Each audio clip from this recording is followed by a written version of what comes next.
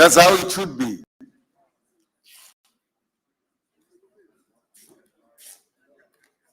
If we're strictly going to apply the rules, many people are going to lose their jobs.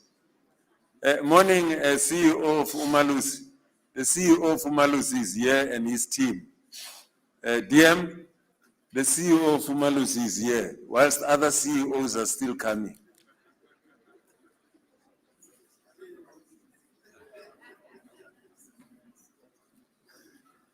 He cannot afford to be late, otherwise the release of the results are going to be late.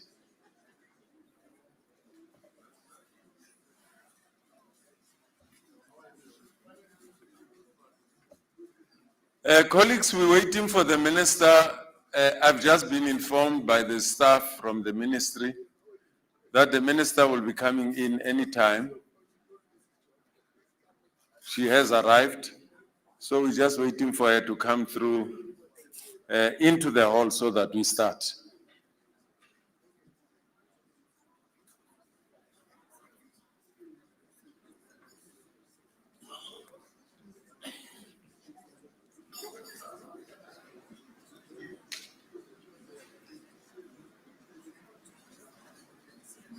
My only worry, DM, is that we are not exemplary to the classroom.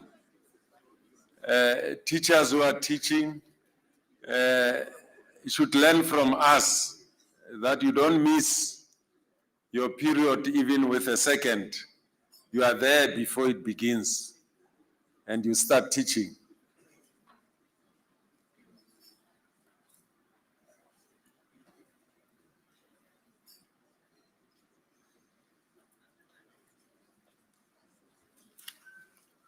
Okay.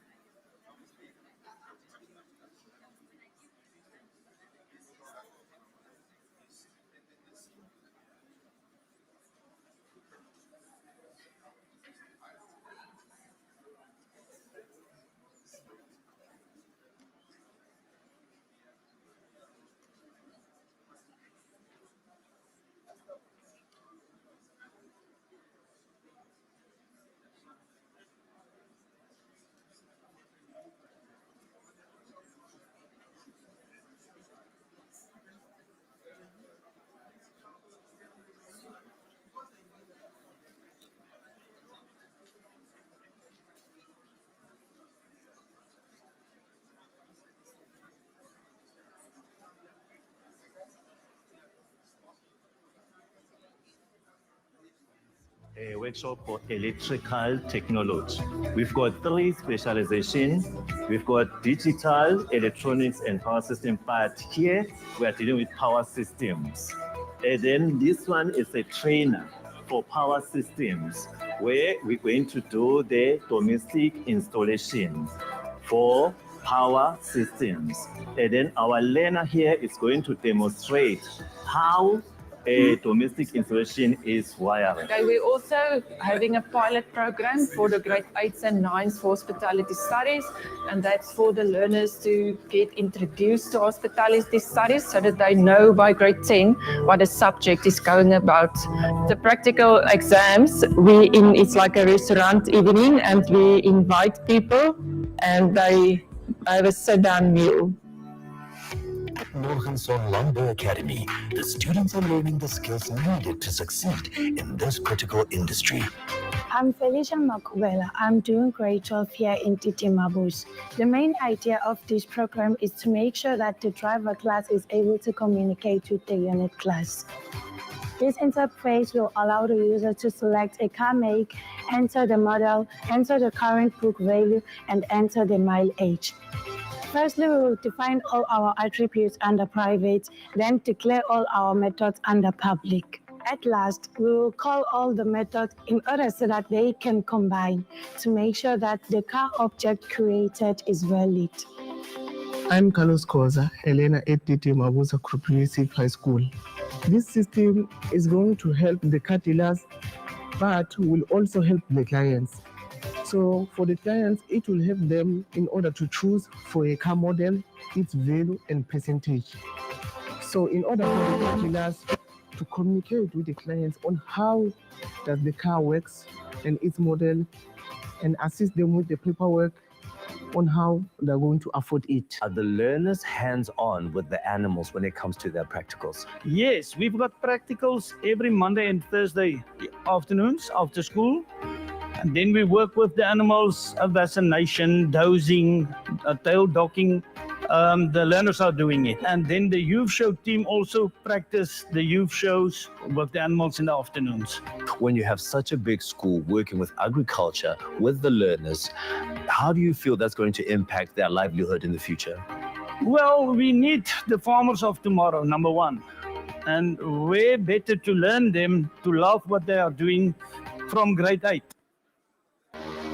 Agriculture is a vital part of our economy. And here at Morgenson Landbou Academy, they're cultivating the next generation of farmers and agricultural leaders. I'm sitting here at MLA with the principal, Alex Viermeyer. Thank you so much for having us, sir. Can you please give us a brief history of the school?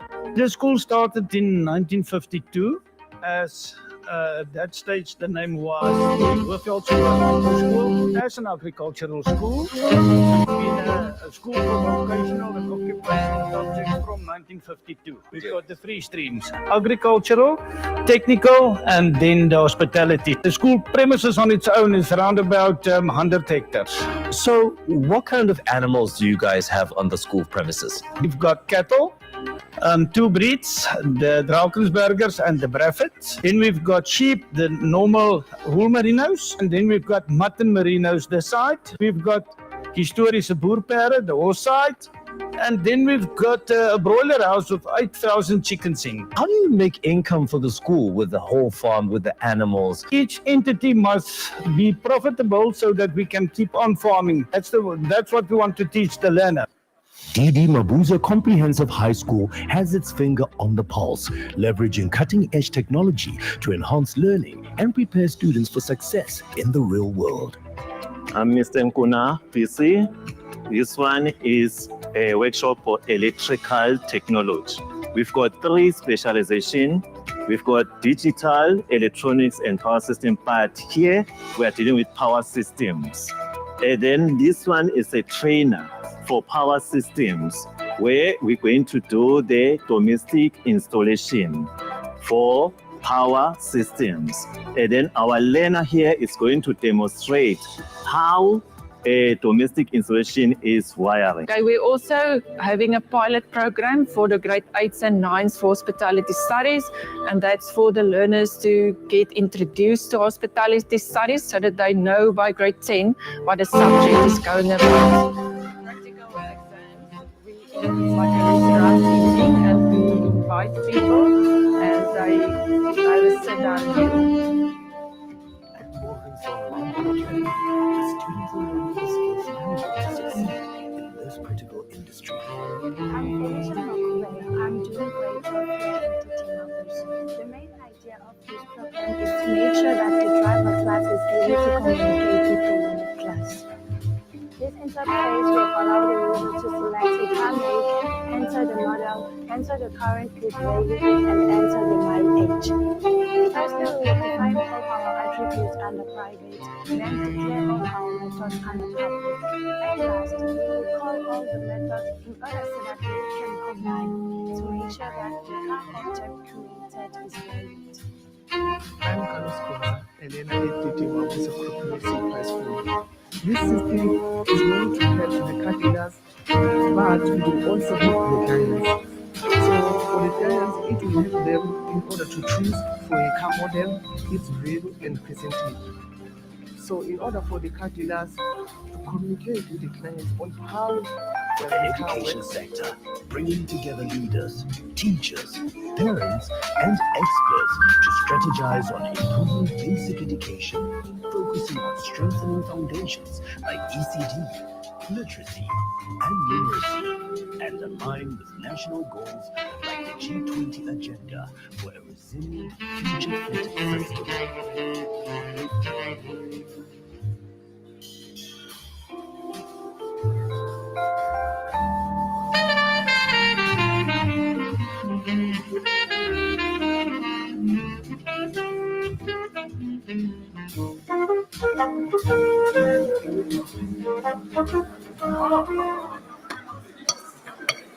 Right, ons is nou gereed.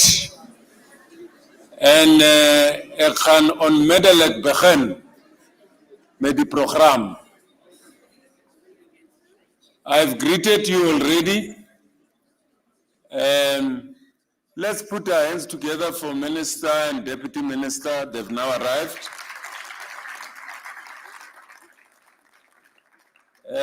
Mr. Manuel has reminded me to remind the officials that it's career limiting to arrive late at an event of basic education. So please be reminded that it's career limiting. I'm now going to request you to join me as we welcome the Deputy Minister, taking the podium to direct the proceedings of our basic education sector, Lekgotla. Deputy Minister Regina Makabo Mahaule. Or the other way around. Oh. Okay. Is Deputy Minister Makabo Regina Mahaule? Yes. Yeah, you can applaud her.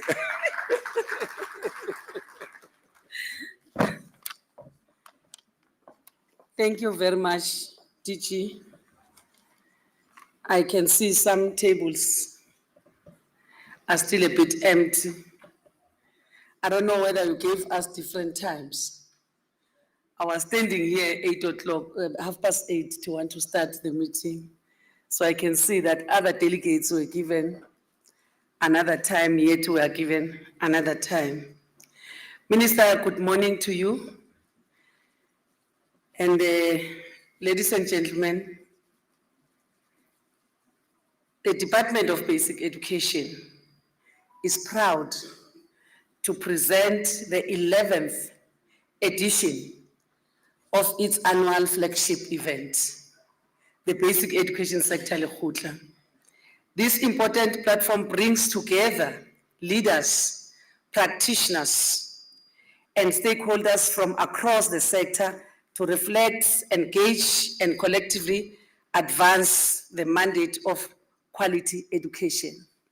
With this, said, I would like all of us to stand up and observe the singing of the national anthem. I believe that it's ready because we cannot start this very important meeting without the national anthem.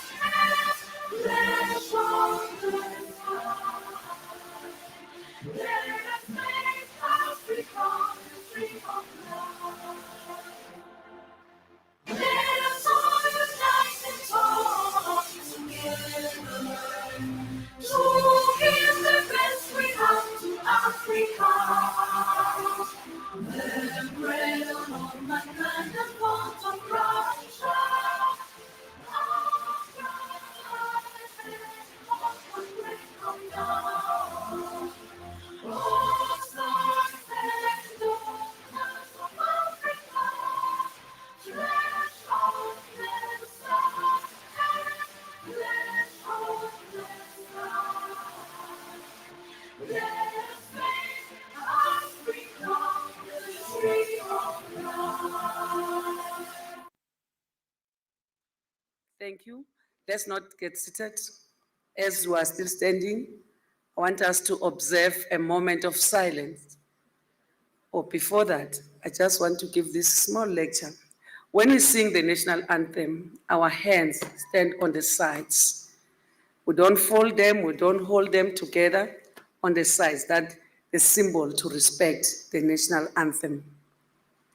Then now I want us to take this moment of silence in remembrance of the lives lost yesterday when when we slept last night, there were 13 learners from Gauteng who passed on. And today they are 14. So let's us just pay a moment of silence and we'll request those in religious fraternity to continue praying for our children during this time.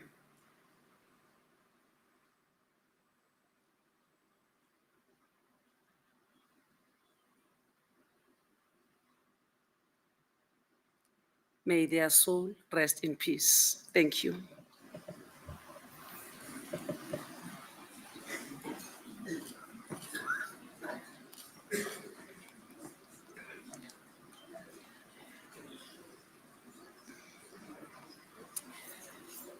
Thank you very much for those that are joining us now and want to sincerely apologize for starting the meeting before you arrived.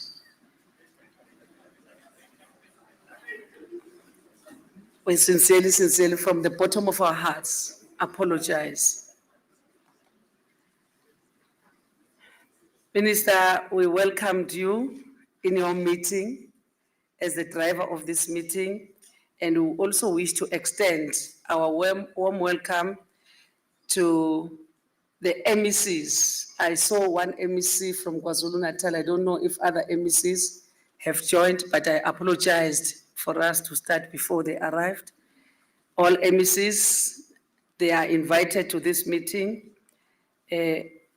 Minister Blade will be coming to this meeting, Minister of Higher Education and Training, Mr. Buti Manamela. Oh, Minister, Dr. Nzimande is here. Where? Oh, welcome, Doc. Welcome, thank you so much. You are always on time and always responsive when we need you. Even last time in our Lekgotla, you were here. And we really appreciate, because to me, the Department of Basic Education, Higher Education, Science and Technology is one department because we feed to one another. We need to support one another in order to produce what the country needs, especially in the growing of our economy. Minister Buti Manamela, as she will be coming, I'm working on those that have confirmed. Deputy Minister of Employment and Labor, Ms. Judy Nemadzinga Shabalala, also confirmed. We acknowledge her that by the time she arrives, she has already been acknowledged. Deputy Minister of Higher Education and Training, Dr. Nomusa Dube, also confirmed that she's coming. Deputy Minister of Science and Innovation, she has joined us on a virtual platform. She requested that she will join on virtual platform because she just got sick. Ms. Nomalungelo Gina, the chairperson of the portfolio committee and the portfolio committee members and the select committee members that are here, Honorable Maimela and Honorable Feni, our chairpersons, chairperson of NECT, Dr. Sizwe Ngasana, CEO of Umalusi, Dr. Rakometsi, who arrived earlier than all of us, CEO of SACE, Ms. Ella Mokhalane, CEO of ELRC, Dr. Foka, chairperson of the board of ELRC. Also, we acknowledge Dr. Maluleke, President of Education International, leadership of teacher unions, professional bodies, and SGP associations, our international partners, UNICEF and the British Council, Director General, Mr. Mweli Matanzima, the heads of department in all 9 provinces, our sponsors, our partners, our speakers present here and those that are on virtual platform, senior managers in the department and the provinces, as well as national and provincial and district officials that are present today here. We are further honored by the presence of both physical and virtual representatives, as I indicated earlier on, from teacher unions, chief executive officers, our entities, higher education institutions, and our valued stakeholders and partners who share our collective commitment to providing quality basic education for all our children. A very special welcome is also extended to our local and international speakers who are experts in their respective fields and who have graciously agreed to share their knowledge, insight, and experience with us. To our speakers and presenters, kindly note that the chairperson and facilitators will manage the program and the time allocated to each session. We respectfully request that all speakers adhere strictly to their allocated time. I know speaking is nice, even in myself standing here, I wish I can speak throughout, but please stay within your allocated time. As we have a full and engaging program to complete, we started almost 35 minutes late. I would also like to take this opportunity to remind all delegates of the House rules which are to be observed at all times. All participants are encouraged to actively engage in these Lekgotla deliberations. Contributions should be informed by participants' experience and expertise in their respective fields. Please observe the scheduled starting time and break duration and return promptly. And for our virtual participants, kindly keep your microphones and videos cameras switched off during the discussions unless invited to speak.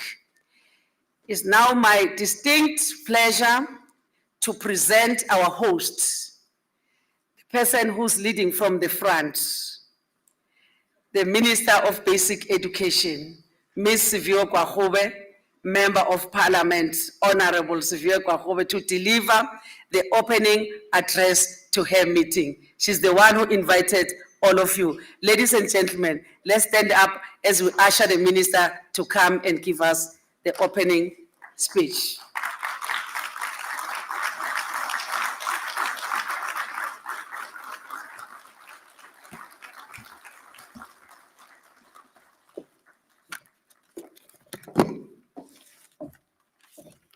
We may be seated.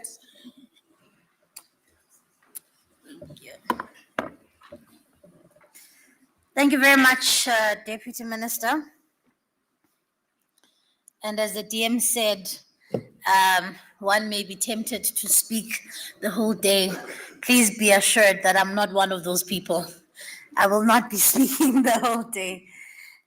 Program Director, the Deputy Minister of Basic Education, Dr. Mhaule. I think Minister Manamela is not here. But the Minister of Dr. Blaine Zemande is here. The Chairperson of our Portfolio Committee of Basic Education, Ms. Joy Maimela, and the Chairperson of the Select Committee on Education, Mr. Feni is here. Honorable Members of Parliament, teacher unions, SGB associations, councils of learners, representatives of higher education institutions, our stakeholders such as SACE and Umalusi. We acknowledge all of you being here and thank you for honoring this important invite. This is always a seminal gathering for the Department of Education because this is a time for us to really get together and put our heads together on some of the most emerging topics around basic education, which are really, really needed. And I think that perhaps before I get started, and the DM did indicate this, I think all of us, it is with a heavy heart that we have lost 14 people in a horrific car crash that occurred yesterday.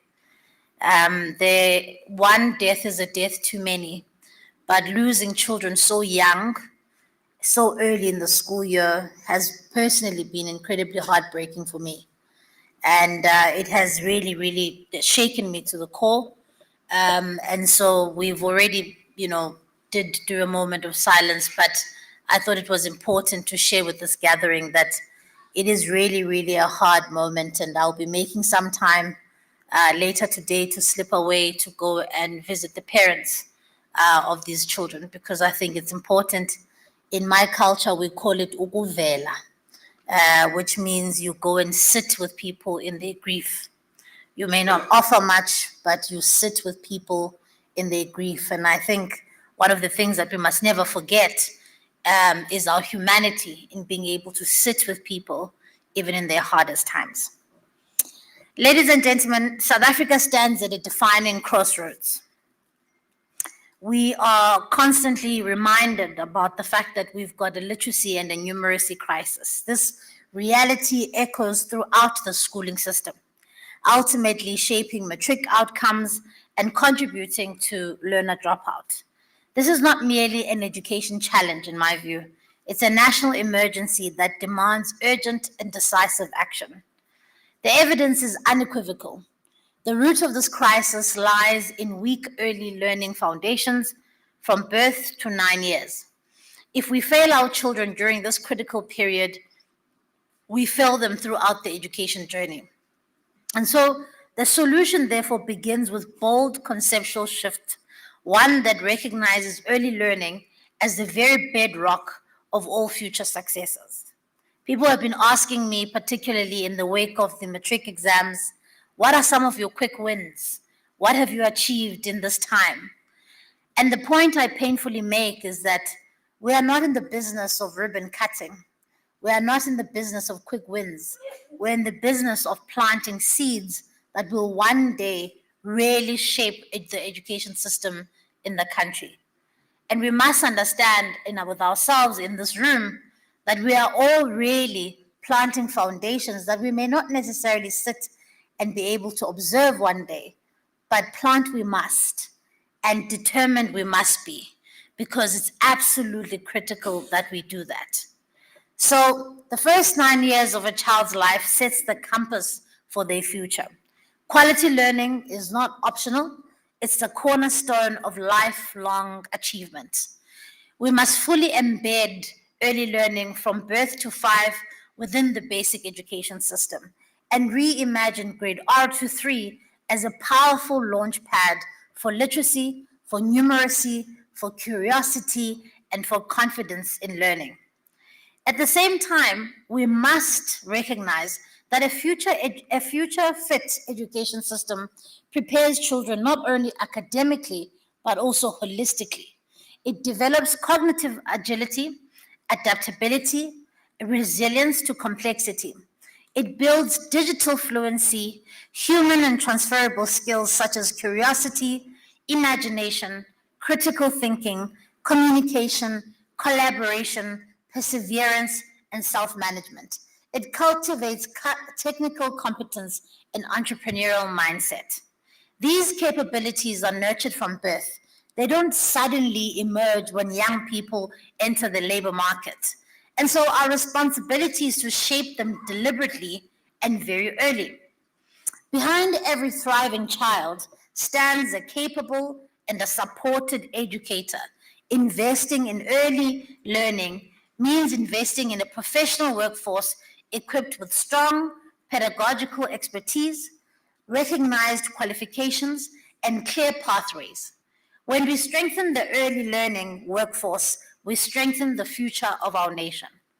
At the same time, we must modernize the profession by embracing technology and future fit competencies, improving efficiency, effectiveness, professional attractiveness. Teaching must remain a profession of dignity, of excellence, and of innovation. Emergent literacy and numeracy from birth to 5 are non-negotiables. Parents and caregivers must be empowered as the first teachers, supported to nurture language, play-based learning, and early mathematical thinking in their home. Their role is fundamental and irreplaceable. When children arrive in grade R ready to engage with reading, writing, and mathematics, we unlock a lifetime of opportunities. As I indicated, a number of people have been asking me, in light of the improved and I think historic matric exams, that what has contributed to the success. And I've been at pains to explain to them that you don't create a matric pass rate in matric. You create a matric pass rate far beyond when children get to matric. And that's why we have to be intentional about starting early and about building and planting those seeds right from the beginning. At the same time, inclusion must be the foundation of this transformation. No child may be left behind. Children with disabilities must be fully included in early learning and in the foundation phase. And every educator must be trained in inclusive practices, because equity, ladies and gentlemen, is not an act of charity. It is a matter of justice and constitutional responsibility. We meet at a decisive moment. Yes, we acknowledge and celebrate the improvements of the NSC outcomes. I could not be prouder of the class of 2025. As many of you would recall, the class of 2025 was severely affected by COVID-19. When they were in grade 8, it was in 2021, and they were part of the classes that had a number of learning losses. However, they have emerged to be doing well, and they've made us as a country incredibly proud. But we cannot allow progress at the end of our system distract us from the weaknesses at the beginning. Our next frontier now is clear and unavoidable. More children must read and read for meaning by grade 4. Foundational literacy and numeracy is not just an education priority, it is the compass for national development. Without it, higher order learning cannot occur. We may obsess about, are enough learners taking on maths and science? Are enough learners doing enough taking on STEM subjects? But Ms. Nzimande, we cannot be obsessing about whether or not learners are taking STEM subjects much later in the system. We have to make sure that the foundations are strong enough so that learners are confident enough to take on these STEM subjects later on in life. And that is really the next frontier that we as a sector must be facing.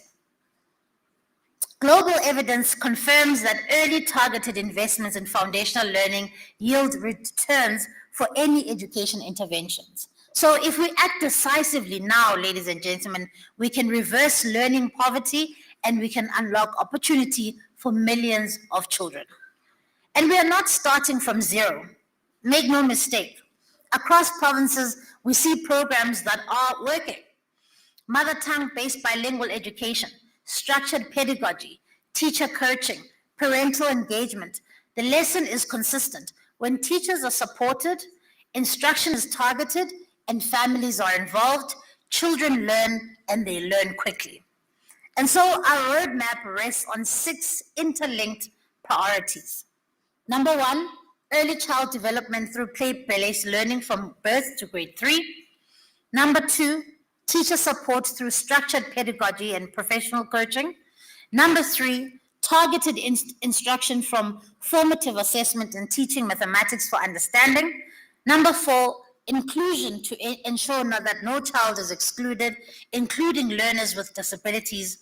Number 5, data and accountability through real-time progress and monitoring. And lastly, partnerships that unite government, parents, communities around learning. And so this is not just simply education reform, it is social reform. It's social transformation. The real question before us is not whether or not we can invest in the foundational literacy or numeracy. The real question is, can we afford not to? None of this can succeed if schools are not safe places for learning.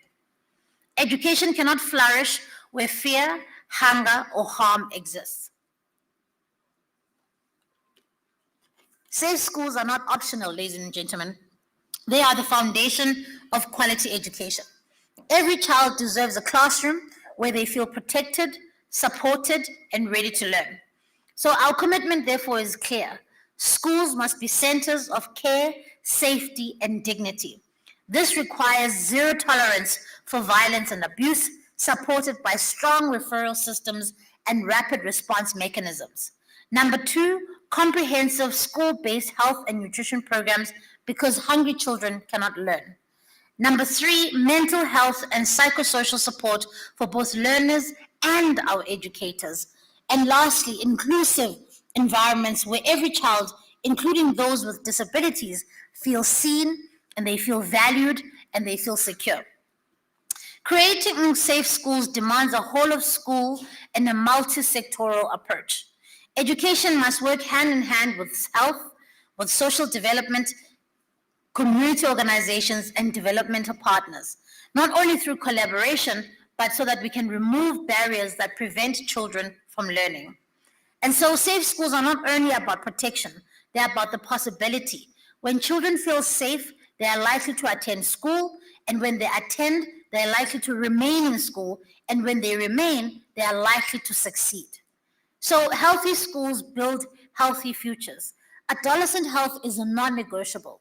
We remain committed to age-appropriate sexual and reproductive health education, pregnancy prevention and management, mental health services, and substance abuse prevention.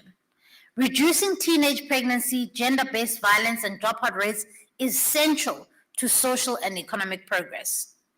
Dignified learning environments also require reliable access to water, sanitation, hygiene, infection control, and nutrition security.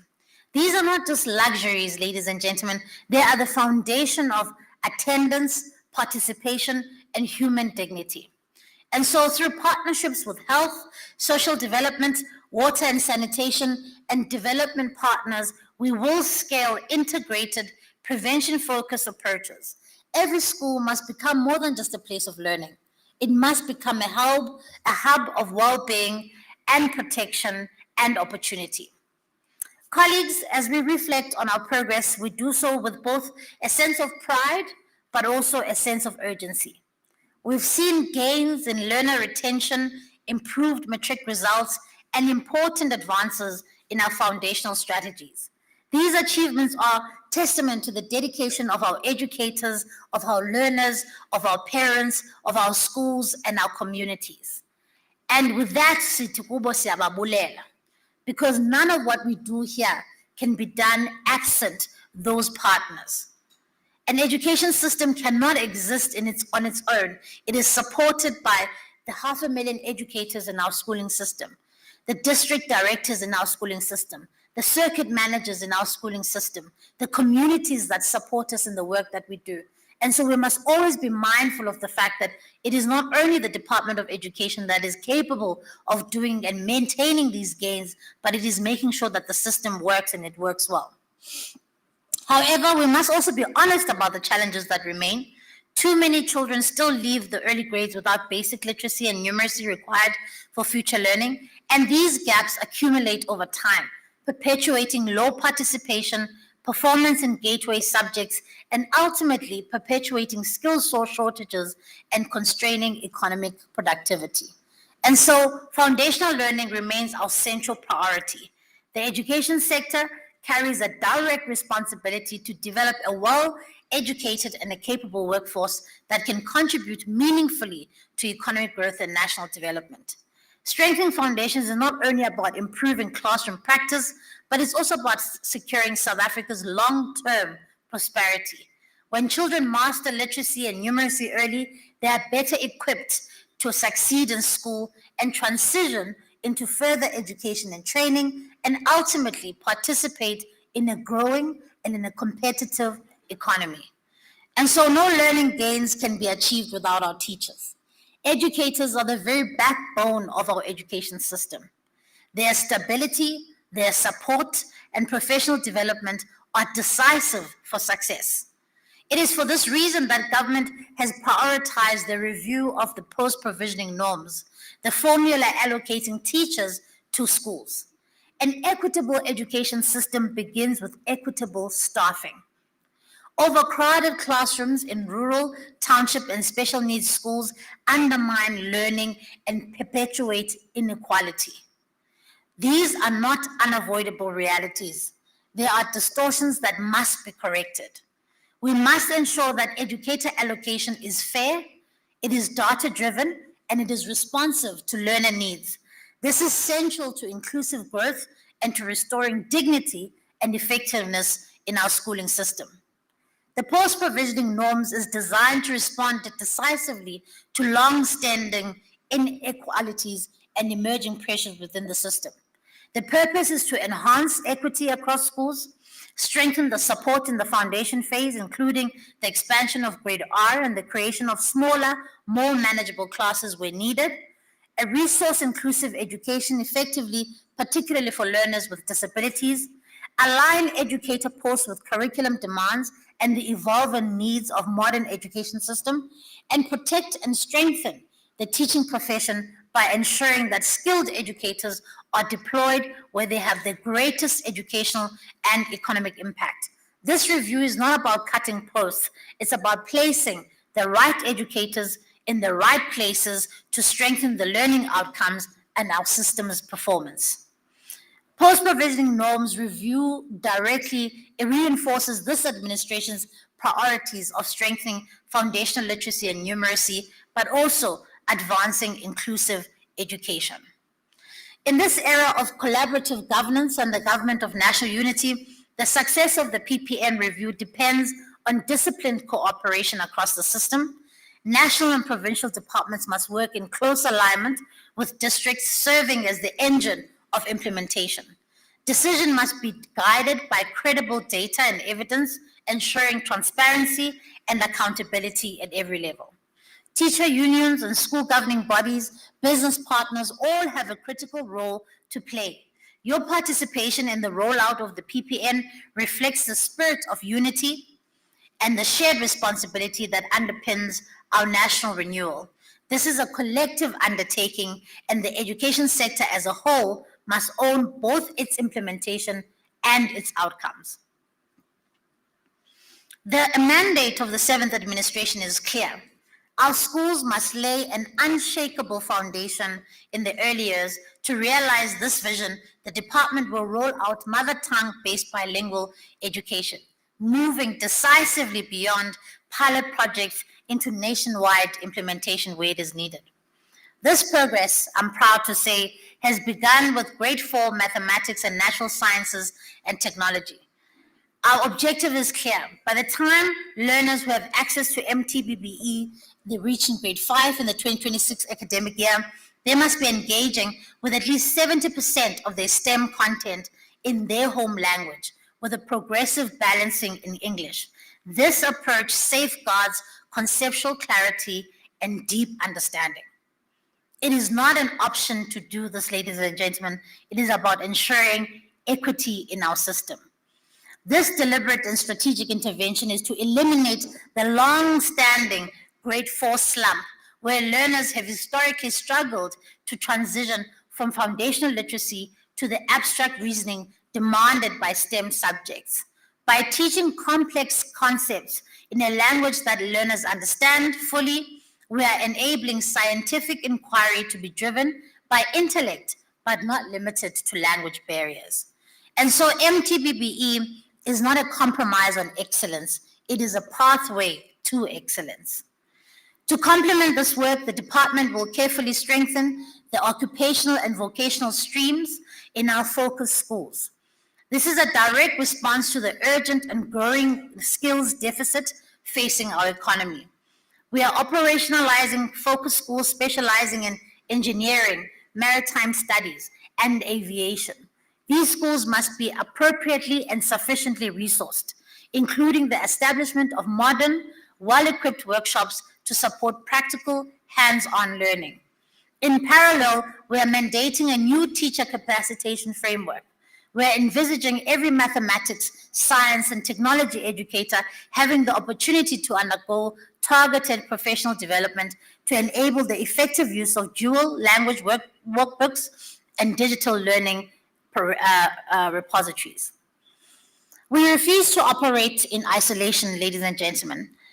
And so our progress must be measured against the highest global standards if our commitment to solid foundations is to be meaningful and credible. The 7th administration will implement the tripartite assessment framework to benchmark our STEM outcomes. This includes TIMS and PEARLS and the regional assessments such as SACMEC. I think one of the long-lasting legacies of my predecessors is their commitment to remain in these international frameworks and in these international assessments. because we have to measure and gauge ourselves in accordance to how our peers globally are performing. These international and regional benchmarks, together with our revitalized national assessment framework, will serve as an honest mirror of the system of performance. They will provide the evidence required to refine the MTBBE implementation, guide infrastructure investment, and strengthen curriculum delivery. And so when we say a child has mastered mathematics and science, that mastery must carry the same weight whether the learner is in a rural village, a township, or in a city, and whether they're competing nationally or globally. And so in conclusion, this Lekgotla must help us move decisively from policy to impact. This Lekgotla is a space for honest, solutions-focused exchange where we share ideas that can strengthen the work already underway on policy development and implementation. We also know that the best ideas here do not end here. Last year, the urgent call to reduce the administrative burden on teachers helped us sharpen our reform focus. And the National Education and Training Council is now actively considering how best to streamline reporting across the system so that teachers can spend more time teaching and less time on paperwork. So your inputs and your resolutions from this Lekgotla may not necessarily be binding, but they sure do inform the work that we do. And so your recommendations here are not in vain. The post-provisioning norms review, the rollout of MTBBE, the strengthening of foundational literacy and numeracy, the expansion of vocational and occupational pathways are not isolated reforms. Together, they form part of a single, coherent strategy to correct historical inequalities, to elevate learning outcomes, and to align education with South Africa's economic and social transformation agenda. And so, ladies and gentlemen, this is our moment. If we act boldly now, if we strengthen the foundations, ensure a safe and inclusive learning environment, and prepare every child for a future-fit world, we will not only change the outcomes of education, we will change the trajectory of our country. So the question is not whether or not we can afford to do this. The question is whether or not we can afford not to. Education remains the bedrock of our democracy and the most powerful instrument to dismantle poverty, inequality, and unemployment. It is the engine that can fuel social and economic mobility and national renewal. So let us seize this moment and opportunity with urgency, with discipline, and the unity of purpose for South Africa's learners, for our educators, and indeed for the prosperity of generations to come. Diabulela.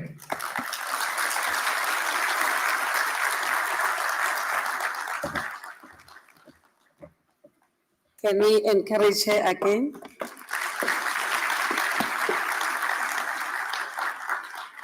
The minister has said it all.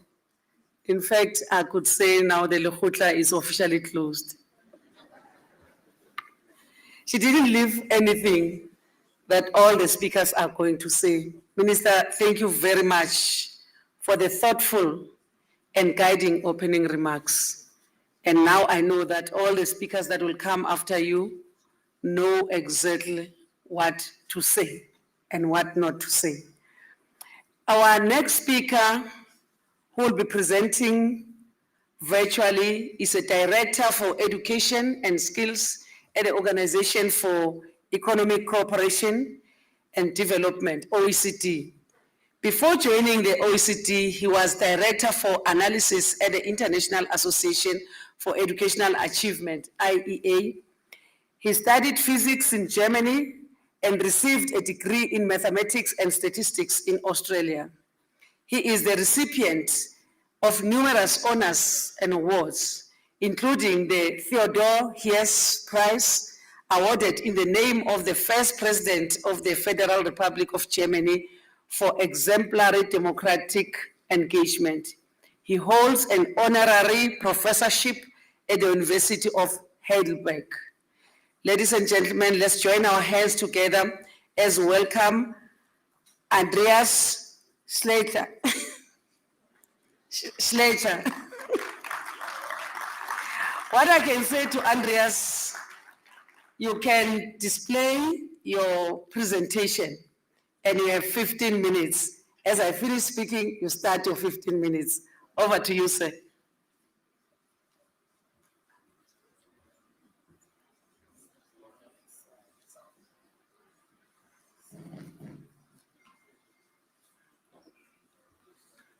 As a child in the future, and I just listened to the very inspiring remarks by Minister Akbar.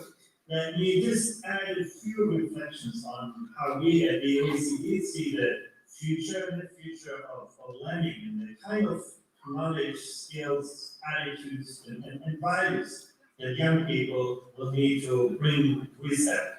And I'm going to share a few slides with you. I want to remind you just very briefly, how difficult the disruptions have been that the pandemic imposed on education, which showed us, how vulnerable our education systems are to even mild disruptions. And the future will always surprise us. Climate change is going to disrupt our lives a lot more than this pandemic. And artificial intelligence, you see it on your smartphones, changing the way we work, we think, offering great opportunities for learning, for education, but also posing great risks that young people will outsource their thinking. As humans, we're always bound to trade our autonomy.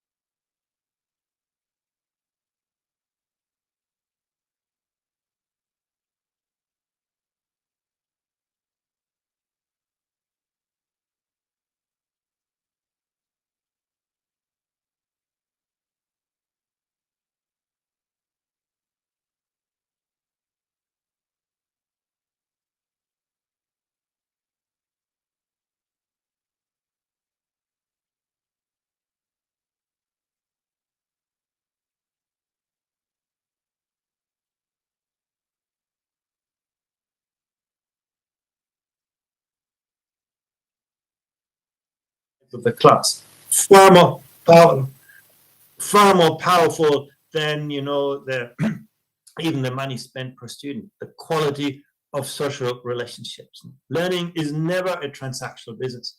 It's always a social relational experience. And you know, the curriculum is just a tiny box. And of course, we want to put all of those things into this tiny box. But what happens often when we do that the rich, beautiful features of the real world become very shallow shadows of themselves.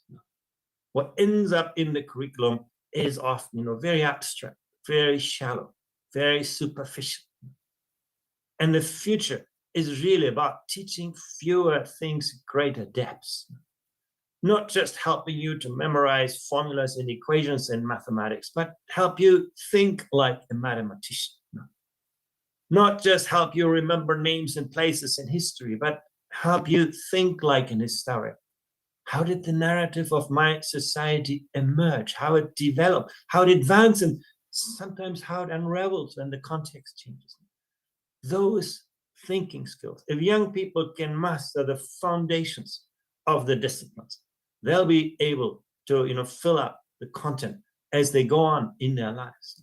But unfortunately, they're still far from reality. Often, you know, what we teach is a mile wide and an inch deep. We try to squeeze everything into this little box, and we lose actually the heart of education. If you look forward, you know, the heart of education is about the realm of human knowledge, our capacity to make ethical decisions, our capacity to build social bonds, the realm of ethics and judgment. And this is what distinguishes us from the artificial intelligence, that we have that consciousness, that we can decide between good and bad, right and wrong, that we can engage in political and civic lives, that we can engage and understand economic life, the realm of creativity, aesthetics, and design, the sustainability agenda, so important these days. And what does this mean for teaching today? Well, you know, probably there are more opinions in this on this than there are people in this room here. But I hope we can agree on a few things. You think to teaching for tomorrow's world. Perhaps the most important thing that we all want to do is that young people understand, why am I here on this planet? What is important to me? What difference can I make in this world? We want to help them understand, you know, where they can become really good at. And that is not at all trivial. It's not about, you know, providing young people with lots of choices, lots of options. That often just leads to social segregation. It is much more about social relationships, where teachers are not just good instructors, but also good mentors, good coaches, good, you know, creative designers of innovative learning environments, where students have that sense, you know, my teacher understands who I am, who I want to become, you know, and accompanies me on this journey. But even if you find your passion in school, that's not what makes you happy in life. No? We all know from research that what makes us happy is to make a difference in our communities, in our society. So helping young people to understand better what this world needs from them. Very, very important. And then, of course, you know, translate better skills into better jobs and ultimately better lives. That's what we will expect from teachers. You know, last summer in June, we asked young people in 14 countries, what skills do you think will be most important in your life? Young people between 14 and 18, and this is what they came up with. You could see that the number one skill for them was critical thinking and evaluating knowledge. In this world of, you know, artificial intelligence that is confusing, that often, you know, privileges, you know, virality of information over quality, finding your way to navigate ambiguity was important for people. The second most important skill for young people was working effectively with others, the social skills, being aware of myself, being respectful for others, being able to express myself clearly, contribute to this world, generating new ideas, thinking creatively. And what was so interesting, this perspectives from young people are very well aligned when you ask employers the very same question. These are the skills that we need to nourish through building foundations. It's also about mindset. You know, one of the strongest predictors on the OECD PISA assessment for academic success is actually, you know, the growth mindset.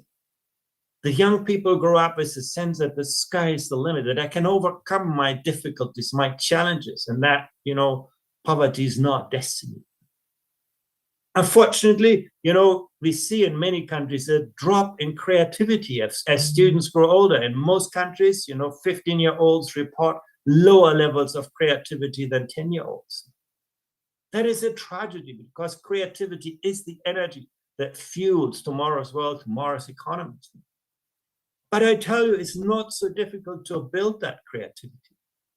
Again, when you look at the PISA assessment, you can see where young people learn to appreciate different perspectives, you know, think about, you know, different versions of the truth. They become more creative, where they develop greater curiosity. And often those are skills that we develop in the earliest years of life. Some of the most important skills in the 21st century, we build best in the earliest years of life. Persistence, resilience, stress resistance, assertiveness, social skills, emotional control.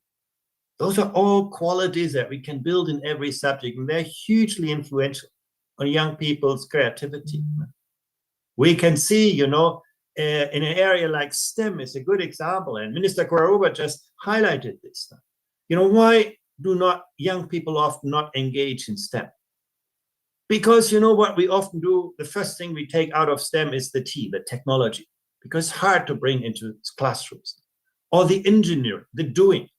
You know, we make STEM about, you know, teaching ideas from science and mathematics. But that's not the nature of STEM. The nature of STEM is different. It's about, you know, helping us to understand the world, as engage with the world, and build a belief in a common causal reality, something so much needed today. It's about engaging young people in probabilistic thinking, finding signal and noise. It's about human cognition, and it's also about that can-do attitude. You know, STEM can solve some of the biggest social challenges. Finally, how are we doing on this? And I want to show you something. When you actually ask yourself, you know, what's the most successful education system around the world? You know, many people point to Singapore.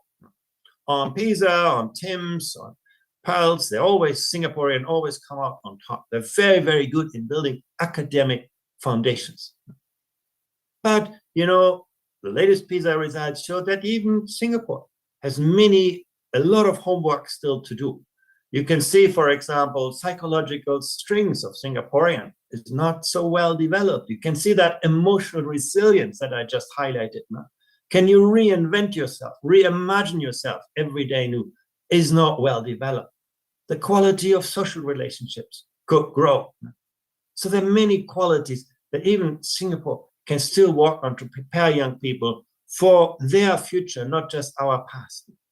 To bring you to the other end of the world, Peru, you can say, oh, well, Peru has still to do a lot of work to raise academic performance. Science, mathematics, reading are not well developed. But Peru has other strengths. The Peruvian children are generally happy. They show a great level of emotional resilience, high quality of social relationships. Those are qualities that we need to maintain as we strengthen academic performance. And we can reconcile that. You know, take a country like Denmark, which is doing well on almost every domain. Danish kids are, you know, doing well academically. They're happy children. They have a good level of agency. They can mobilize their cognitive, social, emotional resources, a great level of resilience. And look at the last one. They're also open to the world, open to different ways of thinking, open to different cultures. And that's, you know, what we can strive for. And it's not so much related to the number of hours that we spend in instruction. You can see that here on this chart.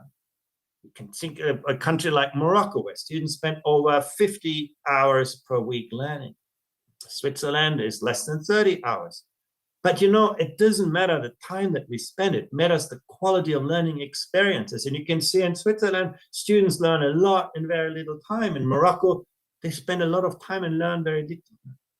It all comes back to the quality of relationship. You know, students always learn best from teachers they love. We can see very clearly on this chart that where the quality of the relationship between students and teachers is strong, learning gains are strong, and students become very successful, self-directed learners. Now you can see there also, you know, it's the strongest predictor on academic performance. One final chart, you can see, you know, when you think about anxiety among students, many people believe, oh, well, you know, we put too much pressure on students. They're worried about the exam. But that's not what data show. Data do not show generally that students worry about exam. What they worry about is usually a lack of teacher support. That students feel their teachers supported. Anxiety goes down, however challenging the examinations are. That's very important. We ask students one simple question. If you come back to your school 3 years from now, do you think your teacher will be excited to see you? And where the students say yes, you know, almost everything that you can think about is working well for them. That's what we need to build 21st century education systems. And I wish, again, I could be with you here at the Lekgotla. Thank you very much.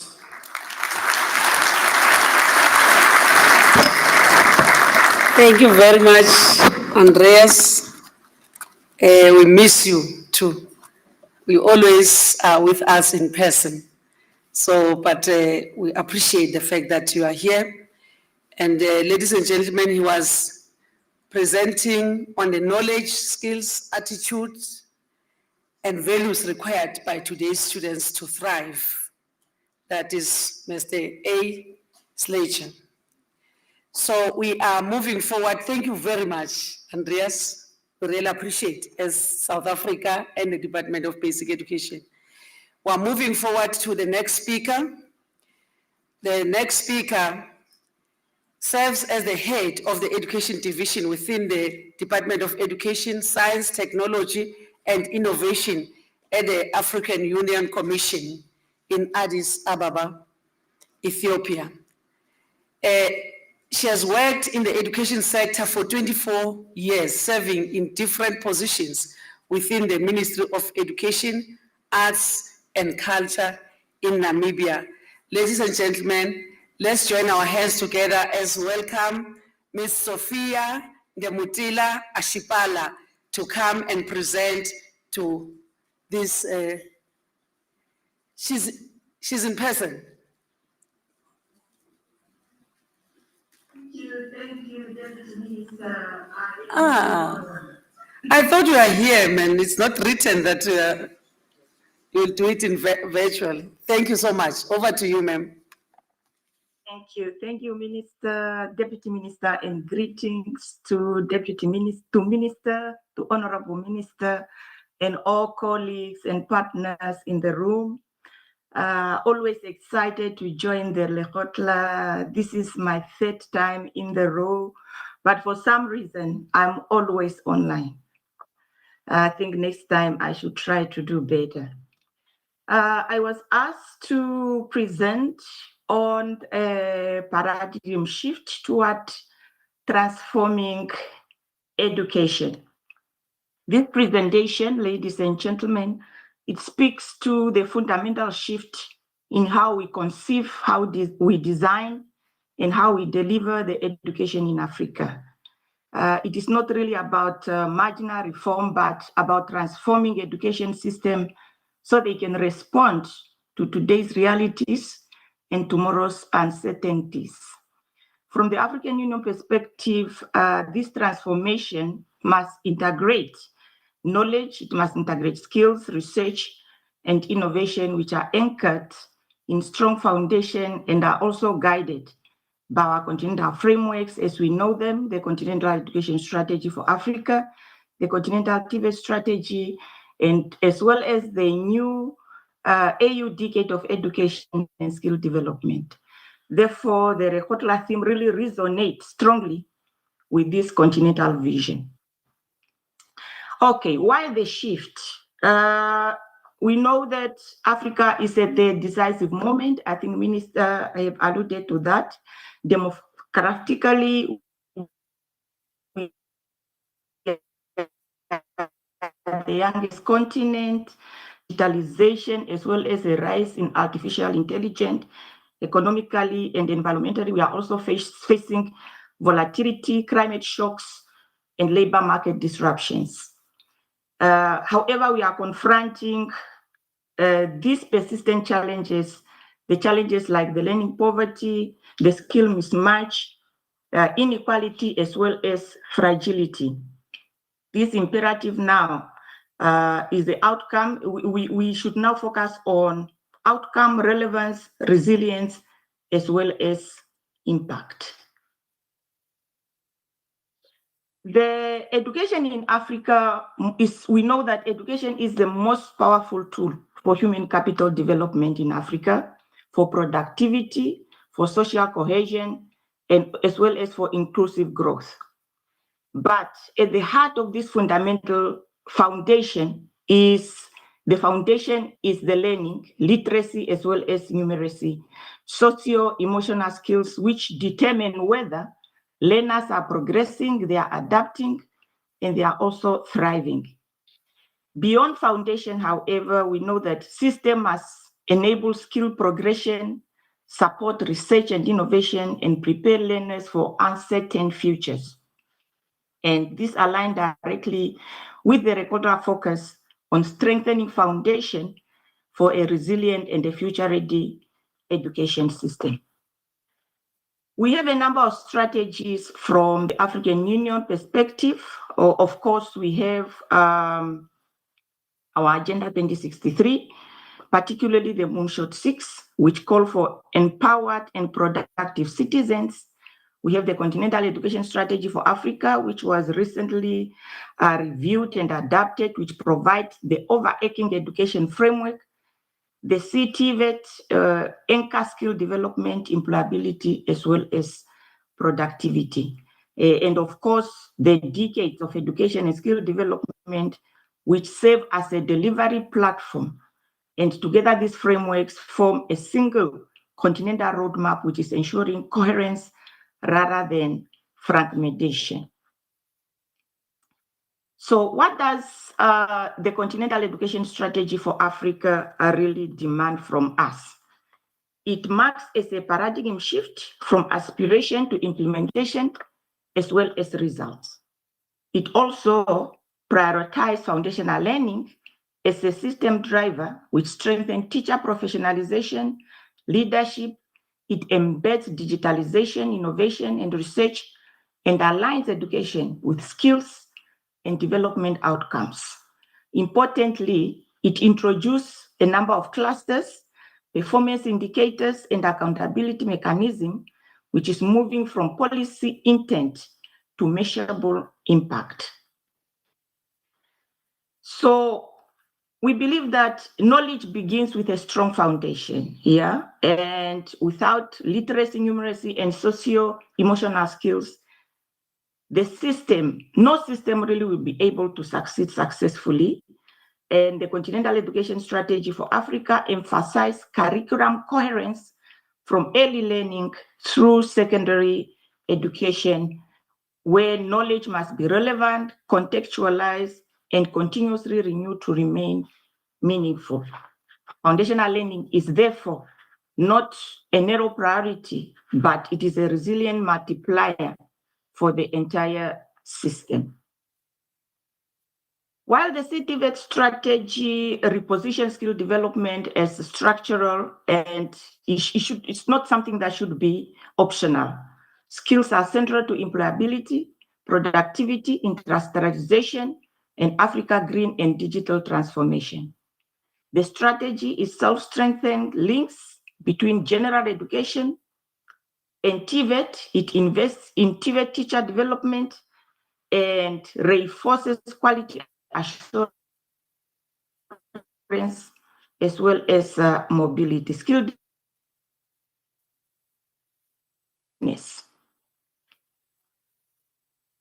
The future of work is really uncertain, yeah? And the education system must therefore cultivate problem solving, adaptability, digital literacy, green skills, as well as entrepreneurship. And this requires strong articulation between basic education, TVET, higher education, as well as lifelong learning. Therefore, from the perspective of the African Union, all these strategies, they are not silos, they form a continuum that support learners throughout life, whether it is CESA, whether it is TVET, and now our platform for implementation, which is the decade of education. All right, transformation must be guided really by evidence and not by assumption, yeah? We are advancing where we are now, we are advancing the foundational learning scorecard, the CESA performance indicators and continental monitoring frameworks to support accountability as well as learning. Research should also inform curriculum renewal, teacher deployment, as well as financial decision. We already know that what gets measured, it gets improved. When we have the statistics, when we have the data, we can also get improvement because that is where people will look and focus on. When it comes to innovation and digitalization, digital transformation is a mean and really not an end in that. The AU promotes responsible use of EdTech, AI-enabled learning, data analytics to enhance equity efficiency, as well as crisis resilience. However, human agency, ethics, and pedagogy remain central to this. Technology must not serve as, it must serve teachers and learners, and it should not replace them. We believe that teachers are the agent of change. They are the most single important in school factor influencing learning outcomes. Transformation also requires investment in professional development, motivation, well-being, and digital competence, as well as leadership. The African Union is advancing this through the continental teacher qualification frameworks, the continental frameworks of standard and competency for teacher profession, as well as the TVET teacher standards. So there is no education transformation without the empowerment of its teachers. So we believe that transforming education is really a collective effort, and it is a shared responsibility. It requires coordination across national and subnational governments, communities, the private sector, the civil society, as well as the development partners. And we are excited really that they have been part of this throughout this journey. So what it means then for South Africa, I believe that South Africa strongly aligns with the continental priorities. The Department of Basic Education also resonates, its priority resonate really with the continental strategy, like the continental education, the TVET, as also the global education agenda. And it has the opportunity to benefit from continental learning, to lead also, and also to scale proven foundational learning intervention and strengthening system cohesion, as well as accountability. And I believe that Africa as a whole, there is a lot they can learn from South Africa. So a true shift really requires strong foundation, relevant skill, evidence-driven reforms, purposeful innovation, empower teachers, and accountability for result. For the call to action then, we believe that transforming education is not about doing more. It is about doing what matters, what is better, being done together, and also at a scale. Call to action is also clear that there is a great need to align investment with system priorities, institutionalize research and innovation, coordinate multi-sector partnership, and place well-being at the center of teaching and learning to sustain improvement. We stand ready as the African Union to work with South Africa and all the partners to turn this vision into a lasting impact. Thank you very much.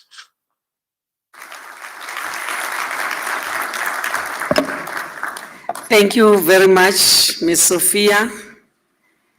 the Mutila Ashipala for your presentation. We really appreciate, we believe that as South Africa will be able to bring together the paradigm shift towards transformative education, focus on knowledge, skills, research, and innovation, as you correctly put it. Ladies and gentlemen, I want us to go to the next speaker. The next speaker has 25 years of experience at the United Nations Children's Fund, UNICEF. He commenced his position as representative to South Africa in September 2025. Prior to commencing his position in South Africa, he has been with UNICEF Regional Office for Eastern and Southern Africa, embarking on a design journey with young people in Africa that gave birth to YOMA, a youth-centric marketplace and partnership ecosystem that matches young people's aspiration with opportunities to make an impact, grow their talent, and enhance their livelihood. Ladies and gentlemen, let's join our hands together as we welcome on stage Mr. Johannes Wiedening from UNICEF.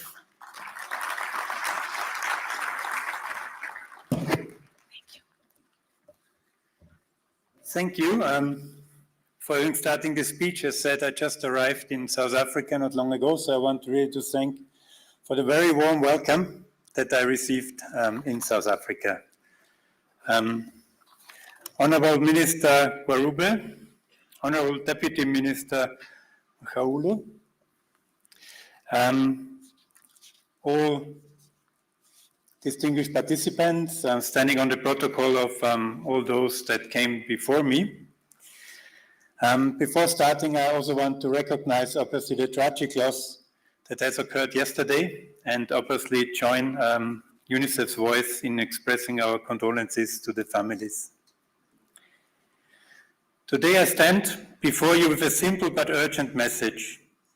If we want every child to thrive in the future, we need to ensure quality education, strengthen education systems so that learning leads to earning, so that every child, regardless of background or birthplace, has a fair chance to succeed.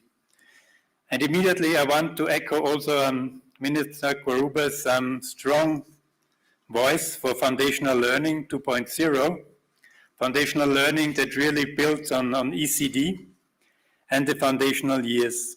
It is strongly supported by UNICEF globally, and UNICEF here in South Africa will do everything to support you on this frontier. We are living in an era defined by disruption. Technology is accelerating, AI is everywhere, labor markets are shifting. New industries are emerging just as fast as old ones disappear. Yet in many of our countries, too many young people are leaving school without the foundational skills, digital skills, or practical competencies that a modern economy demands. Children are learning, but not learning enough. They are completing school, but not prepared for work. And this is not their failure, it is a system's failure. It is our responsibility to fix it. Across the continent and the world, evidence is clear. Millions of children cannot read for meaning by age 10, limiting lifelong learning potential. Youth unemployment and employability is rising, not because young people lack ambition, but because systems lack alignment with economic realities. Employers are demanding competencies, or what you call soft skills, or transferable skills. Problem solving, creativity, digital fluency, teamwork. Yet these remain missing from most classrooms. If education is truly the engine of opportunity, then we must re-engineer the engine. What learning to earn really means? Learning to earn is not about pushing children into the labor market too early.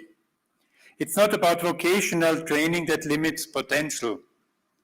It is not about providing short-term micro-credentialing training on specific technical knowledge. It is about empowering every learner with competencies, confidence, and opportunities to transition from education to livelihood and dignity. And this starts from strengthening the foundation. Learning to earn should not be seen as an event, but a process. A number of transitions may occur from early childhood development to the foundation phase primary schooling to adolescence. Learning to earn means learning that starts early. If a child does not get a strong foundation in the early years, nutrition, early stimulation, pre-literacy, pre-numeracy, everything that follows becomes harder. An education system designed for economic mobility must begin with early childhood development and ensure every child builds strong foundations for learning by age 10. Learning to earn means learning that is relevant in a conducive, safe learning environment. The evidence confirms that safe schools and safe learners improve learning outcomes. Curricula must reflect the world children are entering, not the world of 30 years ago. This means competency-based education. Learning must foster holistic development, going beyond just technical skills. It has to include competencies such as digital skills, coding, financial literacy, self-esteem, self-management, creativity and problem-solving, embedded across subjects. A new Brookings Institution strategy reveals that AI can offer valuable automated feedback to support learning.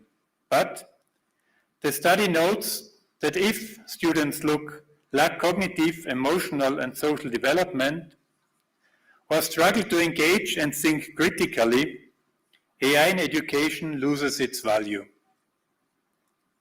The report calls for comprehensive AI literacy in schools involving both children and parents.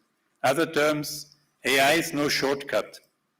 It will not replace the positive learning in classrooms that were mentioned by the speakers before. Finally, learning to earning means learning that connects to opportunities. Education must open doors to pathways into DVET, higher education, entrepreneurship support, apprenticeship, work-integrated learning, and others. Young people should graduate with both knowledge and a pathway to economic and civic participation. Please allow me to emphasize 6 imperatives for transforming the system of education in South Africa. 1, strengthen foundational learning 2.0, and our minister has emphasized it a lot. A focus on strengthening foundational learning from ECD age group, strengthen the transition from early learning to basic education to secure incremental growth, and ensure every child can read for meaning and do basic mathematics by grade 3 and grade 4. Foundational learning is the most powerful equalizer. Equip teachers for the future, the second point. Teachers must be incentivized with professional development, supported with modern training, digital tools and skills, relevant competencies, better coaching and continuous professional development. A future-ready system begins with a future-ready teachers' workforce. 3, align curriculum to the economic and expected future lives. Education must speak to the skills demanded by the marketplace and anticipated future lives, including impacts from climate change. This requires strong collaboration between government, business, training institutions, and communities. 4, expand digital access and literacy for every child. Every child should not only have access to digital technology, but they should be able to use and understand technology, search and manage information, be able to identify fake information, create and share content. Connectivity is no longer a privilege. It is the new oxygen for learning. No child should be shut out of the digital world because of where they were born. 5, build stronger partnerships. No ministry can do this alone. We need joint action, government, private sector, NGOs, donors, academia, mobilizing resources, technology, and expertise. We cannot afford fragmentation in the system. To prepare children for the future, all of us must work together while also complementing each other. And 6, data and shared accountability for quicker feedback loops and agility that adapts to changes. Every child in every school must leave the education system with the skills to learn, to adapt, and to earn. Not some children. Not children in wealthy communities only. Not children in well-resourced schools only. Every child, everywhere, without exception. Let us be the generation that transforms schooling from a system of knowledge delivery into a system of opportunity creation. Let us be the leaders who refuse to accept a future where children finish 12 years of education but remain locked out of the economy. Let us build education systems that prepare children not just to pass exams, but to shape their own futures. Because when a child learns, a nation earns. And when every child learns, a nation thrives. Thank you.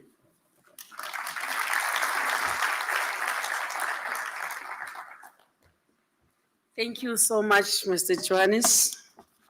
Ladies and gentlemen, we are in this time where we have to make reflections. I know that people who are selected to speak are few. We would all want to speak, but not all of us can speak. And there may be those that are experts in the subjects, from the minister, Andreas, Sophia, and Johannes. I want us to take reflections or a specific question. We only have less than 10 minutes for this session because we're an hour behind our schedule. Can I get hands? If there are no hands, I'll appreciate. I see one hand that side. No second thought. Only one hand. Thank you. Closed. Hello? Okay, Yes, we hear you. Deputy Minister. So I want to touch on the issue of technology integration in the education system. I'm Dr. Philip Shacho. I work with an organization called Click Learning. So we deploy EdTech products in underserved schools across South Africa to improve literacy and numeracy skills in the foundation phase. I think for the longest time, we've seen technology as inherently disruptive in this system because we look at it as something that is an addition to what we are already doing in the classroom. And it is positioned from a place of being a foreign entity in the ecosystem.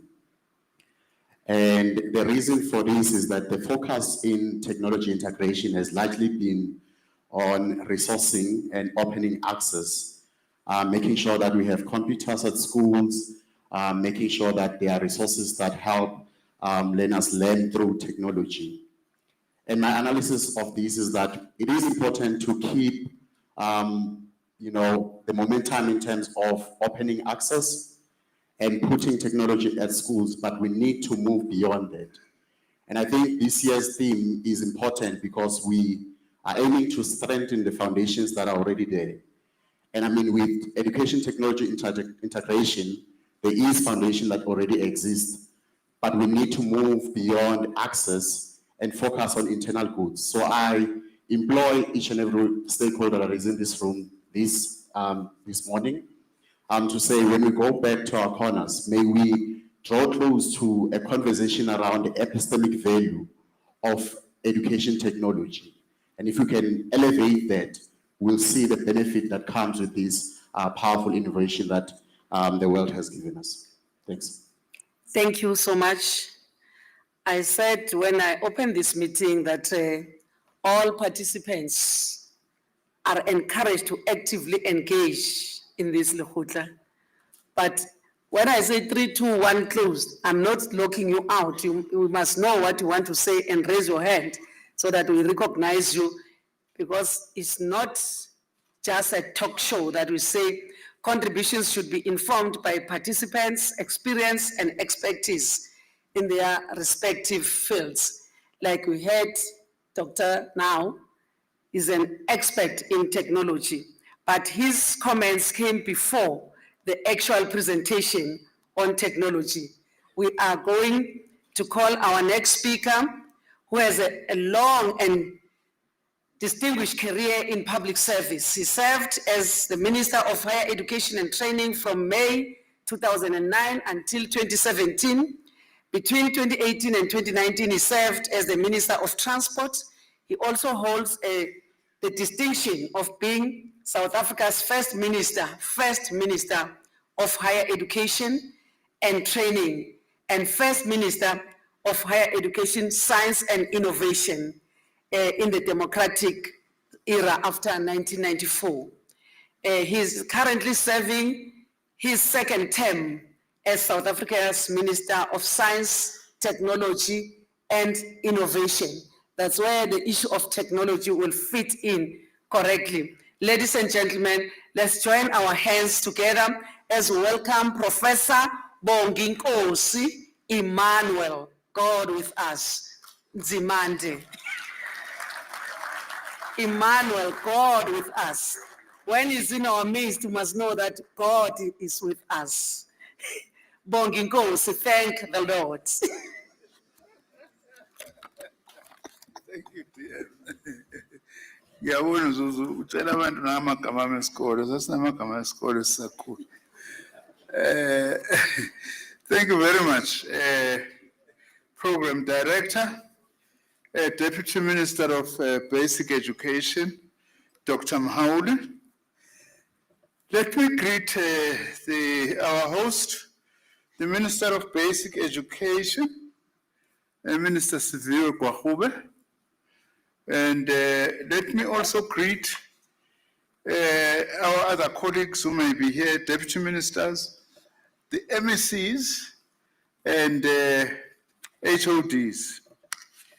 Other senior government officials, representatives from our post-school education and training sector, as well as our research institutions, representatives of business and civil society, educators and professional bodies and unions, distinguished guests, members of the media.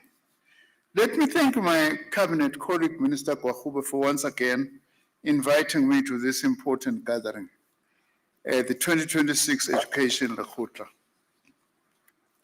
Let me start also by joining you, Minister, by expressing my condolences to the families, relatives of our young learners who passed away yesterday. In fact, as former Minister of Transport, I want to be honest, I'm outraged about this. That is why we don't speak in transport of accidents. We speak of crashes. Because yesterday's thing was not an accident. If you follow 4 cars, it's not an accident. You try to overtake 4 cars. It's not an accident, that. It's human error. That's why we talk crashes. So our condolences then also to you, Minister. I've been asked today to speak on the topic aligning STEM with foundational learning. And I wish to just make a few brief points under this topic. The first is the importance of investing in science, technology, and innovation. I often make the point that no country can hope to achieve its developmental goals if it fails to invest in the development of science, technology, and innovation capabilities. As part of enhancing our country's ability to respond to both our historical and contemporary challenges over the past 3 decades, we've made, I'm pleased to say, significant investments with the view of strengthening our country's science, technology, and innovation capabilities. I was told recently, I attended a gathering, so when people were referring to STI, I was saying, really, are you going to be discussing STI in this conference? Because also STI stands for sexually transmitted infections. I want you to make a difference. This is my department. STI, Science, Technology, and Innovation. As an outcome, today we boast the biggest and most robust public science system in Africa, at the heart of which are some of our country's premier public science institutions, such as the Council for Scientific and Industrial Research, Human Sciences Research Council, and the National Research Foundation, as well as the South African National Space Agency, and many other similar bodies. Our country also enjoys the status of an emerging global leader in a number of critical scientific domains.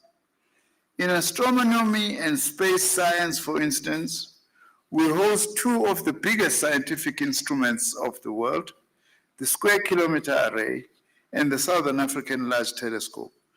And I do invite people to visit these institutions, by the way, especially Minister and DG, the schools that are closer to some of this. We should encourage them to visit this.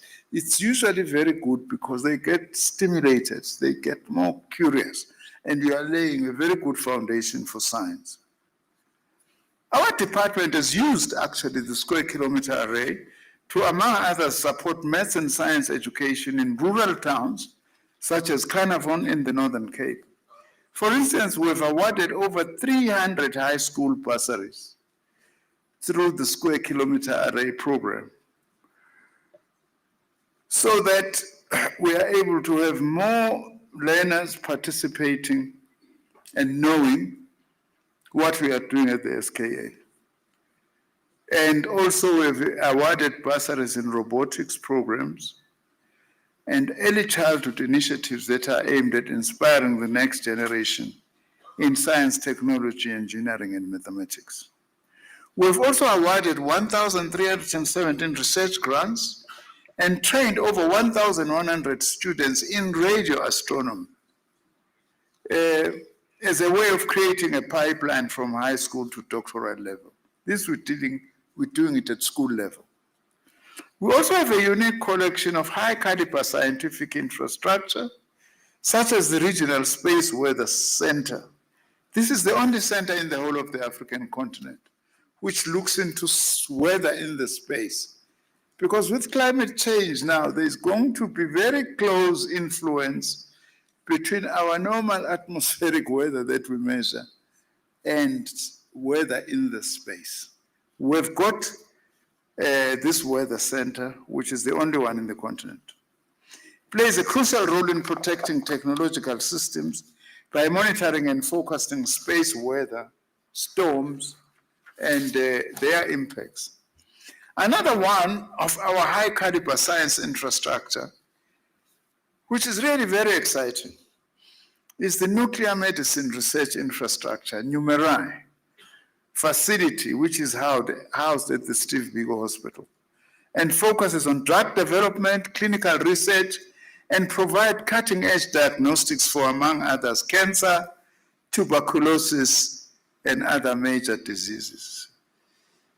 It's here at the Steve Biko Hospital And I would again like to encourage that school teachers, principals, consider when you do your visit to include that. How we use nuclear technology. It's the only one also of its type in the whole of the African continent. Using nuclear to improve diagnosing and treatment of diseases like cancer. Now, the other latest exciting development is that BioVac, which is our vaccine company, 47% owned by government, got the approval from the South African Health Regulatory Products Authority to begin clinical trials of its oral cholera vaccine. It's the first of its type. Now, for those of us who are scared of injections, this is a huge advance. Like most men, they are very scared of the needle. Someone once said, if men were to carry babies in their stomachs, they will only be firstborns, that's all.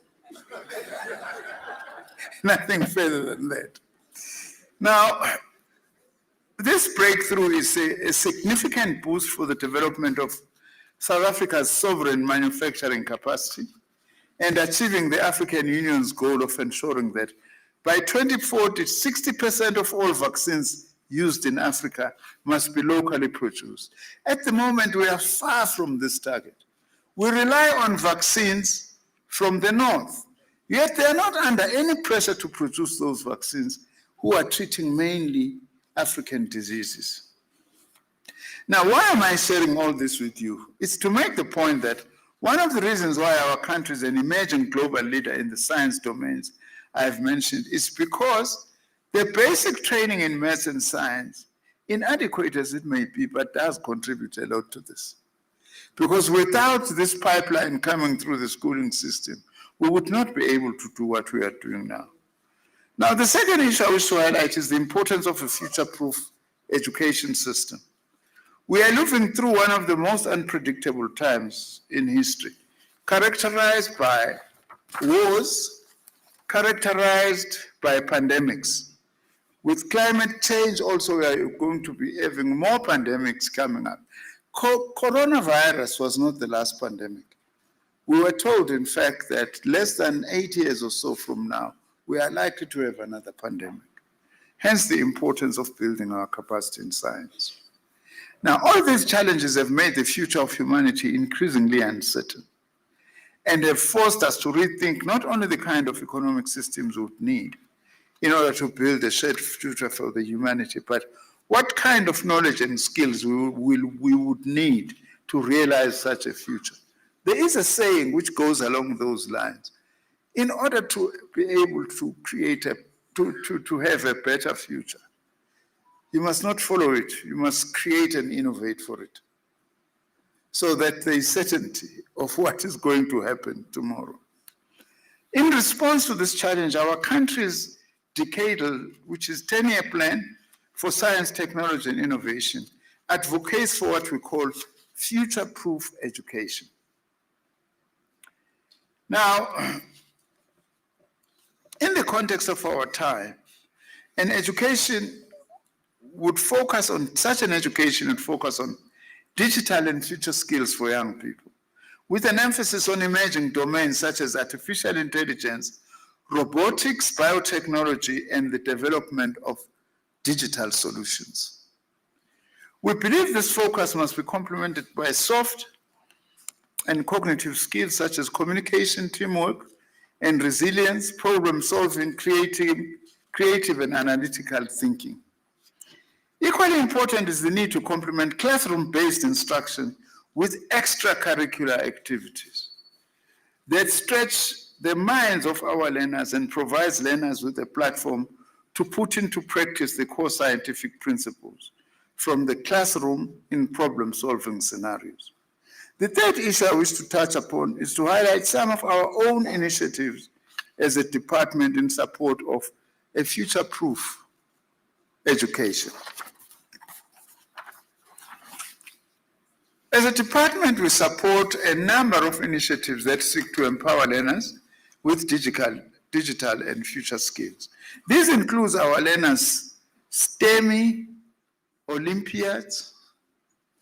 These activities provide learners with an opportunity to engage physically with STEM while helping them to develop cognitive skills, particularly analytical and problem-solving skills. As some of you may be aware, at a national level, these interventions are led by the South African Mathematics Foundation and the ExCom Expo, which lead, amongst other things, the South African Maths Olympiad and the International Science Fair.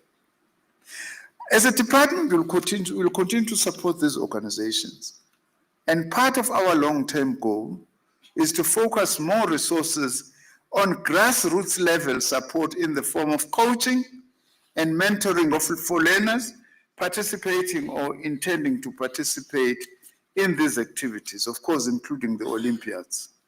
Furthermore, as the Department of Basic Education increases its focus on ECD, it would be important to think of ways in which we can help to introduce children to maths and science as part of ECD.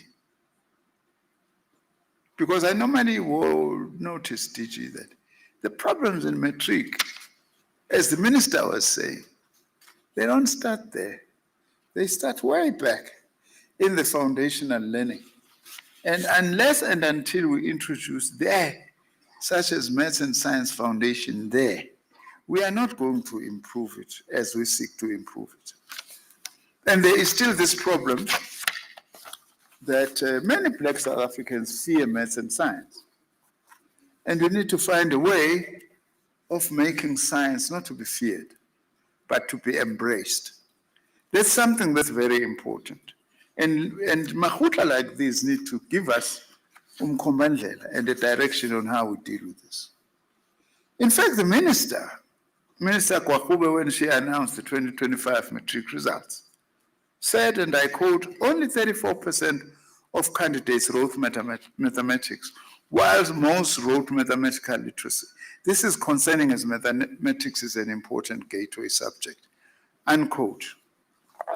Now, if 34% wrote matric, how many got firstly 60%, which is normally your requirement at university if you want to pursue medicine or engineering and so on, which means the task is still big.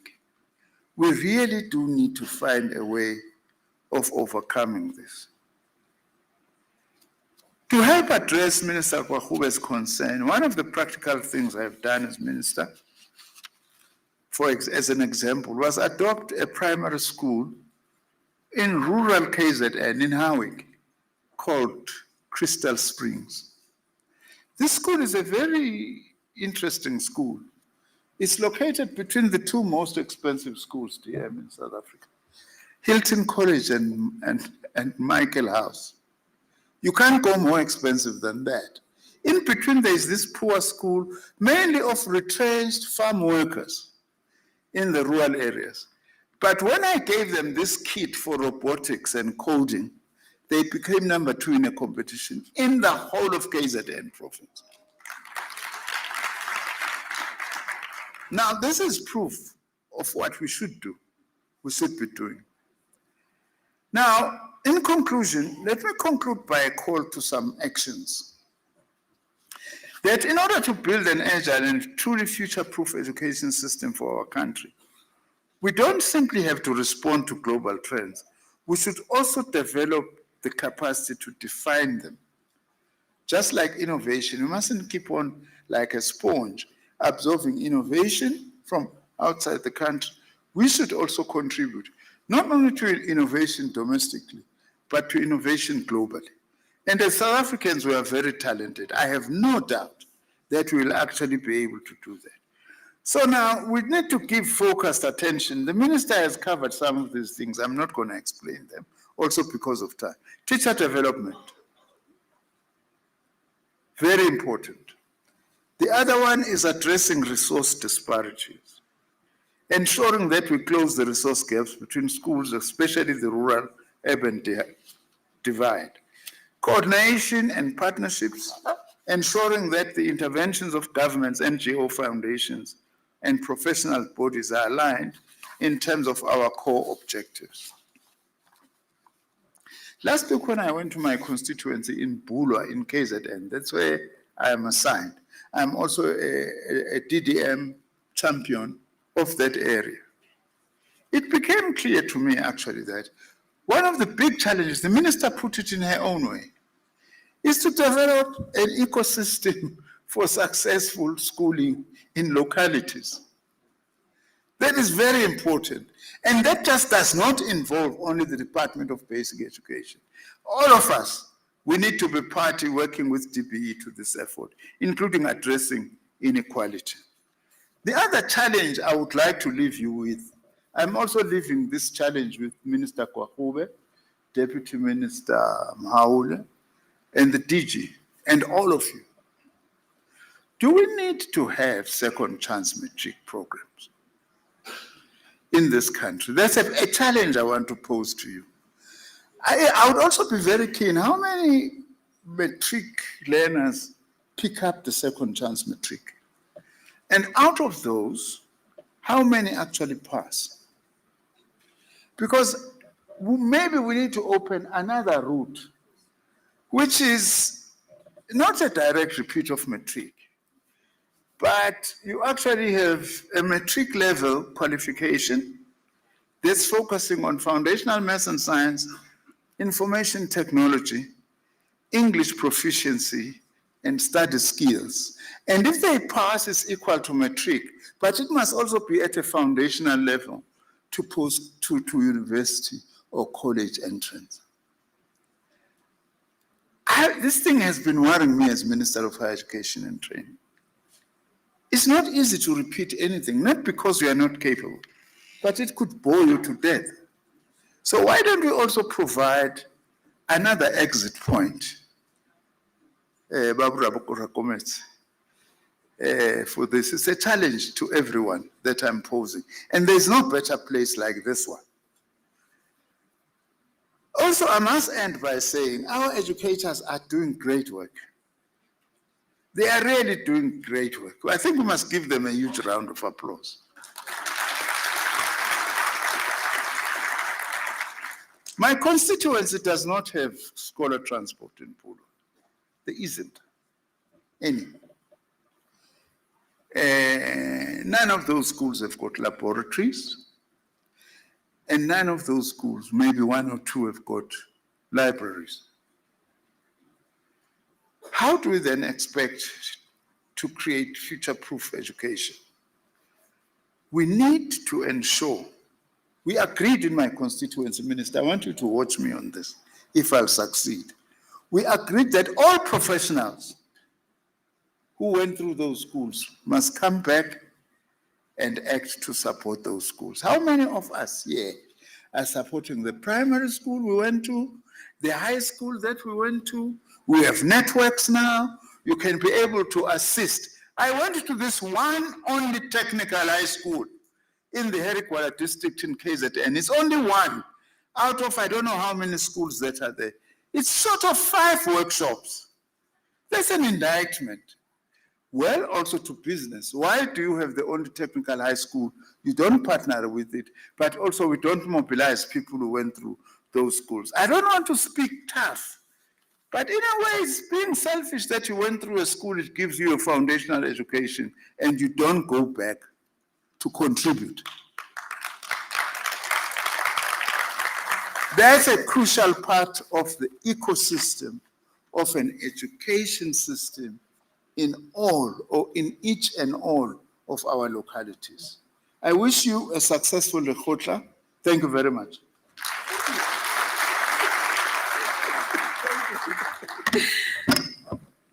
I wish Professor Blake Zimande can reduce the last speaking notes into a paper and a pen. I know it's not in the speech, and what came out of his mind is more relevant and more productive for our country, South Africa. Thank you so much. Yeah, let's give him another big round of applause. I liked it when he spoke from the heart. is more productive than what has been reduced to a paper and a pen. So I know that our technical people have captured that so that we take it forward, especially the one for the other exit strategy other than giving a second chance metric, and to support our areas where we come from. I know about this constituency in Pulwa. He always raises something about Pulwa, where he is MEC KZN. We all know, because he will raise and bring these issues about this constituency. And we wish all members were like him. Thank you so much, Professor Plate Zimande. I like calling you with PE because many people think that the P stands for plate. I always say it stands for Bonginkosi. He knows why I emphasize this. I did something which some professors here will know that it was not ethical to write about somebody without consulting that person. I wrote my thesis, his part of it, without consulting him. I told him after that I wrote about you and I got a cum laude. So our next speaker originally is a history teacher. He started working for the Gauteng Education Department, focusing on statistics during the 1980s.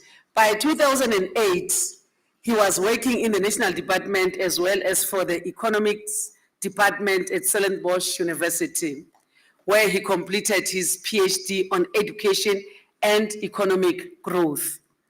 He has produced several reports for the UNESCO Institute for Statistics, focusing largely on assessment data. His interests include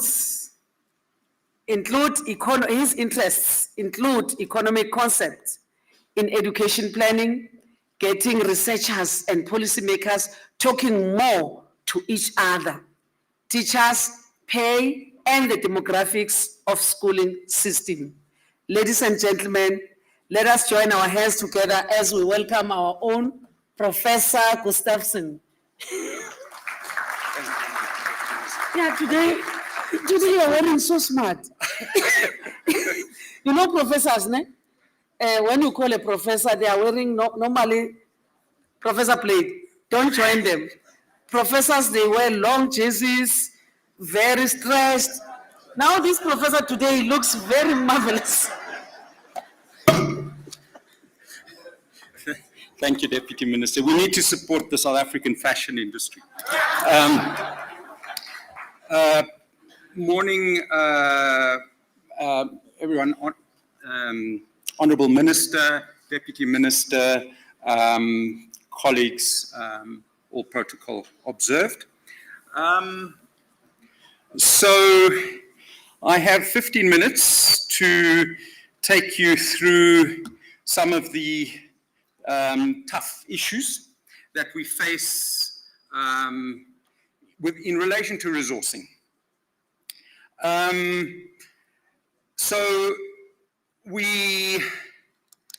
To begin with, let me just paint a picture around what we are tracking. This is from Action Plan to 2029, the DBE's 5-year sector plan. So here you see what's been happening since 2007. It's one of those graphs where everything starts at 100. So if it goes up to 140, that meant it increased by 40%. It's a good way of comparing different trends. And we see it goes up to 2024. The 2025 figures are not audited yet, so I wanted to stick to just up to 2024, but I don't think adding 2025 would make a huge difference. So what are some of the things that have been happening over the last almost 20 years with regard to resourcing? So we know that population that we need to serve has increased by 13%. Often when we talk about resourcing constraints, what we're actually talking about is more people, young people that we have to serve.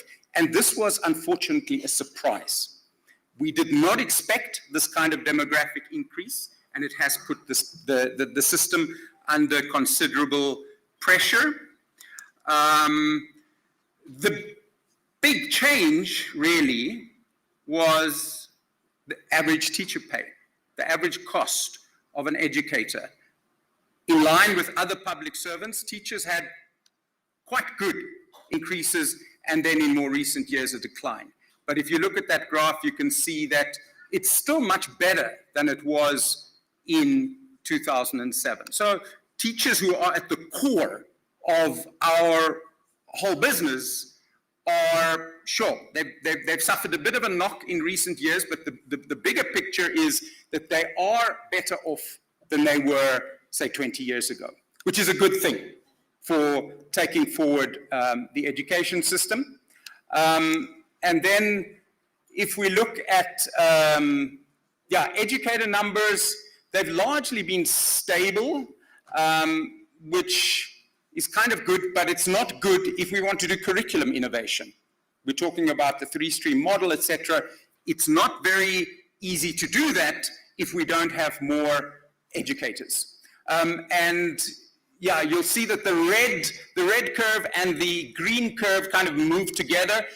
The red is enrollments. So enrollments have roughly moved in line with population. You might ask, but how is that possible? Because we have more grade 12, more people are getting to the end of secondary schooling. Well, there's another effect, and that is a decline in grade repetition. So grade repetition has kind of decreased enrollment a bit, whilst higher attainment of grade 12 has pushed enrollment up. So the two have kind of cancelled each other out. So reducing grade repetition has actually been quite a good thing economically for the system. And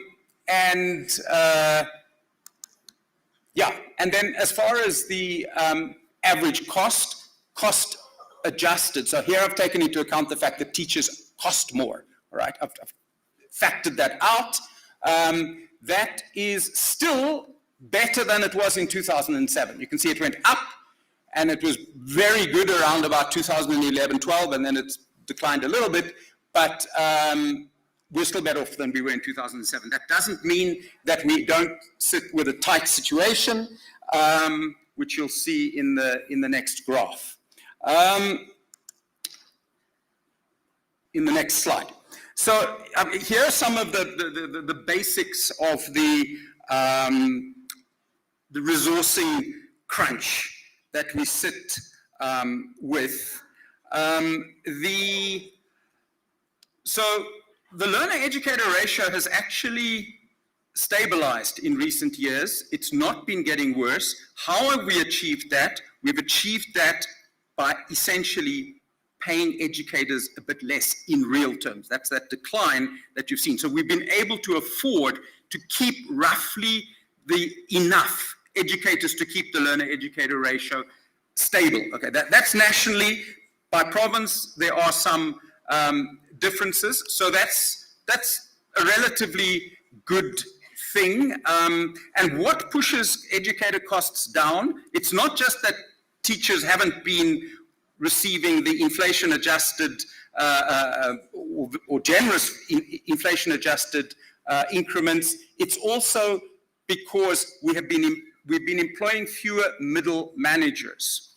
HODs, deputy principals, especially in certain provinces, the numbers have gone down. Those are more costly employees. So provinces have unfortunately kind of adjusted their budgets by being quite tight with middle managers in schools.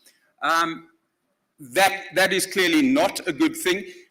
Non-personnel recurrent spending. Here, I think the big concern is that there's been a decline, and that is concerning because this is about books, materials needed for curriculum innovation and so on. But it's worse at the primary level than at the secondary level. And I think this is one of the things that we need to be watching very, very closely, the relationship between the primary and secondary levels. Infrastructure, I think we all know, it's been a bit of a bloodbath. Grade R has seen a decline in recent years in real terms. All of this is in real terms, despite the fact that we have Bella. The only kind of positive thing is that we have seen a fairly generous increase in the the ECD conditional grant. But even that increase is way short of official government targets on coverage, increases in coverage. And incidentally, I mean, we're not a lone traveler. I was looking at Brazil's funding issues. Very similar. ECD is going up. Per learner spending is stagnating or going down slightly. So there are a lot of people out there in the world we could talk to about how to deal with these issues. Now, this is the slide that is supposed to kind of make us go, huh? Oh, okay. So a couple of facts, all right? We have seen remarkable improvements in our quality of education over the last 20 years. And you might not think that if all you do is read the media, because it's quite negative. It doesn't pick up on these things a lot of the time. And perhaps that's because a lot of our development indicators in South Africa aren't doing that well. But education indicators actually are doing well. I mean, the 2024 McKinsey report, International Education McKinsey report, identified South Africa, Peru, Morocco as the 3 developing countries which, according to the international tests, are showing significant quality improvements. It doesn't mean we are where we should be yet, but there is improvement. And the 2023 TIMSS results showed us that we've now reached the level of Brazil. Brazil is not great in mathematics, but at least we're there. So we're looking increasingly like a regular developing country. So that's one fact. Fact 2, there's very, very clear evidence that better quality of schooling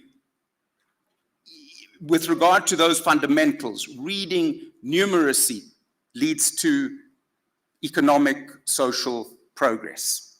The evidence is very clear. There are some exceptions, but that's the general pattern. Fact 2. Fact 3, our GDP per capita has gone down and youth unemployment is up. Why? What's going on? I mean, if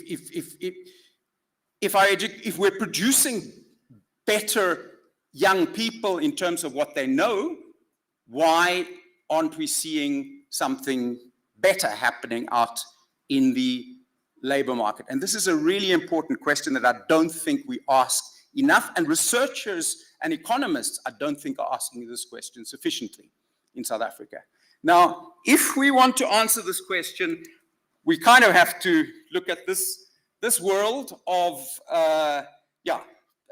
education. There's, of course, policy areas such as industry, labor, trade. We're not here to talk about those, but we should not make the mistake of thinking that we don't carry some responsibility. And that's it's a heavy thing to think that we, to some extent, carry some responsibility for youth opportunities and for the youth unemployment situation in the country. Obviously not all the responsibility, but some of the responsibility. I think we often forget that. And education people, not just in South Africa, but around the world, are not very good at looking beyond the education system. We tend to be quite inwardly focused. I mean, there are a lot of people who are saying what I'm saying now. I mean, the NDP expresses this quite dramatically. Skills shortages continue to choke the South African economy. Most economists would agree that that's definitely true today still. And here's something else interesting that I think we easily forget, and that is that virtually all young South Africans get to see the inside of a school, but only 40% of them get to see the inside of a post-school institution.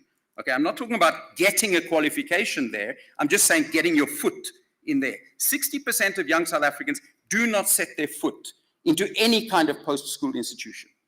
So we as the basic education sector are actually responsible for over half of young people in the labor market. That's all they have. All they have in terms of education is what they could get from the schooling system.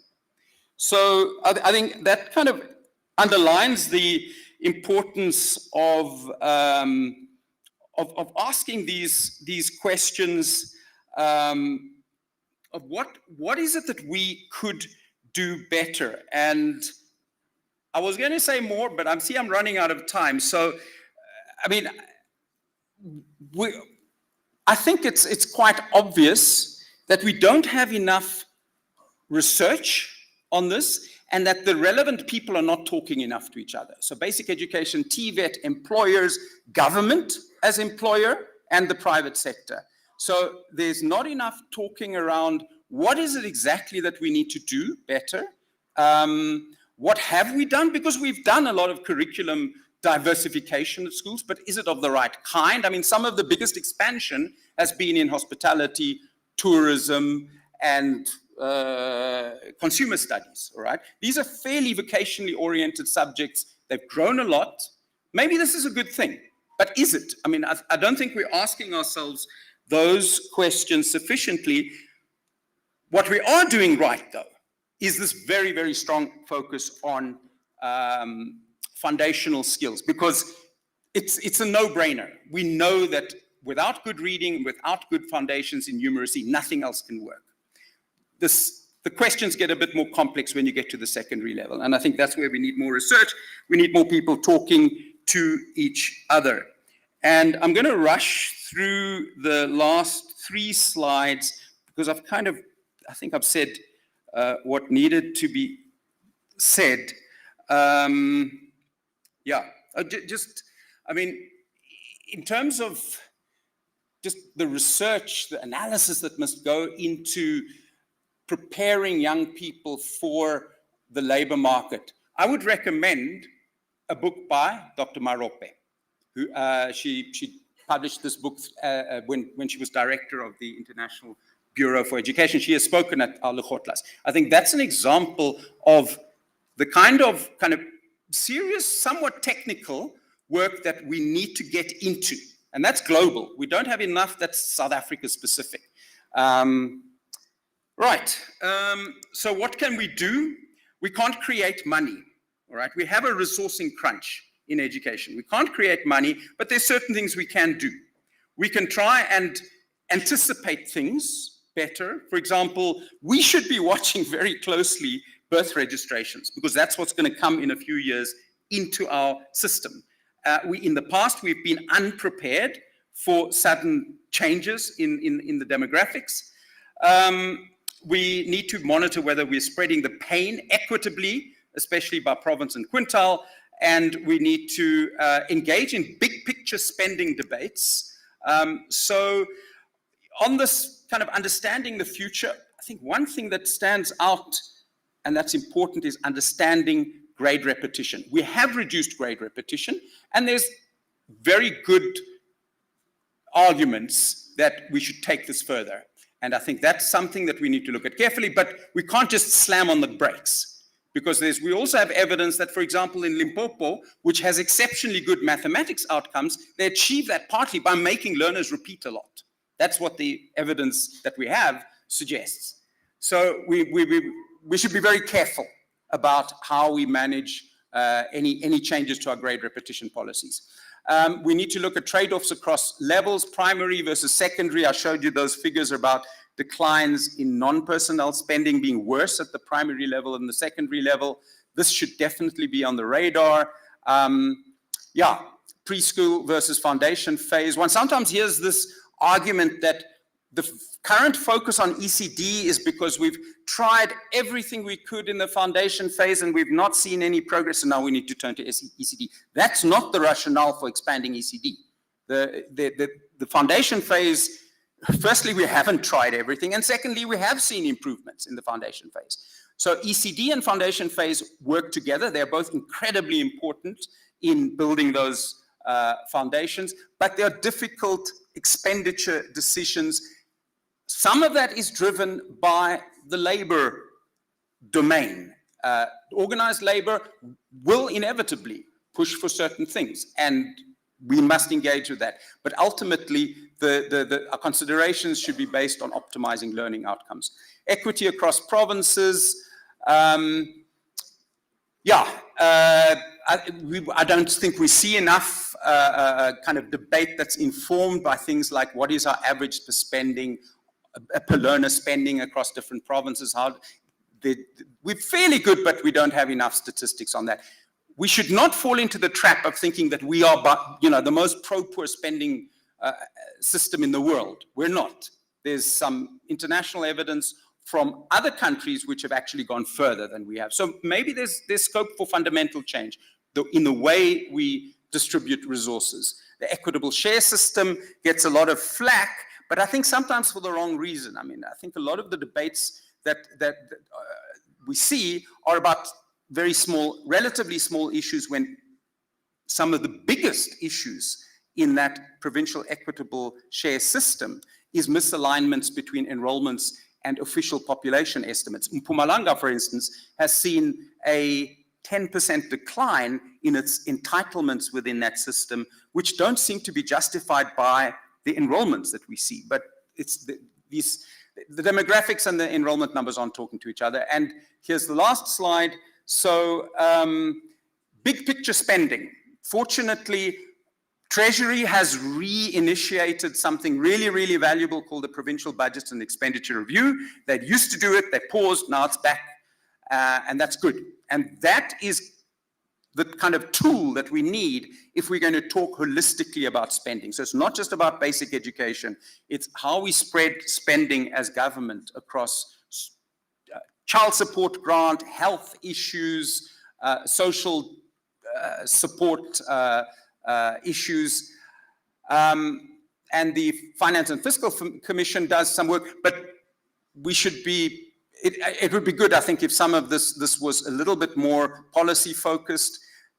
Very last point, there's nothing that's stopping us in basic education from working closer with colleagues who also deal with the welfare of children, so that we can have a more holistic and better known kind of strategy for children and for youth. And of course, we need to monitor what is happening to children and youth. Thank you very much. And then, a lot of sources. This is only some. We have a lot of good work that we can draw from in South Africa. Thank you, Minister. Thank you, Minister.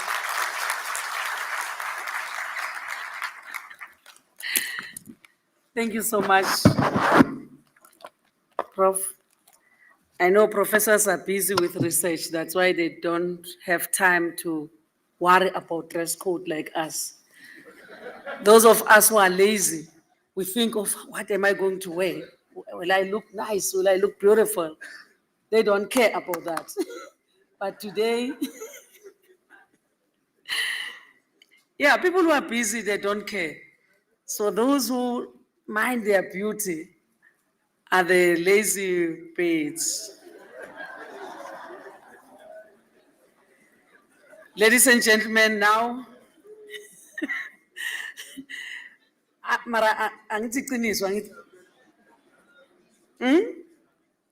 is it true or false? Yeah, I take those who are saying it's true. Whether 90% you say I'm lying, but at least there's one who said it's true. I take that. Can we take reflections on what Professor Blade Zimande and Professor Gustafsson have indicated?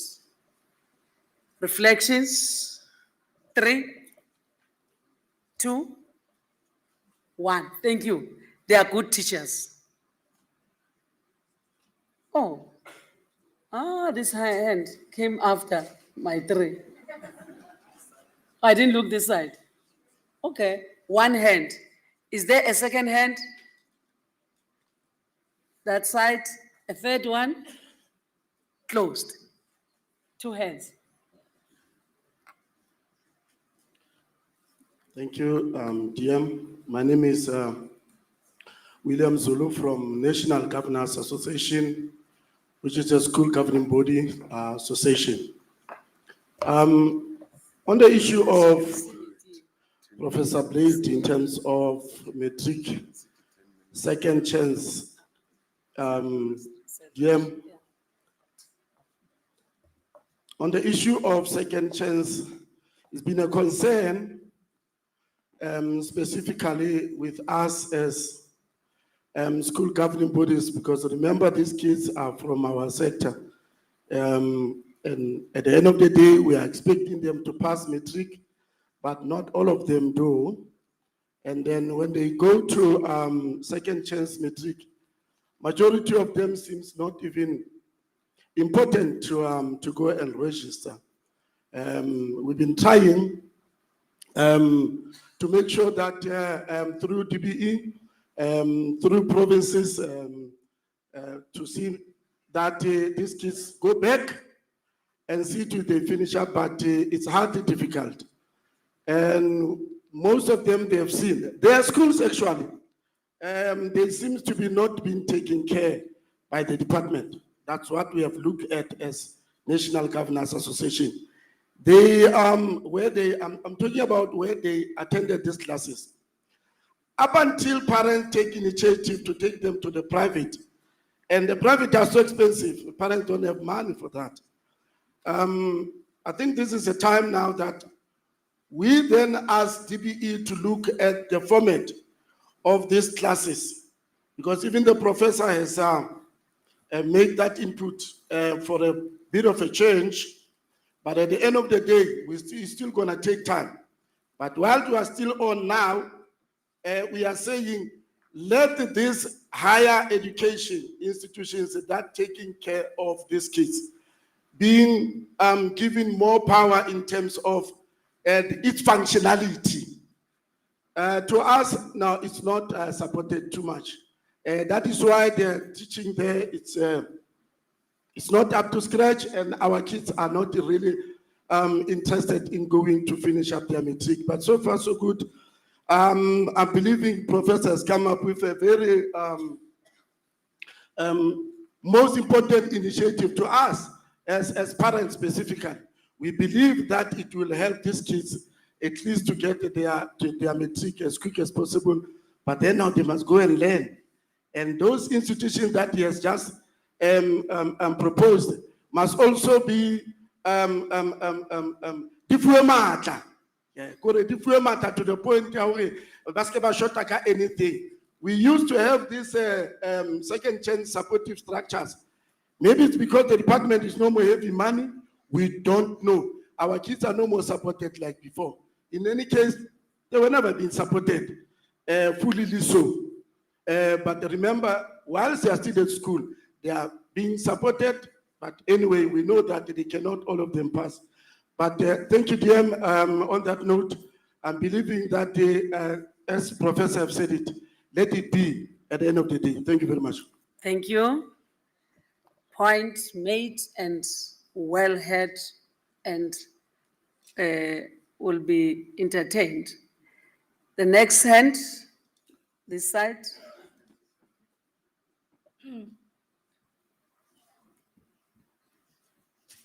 I'm Hema Hariram from Naptosa.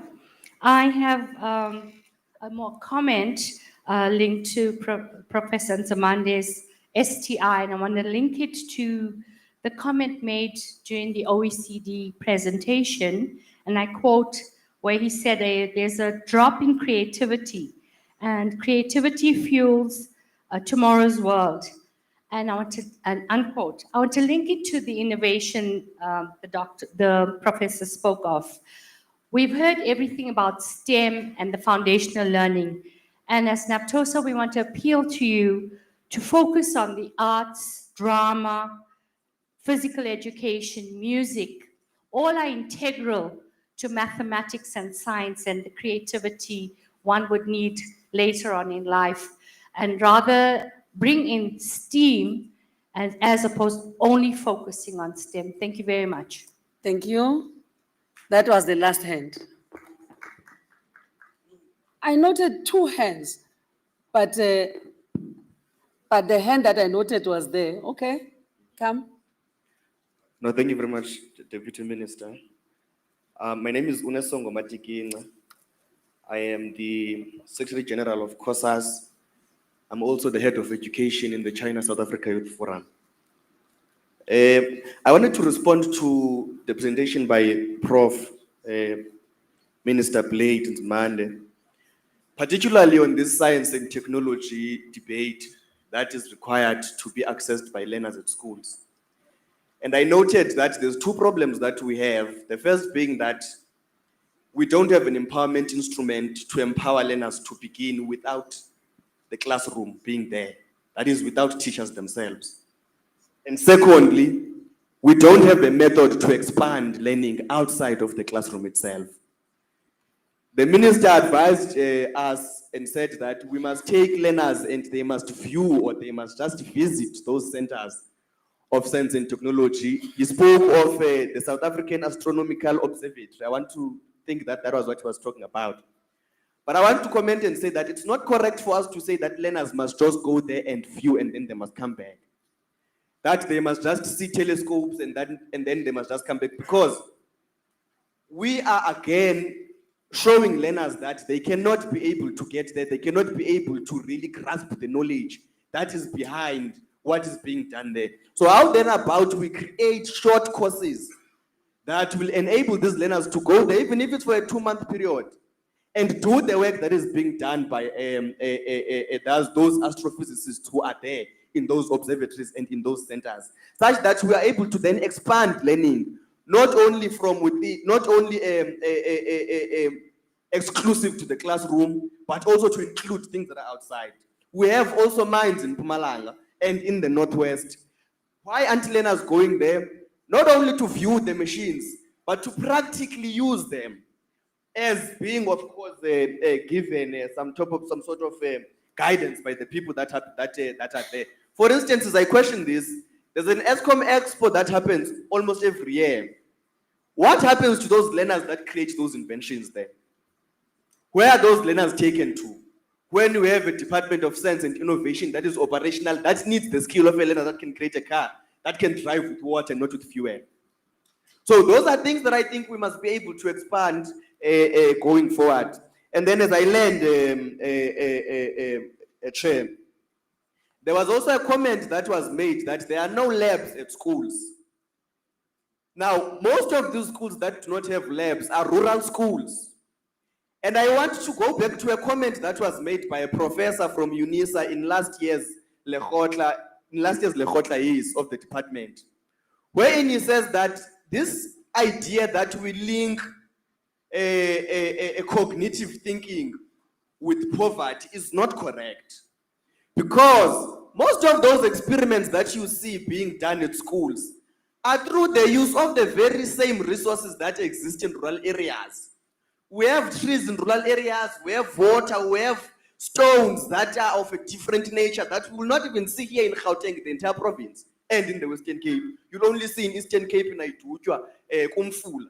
Now, those are things that you must be able to then go down and rip off so that learners are able to do that. We had once here, COVID-19 being sustained through traditional methods. Let's have a scientific program that studies how was that done and therefore how do we deliver it to learners without talking about resources, because indeed, we agree, resources are a limitation. How then do we move forward without the thinking that because there are no labs, because there are no computer science laboratories and so forth and so on, therefore learners cannot learn. I think we should adopt such a program and it should be discussed intensively. The next presentation in such programs of the department must involve how to then learners continue without resources, because resources have not been there for the last 31 years. So we must move on though. So I think that presentation will suffice, comrade. Otherwise, there's a lot, but let me. Thank you so much. We appreciate your presentation. As young people, we really appreciate, because this is about you. It cannot be without you. Professor Blade Nzimande, do you have a take from all what the three speakers have said? A microphone. Minister will help you. Can we bring a mic to Professor Nzimande where she's sitting with Minister Kwagube? They will both respond. Who are the people that are moving the microphones? Let's move faster and faster. Thanks. No, DM, I don't have much to say. I think what was made were comments, really, that we really do need to take into account. The one thing I forgot, which may cause confusion, is that when I'm talking about this one exit from matric, it should be done together with higher education, actually. Basic and higher education to deal with that. Otherwise, we appreciate the comments, including very eloquent articulation by COSAS. Thank you. Thank you, Minister Kwakube.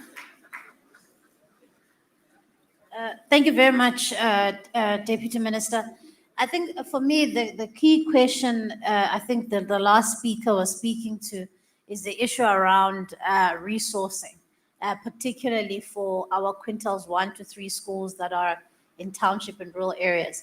I think one of the stories that really inspire me about the NSC results of 2025, of the class of 2025, is the fact that 66% of bachelor passes came from the poorest communities in quintiles 1 to 3 schools. So something is going right there. Something that we are doing and that we are doing well there.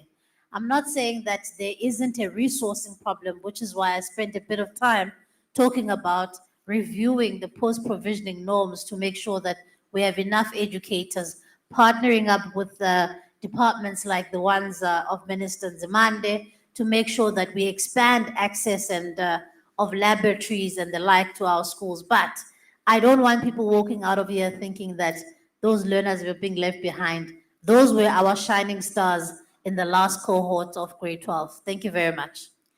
Thank you, Minister. I want to take this opportunity and thank all our presenters for the morning session. And I want to announce, I didn't consult my minister. She didn't give me these powers, but I exercised them. That we are not going for break because some of us have arrived an hour later and some 1.5 hours later. So when you want to go for break, you quietly move out. We are only going to break for lunch. As I welcome Mr. Sishibe, the head of department from the province of Limpopo, to come and deal with the next session. And at the same time, I want to allow Minister Kwakube to walk Minister Blade Nzimande. Minister Nzimande, thank you very much and continue to support the Department of Basic Education. These are your clients. You need them more than you need your department. Thank you so much. Let's give them a big round of applause. I'm saying, if you want to drink tea, I know that those who want to drink tea are those who arrived very late. Those who arrived very late are the ones who want to go and drink tea. So the way you arrived late, you arrived so quietly. Go out quietly and grab a cup of tea and come back. But wait for the one on your table to come back, then you move. Not two people from one table to leave at the same time. Mr. Sishibe, over to you, sir.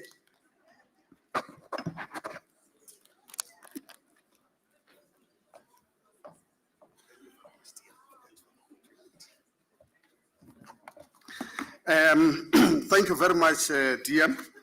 Thanks for the opportunity to assist you to run the program of this Lekgotla.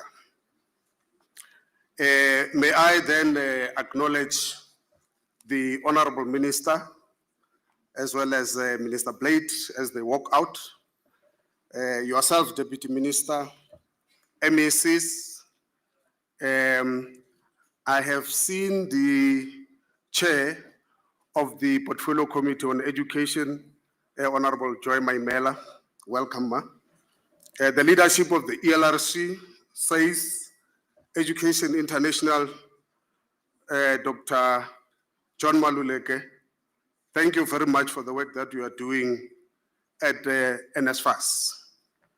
DG, my counterparts, HODs from other provinces, the sponsors of this Lekgotla SGB associations, district officials, CEOs who are here, distinguished guests, ladies and gentlemen, viewers and participants from home, good morning, Abusheni Dimacheron. We are now going to move into session 2 of our program, where we are going to have panel discussions. So it is my honor and privilege to usher you into session 2 of the program. We are already behind schedule, DM, and thanks very much for requesting that we should not take a tea break so that we can claw back on the time that we have lost. If you look into your program, ladies and gentlemen, I think you will then be able to note that we are going to go into a panel discussion which will be discussing advancing quality foundational learning through ECD, literacy, and numeracy. And the facilitator for the panel discussion is Mr. Senzo Hlophe. Allow me then on that note, colleagues, ladies and gentlemen, to introduce to you Mr. Senzo Hlophe. I'm going to give a brief background as he walks to the stage. Mr. Senzo Hlophe is a director of partnerships for impact at Ilifa Labantwana and currently serves as an acting CEO of that entity. He joined Ilifa in 2023 from the DG Mary Trust, where he spent nearly 10 years in senior roles across energy, social services, and welfare reform. His work spans reducing alcohol harm, keeping children on track, and shaping large public employment programs. Senzo holds an executive MBA from Quantic School of Business and Technology and bachelor and honors degrees in social sciences from the University of Cape Town. You would also note from the program, colleagues, that there are panelists, and I'm going to ask Senzo to introduce the panelist when he comes on board. He is here. Can we give him a round of applause, please, as I hand over to him to invite the panelists to the podium. Over to you, Abu Top. Thank you, Chair. Good day, everyone. I'm going to call on stage my colleagues. We're going to be talking about solving access and quality at scale. To kick us off, I'm going to ask Ms. Khulula Manona, the Chief Director for Foundations for Learning with DBE, to come up.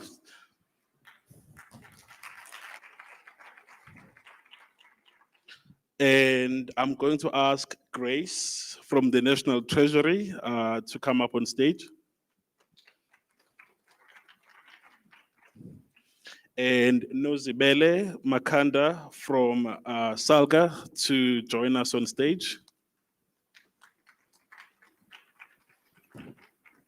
And after Nozibele, I will ask for Lerato to join us on stage from Harambee.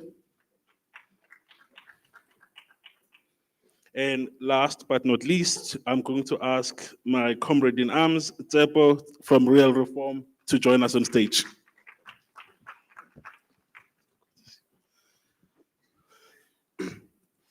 And while everyone joins me on stage, Lerato, you may pull through. Ooh, looks like we need one more chair. I'm going to redeploy the chair of the session so I can deploy Lerato on that chair. Cool, thank you so much. We have about 30 minutes to talk about solving access at scale, quality access at scale. And obviously within the ECD space, there's been a lot of traction about it since the function shift. And one of the notable ones is the introduction of the ECD blueprint, which is seeking to chart a path towards universal access to quality ECD by 2030. For some of us who work mainly in the basic education space, this might be new language, what the ECD blueprint is. Kulula, do you maybe just want to give us a sense of what the ECD blueprint is all about and how obviously it deals with the question of access and quality at scale? Thank you. Thank you, Senzo, and it's still morning. Good morning to you, and good morning to DM and all protocol observed. Senzo, please allow me first to really just acknowledge the sector, the ECD sector. Acknowledging it, I mean, to really extend our gratitude as the department to this sector, because it is this sector that has allowed us to be courageous. The 2030 strategy is a strategy that requires a whole lot of things, plus courage. We would not have been able to dream that big, to dream of every child in every community having equitable access to early learning programs that provide quality had it not been for the sector. And I think my fellow panelists here really represent this sector. And it is, again, this very sector that has come together with us as the DBE to co-create the ECD blueprint, because what the strategy does, it unpacks what it is that needs to happen to get us to the envisioned 2030. But what it really doesn't do is to tell us the how. And I think in coming together, co-creating together with my panelists here who represent the sector and those who are not sitting here on the stage with us, we were able to realize that the problem that we're facing in ECD, and I think we've heard from all of the speakers who came before us this morning, that what we are dealing with really is what we can call an exponential challenge. And for an exponential challenge, we require an exponential mindset. So the DBE on its own could not have that exponential mindset. So we really needed all of us together to come together for impact.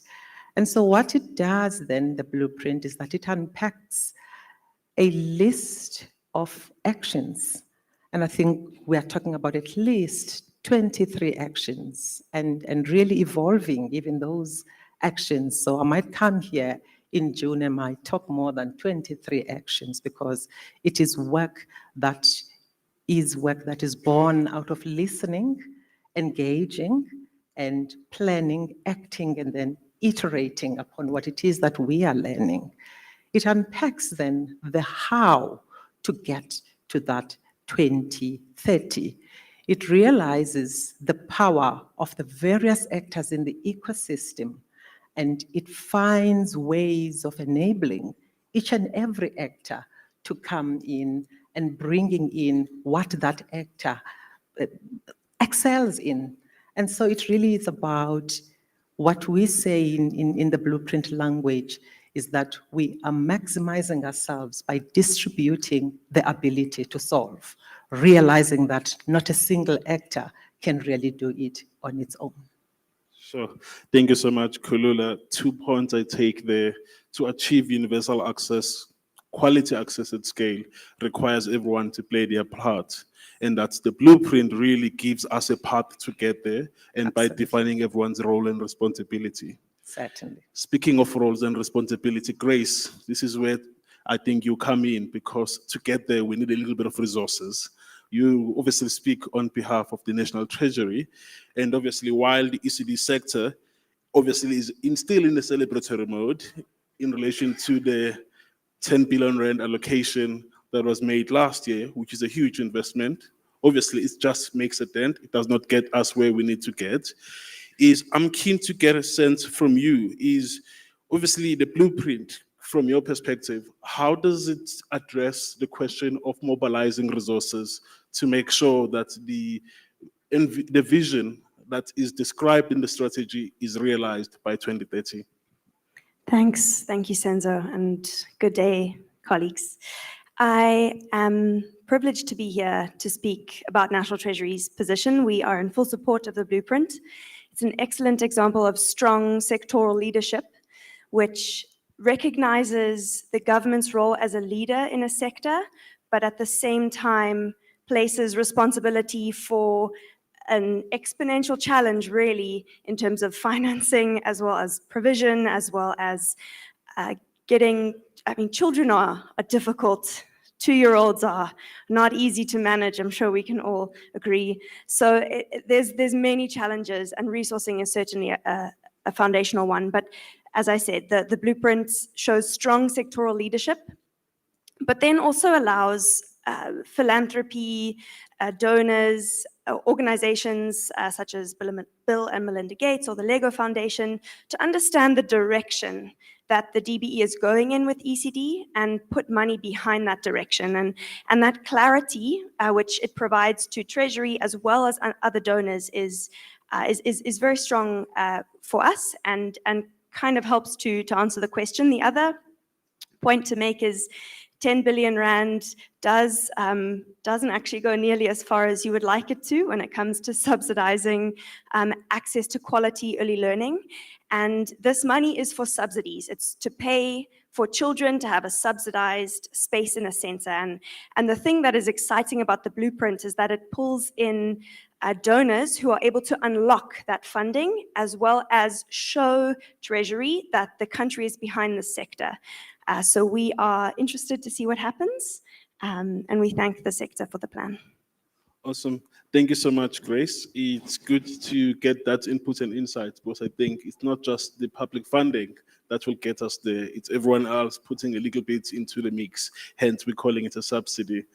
And while it is Nozibele, I want to bring you into the conversation. From a SALGA perspective, obviously local government is an important part into the delivery of quality access of ECD, and local government is not just important this year for obvious reason, for later on this year, but I'm really keen to get your perspective on the role local government potentially can play to realize this vision of solving access and quality at scale.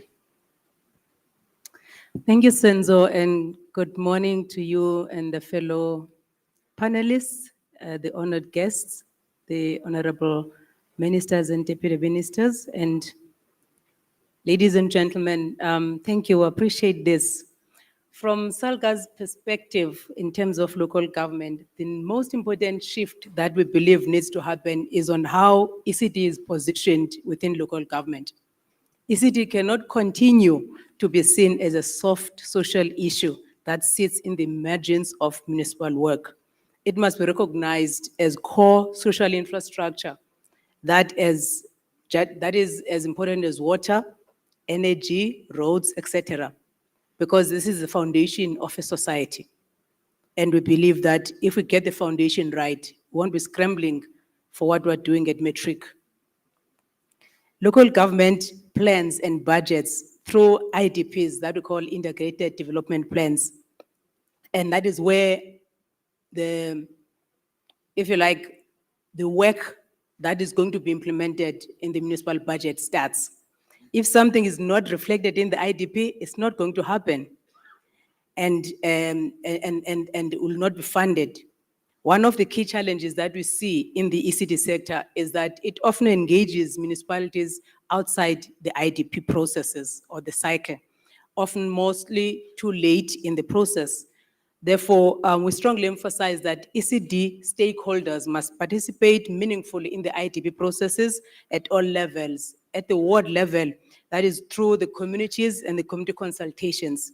At regional and sub-council level, in the case of metros, where spatial and service planning happens. And at a municipal level, that is where priorities are finalized and resources are allocated. Without the participation of ECD in this, then it remains invincible in municipal plans, and municipalities then cannot be able to prioritize what was not formally tabled in these processes. At the same time, we need to be honest with ourselves that local government gets 9% of the fiscal, national fiscus, expected to draw 91% from revenue collected. For this reason, municipalities are under pressure because we know how the payment of services is going. Therefore, some of the issues then that emerge will be that from our point of view as SALGA, national and provincial sector departments that fund the ECD sector must factor in municipal costs into the funding models, so that if ECD centers are required to comply with municipal regulations such as environmental health, fire safety, land use, waste removal, etc., those fees must be integrated into the funding mechanisms or the packages for the ECD sector. Otherwise, we create a system where municipalities are expected to regulate this and support ECD, but ECD providers cannot afford to comply through the payments that are required, which ultimately undermines access and quality. Finally, municipalities cannot do this work alone. We need strong partnerships, starting at ward level, with community organizations, NGOs, faith-based organizations, traditional leaders, and the private sector. And these partnerships must be scaled upwards through municipal systems. And therefore, SALGA believes that ECD will not only be unlocked at scale through collaborative governments, but through the IDP. Thank you. Sure. Nozibele, thank you so much for that. 2 points come to mind. Is obviously the first part is a call for everyone in this room and the rest of South Africa to participate in the IDP process. Even more so for the stakeholders who work in ECD, from practitioners to organization, to contribute during the consultation process when the IDP process unfolds, to be able to articulate the aspirations, the resourcing needs of the sector, to be able to plan better for it within the local government processes. That's just a message for us to keep. And Deb, I'm looking at you, but I'm not coming to you yet, because I'm sure you have something to say about that. But Lerato, I want to bring you into the conversation. Is obviously you work in the livelihood space, and the big part of it is to achieve universal access, quality access at scale. Is we need a significant growth in the number of practitioners that we are bringing on board to act as micro entrepreneurs. Obviously, this is without challenges. There are a number of barriers that I'm sure a lot of practitioners do face when they do try to play in this marketplace, if I can call it as such, which may be linked to regulatory challenges, financial management challenges, and others. But I'm keen to know and get a sense from you at a high level, having heard Grace share her reflection, and Kulula and Nozibele, what might be some of the challenges that actually practitioners do face when trying to set up new micro enterprises, or those that are existing, to try and access support to ensure that they deliver this access at scale? Thank you very much, Senzo, and it's still morning. Good morning, everybody. It's very good to be here with you. I think for me, probably at a very systemic level, one of the biggest barriers is in fact that we live in a society that is largely governed by patriarchal gender norms. What those do is that they render what is a high proportion of women in the sector, the work that they do is then rendered invisible often, or unrecognized or not properly recognized, undervalued, and often unpaid. So you live in a society where we have a national minimum wage, which actually, by virtue of setting that, you're saying that there is a floor that no one can be under. But then you look at the women who are trying to make a livelihood within ECD, and 9 out of 10 of them earn well below that. So this patriarchal structure then shows up in what I'd call a multi-system failure, which then in the ground people are experiencing as difficulty with registration, insufficient levels of funding that is available, insufficient level of support, or not fit for purpose instruments. And that comes from the fact that inherently we don't actually value this work. And it shows up in how much we allocate to funding, what resources we allocate in the system to be able to create an enabling, supportive structure that make it as easy as possible for someone to flow from, I have an interest in potentially taking care of children, to finding themselves running a sustainable and well-resourced micro enterprise within ECD. Sure. Thank you so much, Lerato. And Tepo, this is where I need you to come in. Is you've heard obviously everyone's inputs from local government perspective, national treasury, DBE, livelihood perspective. You occupy an interesting space as the real reform because you are a network of practitioners across the country in which you are trying to bring together the voice of ECD practitioners into national policy processes, regional policy processes, and planning. And I'm keen to hear from you, based on your experience, what are some of the meaningful ways of ensuring that the voices of practitioners, mostly women, mostly in township and rural areas, can be designed to make sure that their voices are heard, but not just heard, but they influence the ultimate final product of these processes we're talking about, including the blueprint? Thank you, Senzo. Thank you so much for inviting us here. And this is one of those steps, inviting ECD practitioners into rooms like this so that we are here actively listening and participating.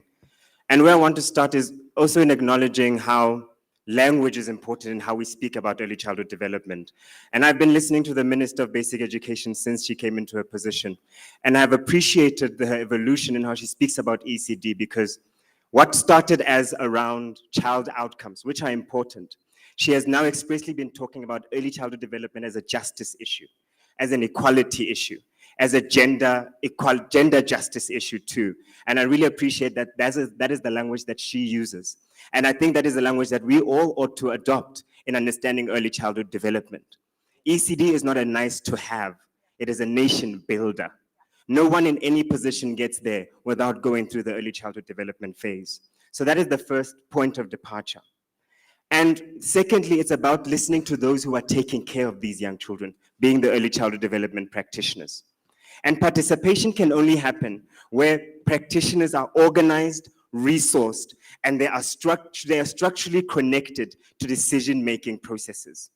What this means, firstly, is recognizing and supporting early childhood development forums and collective structures. Individual voices don't go far, but collective voices will be heard. What ECD forums create is collective legitimacy. There is a gravitas when people come in their numbers. It creates a shared demand where communities are able to themselves elevate and ventilate the issues that are embedded within their community and bringing them forward. And also there's continuity over time. Where a forum stands, practitioners can come and go, but the identity of the forum can be a space where local government, provincial and national can keep plugging into. Secondly, it's about creating clear participation pathways that are well communicated to early childhood development practitioners. It is not enough to paste a notice at a library to say there's an IDP meeting. Practitioners are not going there and seeing it. How are we communicating these clear participation pathways? We need submission processes to be made clear. Again, what does it mean to participate in an integrated development plan? Where do we go for this? What councillors need to take it upon themselves to go into communities and communicate what these pathways are? Another clear gap is in feedback loops. What has been happening for way too long is that participation of ECD practitioners has been symbolic. It's about ticking boxes to say that we went to that community. But we need feedback loops. When the minister has been to Orange Farm, we need to find out when will she be back to tell us what she has taken forward and how this is going to be communicated back into the community. And another clear way of doing it is being specific about where practitioners' voices can be used. Ideally, the integrated development plan. This is one way it's localized. It's within communities. It affects everyday practitioners' everyday lives, and they can participate clearly. So understanding that is a place. Bills and budgets too, and showing them that this is how we participate in that. Thirdly, and maybe even way more practical, is about having language that is accessible to the people that that language is speaking to and about. We need plain language policy tools. Yes, I understand legal interpretation. Language is very important in how we create the policy. But we need supportive material that breaks down the policy. A few years ago when we were engaging with the Children's Amendment Bill, it was a mammoth of a task. But we took it upon ourselves to say, how do we break this down and make it meaningful for ECD practitioners to understand what it's talking about? We need to create submission templates. This is something that Real Reform has been doing, and we have seen an exponential growth in practitioner submissions in IDP specifically, but also in budget submissions and other national tools. Because when practitioners have templates, it's not to say to copy, paste, and use this, but it creates a point of departure where they can see this is what we can use. In circling back to the importance of ECD practitioners and ECD forums, today I'm accompanied by Mum Flora and Mum Agnes, and they represent Sisonke ECD Forum in the south of Joburg, and they have a network of over 250 ECD practitioners. We are able to go to one meeting with that Sisonke ECD Forum and connect with 250 ECD practitioners. This is a tool that Department of Basic Education needs to take more seriously and really support, resource, and support the organization of. Thank you, Senzo. Sure. Thank you so much, Tsepo. As we conclude this round of conversation, I'm going to each give you about 30 seconds as a wrap up to really, I guess, the first part was more of an analysis of what's going on in the landscape, but also Tsepo touch on some of the positive developments we're witnessing, including in local government. There've been some innovations we've been witnessing. And I'm wondering, Nozibele, from your side, what might be your offer you want to make around what's possible to achieve universal scale? What are some of the innovations that we seeing in about 30 seconds? Yeah, I love collectivism. A united voice is a powerful voice. And if you become members of the ITBBE Forum of the mayors in municipalities, then you have a powerful voice. Firstly, in terms of the innovations and what we're perhaps looking into, what we can intentionally embed in the municipal systems. One, it's ward-based ECD mapping and planning. And this is something we can do with the Department of Education and the ECD practitioners and their forum at a ward level. And that really helps us to get data that will inform the IDP and special plans of municipalities. Secondly, ward and regional partnership platforms that are showing real promise currently, where municipalities convene regular forums that bring together ECD practitioners, community organizations, provincial sector departments, funders or would-be funders, and that helps to improve coordination and really unblocks some of the bottlenecks and able to unlock some of the challenges. Thirdly, the shared services model, and I think he has spoken on that, but at a municipal service level where ECD practitioners, like in metros currently, they are looking into shared compliance support, environmental health services or waste services for clusters of ECD centers. That helps them to get together so that what the other has fallen short of and one has excelled in, then they can support each other in that manner. And another important opportunity is that we need to integrate ECD into the broader municipal priorities, as I've indicated earlier. Thank you. Awesome. Thank you so much, Nozibele. Grace, I can't not mention the ECD Outcomes Fund, which is equally a major innovation within the ECD space to bring in more resources. I'm particularly interested why the National Treasury is interested in this innovation and what potential impact this will have for the sector. In about 30 seconds, have fun. Thanks, Senzo, for an easy challenge. The ECCE Outcomes Fund is a very exciting innovation. Treasury has committed 300 million rand over the next 3 years, and funders have committed something similar, about 200 million rand over the next 3 years for the ECCE Outcomes Fund, which aims to improve access and quality to early childhood care and education in Limpopo, KZN, and the Eastern Cape to start. This is hopefully Fund 1.0 now. Treasury was really interested in this mode of procurement. Firstly, to see if it can be done in a fairly sizable manner in the South African government, obeying the Public Finance Management Act, etc. But also the ECCE Outcomes Fund is, we see it almost as a pilot, not just for ECD, but for the entire of basic education, to see if this can crowd in resources from many philanthropic organizations who are invested in education in South Africa. And this specific outcomes-based mechanism is highly attractive to large international donors because, in short, it pays for outcomes, predefined outcomes such as compliance with municipal bylaws or child's development outcomes, and those are measured and verified before payment is made. And we understand that government largely pays for inputs such as textbooks, and we can't not do that.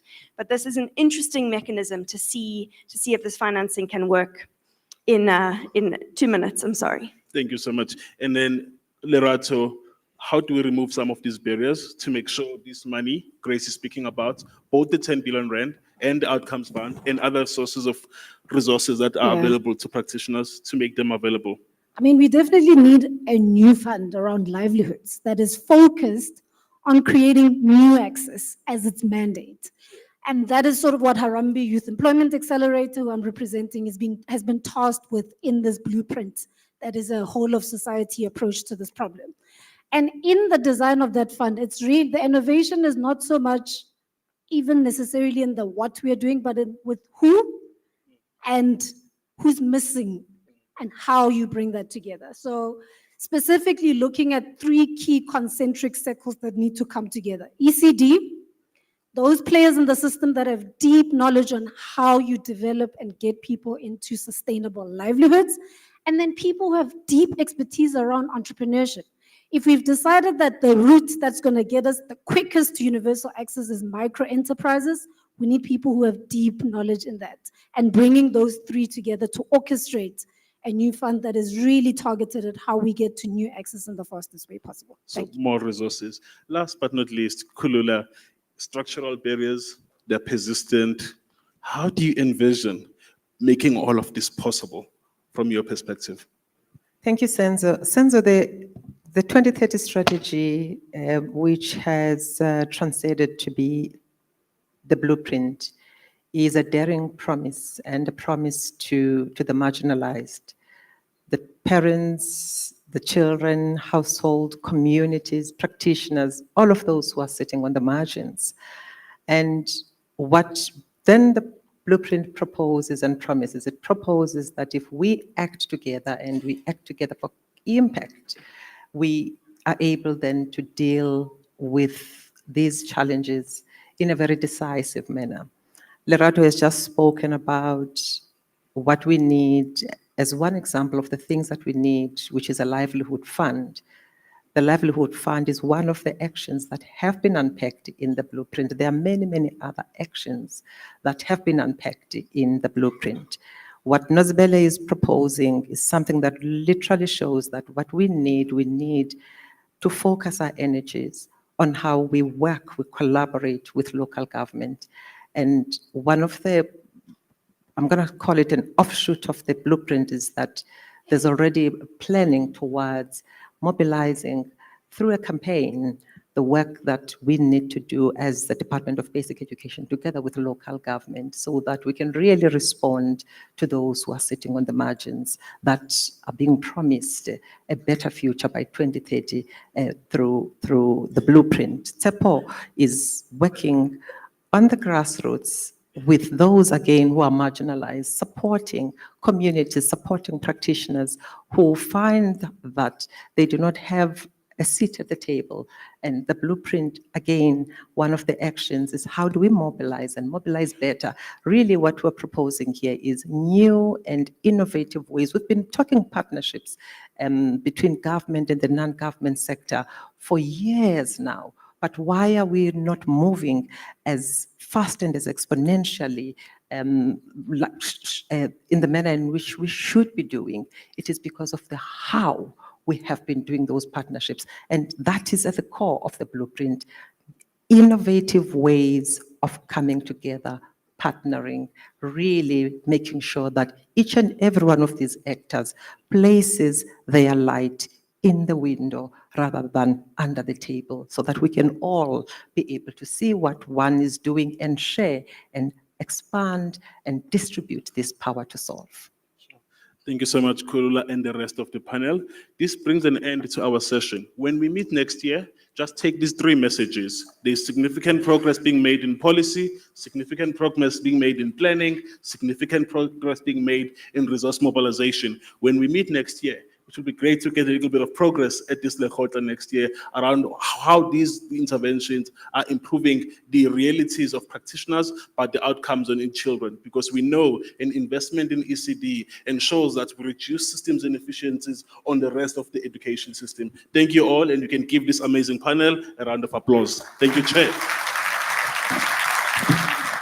Thank you so much, Abu Senzo and the panelists. Can we give them another round of applause, please? Abu Senzo, as you leave the podium, I'm not sure, I want to open the floor for engagement. So I'm not sure whether where you'll be sitting, you'll be able to answer the questions. I see already there are hands that are flying up.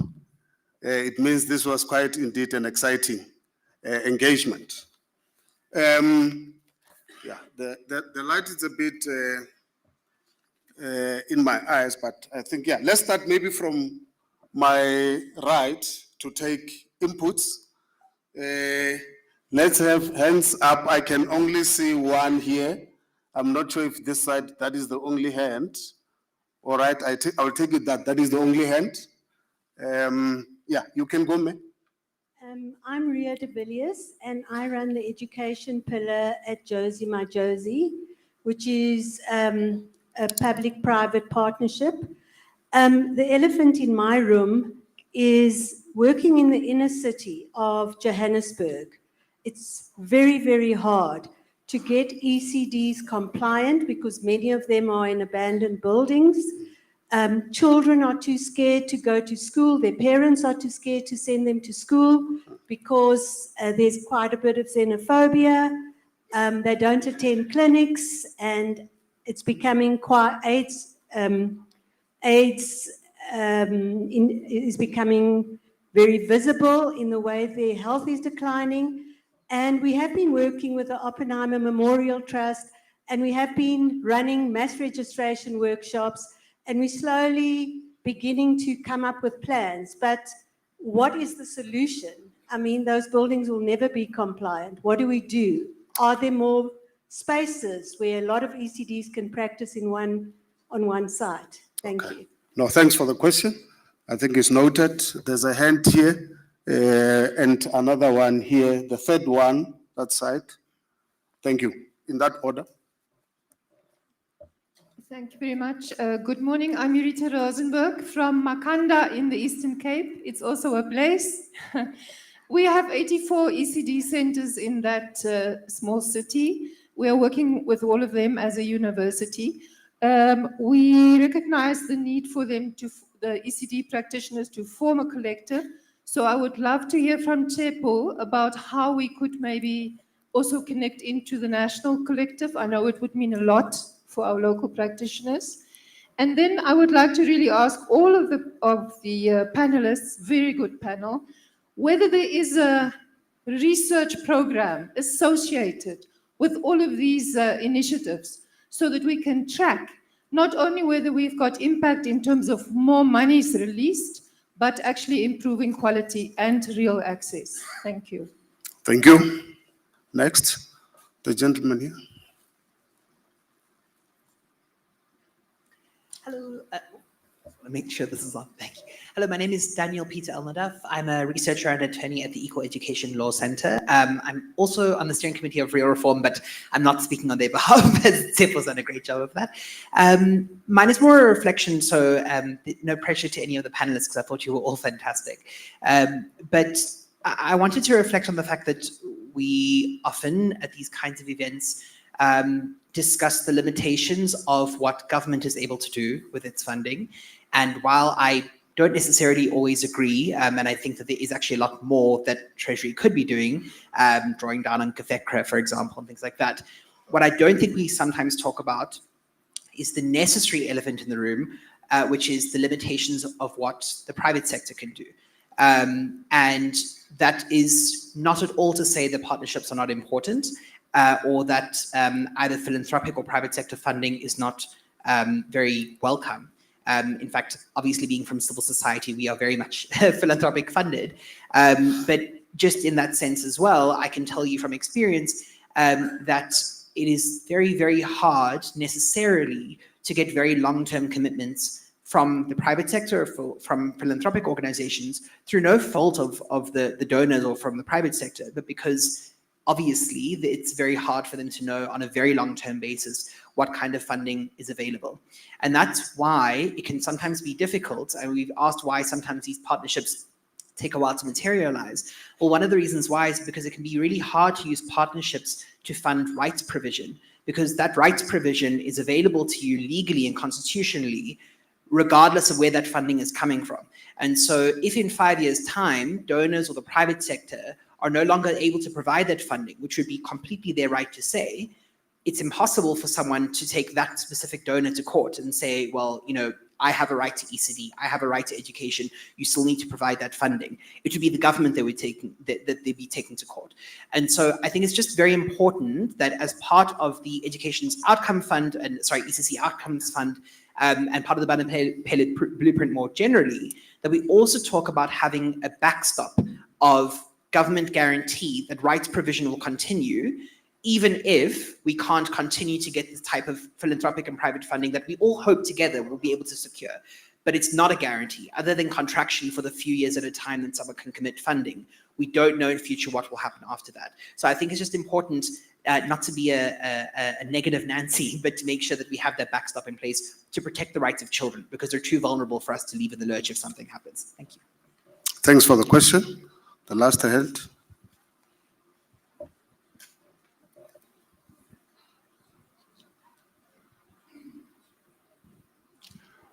Thank you, HOD. My name is Dipola Lotema from Sanase. I would like to just start by saying that we are very excited with the direction that DB is taking under the leadership of the minister, particularly with regard to this ECT. I would like to start by stealing from Mahatma Gandhi, who says that a true measure of any society can be found in how it treats its most vulnerable members. Now, my question is going to be directed to Usesi Khululama Nona, that in an attempt to advance quality foundational learning, what are some of the practical steps and programs that have been identified or have been taken through to ensure that the children with disabilities are not left behind? Considering the resolutions from commissions of Lekgotla 2025. And I'll just cite a few things, such as how can ECD practitioners be supported in order for them to be inclusive, and also how do we strengthen and access to deaf learners, for example, in ensuring that they have early access to schooling, so that we can be able to close the language development gap that is prevalent in that particular community. Thank you very much. Thank you so much. Secretariat, can I check do you have any questions on the platform? From the viewers and the listeners at home who are streaming?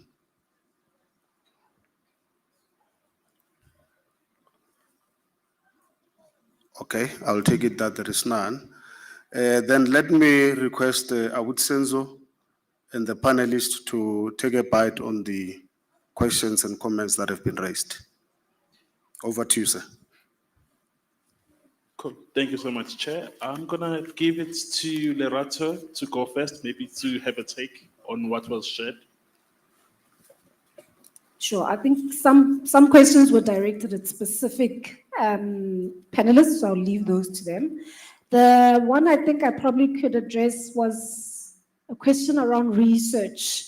So in fact, the blueprint has one key action that is really looking at monitoring and evaluation and building the data systems to ensure that we are not in real time necessarily, but as close to real time as we can get, are getting better information or intelligence on what is working so we can pivot as we go. And then, yeah, I think the other question was directed at you around Outcomes Fund?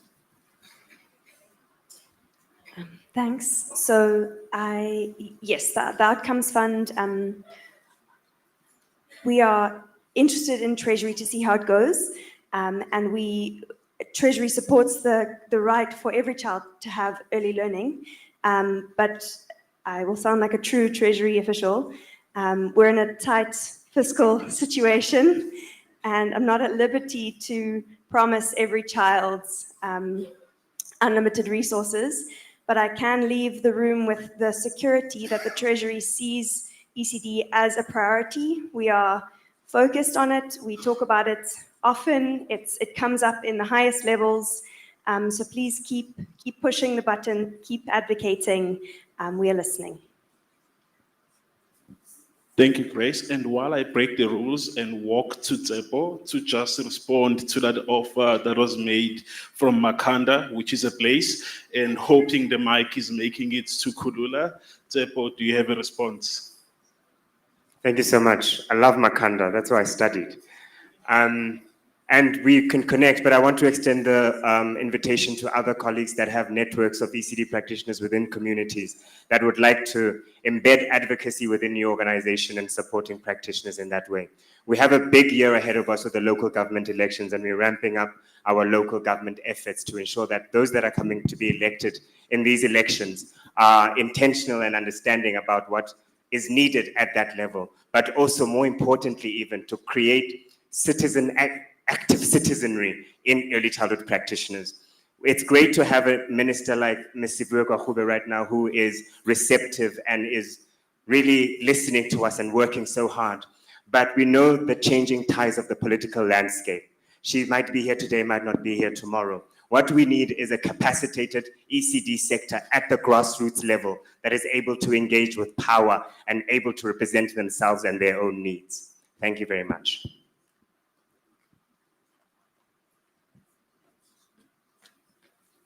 If I may come in, Tsepo, and Chair.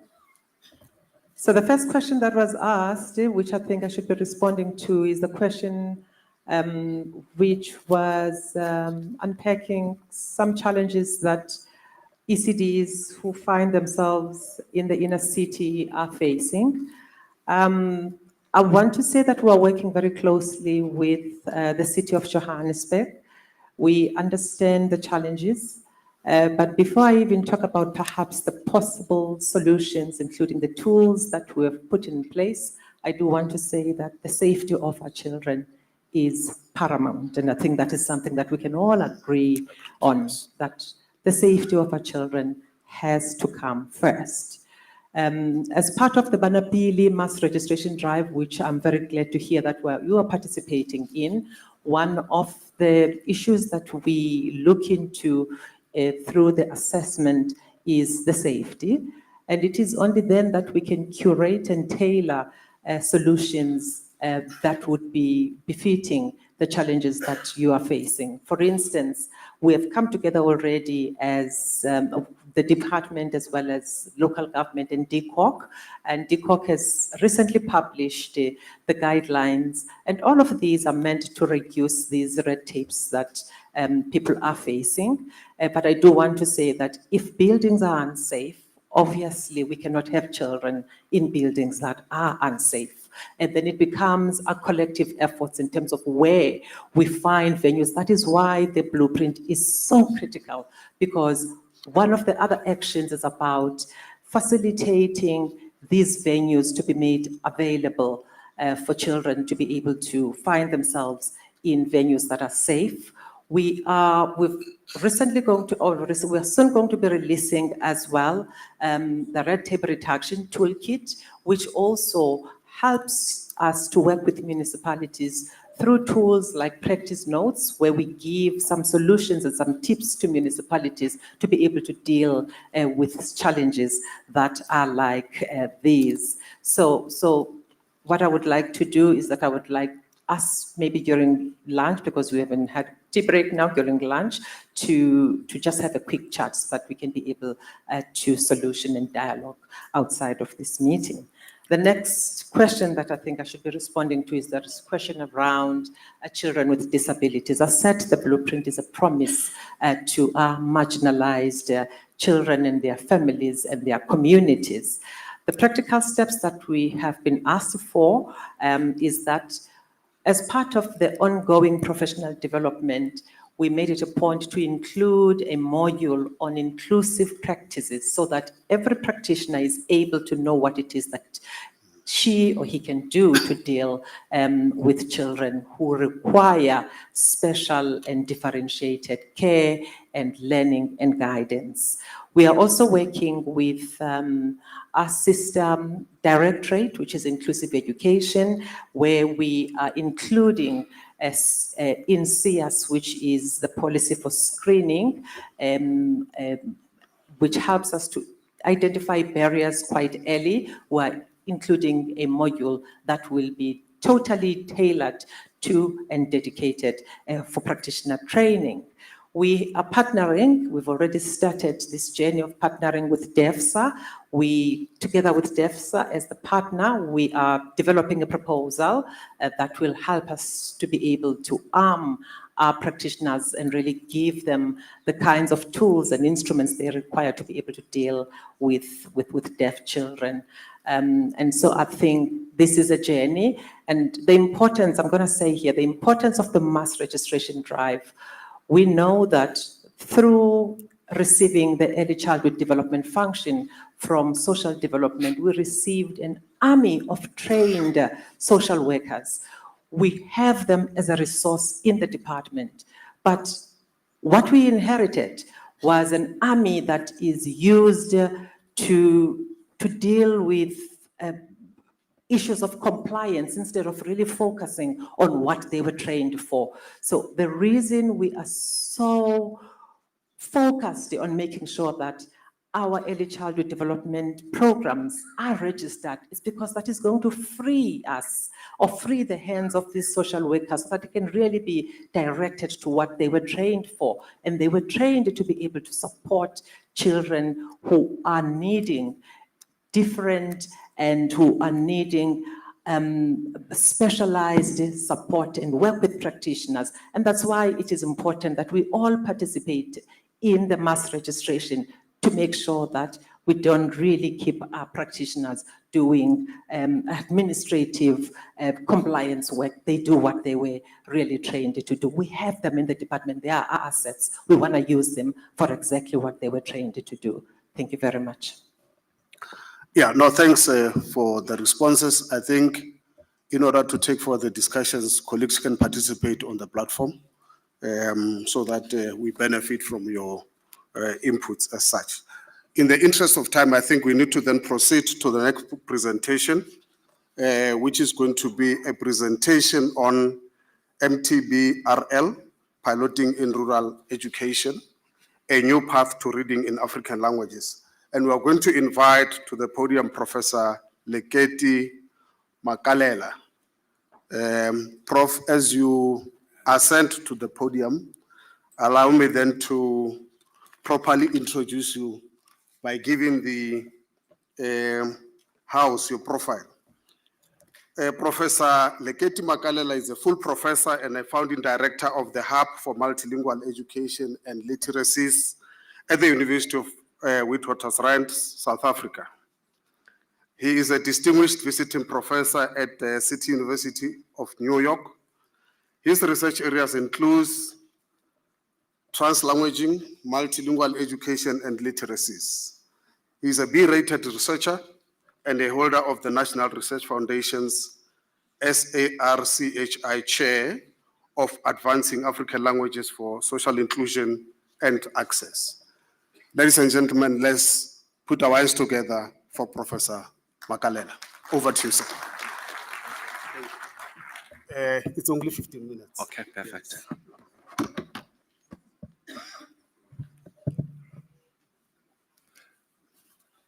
Honorable Minister, Deputy Minister, the DG, Program Director, and all protocols observed. I'm coming here today to speak to us as a Lekgotla to make an impression that reading for meaning is, of course, a crisis, but the business of engaging in reading for meaning cannot be usual. So we are talking about not just more teachers, more classrooms, more anything, but we are talking about a huge seismic shift.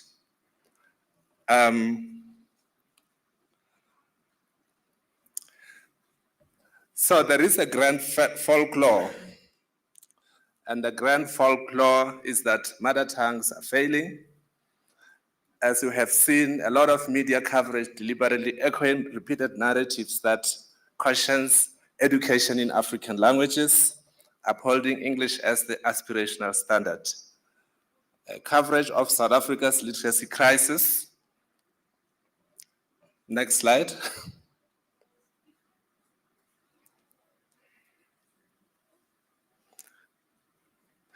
The folklore that 81% of children cannot read for meaning rarely addresses the Anglocentric literacy methodologies, assessments, and teacher education that exacerbate systemic weaknesses. Indigenous African languages, mother tongue face negative highlighting that they are declining or they're dying, reinforcing the perception of failure. We have seen this, ladies and gentlemen, in the recent media coverage. The whole of November and December were dedicated to this particular aspect. Children are backing attacks and teachers are preaching in the desert. But actually, in truth, fact is that it's not about the attitudes or lack of effort. They are sweating, they're working so hard. It is a structural issue which we don't seriously get to attend to it.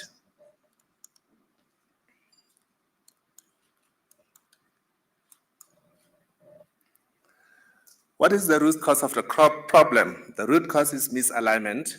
CAPS curriculum in African languages is another known folklore that it duplicates English home language structure and logic.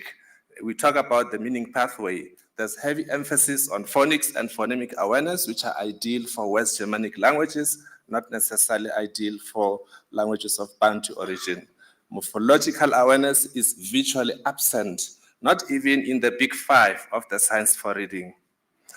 Our assessment metrics tools, therefore, they like premature benchmarks. They mirror this misalignment, creating a false sense of failure. Unquestioned global reading models. For decades, reading has been shaped by English-based theories, particularly the science of reading. As you can see from the big five, phonemic awareness, phonics, vocabulary, fluency, comprehension, in that descending order is precisely how we get to teach. Basically what it says, sound first, meaning last. We repackage these programs by injecting the word African languages and many times run with it. Let me share with you the brief history of the reading evolution. As you can see from the early 1900s, we had the behaviorist era. And then in the 1960s to say 80s, we had whole language movement focusing on meaning, but still derived from English. It did ignore linguistic diversity. In the 1990s, you have the so-called reading wars. South Africa's post-apartheid reform drew heavily on the balanced literacy ideas, often without linguistic localization. From the 2000s up to now, the big story is the science of reading. It became dominant in South Africa's literacy policy, but built on English typology, not the African languages.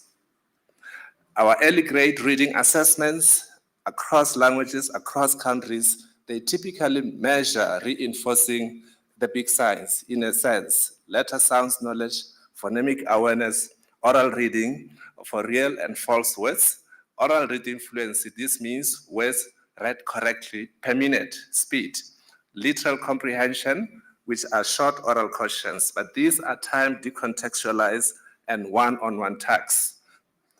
The conceptual core of the ECRA is equals to speed plus accuracy at the word level.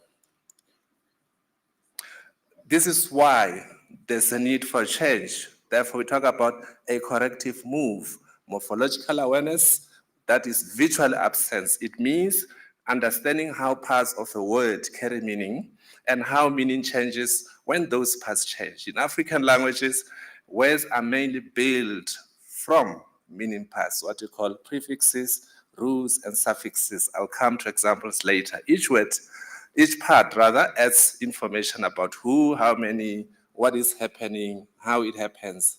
Learners read by tracking meaning inside the words, but not guessing from sound alone.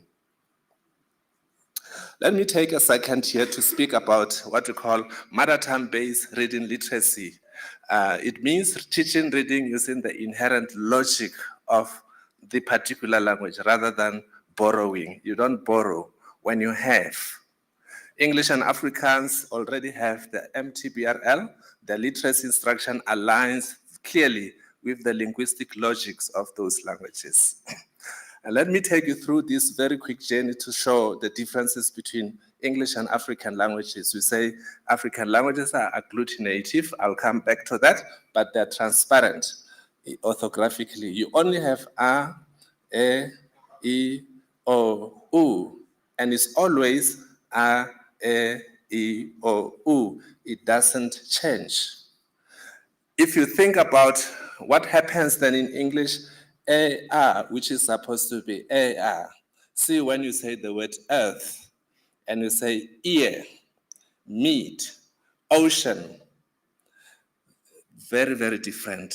Therefore, what you see is not what you get. It depends on context. It is for this reason that phonological awareness is the master key, is the logic of reading in English, but in African languages, not necessarily. If you follow the story of the S in cats, dogs, and horses, you also see that what you see in the S is not what you get. Morphological awareness, therefore, in African languages, which has been neglected, is the key meaning driver. That's what we mean by the logic of African languages. It does not exclude phonics, I should say, from the word go, but organizes instruction around morphology-based framework. I want to take this for people who understand African languages, that's to show you evidence of morphological awareness as an anchor for meaning making in a high frequently word, funda or learn, read. Let's watch this. You'll have about 15 configurations coming if you only know the root fund. Therefore, you can predict everywhere in the sentence, even in books that have never read before. Okay. And there's more evidence on what we call the noun class prefixes system.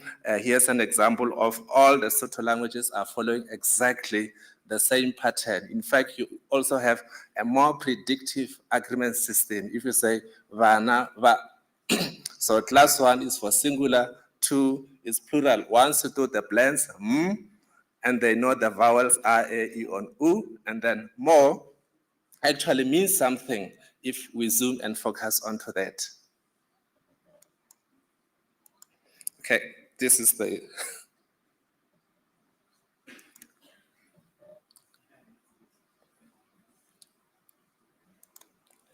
Here's more evidence from the Nguni languages. They are following precisely exactly the same pattern, and there's no difference.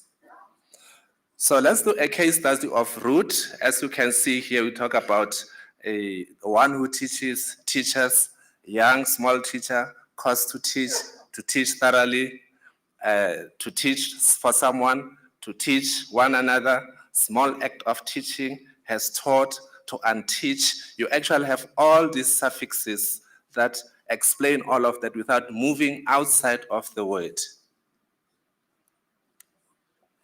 It is for this reason that we say African languages are agglutinating, because the meaning is glued inside the word, whereas English, on the other hand, is isolating. This is a huge structural difference that therefore you cannot have the same literacy package for languages that are typologically different.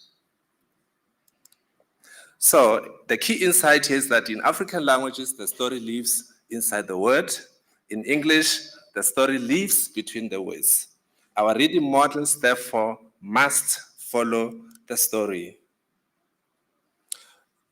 Is this a pipe dream? What is it coming from? The National Reading Strategy very much aligned. It says that we should have a differentiated literacy packaging, language-sensitive pedagogy. The MTBRL becomes the literacy arm for MTBBE. In other words, to learn through an African language, you should be able to read for meaning in it, hence the connection. In the National Reading Strategy 2024-2030, I want to talk about this insight. It says, insert morphological awareness in African language literacy curriculum package and decrease the volume of phonics and phonemic awareness. And this is the National Reading Literacy Plan, what you call the plan, that says all children reading for meaning in any language by grade 4. Our theory of change is that if you insert morphological awareness, then it's logical that our reading outcomes for African languages in particular will improve. How does that happen? By starting up with annual teaching plans. So it's called Hiring Slowly. Integrate phonics and morphological awareness.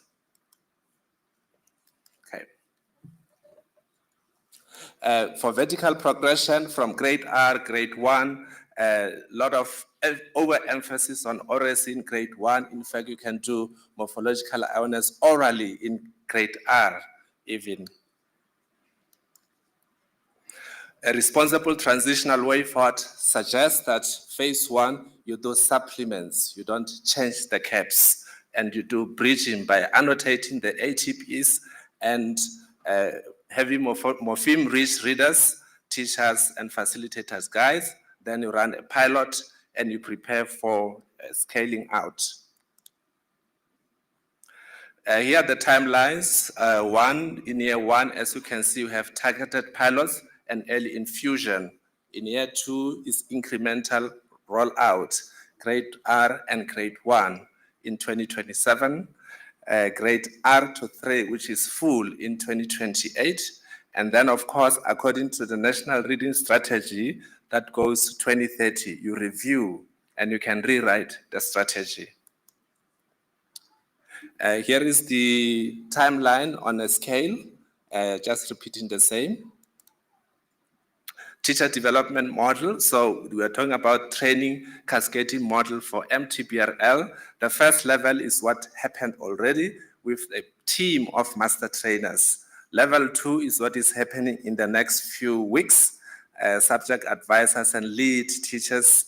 And then level 3 would be when it finally reaches the foundation phase teachers.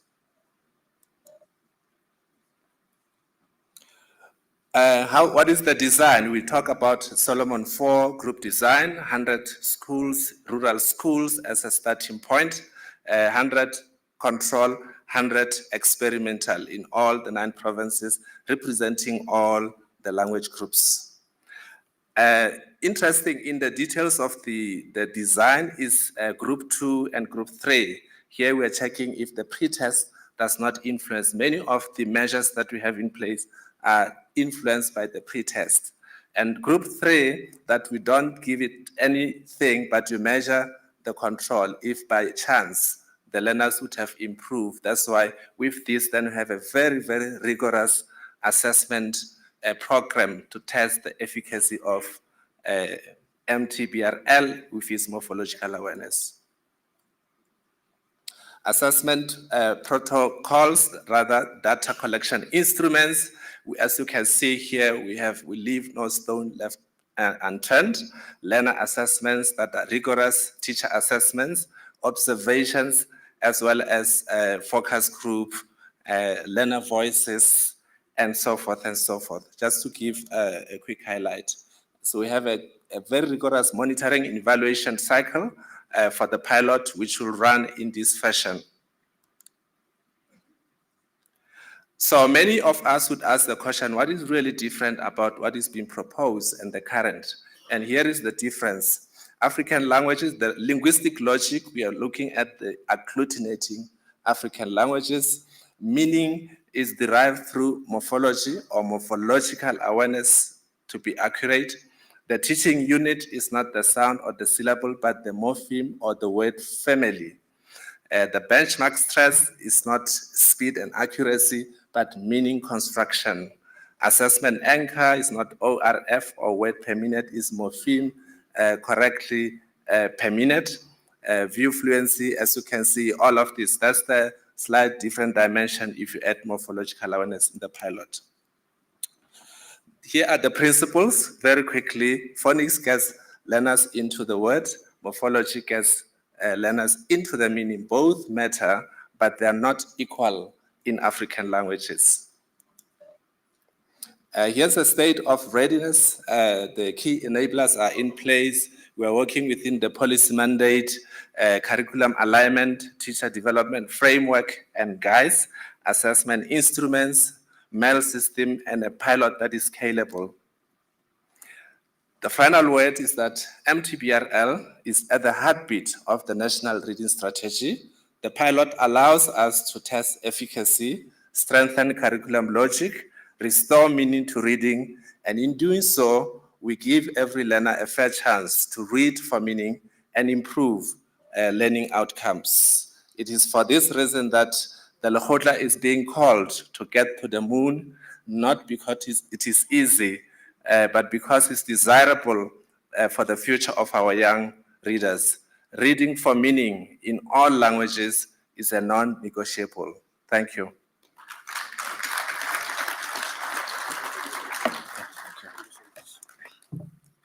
Thank you, Prof. Can we give him another round of applause, please? I'm going to request that you continue to engage with this presentation online. In the interest of time, we are now going to take the second presentation, which is going to be a presentation on MTBE implementation, lessons learned, and the 2026 next literation for grade 5. This will be presented by Professor Langa Kumalo, who is the Executive Director of SADILAR from Northwest University. I think what I should now do as he ascends the podium is also to give you his profile so that you understand and know who he really is. Professor Langa Kumalo is a full professor and Chief Director of the South African Center for Digital Language Resources at the University of Northwest. He is the former Director of Language Planning and Development Office at the University of KwaZulu-Natal. He holds a PhD in linguistics from the University of Oslo in Norway, and MPhil in linguistics from Cambridge University from UK, and a certificate in corpus linguistics from the Tax and Wealth Center in Italy. He also completed an Oxford Strategic Leadership Program at the Said Business School at Oxford University, UK. Let's give him a round of applause, colleagues. Thank you very much. Over to you. 15 minutes. Thank you. Colleagues, I stand on the protocols that have been shared in detail by my predecessors on the podium. I am speaking to the lessons that we derive from the deployment of the MTBBE in 2025. I want to see if the slides are moving. Yes, they are. I will just be very delve into the presentation just to extract the lessons that we have derived from the implementation of the MTBBE. I know that the room is full of people that have worked very hard to see the full implementation of the MTBBE in 2025.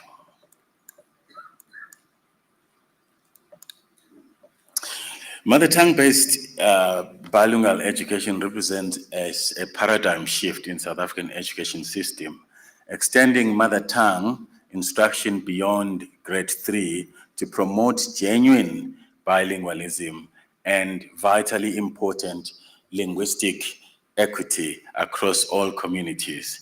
If you look at the statistics, 32% of African language speakers, they pass the foundation phase. And compared to English and Afrikaans mother tongue speakers, it's 69%. This is a stark achievement gap that highlights the urgency of introducing mother tongue-based bilingual education to other language speakers that are in our education system, and that mainly includes the speakers of the 9 official African languages in our country. Okay, this thing is so hard. I am from hospital. I don't have much energy. The rollout really was indicated by 4 main pillars, and that is materials development. It was vitally important that we translate culturally appropriate annual teaching plans, ATPs, and workbooks into all the official languages, ensuring quality and consistency.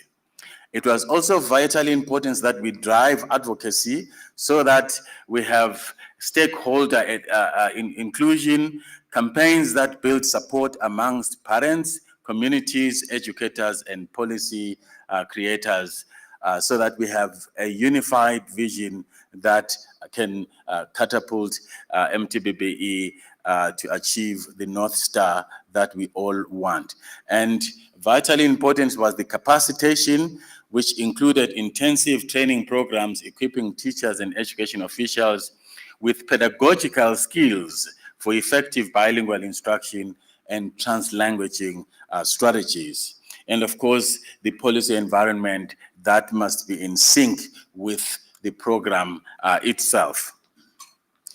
Translanguaging pedagogy is the one that Prof. Makalela, Prof. Lekgotla has been discussing here. It is a strategy that represents a revolutionary approach to multilingual education in this country, moving beyond rigid language separation to embrace learners' complete linguistic repertoires.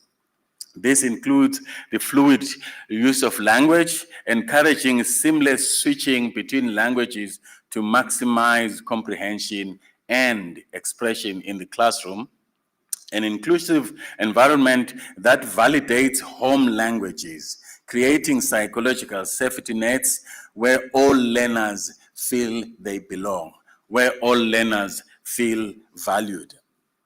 Conceptual mastery, which is vitally important in education, which facilitates deeper understanding of complex mathematical and natural science concepts through strategic code switching.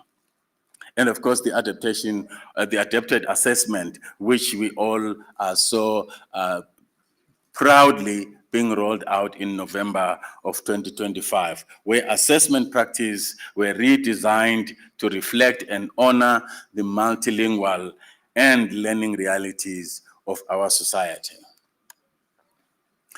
The challenges that we encountered in the rollout were very clear. While MTBBE shows tremendous promise, the 2025 implementation revealed critical challenges requiring sustained attention and innovative interventions.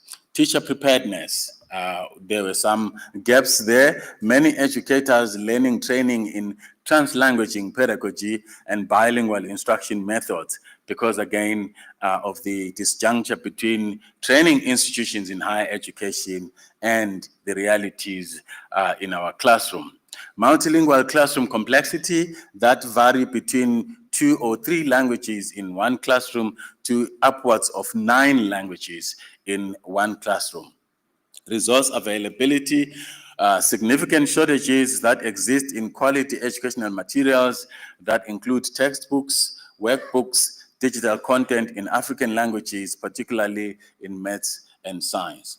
And this is again because these 9 African languages were historically proscribed in our education system, which meant that there was no agency in developing any textbook in these languages. And again, that disjuncture presents itself in that when you seek to change policy and deploy multilingualism, you find these gaps. And the elephant in the room, the social attitude. And I speak to parents here because we are all officials on the one hand, and at heart, we are parents. We are the ones that are preventing the deployment of multilingualism in our society. And yet it is a lived reality that we speak more than 2 languages in this country. And some of it has to do with social movement, economic realities that give prominence to English and to a certain extent Afrikaans, that if you don't speak English as fluently as I do, you will never be anything that is recognized in our modern society. We need to change those attitudes because language and the policy that undergirds languages is the precursor to a society that civilizes itself. If you want to measure any society that is civilized, it is the amount of attention that it gives to its languages. Because when you look at the language, you look at the speakers that are behind those languages. So we need to change the attitude. Advocacy needs to be driven so that we can actually have this mind shift that denies our learners cognitive growth, because we are actually imposing additional languages too early in their learning system. So some data-driven insights that indicate early impact. Preliminary data from pilot schools reveal the following trends: enhanced engagement. Learners demonstrate notably increased participation and enthusiasm when instruction occurs in their home language.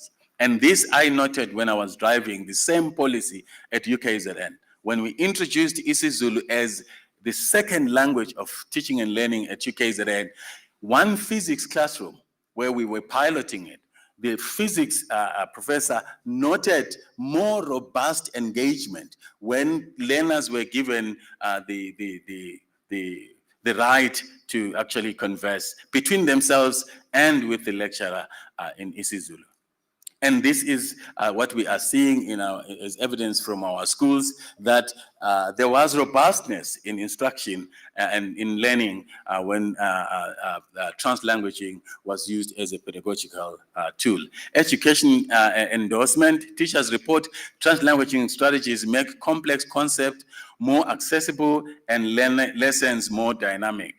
Achievement gap narrowing. Early assessment data shows promising reduction in performance disparities in both maths and science, and improved language matching, which means form data collection identifies language mappings gap, enabling better alignments between teacher capability and learner needs.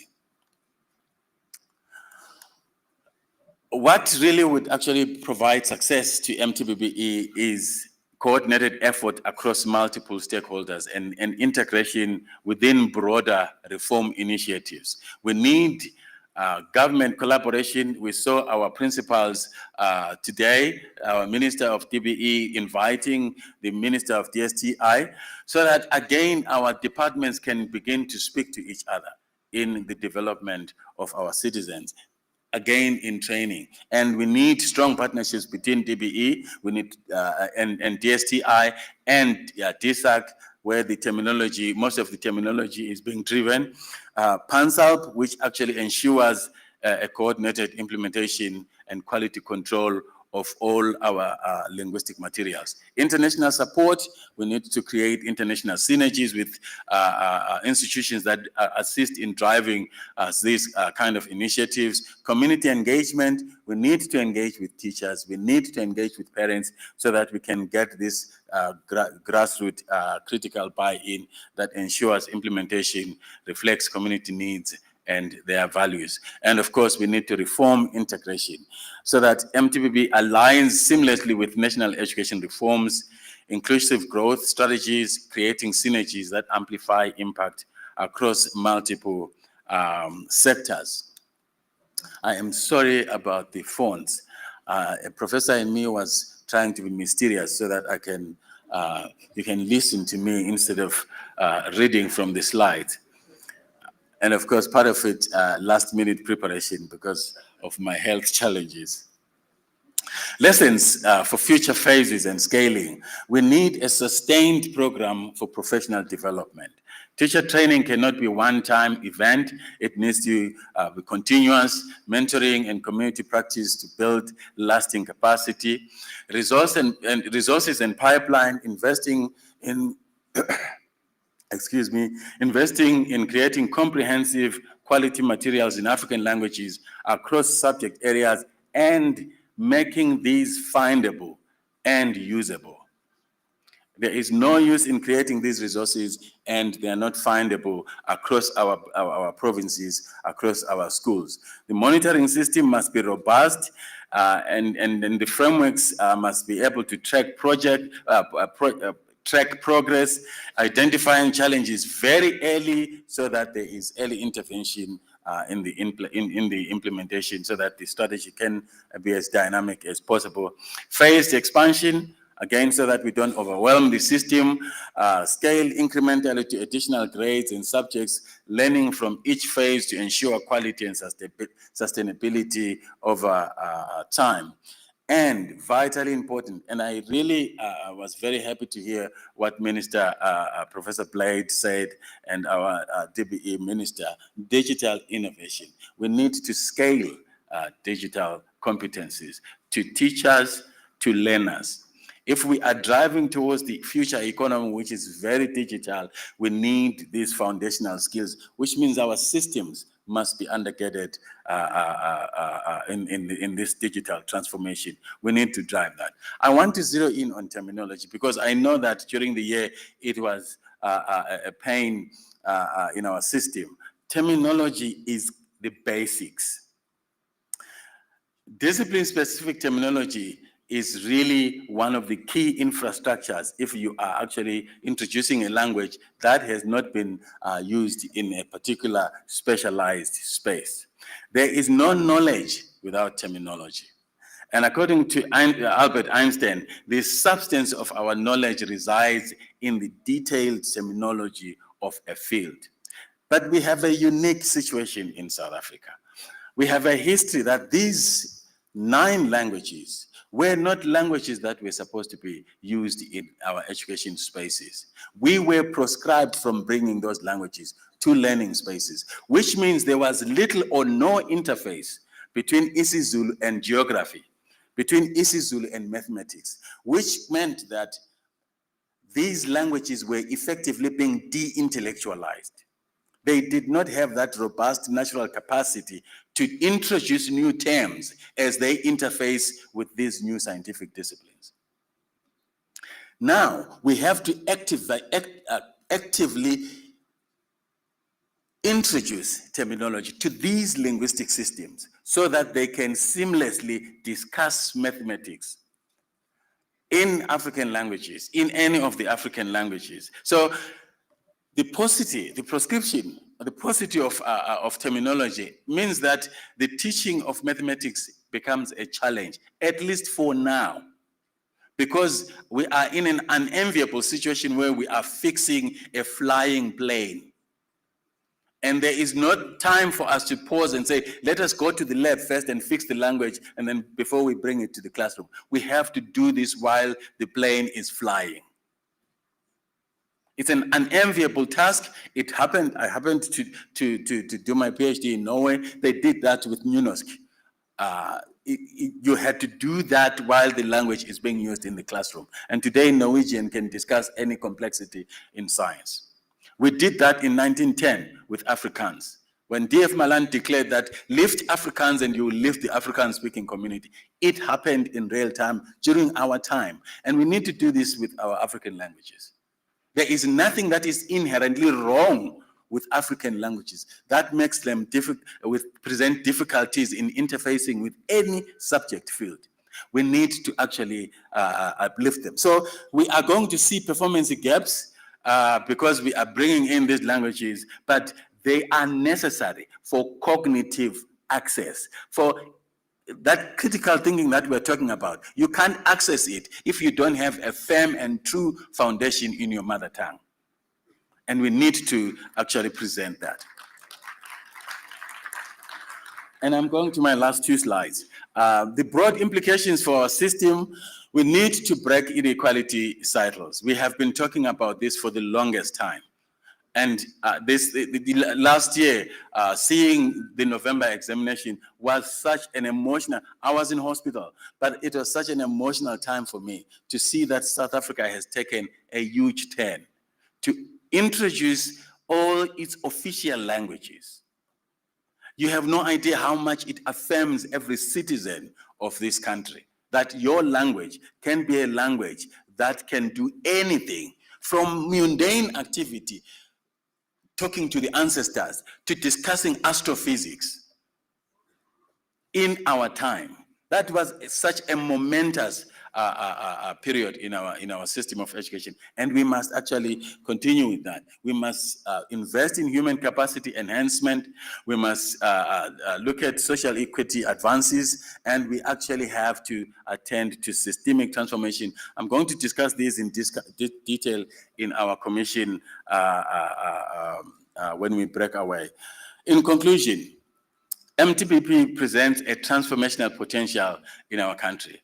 And it presents such an emotion to me because I studied across Europe to see that those people were actually studying in their natural birth languages. And I actually had to learn English the way I learned it, and to learn all complexities. And I have been a linguist, I have been a corpus linguist, I have been a computational linguist, I am in data science now. We want to make it easy for the next generation. And MTBBE presents that opportunity to our children, to our learners. And the minister of the STI said he wants us, our science, to contribute to the global knowledge system. We cannot do that. We are part of a system where even our ideas are just a global footnote, because we don't have the confidence to learn in our languages, innovate from our cultural strength, and contribute to the global knowledge economy. We are just consumers. Even our higher education metrics speaks to the global north. We are actually rated according to the standards of the global north. We need MTBBE, such a foundational program that it will change all of those projections. And we need to do more. And of course, we have to have hope and action. Together we can transform MTBBE promise into reality, one classroom, one learner, and community at a time. That's the infrastructure that I wanted to end with. Thank you. Can we give him another round of applause, please? And thanks, Prof, that your health recovered in time for you to come and join us. We thank the Almighty for that. Can we once again give him another round of applause, please, for his passion? Yeah, I just want to remind you, colleagues, that we have the QR code that we are flagging from time to time. Please log in and access all the documents and be in a position to make your contributions. We are now going to go into the panel discussion, which is going to be led by Professor Andile Dube. I'm going to ask her to ascend the podium, and as I do, let me give you a bit of her background. Andile Dube has worked with the United Nations Children's Fund, which is UNICEF, in South Africa since 2020 as an education manager for quality and system strengthening, leading work ranging from curriculum and curriculum research, including literacy, numeracy, and STEM, digital learning and access, as well as teacher development, care support, plus Generation Unlimited, a youth leadership development. Can we give her a round of applause, colleagues, as I hand over to her to invite the panelists to come and join her on the podium. Over to you, Ma. Good afternoon, everybody. It's quite interesting that after Professor Lang, I'm also called a professor. And thank you so much. It is all pleasure that you are bringing to us. We've got 30 minutes and we know that the minister already said this is a priority for the system. So we are going to take this in proportionally as Dr. Langa's 15 minutes. And the colleagues who are the panelists are actually walking to the stage. That is Professor Roberts, it is Dr. Chauke, and it is Dr. Taylor.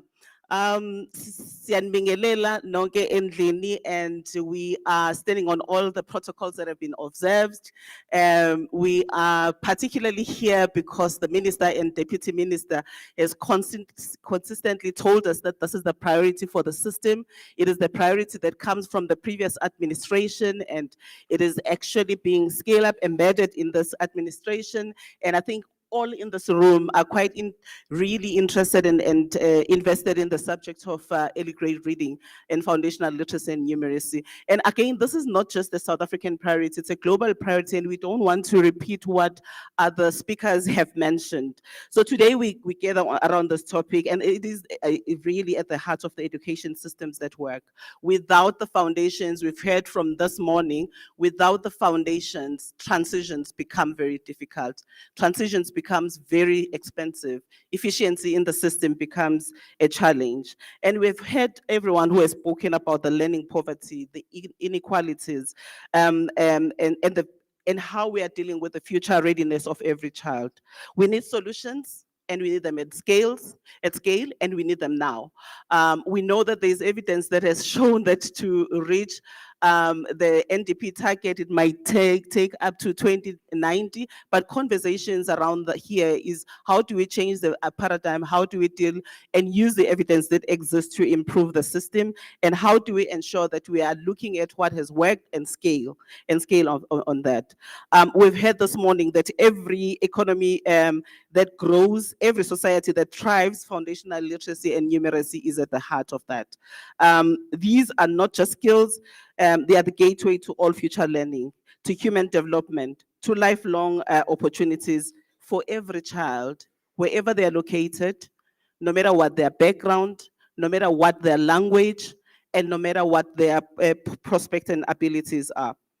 And we have heard when the speaker spoke earlier that this is not just a South African problem. We've had global stats, we've had what Africa is prioritizing through AU work. And I think some of you would have had following on some of the declaration and commitment that South Africa has made in different contexts. And this is the conversation that the colleagues here are here to address. We are not here to talk about the problems. We're here to talk about what would it take to actually have solutions that move the system towards this system that we are looking at, which is a justice, which is about redress, which is about dealing with inclusion for every child. The colleagues who are here will look at what are the non-negotiables. And it's really quite interesting that we are getting seasoned colleagues who actually have been part of the education system for quite some time and who will bring some of the perspective from initial teacher training. And we're looking at what support is required, what tools, and how do we ensure that when we do this, we look at an approach that is integrated, that is at system level, that shifts the system, that look at different areas, was quite considering the fiscal reality communities of the country. To help us unpack the topic, I'd already introduced them, is Dr. Wendy Chauke, who's a senior lecturer, language and education from the University of Limpopo. It is the extraordinary associate professor, Nikki Roberts, the real professor in the panel and not me. Dr. Steven Taylor, who is part of the Department of Basic Education, the Director of Research, Coordination, Monitoring and Evaluation. I will start with Dr. Taylor.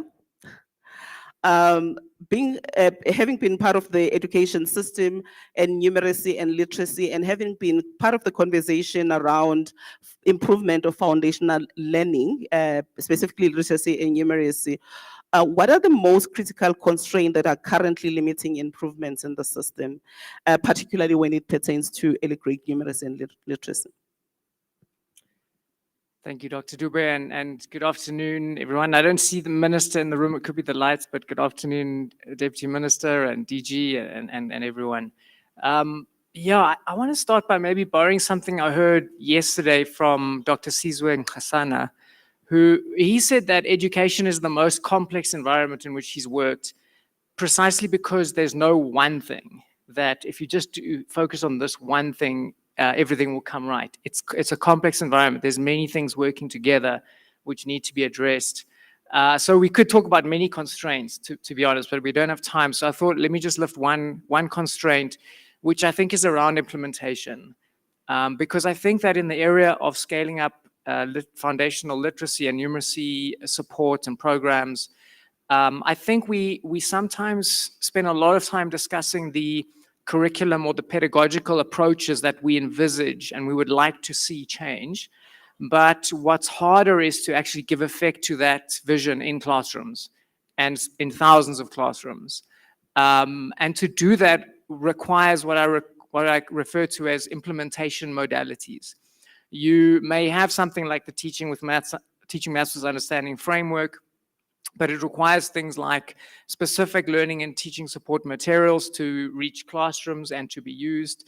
It requires, in particular, forms of teacher support.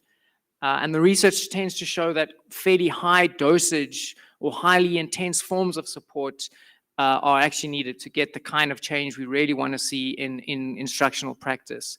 So, but I think that's what's hard to do. It's really hard to scale up and roll out in thousands of classrooms those forms of implementation modalities to give effect to the pedagogical change which we envision, because it costs resources, but maybe even more than resources, it takes a lot of coordination, a lot of planning to get the system working together to provide the right set of implementation modalities. So I think it's at that level of implementation where we maybe face our major constraints, and I'll maybe say a bit more about that later. Thank you.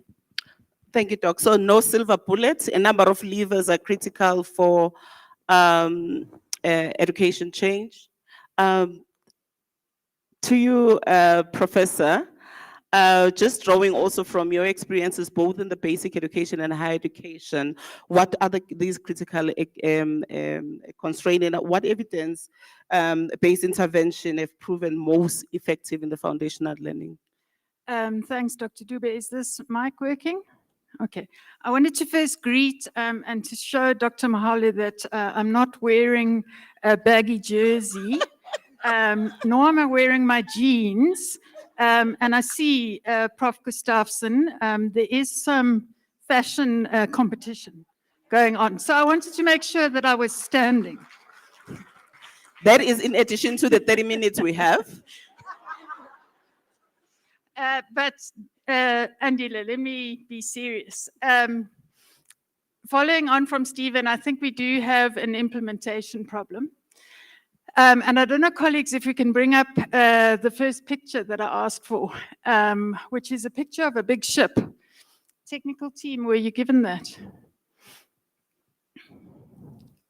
So while that's coming up, I'll just speak a little bit about it, which is, I think one of our big constraints is trying to create one nation.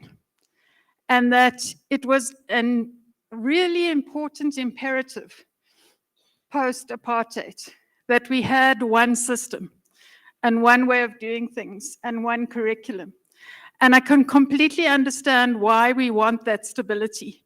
And we want all schools doing the same thing and moving in the same direction, and provinces marching in step to a national tune. But when I see the consequences of that 30 years later, I'm really concerned. And I'm concerned because of the lack of space for innovation, for testing things. I'm delighted to see Prof. Lekgotla's work and that it is being properly trialed with a randomized control trial.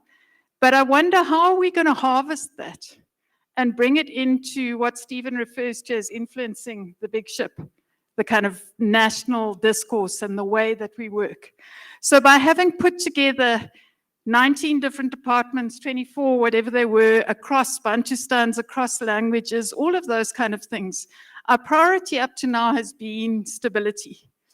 And we've neglected, in my opinion, the innovation. The second big binding constraint is that no education system can exceed the quality of its teachers. The really good news is that our young teachers are much better than our older teachers. We see that consistently in a whole range of places. And how are we supporting those young born-frees to be taking leadership positions in schools, in systems that are stuck with very little movement possible into managerial positions because those don't exist? They've been cut. We heard about that. So how do we get the young blood to be moving and leading? And for me, that starts at where the teachers are trained, and a binding constraint being around initial teacher education. The fact that mother tongue-based bilingual education isn't being modeled across our universities, and we send students out having learned mathematics in English, and magically they're going to communicate in isiXhosa. Those are my 2 points. Thank you, Prof. I wonder if organizers can give us another hour to just discuss mother tongue-based bilingual education and teacher readiness. But until then, Dr. Chauke, you sit at the heart of teacher development in the language area. What have you seen as the constraints, and what do you think about this whole concept of quality of teachers? And how do we as a system ready ourselves or ensure that the quality of the teachers we produce are actually ready for the classroom? Wow, it's a mountain.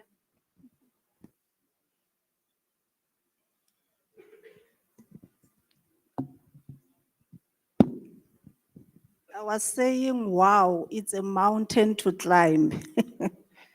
Yeah, but on a serious note, I want to reflect on what one of the speakers initiated earlier on, and then looking into an egg.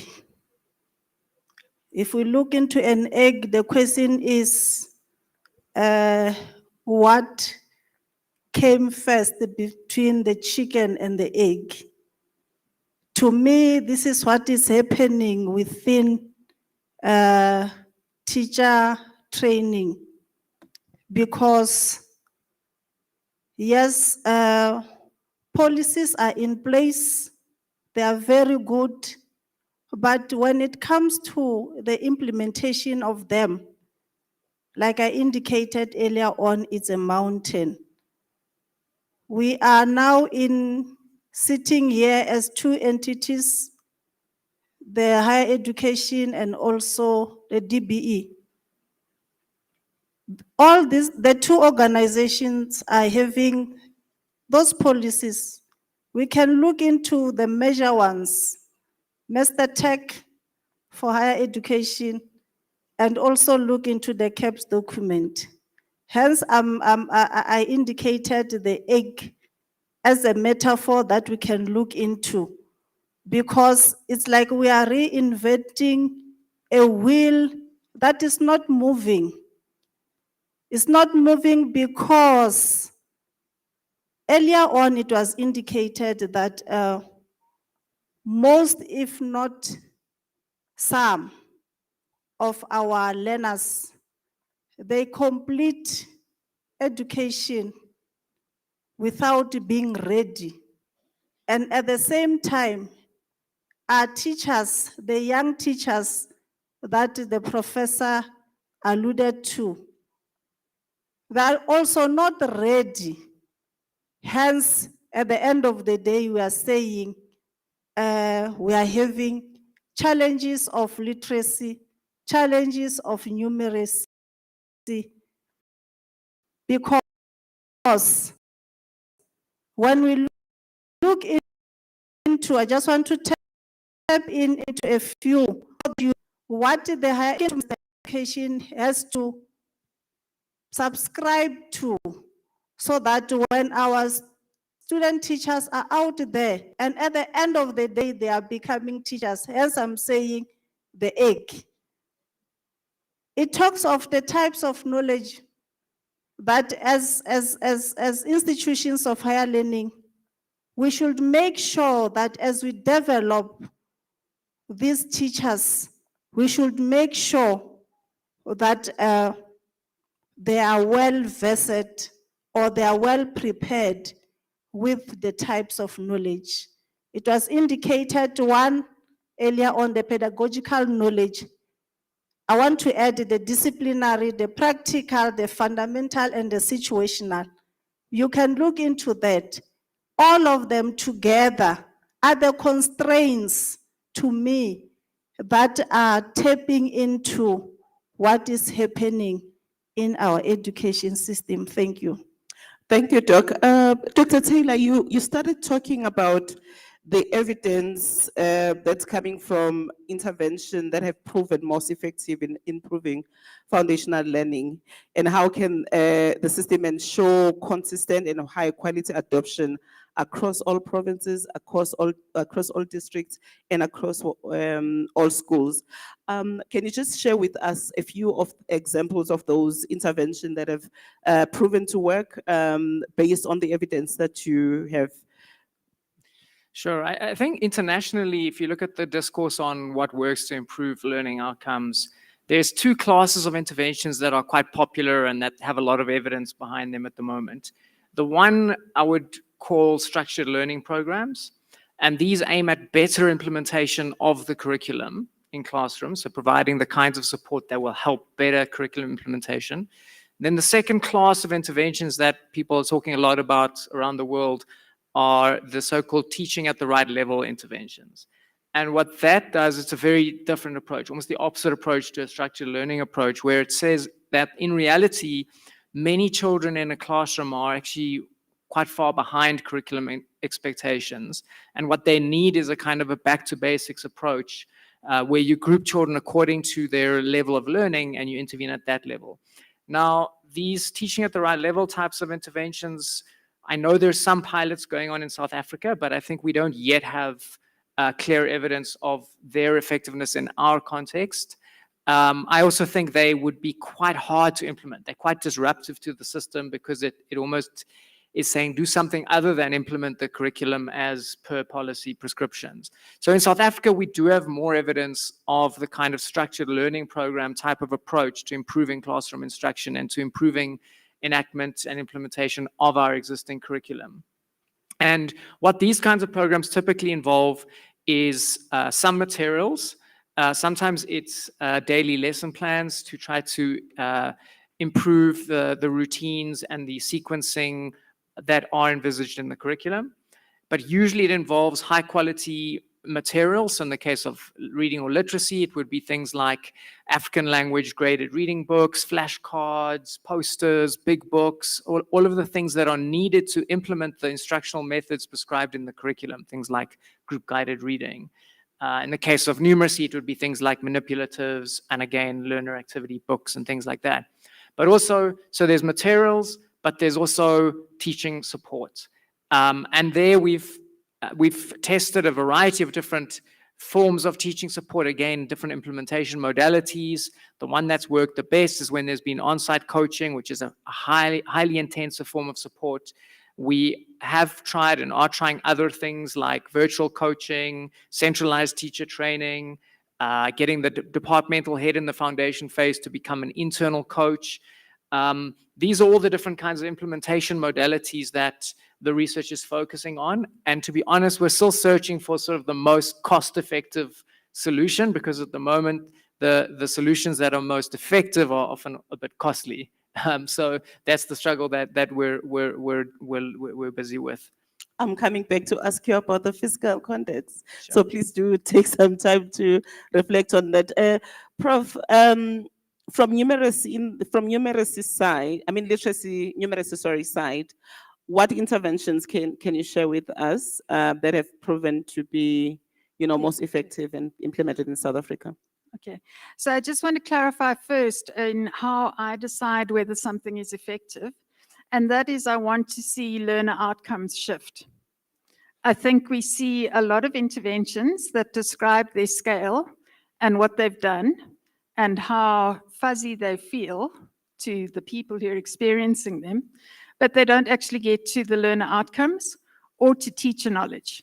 So I think that something is effective when you see a shift in teacher knowledge and you see a shift that's different to what you see in normal schooling in learner outcomes. And the ones that I'm most drawn to, firstly, we have had 30 years of number sense in South Africa, started by the late Arno Brambacher. He offers, and the Arno Brambacher and Associates continues to offer to other countries, not South Africa, Malawi, Kuwait, whole big national interventions that have been proven to improve learner outcomes. And in Stephen's terms, they are teaching at the right level. So there are 24 books that are graded books, graded maths readers. Working through them makes a difference. We know that at scale. Both Malawi and Jordan show us that, and it's homegrown South African. Why are we not using it? The second long-term program is the Magic Classroom Collective, led by Dr. Kim Porteous and my colleague Brian Ramadiro. They have got into the detail of what it means to teach maths in isiXhosa, and the implications of trying to follow a curriculum which is very crowded. And they have consistently outperformed schools in their district. So they have had design hubs that have outperformed other schools in very rural Eastern Cape, established initially by Madiba saying, let's go to the worst of the worst, the most rural, near Kunu, and make it work. And they have ways of making it work, and they need to be heard and scaled. There are a couple of newer kids on the block. Both of those are 30-year projects. The newer kids on the block are the numeracy chairs. They've worked, so Prof. Hamza, Venkat, Melanie Graven at Wits and Rhodes. They've worked on a national intervention called the Mental Starters Assessment Program. They've got good evidence, not at sufficient scale yet, that working with the 10-minute starter, 15-minute starter at the beginning of a maths lesson makes a difference. And then we've got some new kids on the block. So Balawande has come in with the triple cocktail that Stephen described.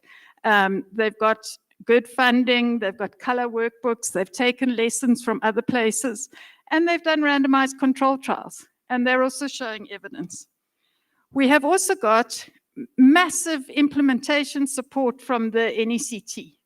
So the NECT is a huge intervention, right? But it's an intervention that flies on lack of evidence. And colleagues, I'm going to say some tough things here. These are my good colleagues.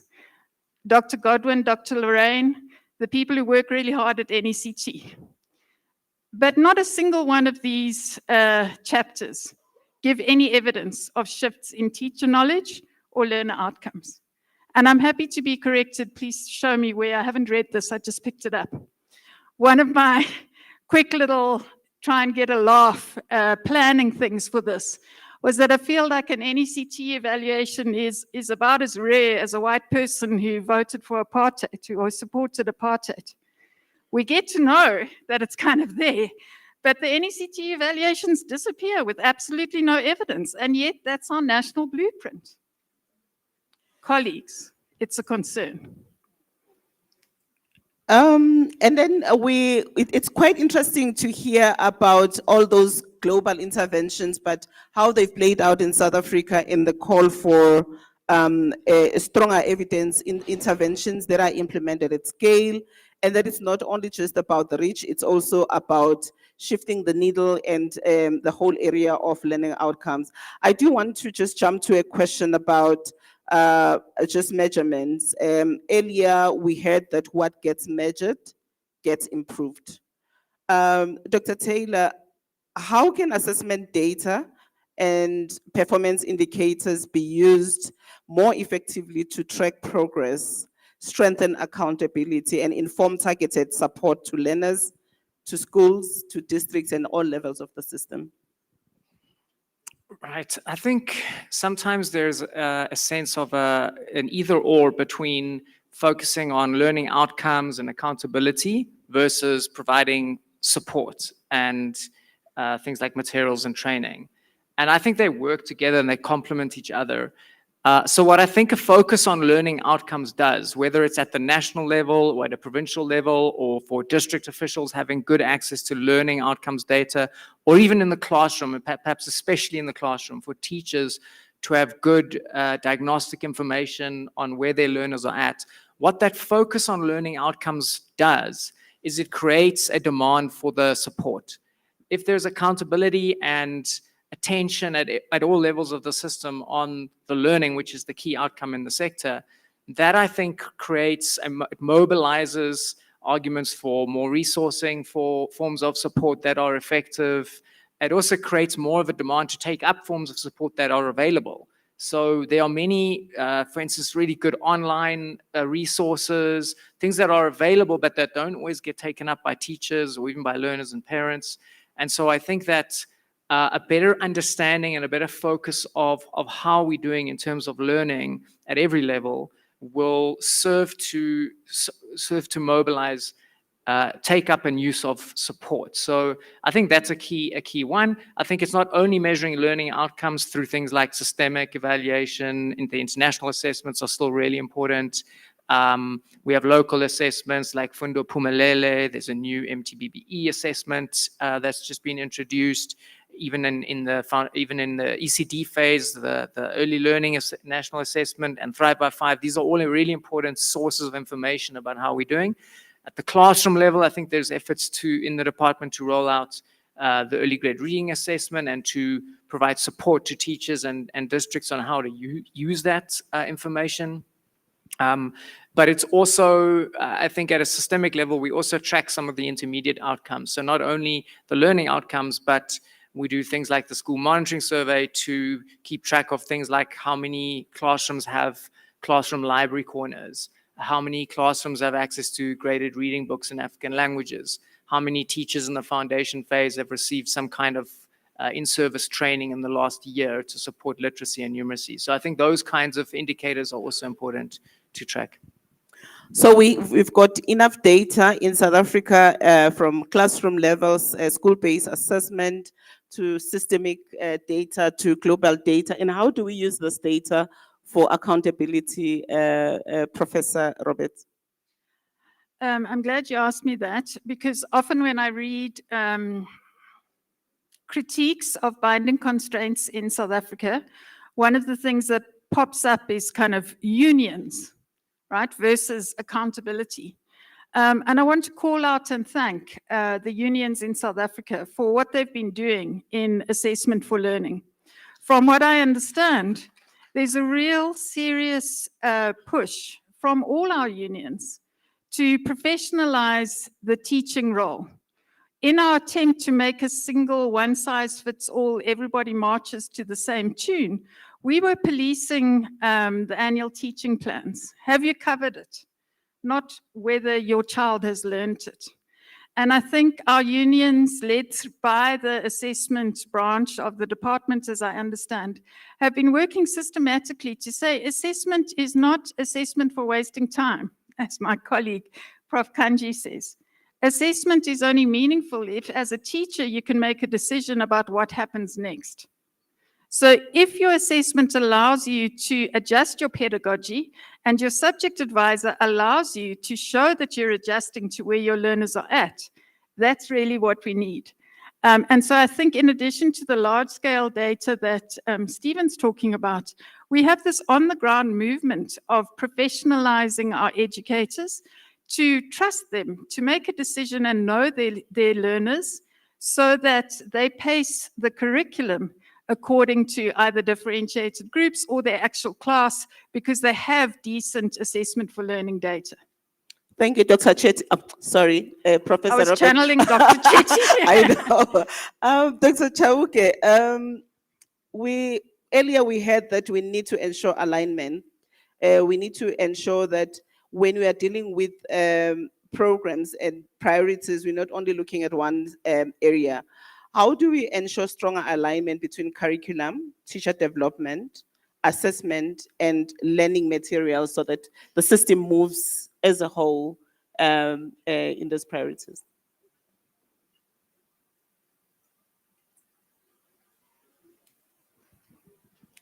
Okay, thank you. What needs to happen is with assessment, looking into the material, be the first step to go.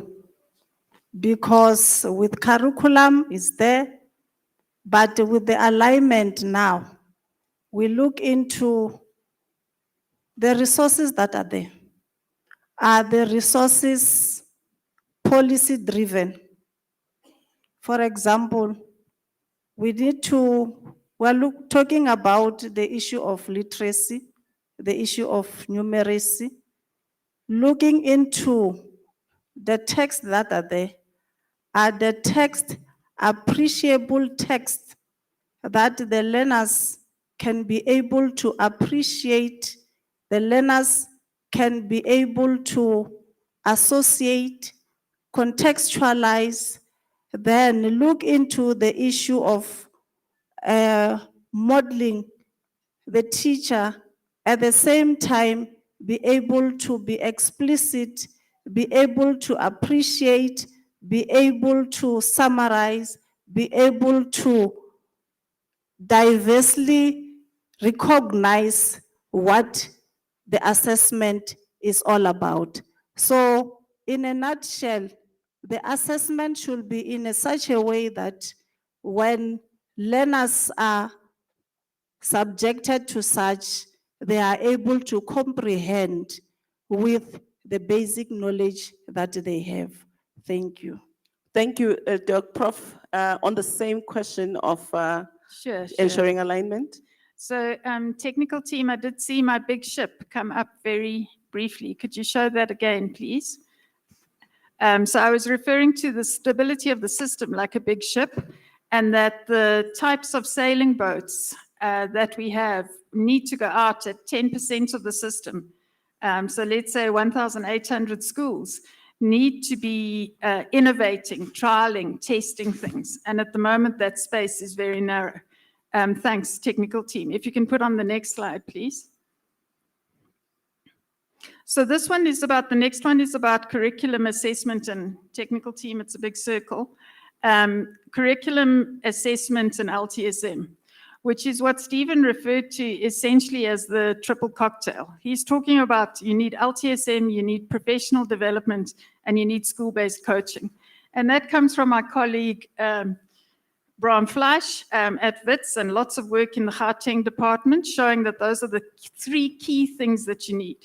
In addition, I think that you need provincial buy-in, provincial planning, and provincial prioritization of foundational learning. So while provinces are still investing in matric camps and taking children away to cram the matric syllabus, you're not aligning with foundational learning. Unless it becomes a priority, and it's a priority in your budget of where your learning improvement program is directed, you're not in line with the national shift towards foundational learning. And so when I think about LTSM curriculum and assessment, colleagues, I'm going to be people have spoken about the elephant in the room. I'm going to be the cactus in the room, because I'm going to prick some consciousnesses. And I'm going to ask why assessment doesn't collaborate with research. I'm going to ask, why do we have 4 different curriculum frameworks for maths in foundation phase? And don't tell me we've just strengthened the curriculum, because we've changed it. We've even developed books about it. And we haven't revealed that to public comment, and we haven't put that through a legislative process. So at the moment in foundational mathematics, there's the teaching maths with understanding books and framework. There's the strengthened curriculum. There's the curriculum that's being developed with regard to 21st century skills, which is a complete disaster for mathematics, which is highly hierarchical and can't be integrated in a project-based format. I argue that we have a hell of a lot of confusion in the curriculum space. In the assessment space, we have organizations trying to support education who can't measure what they've done, being told that there are enough assessments and not being supported to be able to compare one intervention with another. So we have the South African systemic evaluation happening every 3 years, which doesn't give us quick enough time to adjust. And we see that there is then a Chinese wall between the LTSM unit and curriculum. So curriculum and the NECT need to be printing books. Where's the printing budget? It's with the DBE workbooks. I'm putting those out as conjectures, as things that are dysfunctional, and seeing myself as part of DBE in certain ways. And it's in that collegial spirit that I point out, for me, the fundamental issues that mean these three are not aligned. Difficult conversation as we are that we're having as a family. As we wrap, Dr. Taylor, we spoke about the fiscal constraint. What does sustainability and effective support looks like for all in the under-resourced schools? And what is one statement we should always keep in mind when we are thinking about scaling and thinking sustainability?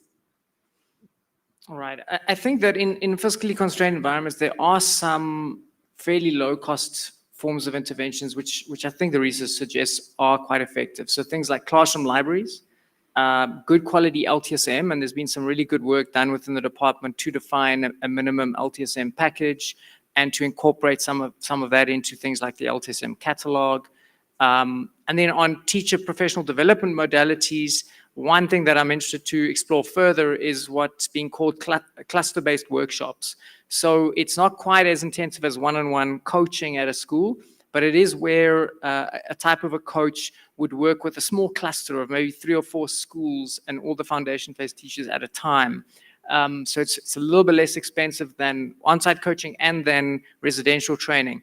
But I think what sustainability looks like is not temporary projects in parts of the system. I think what sustainability looks like is the DBE workbooks intervention.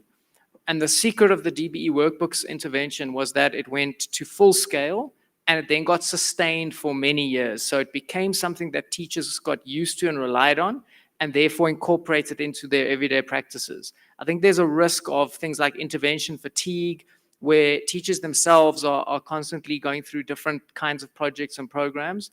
And I think what sustainability looks like is when something happens across the systems, so people know this is systemic, and that it gets sustained over time so that it reflects and gets embedded in everyday instructional practice. Thank you. A system as a mode of intervention. Dr. Chauke, as we wrap, what does scale and sustainability looks like for you?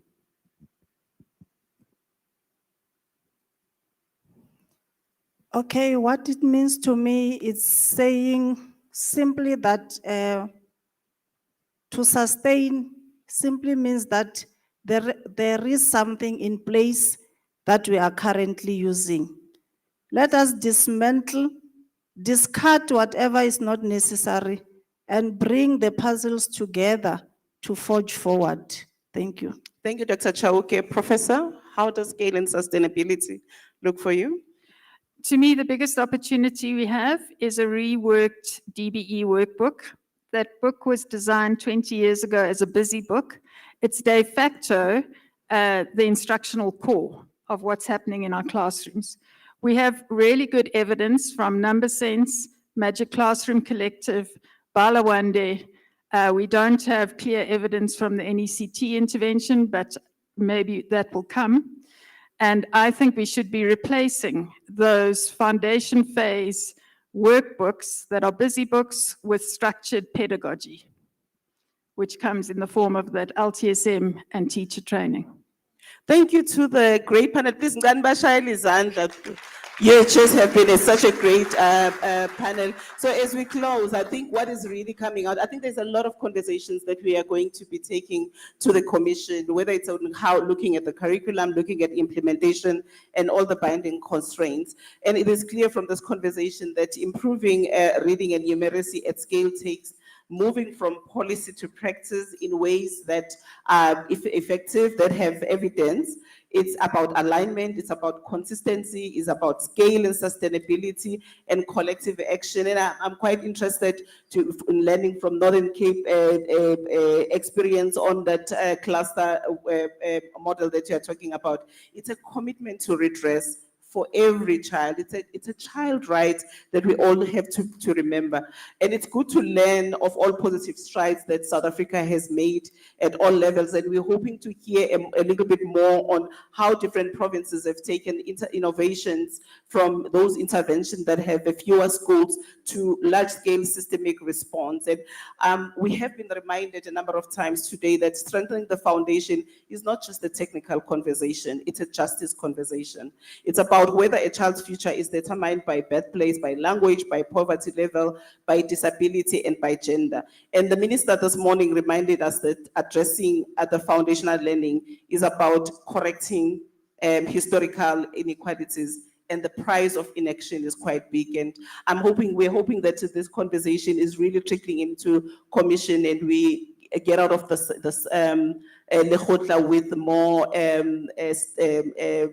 vigor, and we are reminded of why we exist in the education system and why we need to be improving foundations of learning. Thank you, everyone. Thank you, thank you. Can we give them a strong round of applause? Please don't leave yet. I'm going to request that we take a lunch break, but before we do that, can I take this opportunity to express our sincere appreciation to all the speakers since this morning, as well as presenters and our panelists. We think that the information that they shared with us is quite invaluable. Let's continue to engage online, including in the commissions, when we go to the commissions. We are now going to go on lunch, and let's come back at 2:15. I'm really going to request that we must be punctual so that we can claw back to the time that we have lost. All the panelists, please come to the fore for a group photo. The cameras are waiting for you this side. On that note, thank you very much. Enjoy your lunch. The meeting stand adjourned.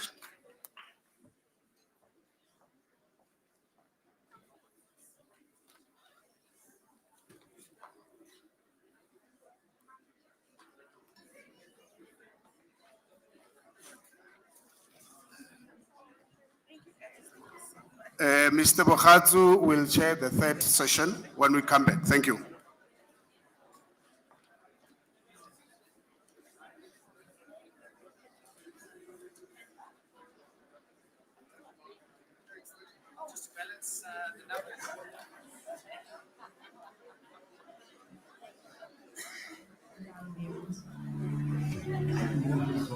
Academy is changing the skills needed to succeed in this critical industry.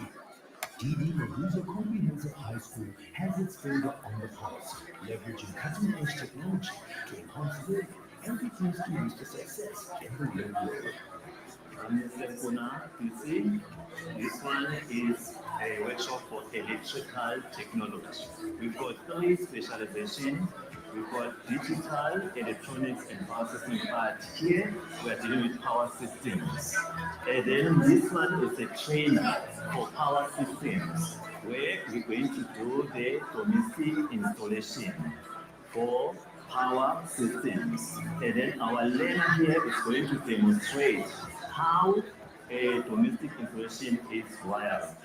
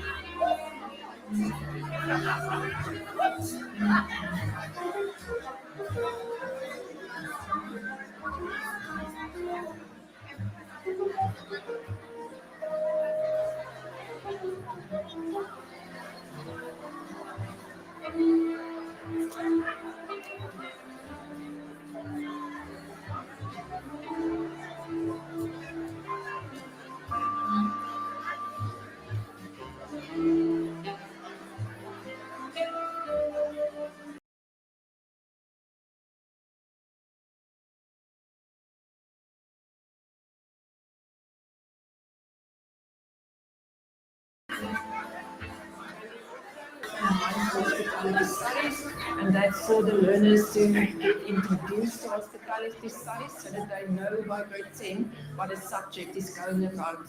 The practical exams, it's like a restaurant evening, and we invite people and they have a sit down meal. At Morrisville Lumber Academy, the students are learning the skills needed to succeed in this particular industry. DB Mabuza Comprehensive High School has its finger on the pulse, leveraging cutting-edge technology to enhance learning and prepare students for success in the real world. I'm Mr. Kuna PC.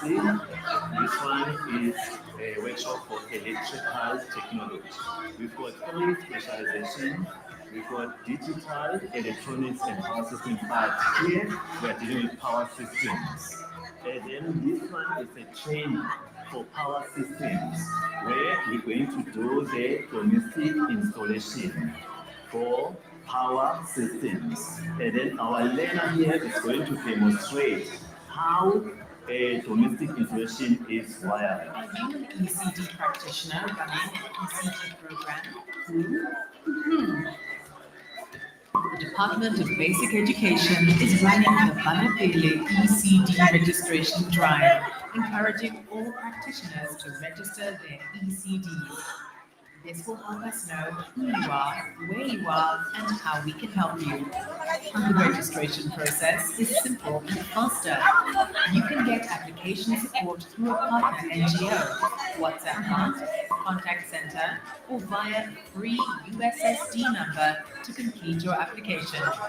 You are also welcome to apply yourself. Let us show you how. Step 1. Go to https://user-registration.dbepairs.gov.za/ and register your profile.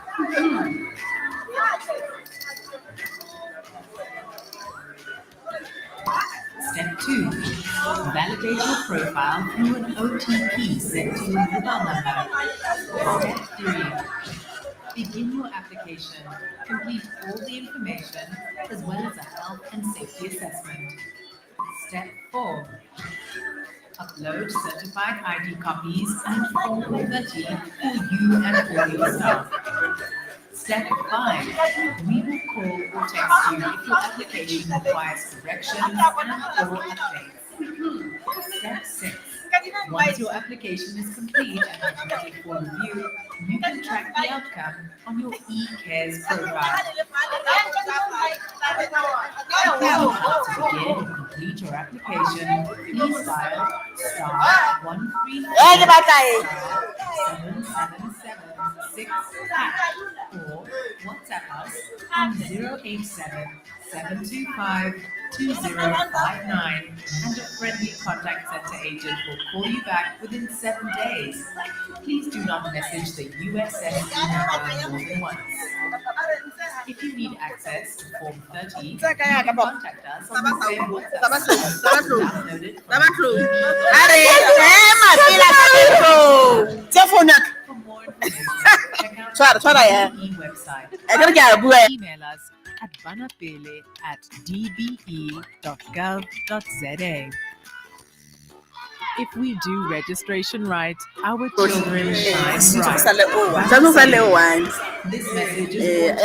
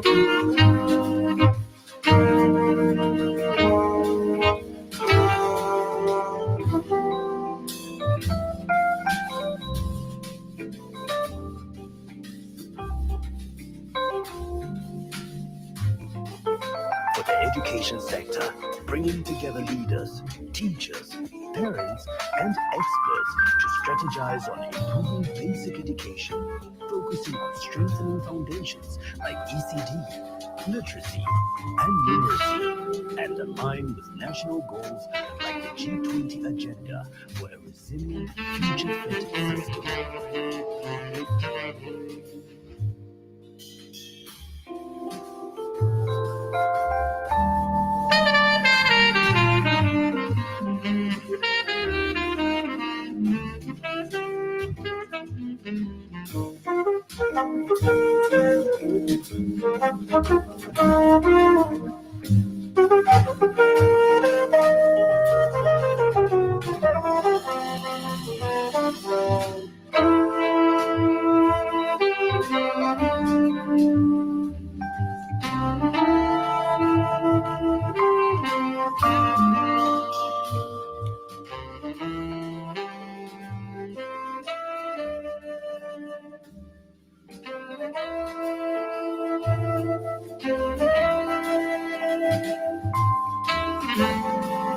Okay, we're also having a pilot program for the grade 8s and 9s for hospitality studies, and that's for the learners to get introduced to hospitality studies so that they know by grade 10 what the subject is going about.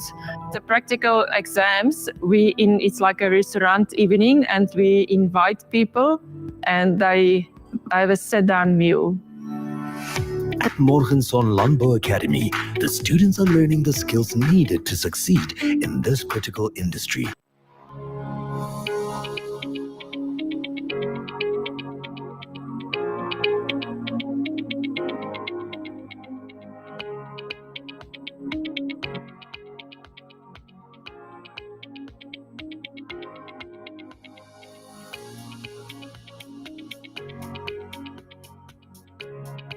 My name is Rochin Lee. I work at the Organization for Economic Cooperation and Development, otherwise known as the OECD, and I am the Senior Project Manager for TALIS. TALIS is the Teaching and Learning International Survey. It is the world's largest survey of principals and teachers. In 2024, we surveyed over 280,000 teachers in 55 education systems. An education system wishes to improve education. It needs to know what's happening. So it needs data. And educators, teachers, principals, they know the most about what is happening in their schools, in their classrooms, and in their countries. Over the next decade, TALIS is going to show us a lot of information about the contemporary events and developments that are shaping education. For example, the use of artificial intelligence. This is rapidly developing, and we need data to understand, are teachers using it? How are they using it? Are they afraid of it? How is it affecting students? And the most important perspective that you can have from your education system are the people that are on the front lines, the ones that are most closely involved with educating. And those are your teachers and those are your principals. So it's important to listen to them and have their perspective. And that's the perspective that TALIS will give. My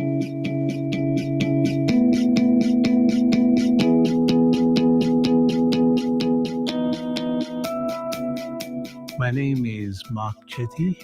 I'm the Director for National Assessments at the Department of Basic Education, and I'm also the National Project Manager for the TALIS study.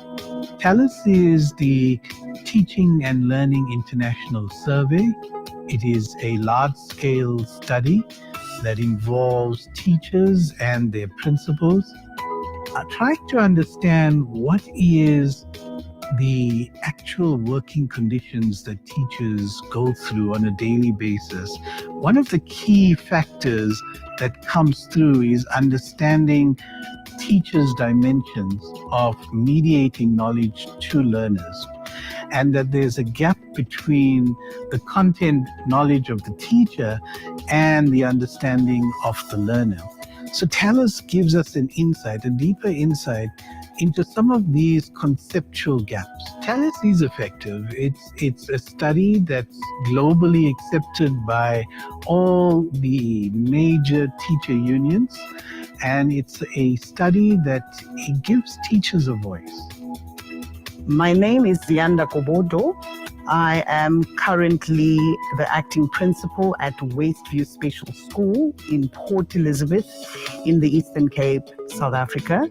Since participating in the TALIS survey, Westview operates within a unique ecosystem that integrates academic support and vocational readiness, catering for learners with diverse abilities and learning profiles, particularly those with mild intellectual disabilities. One of the shifts inspired by TALIS has been greater intentional collaboration between teachers and support specialists.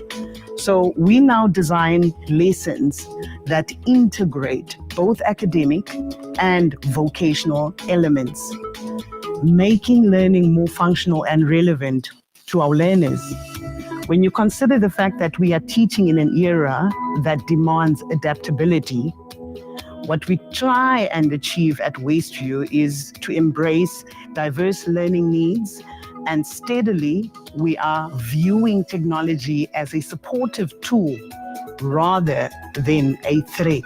My message to the world about South African teachers in terms of who and what we are, what we face, what we go through, is that we as South African teachers are resilient architects of hope. We teach against odds with limited resources, but unlimited passion.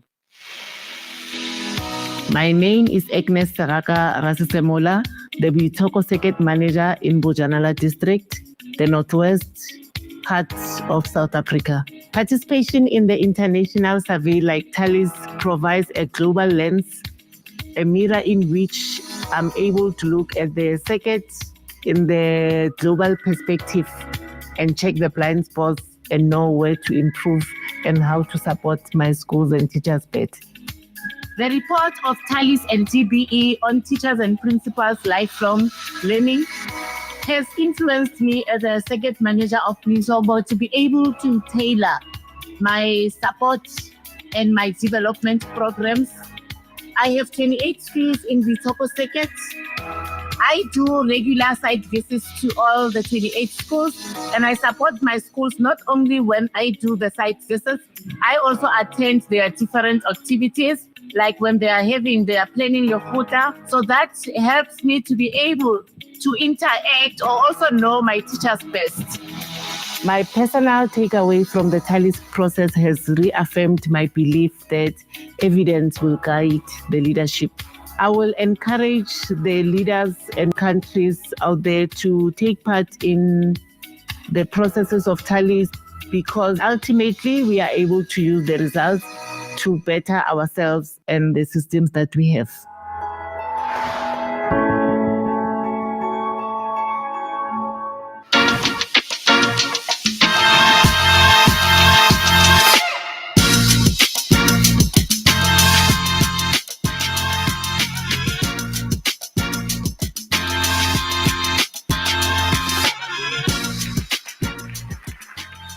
My name is Lefa Mafato. I am the Manager for Corporate Social Responsibility at Samsung South Africa. And today we are here at Indaba Hotel, where we have hosted the winner announcement ceremony for the Samsung Solve for Tomorrow competition, where we have seen learners across South Africa come here to present their innovative solutions to some of the most pressing societal issues that we have. So Solve for Tomorrow initiative is aligned with the Department of Basic Education's goal of enhancing STEM in rural communities and public schools. We take them through different workshops that teaches them how to be innovative and think critically and creatively. Some of the prizes that the schools receive is in a form of funding that actually goes to refurbish their science lab or their ICT innovation lab. And we believe that by doing so, we are creating an environment that allows our learners to learn more and be creative. Hello, my name is Savile Taluza. I'm from Umlaza Comprehensive Technical High School from Durban. Shout out to Durban. So our project was called Playtricity and Sabaposa. On Playtricity, we developed a playground in which the merry-go-round mechanism will generate electricity through Faraday law of electromagnetic induction. So basically, when a magnet moves to a core, it creates electricity. So when our merry-go-round spins, beneath the merry-go-round, there will be a mechanism that will cause the motion of the merry-go-round to change the magnetic field.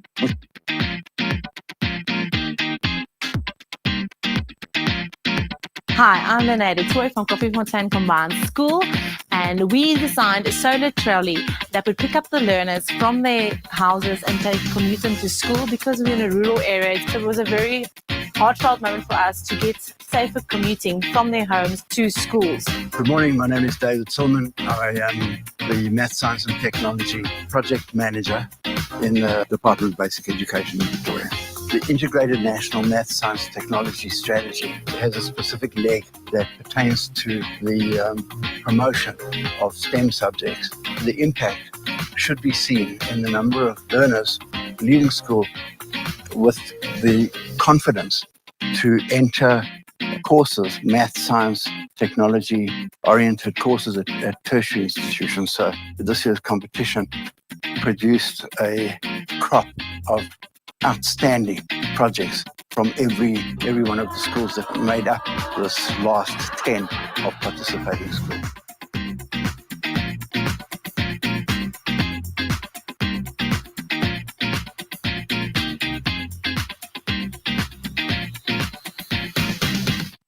DD Mabuza Comprehensive High School has its finger on the pulse, leveraging cutting-edge technology to enhance learning and prepare students for success in the real world. I'm Mr. Nkuna PC. This one is a workshop for electrical technology. We've got 3 specializations. We've got digital, electronics, and power system part here. We are dealing with power systems. And then this one is a trainer for power systems, where we're going to do the domestic installation for power systems. And then our learner here is going to demonstrate how a domestic installation is wiring. Are you an ECD practitioner running an ECD program? The Department of Basic Education is running the Banapele ECD registration drive, encouraging all practitioners to register their ECDs. This will help us know who you are, where you are, and how we can help you. The registration process is simple and faster. You can get application support through a partner NGO, WhatsApp bot, contact center, or via a free USSD number to complete your application. You are also welcome to apply yourself. Let us show you how. Step 1. Go to https://user-registration.dbecares.gov.za/ and register your profile.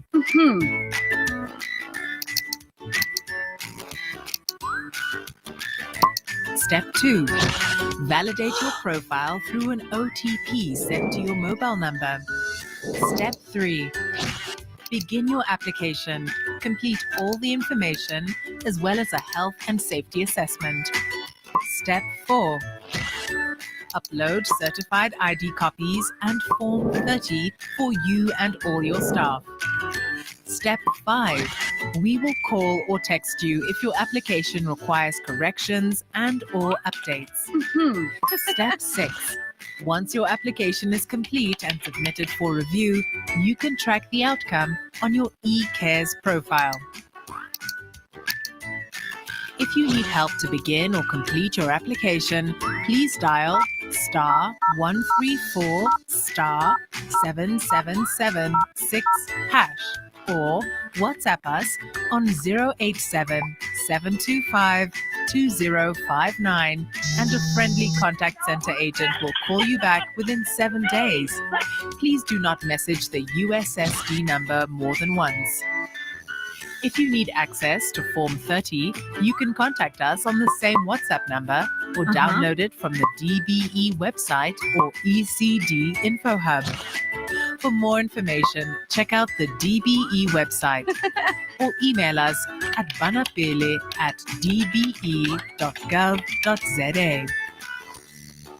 If we do registration right, our children shine bright. Banapele. This message is brought to you by the Department of Basic Education.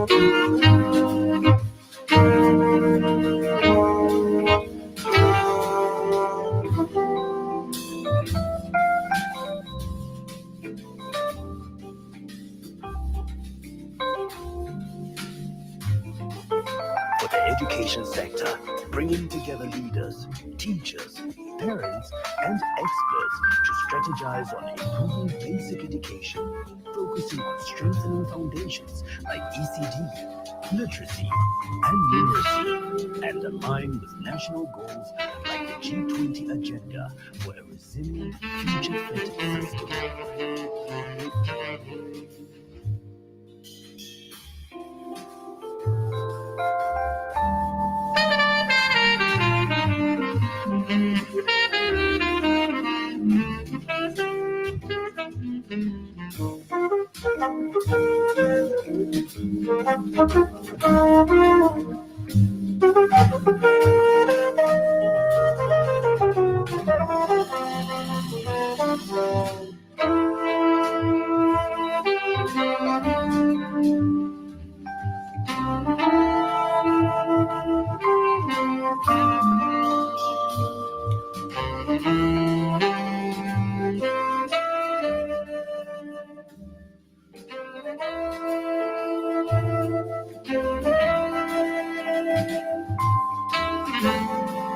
Okay, we're also having a pilot program for the grade 8s and 9s for hospitality studies, and that's for the learners to get introduced to hospitality studies so that they know by grade 10 what the subject is going about. The practical exams, it's like a restaurant evening, and we invite people and they have a sit-down meal. At Morgenson Landbou Academy, the students are learning the skills needed to succeed in this critical industry.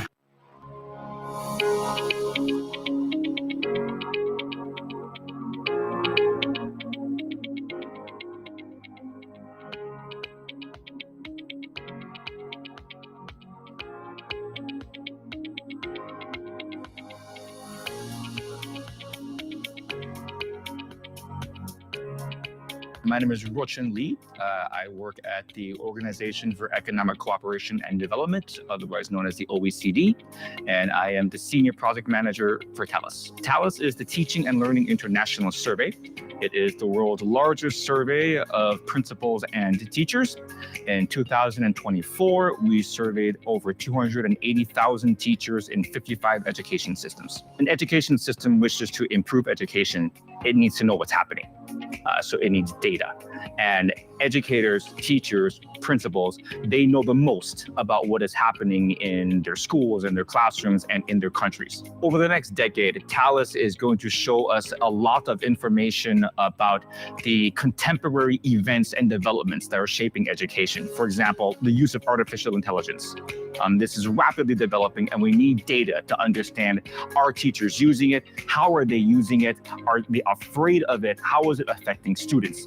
And the most important perspective that you can have from your education system are the people that are on the front lines, the ones that are most closely involved with educating. And those are your teachers and those are your principals. So it's important to listen to them and have their perspective. And that's the perspective that TALIS will give.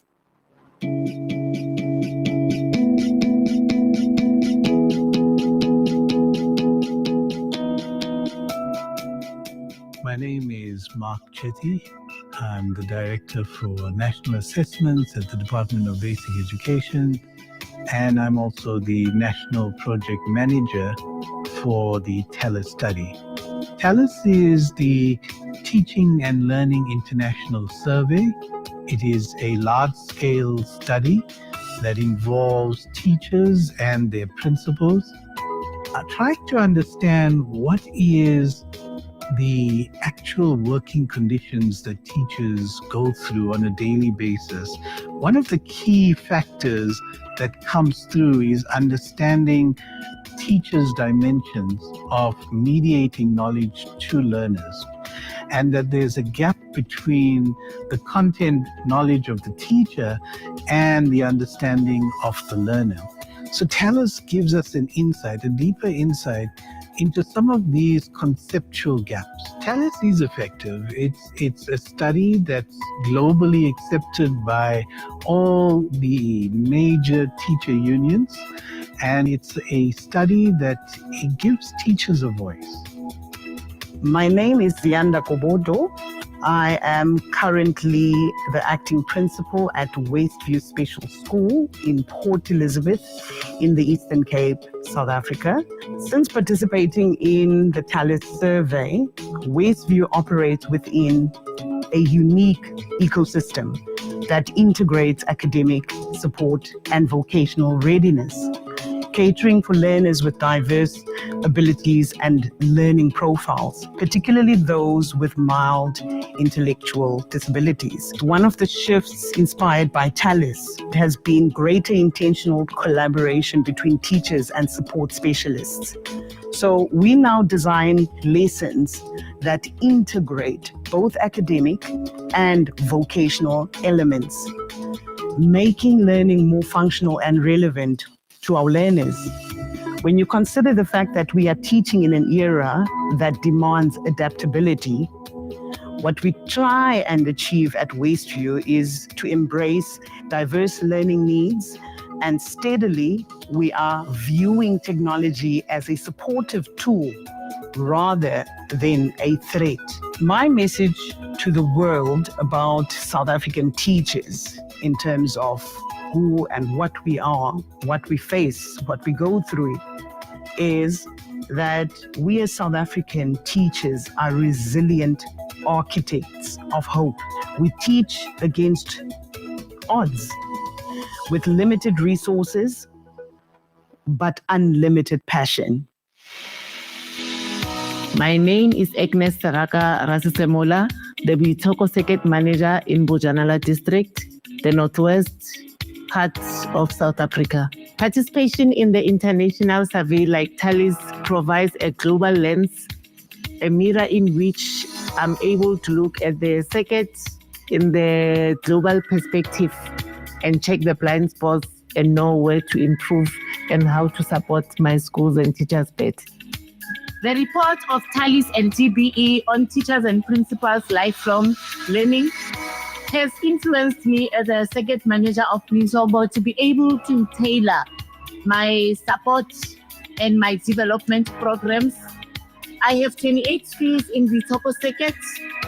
I do regular site visits to all the 28 schools, and I support my schools not only when I do the site visits, I also attend their different activities, like when they are planning Lekgotla. So that helps me to be able to interact or also know my teachers best.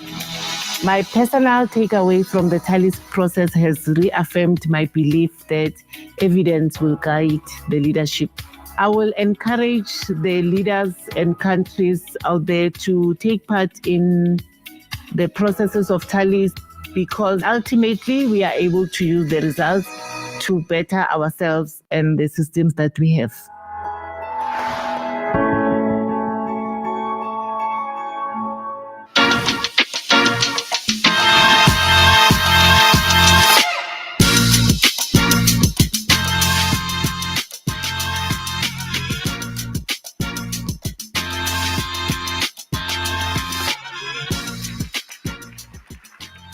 My name is Lefa Mahato. I am the Manager for Corporate Social Responsibility at Samsung South Africa.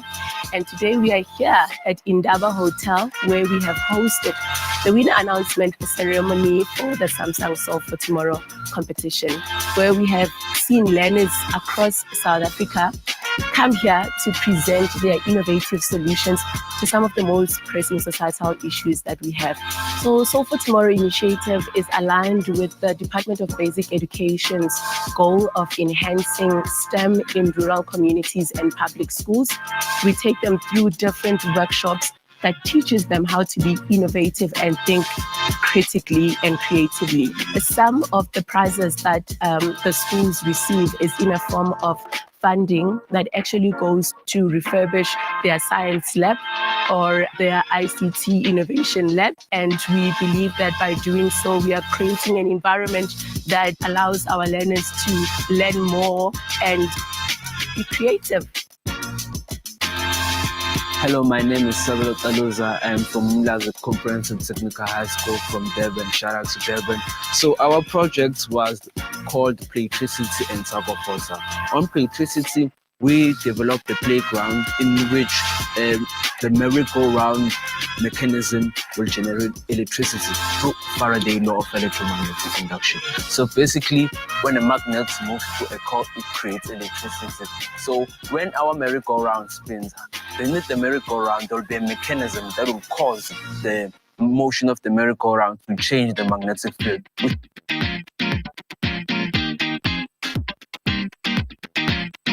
Hi, I'm Lynette Toy from Koffiefontein Combined School, and we designed a solar trolley that would pick up the learners from their houses and commute them to school because we're in a rural area. So it was a very heartfelt moment for us to get safer commuting from their homes to schools. Good morning, my name is David Tillman. I am the Math, Science and Technology Project Manager in the Department of Basic Education in Victoria.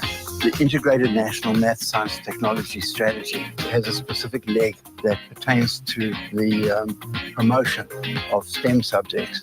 The impact should be seen in the number of learners leaving school with the confidence to enter courses, math, science, technology-oriented courses at tertiary institutions. So this year's competition produced a crop of outstanding projects from every one of the schools that made up this last 10 of participating schools.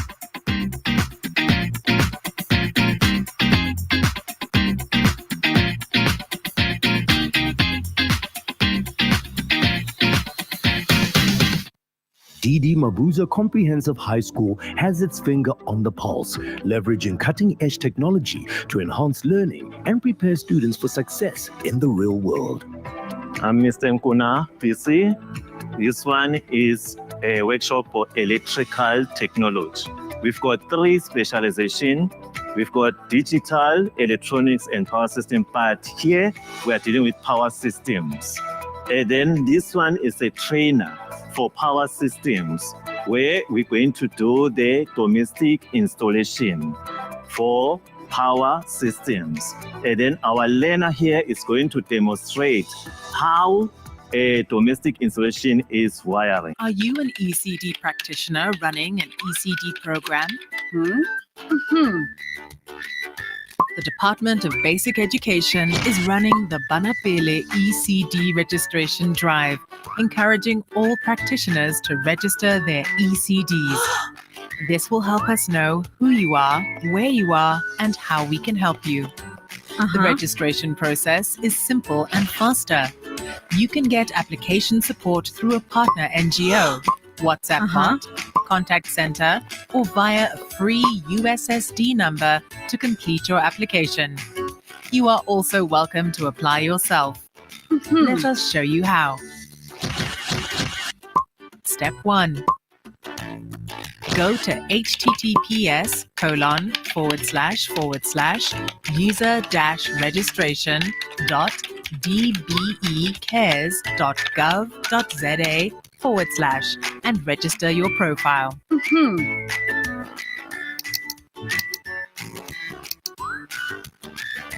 Step 2. Validate your profile through an OTP sent to your mobile number. Step 3. Begin your application. Complete all the information as well as a health and safety assessment. Step 4. Upload certified ID copies and Form 30 for you and all your staff. Step 5. We will call or text you if your application requires corrections and/or updates. Step 6.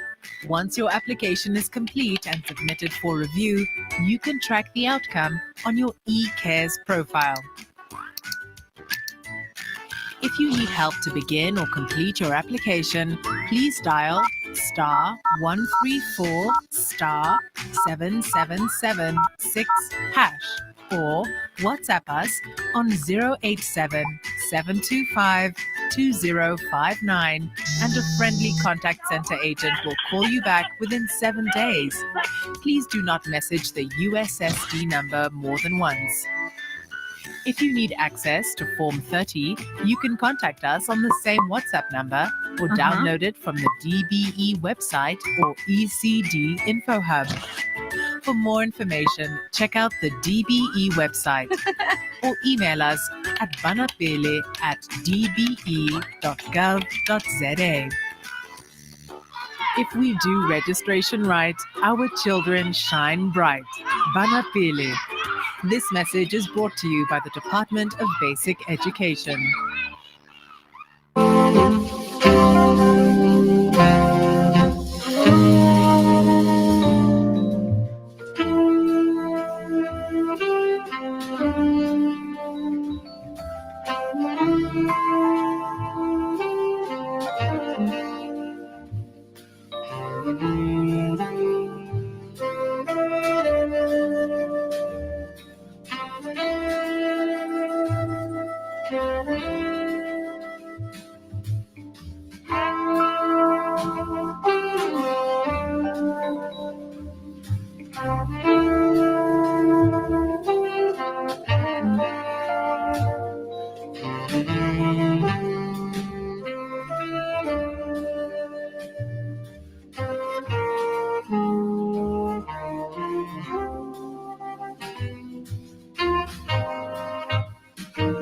Good afternoon, Kate.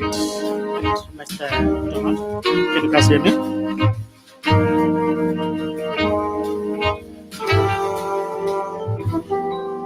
Okay, I can see you. Kate, are you able to share the presentation?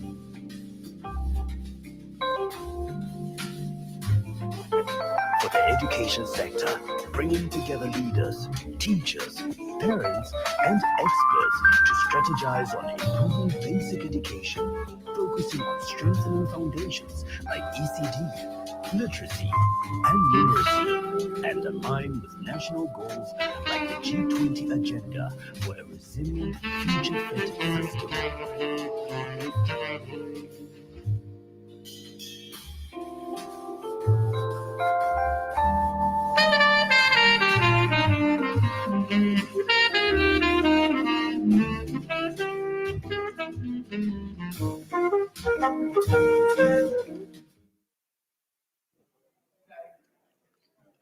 All right, we can hear you in house. Are you able to share your screen, Kate? Yeah, but we can. Is that it?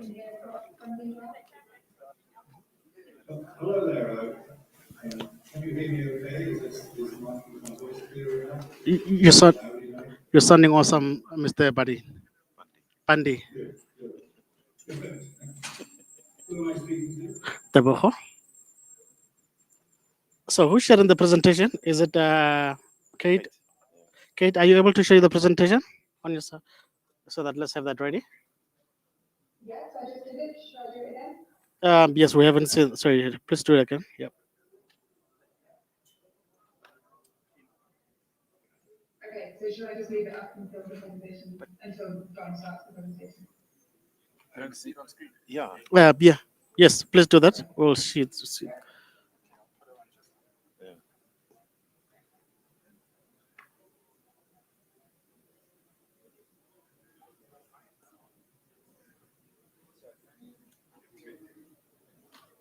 All right. Do you see there? You're looking beautiful, Mr. Pandi.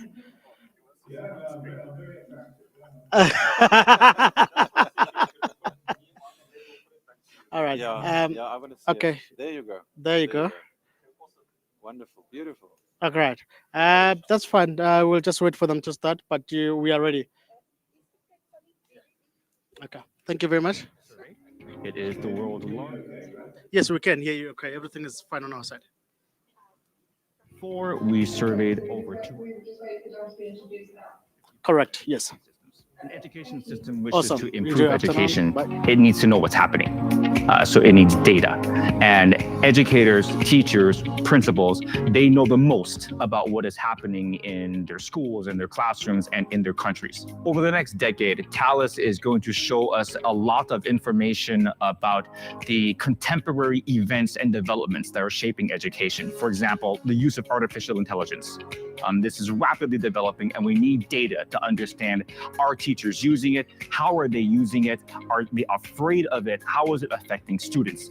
And the most important perspective that you can have from your education system are the people that are on the front lines, the ones that are most closely involved with educating. And those are your teachers and those are your principals. So it's important to listen to them and have their perspective. And that's the perspective that Talus will give.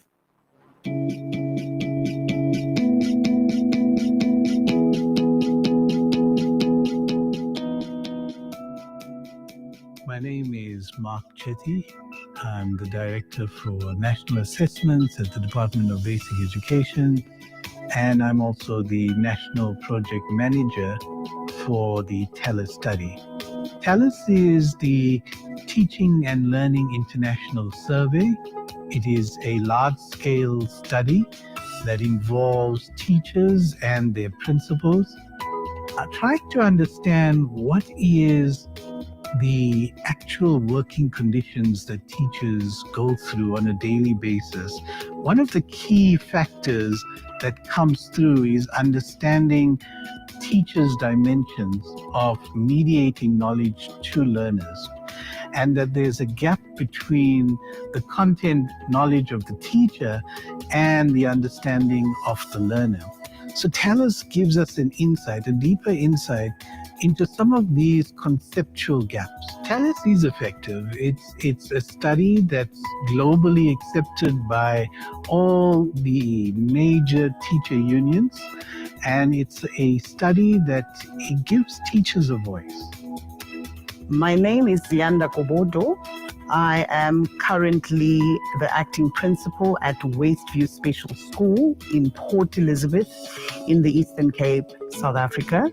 Since participating in the TALIS survey, Westview operates within a unique ecosystem that integrates academic support and vocational readiness, catering for learners with diverse abilities and learning profiles, particularly those with mild intellectual disabilities. One of the shifts inspired by TALIS has been greater intentional collaboration between teachers and support specialists. So we now design lessons that integrate both academic and vocational elements. making learning more functional and relevant to our learners. When you consider the fact that we are teaching in an era that demands adaptability, what we try and achieve at Wastview is to embrace diverse learning needs, and steadily we are viewing technology as a supportive tool rather than a threat. My message to the world about South African teachers in terms of who and what we are, what we face, what we go through, is that we as South African teachers are resilient architects of hope. We teach against odds with limited resources, but unlimited passion. My name is Agnes Saraka Rasisemola, the Boitoko Circuit Manager in Bojanala District, the Northwest part of South Africa. Participation in the international survey like TALIS provides a global lens, a mirror in which I'm able to look at the circuit in the global perspective and check the blind spots and know where to improve and how to support my schools and teachers better. The report of TALIS and MTBBE on teachers and principals' lifelong learning has influenced me as a circuit manager of Nisobo to be able to tailor my support and my development programs. I have 28 schools in the Boitoko circuit. I do regular site visits to all the 28 schools, and I support my schools not only when I do the site visits, I also attend their different activities, like when they are planning Lekgotla. So that helps me to be able to interact or also know my teachers best. My personal takeaway from the TALIS process has reaffirmed my belief that evidence will guide the leadership. I will encourage the leaders and countries out there to take part in the processes of TALIS, because ultimately we are able to use the results to better ourselves and the systems that we have.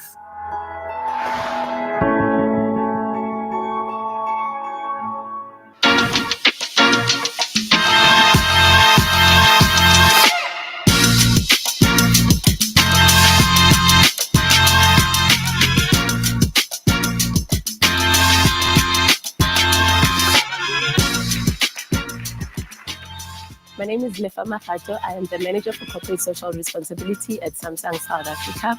And today we are here at Indaba Hotel, where we have hosted the winner announcement ceremony for the Samsung Solve for Tomorrow competition, where we have seen learners across South Africa come here to present their innovative solutions to some of the most pressing societal issues that we have. So Solve for Tomorrow initiative is aligned with the Department of Basic Education's goal of enhancing STEM in rural communities and public schools. We take them through different workshops that teaches them how to be innovative and think critically and creatively. Some of the prizes that the schools receive is in a form of funding that actually goes to refurbish their science lab or their ICT innovation lab. And we believe that by doing so, we are creating an environment that allows our learners to learn more and be creative. Hello, my name is Sabelo Taloza. I'm from Umlaza Comprehensive Technical High School from Durban. Shout out to Durban. So our project was called Playtricity and Sakopota.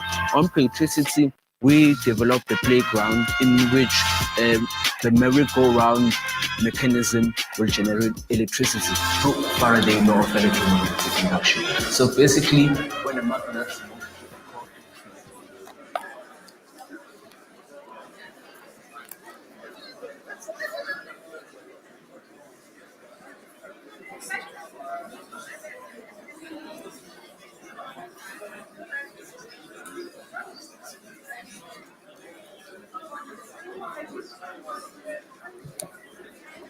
oh.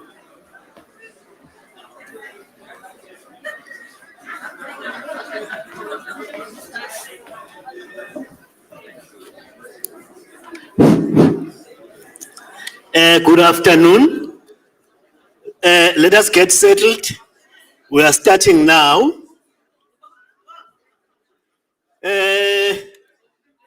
Let us get settled. We are starting now.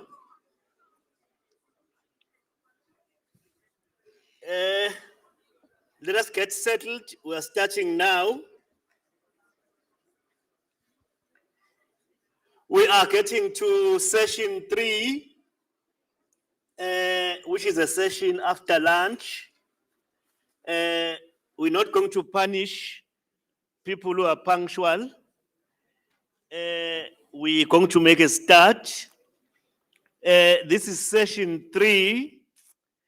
The theme of this session is learner and teacher well-being, a prerequisite for achievement. A very much interesting theme.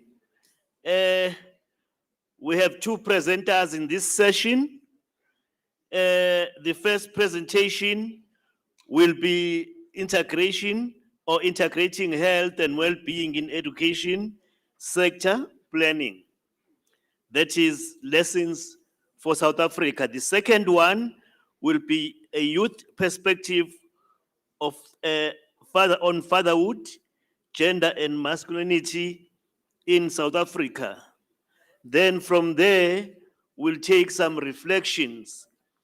Our first presenter is Professor Donald Bundy. Is Prof in the hall?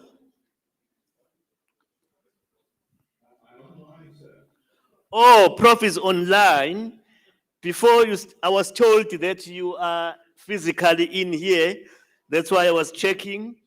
But before I allow you, Prof, to take us through what you have prepared, I must say that we are grateful for your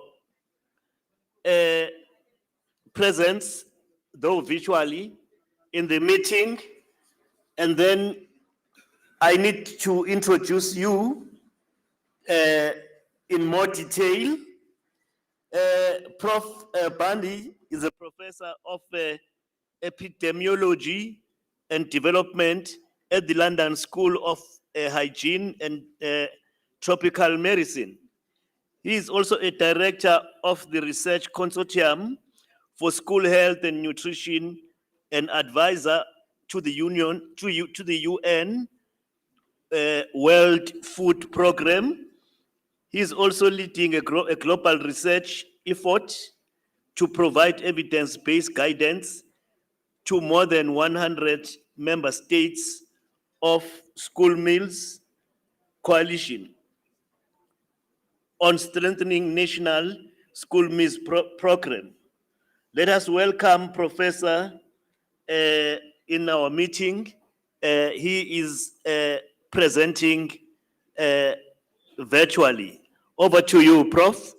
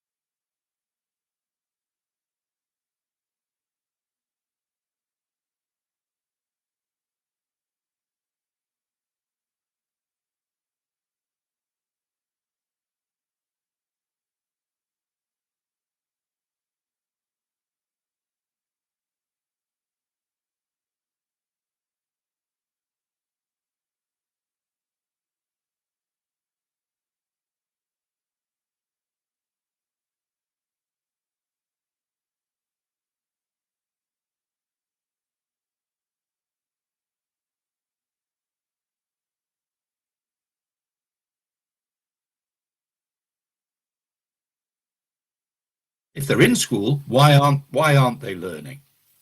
Have the next slide, please. Look, so first a little primer on what happens in human development. When we're born, over the first 1,000 days of our lives, we grow dramatically. Many of the most important changes happen to us at that point. But once we stop being infants and we start to grow into the next phase, what we talk about as the next 7,000 days, we see that children also are continuing to grow. In fact, some of the growth periods are really important, puberty, for example. And it's also a time when brain development is most important. And it's also the time when we try and educate children. So we're focusing on children. In the first 1,000 days, we focus really on their health and development. But in that next 7,000 days, it's in their learning and development and well-being that we then take into adulthood. That period, the 7,000 days that they're in school, prepares them for the rest of their adult lives. And if I have the next slide, please. There was a very important announcement made in 2024, right at the end of 2024, so a year ago now, at Fortaleza at the UNESCO Global Education Meeting. And this announcement was made by your minister and the Minister of Education from Chile and me. And this announcement we made on behalf of UNESCO about the clear connection between the well-being of children and their learning, and the importance of sharing responsibility across sectors for children as they developed into adulthood. And what was this about? If I could have the next slide, please. It was about the fact that some very straightforward interventions could have big impacts on education outcomes. So for deworming was one of those, reducing anemia, providing glasses, the reducing absenteeism, particularly focusing on girls' absences, and violence, bullying, sexual reproductive health. All of these things played a role in the education outcomes of children. If I could have the next slide, please. And this was then was very clear from the evidence. It's not a new idea. And back in 2000 in Dakar, actually at the World Education Forum that launched Education for All, the UNESCO and other teams launched the FRESH framework, focusing resources on effective school health. But back in those days, 26 years ago, the focus was on getting children to go to school. Now that we've achieved that largely in most of the world, the focus is now on the well-being of the children who go to school. In fact, have the next slide, please.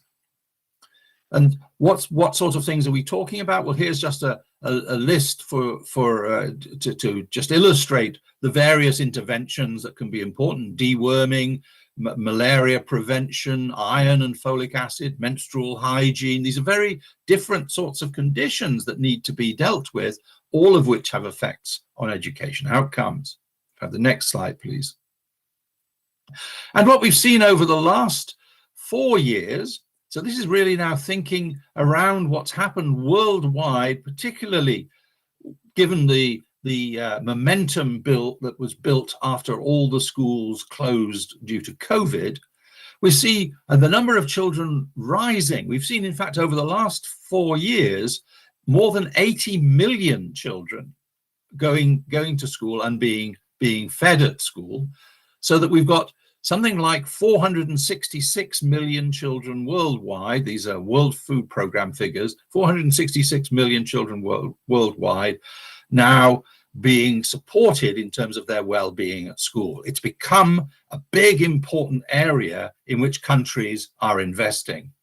But why are they investing in this? If I could have the next slide, please. Well, using those school health-based interventions, this is just to show a great example, I think, from Africa of how worm infection has declined. This is between 2000 and 2018. You can see the red zones have pretty well disappeared. And this is just through school-based health interventions. So it's a relatively cheap, easy way that governments really can use to reach children. The next slide, please. What else are they doing? Well, very importantly, countries are also investing in water and sanitation at school. And in fact, why I was in South Africa in December was because South Africa is one of the countries really leading on this. And the reality is you have to have water and hygiene and sanitation in schools if you're going to protect the well-being of your children at school age. The next slide, please. And what does it do if you intervene in this way? Well, here's an example. These are some data from Malawi, but just where comparing schools where there were school meals and school health programs with schools where there weren't, you can see that for the same investment in education, the children completed 10% more schooling, more than half a year of extra education just from investing in their well-being as well. And that's without increasing the investment in education. Have the next slide, please. And similarly, if we use these kinds of, this is a very traditional way of using forest plots to look at the impact on maths and on literacy in countries worldwide. We can see a big impact of the well-being of children in their proficiency, their learning. So the learner's well-being undoubtedly affects their education. I can have the next slide, please. And the question, of course, is that cost effective? Is that a sensible thing for countries to invest in? And here we've got some great data from the analyses done by Noam Angrist at Oxford, looking at using learning adjusted years of schooling to examine the benefits from different types of interventions. And the intervention in red in the middle there is school feeding. And what it importantly shows is that the cost effectiveness of investing in school feeding is comparable with many of the other investments that we're already making in education. And that importantly, if we're not looking after the well-being of children, then the other investments we're making in education are not efficient. So we're starting to understand now that actually investing in the well-being of children is an important investment in their education outcomes. Have the next slide, please. And the UNESCO has strengthened this with an analysis, which I think is really very important. It's well worth reading. And basically their message is that if you eat well, you will learn, but you also need to learn to eat well, that being educated is a very important part of the well-being of children, that the schools have this dual role, reciprocal role of education and nutrition reinforcing each other. Have the next slide, please. And that these things really do matter. And these are World Bank data on human capital index. On the bottom of the axis of this graph, it's to the right are countries with higher gross domestic product, with higher incomes. And on each of these points is a country showing its human capital index. And the higher the index, we see is related to the income in the country. And the important factor here is that rich countries, you can see that 70 to 80% of the wealth of those countries actually comes from the work of the people. Whereas in low-income countries, there's this real double jeopardy problem, that the children and therefore the adults they become do not reach their full potential because they don't have the well-being. And as a result of that, both the child and the adult they become doesn't achieve their potential, and neither does the country. So that the benefits of the society, the potential of the community to increase wealth is materially affected. So human capital really is fundamentally important, and education is crucial to that. Have the next slide, please. But here's a very important take-home message. There's benefits from these investments in school health and nutrition at school age across many sectors.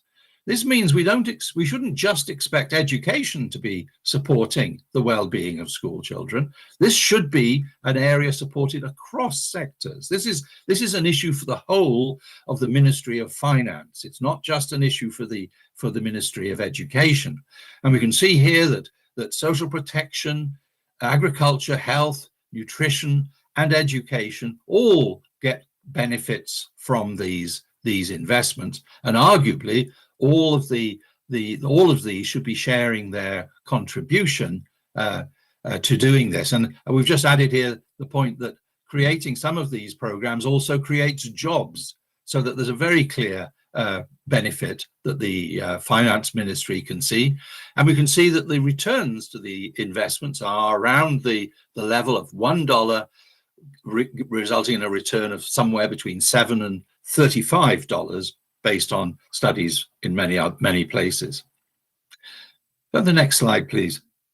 So the clear message is that the well-being of children today is vitally important for the future of the country, but we're starting to understand it's more important than we thought. It's even more important than we thought. And a piece of work we did 2 years ago on planetary health and school meals showed how important it was when we brought up children, that they learnt to eat foods that were sustainable, foods that were indigenous, foods that were locally produced. All of that made a huge difference to the health of the planet as well as the health of the children. And so this year, actually, we're launching a new analysis where we're looking at the importance of these school meals, of early nutrition, for the development of disease in middle age, the diseases of obesity, the diseases of the metabolic diseases, the heart disease, the NCDs, as they're called, the non-communicable diseases, which are the biggest killers everywhere in the world today, and are also the most expensive part of the national health system. That school meals can be very important, have a great potential importance in preventing these killers and reducing the necessary costs from the health system. So yet another reason why ministries of finance should invest in the school meals. If I could have the next slide, please. So to conclude, what we're saying is that investment in healthy learners is an investment in a healthier, more prosperous, and more sustainable future for the country. That healthy learners drive learning and growth, that school health and nutrition multiplies returns across many sectors. Many sectors benefit from this intervention and should arguably contribute to this intervention. And that collaboration, therefore, is key to transformation. By planning across sectors, we can create a healthier, more prosperous future for all. And I want to finish on this concept of a ministry for future generations, that the sectors coming together in this way, thinking of the development of young people into adulthood as being the biggest investment that a country can make in its future. That ministry for future generations may be the key to how we should think about education in the future. Thank you very much.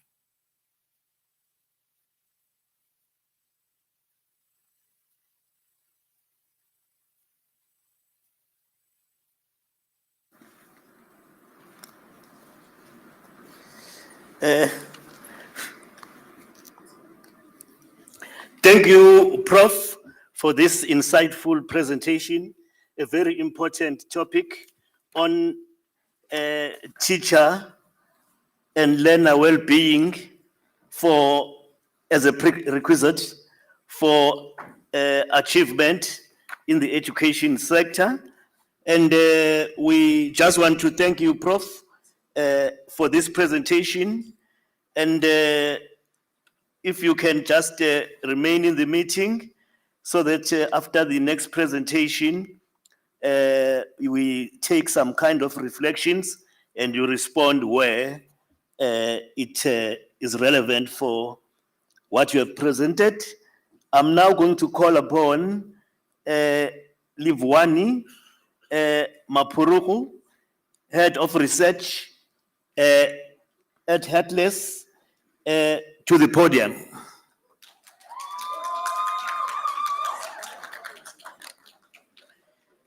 Whilst she is coming to the podium, let me give a little bit of detail that she is a dedicated research lead at Heartless with a background in psychology.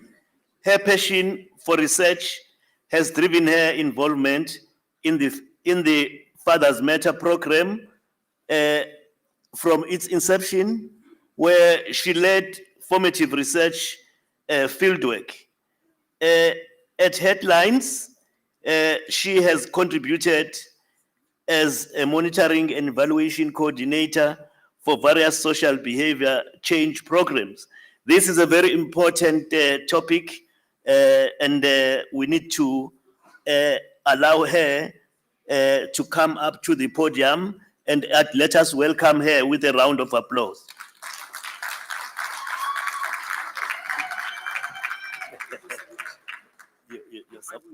Your supporters are... Sorry, everyone. Please forgive my supporters.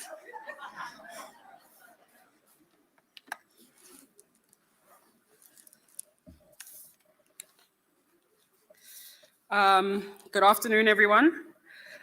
And just given that this report is based on the perceptions of school-going children, I want to extend my condolences to all those who are affected by the passing of the 14 children who passed on. For many children in South Africa, father absence is a norm. I'd like to take you on a brief journey into the hearts and minds of young South African children, the very minds that pass through the hands of the Department of Education.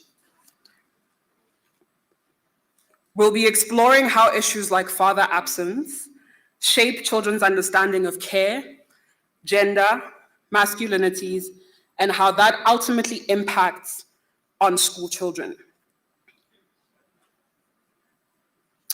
And I think that's why we need to continue to highlight programs such as care and support for teaching and learning in schools. I'm not sure if my presentation is going to be going up, but in the meantime, what I'll do is I'll just give you a brief overview of what we've done as Heartlines.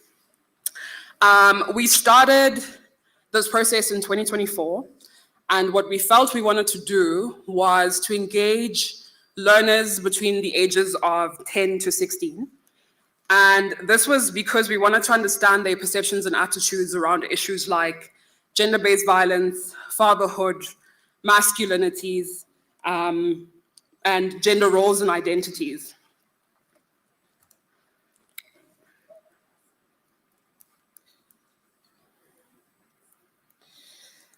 The study focus, like I said, was based on 10 to 16-year-olds, and I think the contextual groundwork to that was obviously a literature review and speaking to multiple experts in the field to then be able to give us some basis on which we can move forward. We got ethics, and as I said, we did the fieldwork in 2024, and we focused on Gauteng, Limpopo, and the Western Cape. In Gauteng, we engaged learners in Orange Farm and Soweto. In the Western Cape, we went to Mitchell's Plain, and in Limpopo, we went to a village called Hamashamba. Data collection was over 26 focus groups, and in total, we spoke to 233 tweens and teens, which are in the age categories 10 to 16. And I think it's also important to highlight that because this is such a painful subject for some of the learners, we needed to make sure that we followed child safeguarding protocols, and we went back to those learners and provided psychosocial support after the fact. I'm going to skip through some of the demographics. I do have some copies of the research reports for those who want to engage further, and you'll be able to get a really full contextual idea of what all this was about. I think why this research was important for us was we were building on the research that we had done in 2019, and so therefore it was a natural progression for us to really engage sort of the young cohort around some of these feelings around fatherhood, gender roles and identities, et cetera, because in 2019 we engaged people who were 18 plus. And it was also important for us because there's a lot of research that speaks around the risk of father absence. And children without the positive presence of fathers or male caregivers face increased risk of violence as victims or perpetrators, substance use and addiction, teenage pregnancy, mental health challenges, poor educational outcomes, and economic outcomes. I think a disclaimer that we always try to say is that father absence raises risks, but does not guarantee these outcomes. We are not saying that children who grow up without fathers are ultimately going to become part of the statistic. It was also important for us because we want children's perspectives to be brought to the fore because they matter. Engaging children provides an unfiltered view of how they perceive and are impacted by their environments. Furthermore, the things that they share impact on the interventions and actions and social behavior change interventions that can be created. The first theme that I would like for us to delve into is the theme of children's perceptions and definitions of fatherhood. This was looking at what children thought about the concept of fatherhood. And I think the sort of defining issue here is because we were speaking to children, we felt that it was important to give them the language to be able to express some of these perceptions and attitudes. We then said to them, just tell us what you think makes somebody a good father and what do you think makes somebody a bad father. So just the subcategories that came out of that theme is that fathers as providers and caregivers, fathers as loving and emotionally present, fathers as perpetrators of abuse. One of the initial questions that we asked them was, what comes to mind when you hear the word father? And as you can see that there are some positive and negative connotations to children's understanding of father. Some of the negative ones are abusive, dishonest, cruel, selfish, and some of the positive attributes of fathers are that they are good, they are providers, they are heroes, they are loving, they're protectors, and they're breadwinners. A very dominant perception across race, gender, location, socioeconomic standing was that children consistently associated a father's role with provision. The distinction between a good and a bad father is often based on a father's ability to provide. What do they want fathers to provide? They want fathers to provide food, which was a primary need mostly in rural and peri-urban areas. They want fathers to provide shelter with electricity, and they want fathers to provide school fees and clothes. And I think what was really interesting engaging with these young people was that they were not saying, I want my father to buy me a Ferrari. They were saying, I want basic needs. Just bringing you into some of their thoughts, a young girl from Limpopo, Hamashamba, said, a good father takes care of his children's needs, the need to have a shelter, to sleep, water, and food. For many of the children, fathers are a representation of food security, largely reported in Black communities. And I think it is commendable that, the Department of Education has taken upon themselves this responsibility of making sure that children within schools are fed. Fathers who don't provide food for the family or don't provide any other basic needs are labeled as irresponsible and are seen to be uncaring. Alcohol abuse was said to undermine a father's ability to provide for his family. In that case, sometimes fathers are not able to pay school fees because they'd rather spend that money on alcohol. Bringing you into their minds once more is a boy in Orange Farm said when he gets paid, he prefers to buy alcohol with that money and won't think about buying groceries for his family. He doesn't provide his family's needs because he spends all his money on alcohol and is always borrowing money from loan sharks. Another thing that I think I was really, really happy to hear from the children was that they're just not focusing on this idea of fathers as people who just provide or ATMs. They also want fathers who are loving and emotionally present. Children strongly emphasize that they value love, encouragement, guidance, and time from their fathers. This time and encouragement and guidance also factored in terms of school context, to say a father who is there to be able to take you through your report, encourage you, and make you build that confidence once more. A good father teaches, he listens, he corrects, and he cheers you on by being a moral and emotional guide. Bad fathers show lack of love and care. They are harsh, they shout, and engage in abusive behavior. Children equate love with time and conversation, not wealth. Bringing you into their thoughts once more, a father can be a good father without money, because it doesn't always have to be about money. His presence in a child's life and his support and love are the most important thing. And so this also just gives context to this idea that adults might have about the role of a father. And I think what they were offering as children was a different perspective, a perspective that didn't necessarily center money as the end all and be all of a father-child relationship. And in this case, they strongly felt that fatherhood is more than money. So when we asked them, can a father be a good father if he struggles to provide? Across race, gender, location, socioeconomic standing, there was an overwhelming and resounding sense that fatherhood is more than money. Children clearly express that money alone does not define a good father. Rather, a good father is characterized by love, care, time, guidance, and everyday involvement. Some of them said they guide us and tell us that there are consequences for every bad decision that a person takes. For example, if we are encouraged to focus on our schoolwork and decide to be busy with drugs, it will ruin our future and we'll end up unemployed.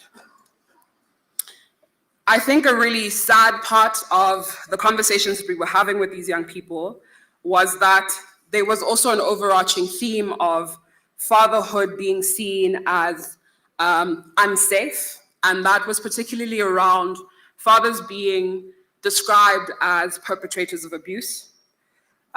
They spoke about the cycle of abuse, including substance abuse, and substance abuse is widely linked to neglect, violence, and irresponsibility. Bad fathers are described as those who drink, smoke, use drugs.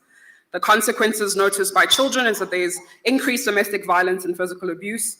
There is financial neglect, and there is verbal abuse. Good fathers are sober, responsible, and self-controlled.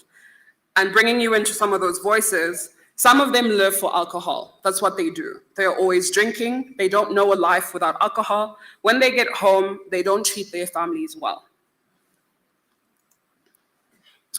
Fathers as perpetrators of physical abuse. Children define a good father as someone who does not physically abuse his children or partner and demonstrates care, respect, and self-control. Physical violence is unequivocally condemned by children and seen as a defining marker of a bad father. Violence in the home is often linked to anger and alcohol use. He will mistreat your mother.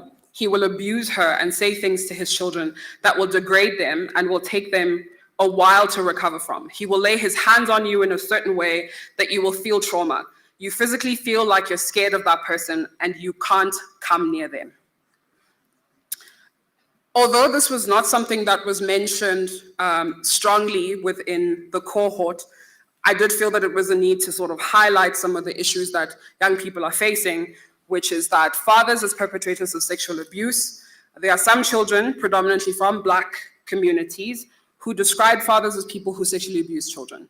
For these children, the word father is associated with sexual harm, fear, and insecurity around men.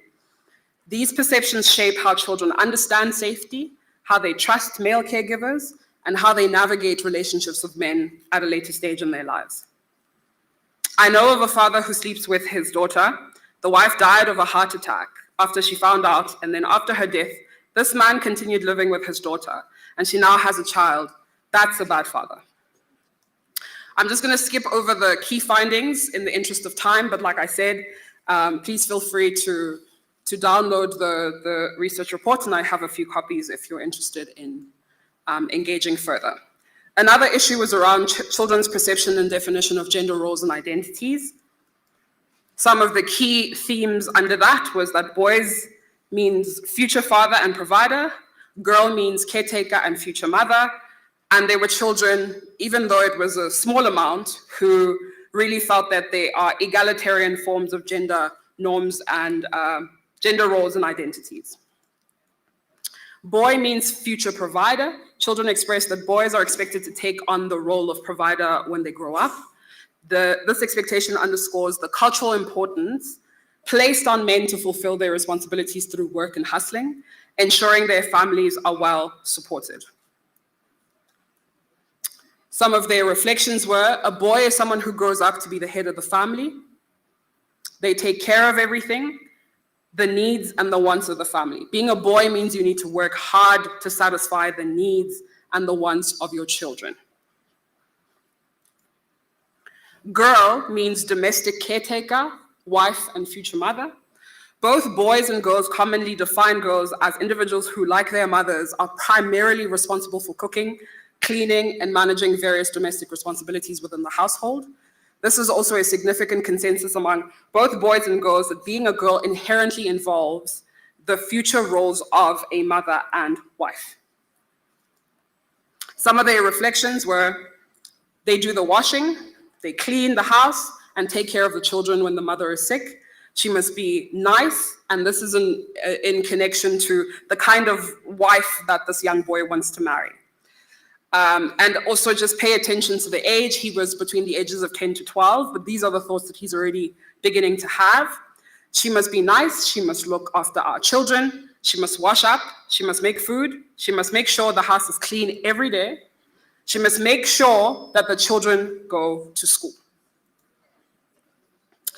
Although they were, a really clear understanding that they knew and understood what the traditional gender roles assigned to men and women were, there were some children who had a desire for men and fathers to contribute more significantly to household responsibilities, cleaning, etc. So the fathers in the building and the men in the building, I just want to let you know that your children think you should wash dishes more. I feel a right man is a man who should be able to help in the house, wash his own dishes, to show he is a responsible man. This was said by a young boy aged 10 to 12. Personally, I don't think they should say cook because it's a girl thing, or you look after the kids because it's a girl thing. I think they can also be involved, maybe try and cook one day. They need to help clean, help look after the kids, and help bath them, not just sit. Again, I'll just skip through these key findings and you will engage them in the report. Then there was the issue of masculinity, a pervasive culture of violence. The themes under this are that boys are perpetrators of physical and verbal abuse. This is specific to the school context. Boys as perpetrators of sexual abuse, expressions of masculinity through gang culture. Boys as perpetrators of physical abuse and verbal abuse is that in South Africa, father absence has been linked to an increase in GBV. Boys are reported to be violent towards girls by cornering, hitting, threatening, forcing kisses. Some assault female teachers. Girls experience name calling, slurs, body shaming, and retaliation when they reject advances. Girls are coerced with threats, weapons. Boys force girls to do their homework, steal their lunch, and pocket money. If a girl passes a group of boys, one of the boys might call her svebe, which means prostitute. They force us into corners and try to kiss us. If we refuse, they hit us.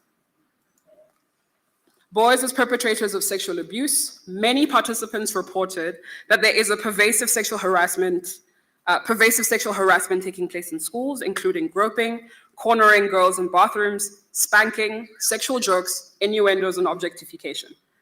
There have been reports of coercion and rape, sometimes linked to drugging. Children express that in some of these schools, there are weak reporting pathways and teachers who are unsure of how to handle these transgressions, resulting in a fear of perpetrators. They touch our private parts, they force us into corners and touch us. Some boys make you do things that you don't want to do. For example, if they want you to have sex at school and you don't want to have it, then they will hit you. along the lines of a continued pervasive violence, is that there has been expressions of masculinity in schools that has been perpetuated through gang culture. Research has shown that a father's absence plays a significant role in development of aggressive behavior among young boys, making them more vulnerable to gang involvement. Children express that boys are drawn into gangsterism, motivated by a desire to be feared and respected, pressure from peers and family members, and the widespread glamorization of violence. Girls are also joining gangs, sometimes for protection, social status, or because of romantic relationships. Why this matters for the Department of Basic Education and broader stakeholders. Learning does not happen in isolation from children's lives.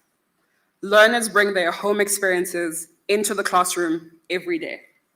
Father absence, violence, and caregiving experiences shape how they behave, their emotional regulation, and their ability to concentrate and learn. Therefore, educational outcomes are also shaped by family and social realities. Why children's lived realities matter for education is that children's experiences explain patterns schools are already seeing. Behavior and discipline challenges, safety and GBV in schools, psychosocial supports that is needed. Children's voices help the department to strengthen care, support for teaching and learning, design gender-responsive and violence prevention strategies, align education with child protection and social services, understand context improves policy effectiveness. In conclusion, the findings clearly indicate that there is a breakdown in value systems. Society's negative behaviors are perpetuated and normalized amongst 10 to 16-year-olds. Most of the children's beliefs and perceptions around fatherhood are seen through a lens of violence and other forms of abuse.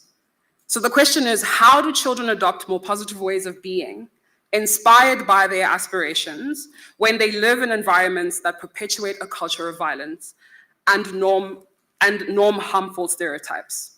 The intervention opportunities then need to focus on changing attitudes and behavior, finding ways of disrupting the cycle of violence and allowing young people to chart a different course. And that can only be done through partnership and collaboration. I just want to leave you with this very beautiful quote that one student or one participant shared.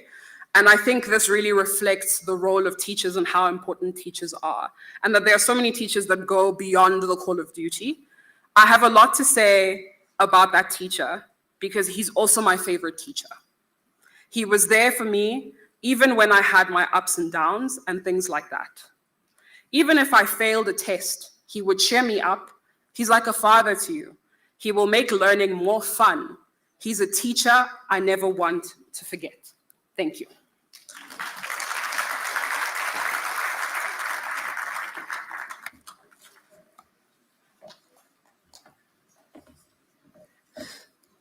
Thank you, Luvwani, for this insightful presentation. We're now going to open the floor for questions, reflections, and comments from delegates who are in this venue. We may not exhaust all the hands, but the presenter, the recent presenter is around for offline discussions for people who are more interested in the topic. Let's start from this side. Who is going to help me with hands? There's a limitation of the light this side. There is 1, 2. Let's take those 2.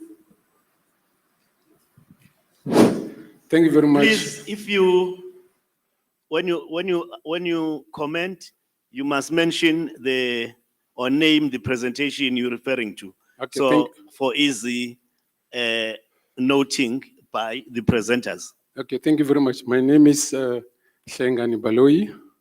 I'm attached to University of Venda and the NECT. Well, my question is going to be on the last presentation.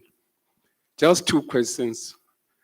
I'm just interested in how you sampled your participants. I think that for me is very key, because remember, how you sample and where you sample your participants actually, to a certain extent, will influence the outcome. That's what research tells us.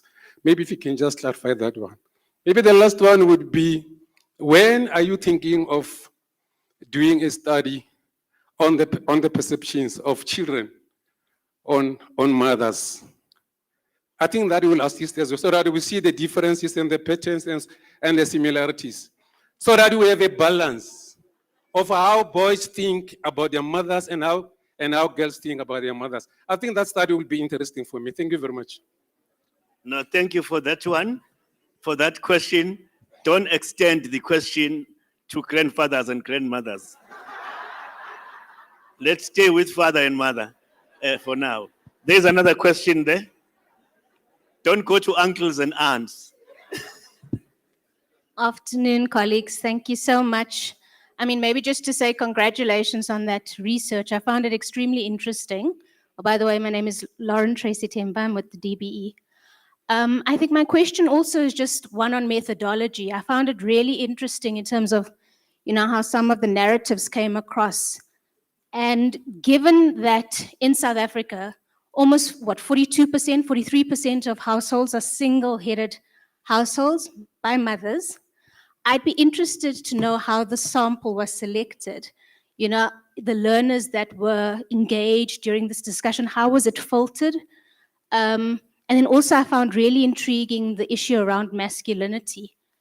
And given the age group that was sort of interviewed during the discussions, 10 to 16-year-olds, I also found that dynamic very interesting, because you've got this prevailing sense that males or younger males feel emasculated. So I'd really be interested to see how some of that research was brought about. Thank you. Thank you. Let's come to the central part of the audience. You are one.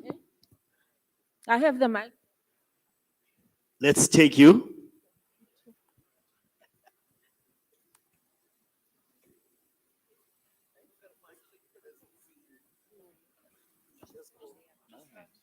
Can you bring the mic? Dr. Mthembu, may I be number 2 in the center? Okay, you'll be number 2 in the center. Thank you. Let's get number 1 there.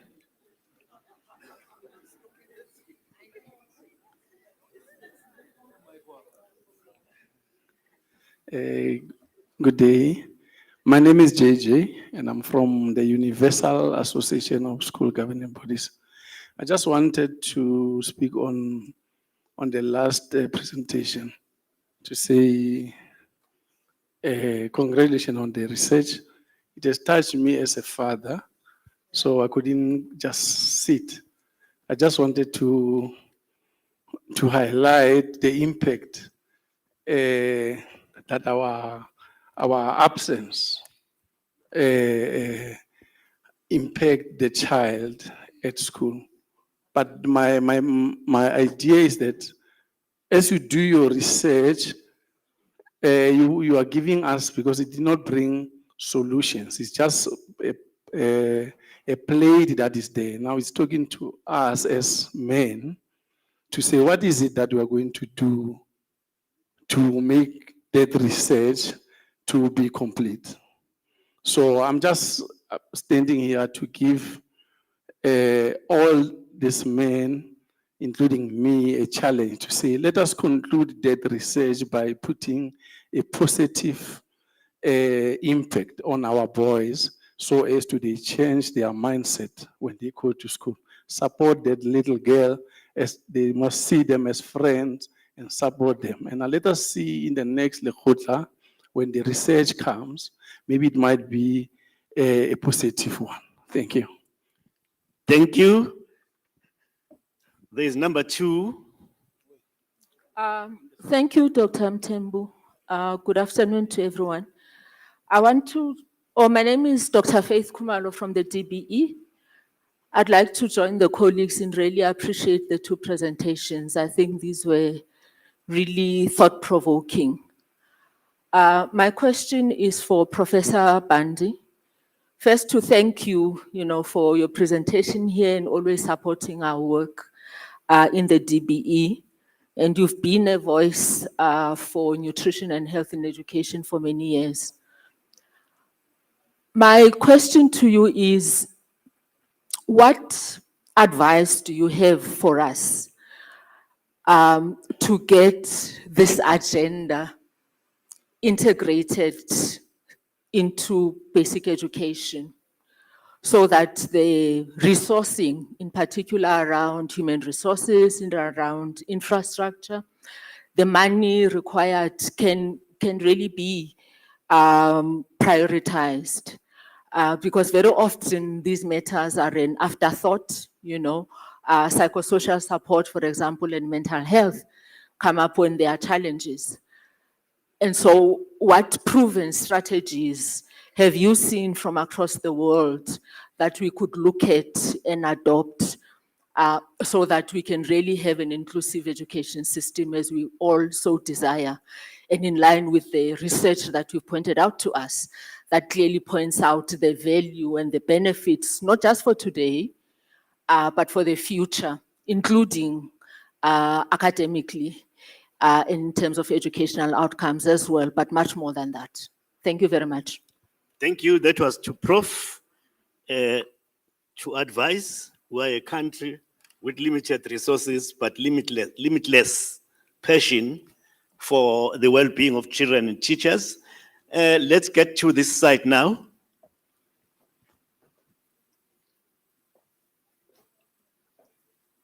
The West is quiet.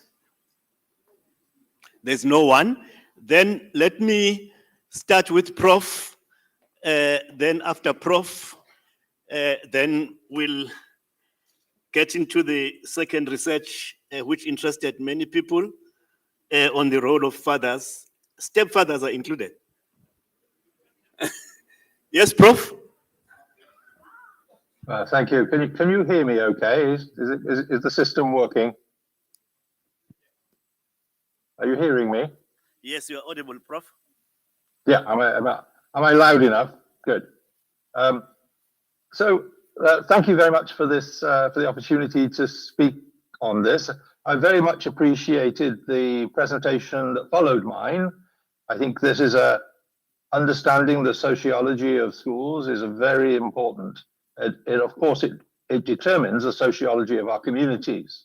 It's what children learn and experience in schools has that ongoing effect. So a very important piece of work. Congratulations to those who conducted it. But I'm going to answer Dr. Faith's question from DBE, and thank you for your compliments. I appreciated that. But really, the work is not done by people like me. The work is done by those in the school system themselves. I'm no longer a part of that, as you will guess. The big change is that the idea of resourcing the well-being of children in schools is shifting from being seen as an education sector responsibility. And what makes a big difference is when governments accept that the well-being of school children is public policy. In the same way that the country accepts that they will pay for the education of children because it's an investment in the future of the country, increasingly countries are understanding that investing in the education is not sufficient if you don't also invest in the well-being of those children. That those are all parts, they're sides of the same coin, and that in terms of what's needed is that this case needs to be made at a political level. Politicians increasingly recognize this, and for politicians, the voters are parents. For politicians, the voters are the parents of the next generation of children. And so making sure that those children grow up with the best chances in life. It's good for the country, but it's also good for the political structures. I want to draw your attention to the fine example from Indonesia. The current president of Indonesia was elected last year on a platform to make the next generation in Indonesia a golden generation. So that by the 2030s, 2040s, Indonesia, a country which is the 5th largest population in the world, would have an economy that matched that. That's the claim. And the president stood on a platform of saying, I will create that golden generation in part by caring about the well-being of the school children. And in January last year, so a year ago, Indonesia embarked on a program of school feeding to be a universal program for school children. And this month they are announcing that they are feeding 55 million children every day in their program. They've done that within a year. And I'm not saying that school meals are the complete solution, but it's part of the picture of saying that it's public policy good. This is the right thing for governments to do if they want to create an adult population that supports the nation, supports the future of the nation. And so it's the same message for all countries, that there needs to be a recognition that school meals, the well-being of school-age children, these are issues that matter to the whole of the nation, and not just to the education sector. And there needs to be a rethinking of how those resources are allocated. That would be my key message.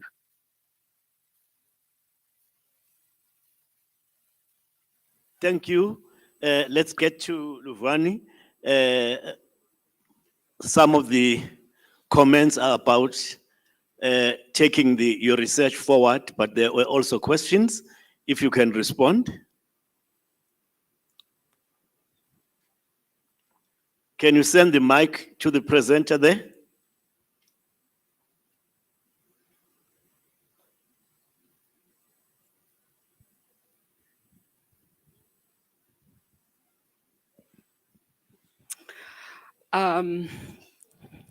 Yeah, I'll answer the questions to the best of my ability. I think an area of contention is always that, why didn't you ask what the mothers think?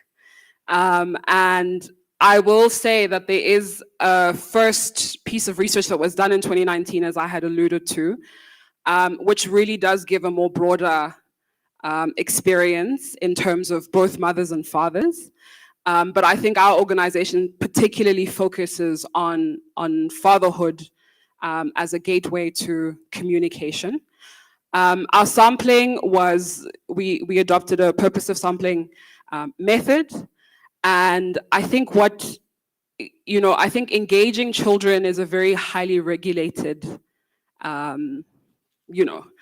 space. And I think that they definitely were quite a lot of constraints in terms of even being able to access these children. So what we did is that we engaged with a few schools to be able to access some of these children. We engaged churches and a few NGOs that deal with fatherhood, gender-based violence. Not so much that they deal with these issues, but are sort of like an after-school programs that we felt would have been able to make sampling and sort of like the method a lot easier for us to sort of move the research forward. I think another thing that's quite important is that our organization is primarily focused on creating resources like films that essentially focus a lot on the sort of qualitative aspects. So the lived realities of children, and then taking that and creating resources that will ultimately speak to, those who need it.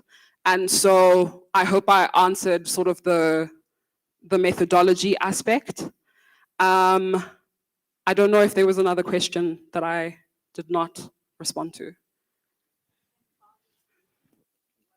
The others were not questions per se, but there were two comments that the scope of this research should be expanded. You have responded to that. But if you want to respond to a further question or add, you can.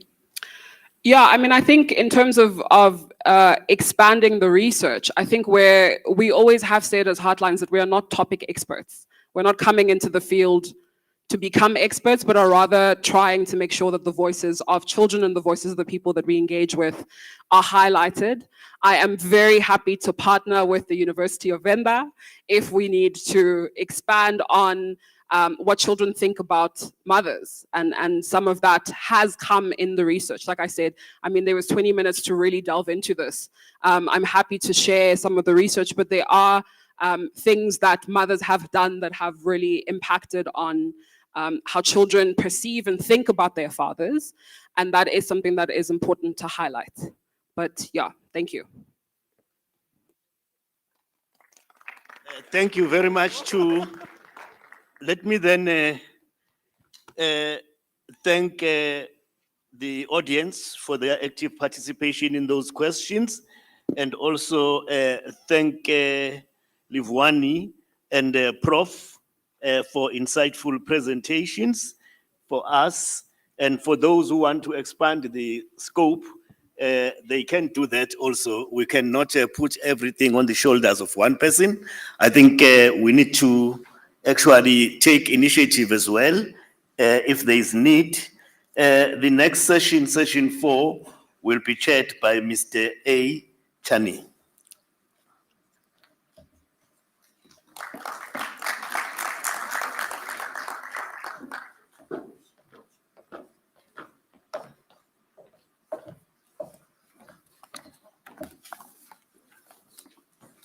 Good afternoon to all of you present. Can we give a round of applause to the facilitator, Dr. Ntembu? This is the 4th session, Learning for an Unknown Future. So the first unknown is that we've changed the program. We will now go into yes, so in your program, you would have seen that the minister was going to speak now. So I was robbed of an opportunity to introduce the minister, deputy minister. So Dr. Thabo Mabuhani is in this session. There is also a session which follows the panel session that we're now going to bring forward due to availability, and we're running a little late on the program. So the title of that session is Digital and Competency Learning, and that is going to be shifted as the second in the session, and then we'll take the 2 panel discussions sequentially. So let us then try to move on. I'm going to try and see if we can stick to time, and all voluntary session of time towards finishing earlier will be accepted. So I am going to start. Can we invite Dr. Thabo Mabuhani for the first item on the session? He's going to talk about building stronger education systems to achieve sustainable transformation and meet key priorities. Dr. Thabo Mabuhani has got qualifications in primary teaching, B.Ed. He's got a master's in public management and analysis, and he's got a PhD in the economics of education. He is currently employed as an outcomes facilitator in the Department of Planning, Monitoring, and Evaluation in the Presidency. He usually gives me lots of targets in my job, so I'm giving him a target of 15 minutes, and let's see if we can achieve that. Thank you.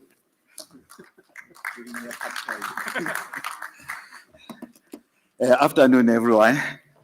Can we have the presentation? Okay, so I know that it's a sleepy time, so I'm going to try and make sure that I keep it within the allocated time, but also make sure I don't bore you, okay?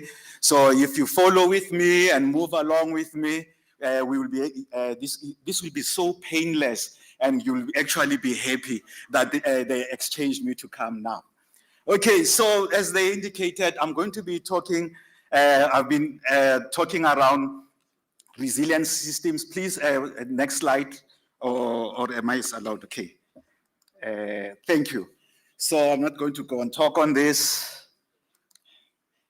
Just to remind people about the big challenge that we face in the country, that we have a challenge of unemployment, economic growth, poverty, and hunger, which are things that we all know. That I thought that it will be important that as we do our planning, to remember these big picture issues that we still need to deal with. I know that there are sociological issues and philosophical issues on why we should have an education system that it is not designed only to help people with the economy, but to be good citizens. Yes, I agree with those, but I'm also indicating that we are facing a crisis, and therefore, as we plan, we need to think, how do we solve these issues of unemployment, economic growth, poverty, and hunger? And then also there are structural bottlenecks that we need to deal with. These are that energy and logistics, which we've been dealing with around issues of transnet, industrialization and exports, and then the digital readiness. So as you plan, you have to be aware of these problems that, yes, they might not be within your classroom, but these are important issues that we are creating young people who are not only competing amongst themselves, but they are helping this country to compete internationally and for the growth of our economy. Before I say everything, it's just then to emphasize, there has been great progress that we have done, we have achieved as a country. In terms of the highest level of education, we've seen that we've seen more people reaching grade 12. Therefore, as a highest level of education, we are seeing more people actually getting to grade 12. Yes, not everyone is doing that, but at least we can say as a country we've done very well.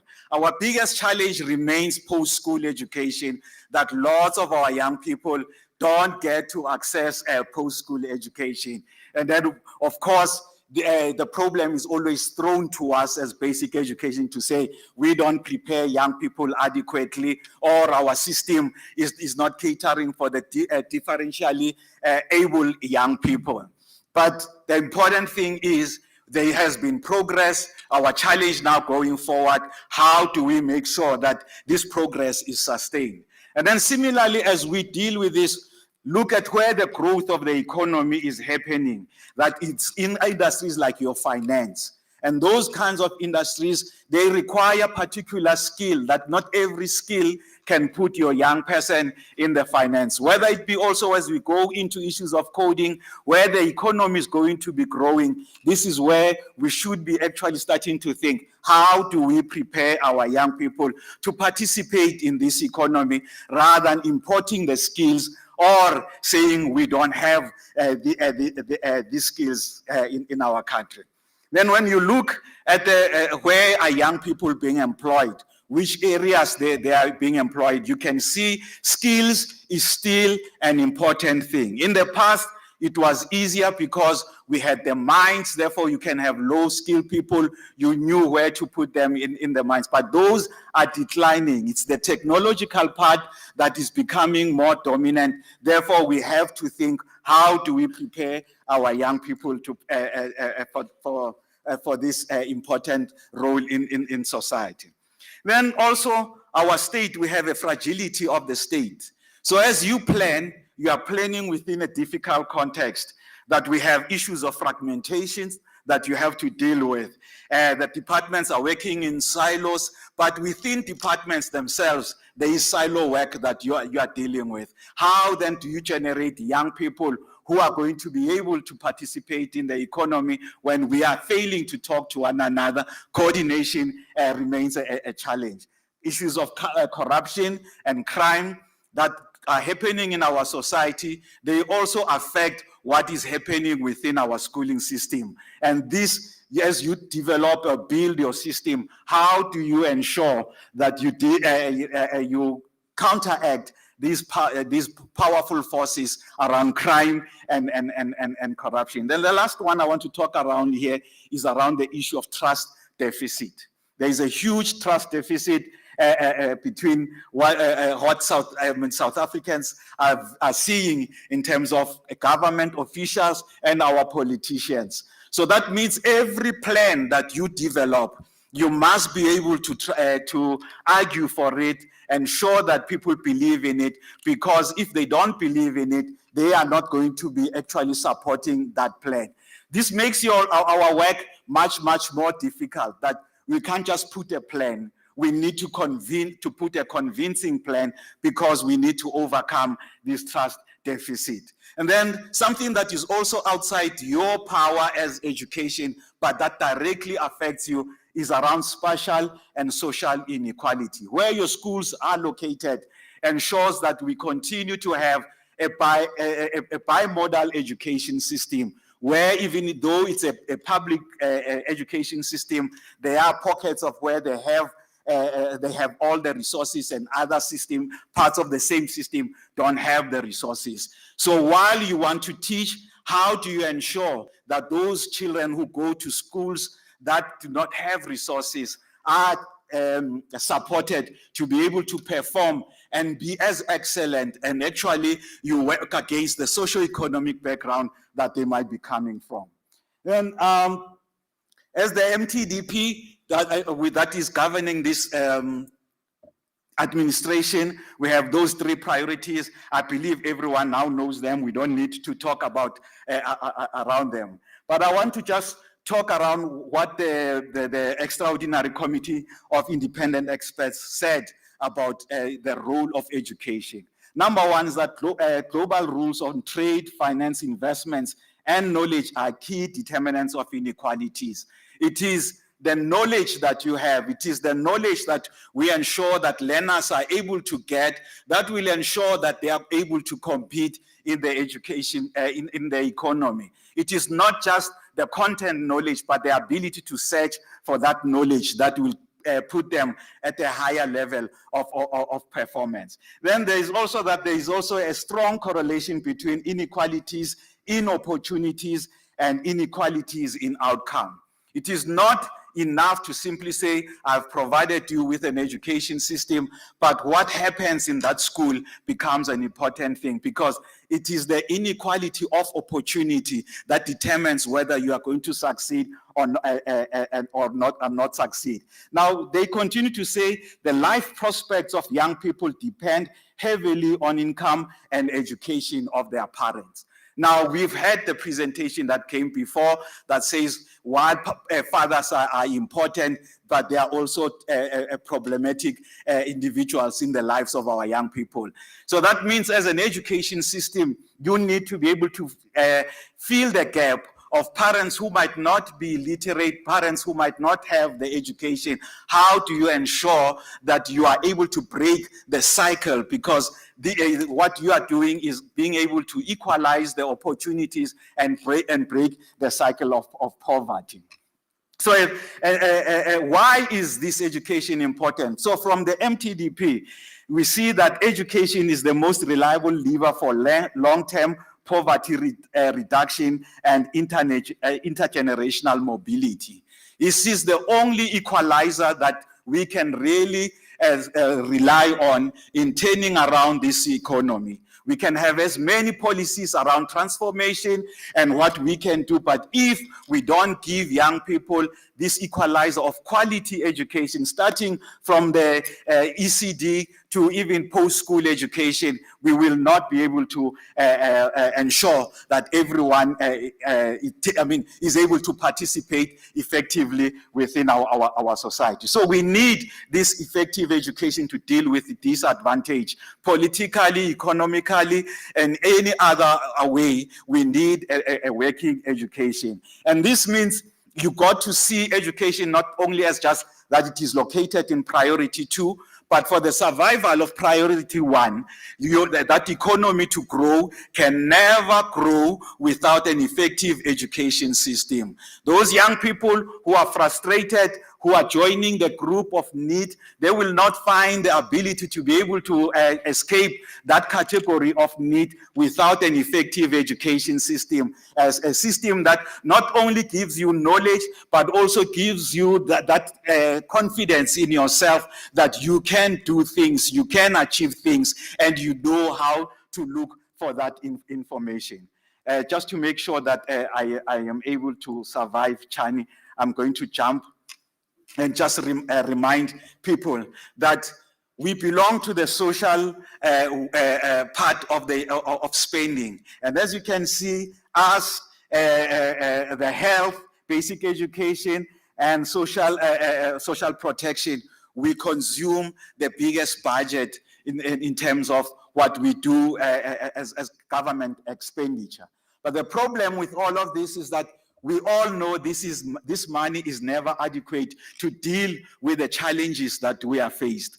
Now, but the challenge also is bigger than that. Going forward with the budget constraints, it's going to be always difficult to justify why you need to spend more money, because whatever money you are going to require, you are being asked, from which sector should we be cutting? I know lots of you will be saying, you need to cut the politicians' salaries. Sorry, TM. So, but remember that we are talking here about billions, and where are we going to get these billions? It's only when we are able to show that our system is effective, is efficient, and is able to turn young people's lives that we will be able to continue to defend why there should be more investment in education than all the other obligations that government has. So, Chair, I'm trying then to close to simply then say, when you look at issues around what the findings are of the AG, it does not paint a very good story.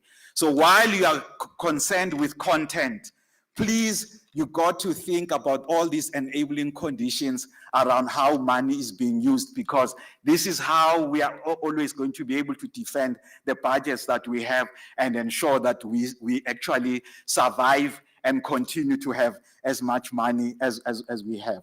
So the last one, then I'll donate the 2 minutes, is that remember, the value of education is that in South Africa, when you are a graduate, the returns to your life are so much big that it shows the more work that still is required because there are less people with your degrees that are there in society. So there's a big, huge premium for having for being educated, or having a degree, or having a qualification. Therefore, it means that as we plan, we must ensure that we make as many young people have a qualification, whether they go to TVET or they go to a university. But our biggest thing should be, you need to have those qualifications so that we can ensure that they have a premium, and we increase their productivity in society and reduce their percentage of them being in the margins. Thank you.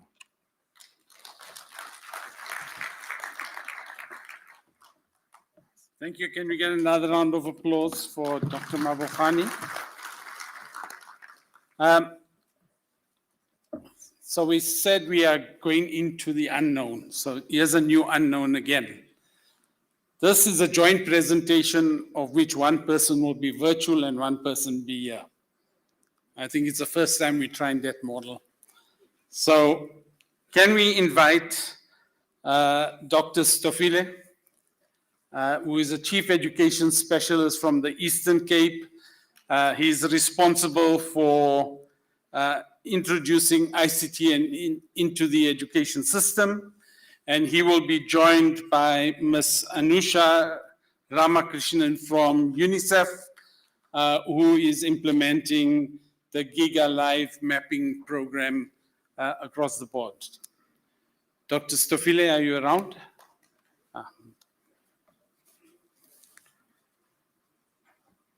My notes says that you will have 7 minutes and Ms. Anusha will have 7 minutes, which is 14. Who is starting? Anusha, can I invite you to start? Sure. Hi, everyone. I just want to start by thanking the Department of Basic Education today for the opportunity to speak.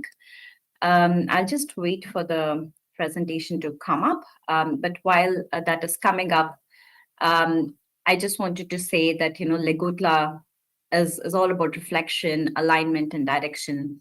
And that's exactly how I would like to frame this conversation today. So today I will speak briefly about Giga, which is my team, and what we are doing in the world and what we are doing in South Africa.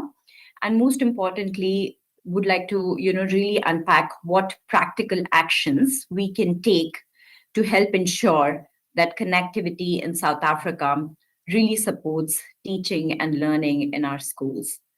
I'm not sure if the presentation is up or if everyone can see it, but I'll continue with the presentation. So, first we basically every time we speak about Giga, we sort of start with what is the global challenge that we are addressing, right? So the global challenge that we are addressing is, around the world, there are 2 billion people that are still disconnected from the internet, and 1 billion of them are children. And in today's education system, as we all know, connectivity is no longer optional, right? So it underpins teaching, learning, administration, assessments, and equity. And not only does connectivity unlock learning opportunities for students, but it also helps build critical digital skills that, as we know, are extremely important in today's world, especially with the huge force for agentic AI and all the different things that are coming up. And this kind of flows in with what the previous presenter said.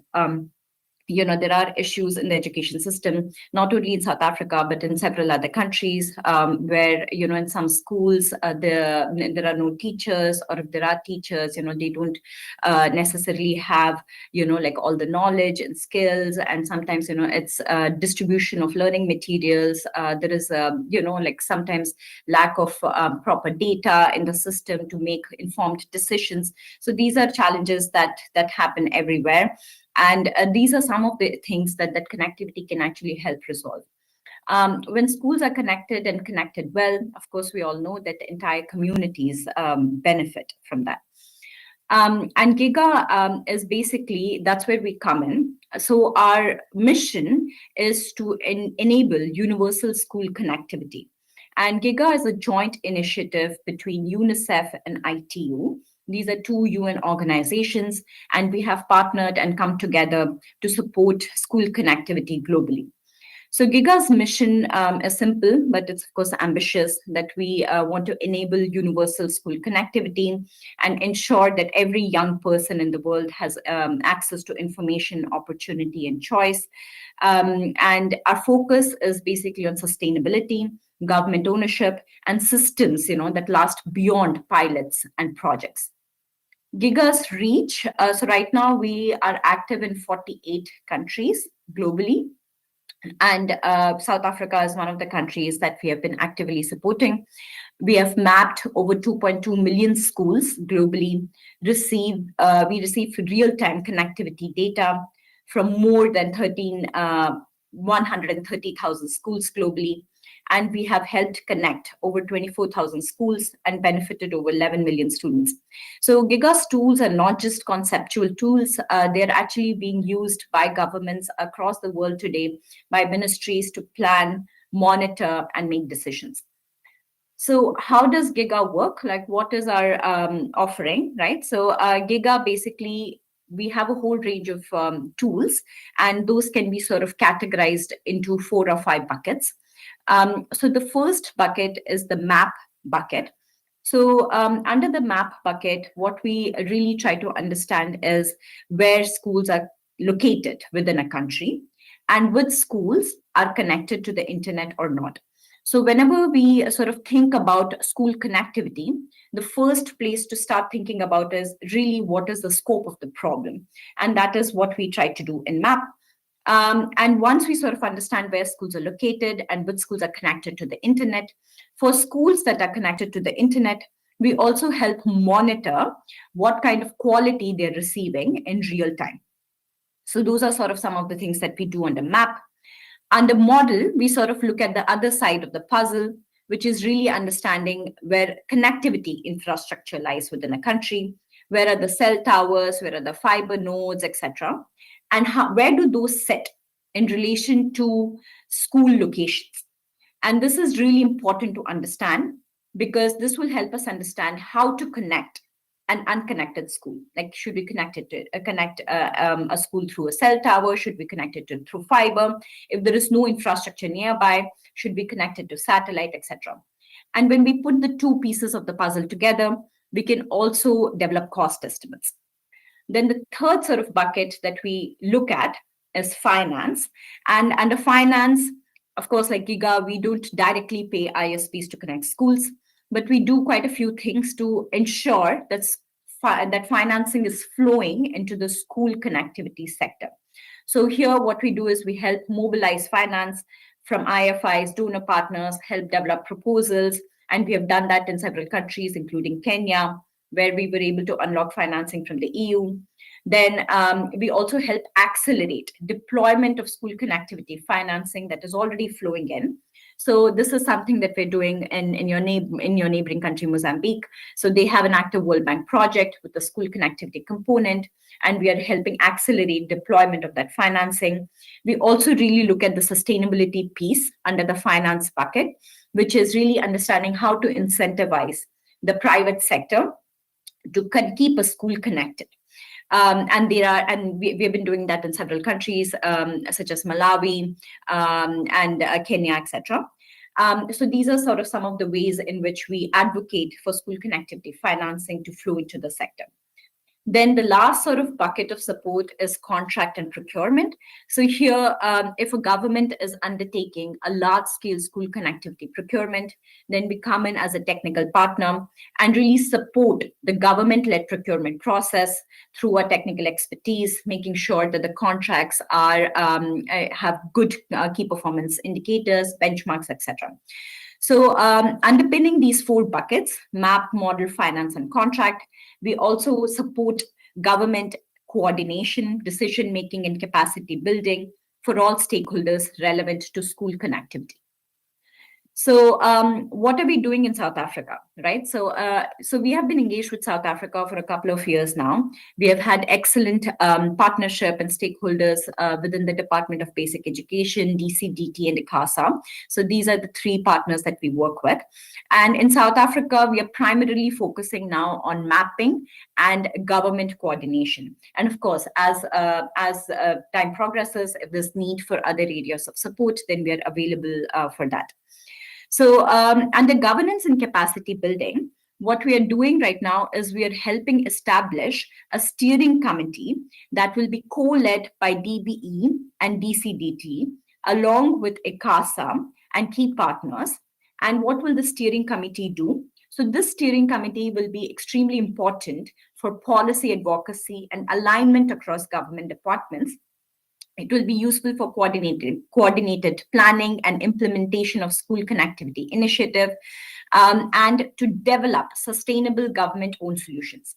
As you can imagine, like without a coordinated platform, connectivity decisions can remain fragmented, and it's most often, the children lose out.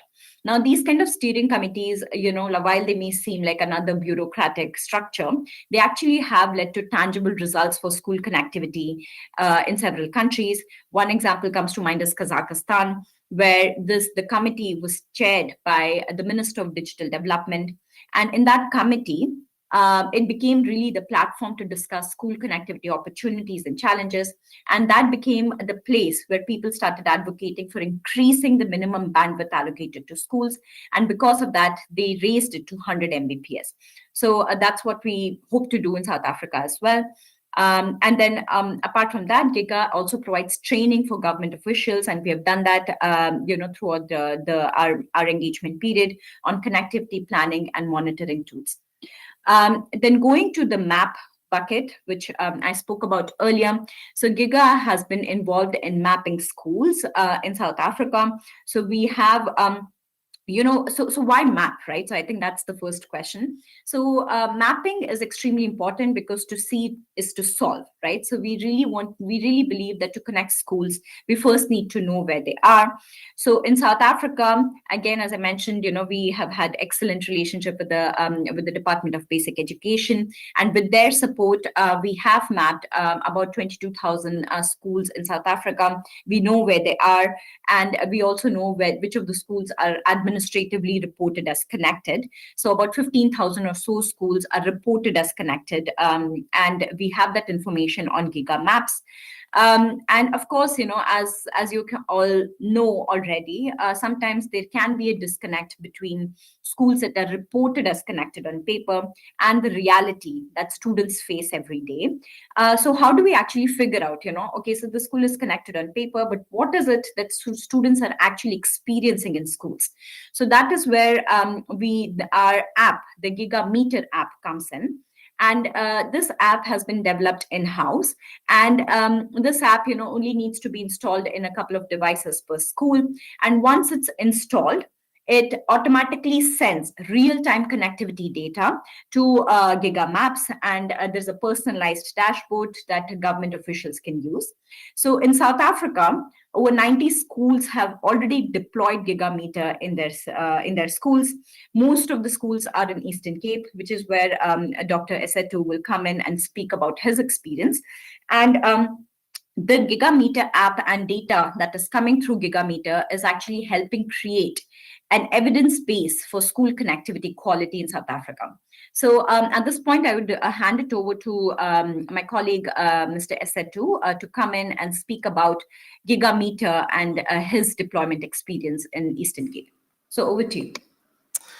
Thank you so much, Anusha. Good afternoon, delegates, all protocols observed.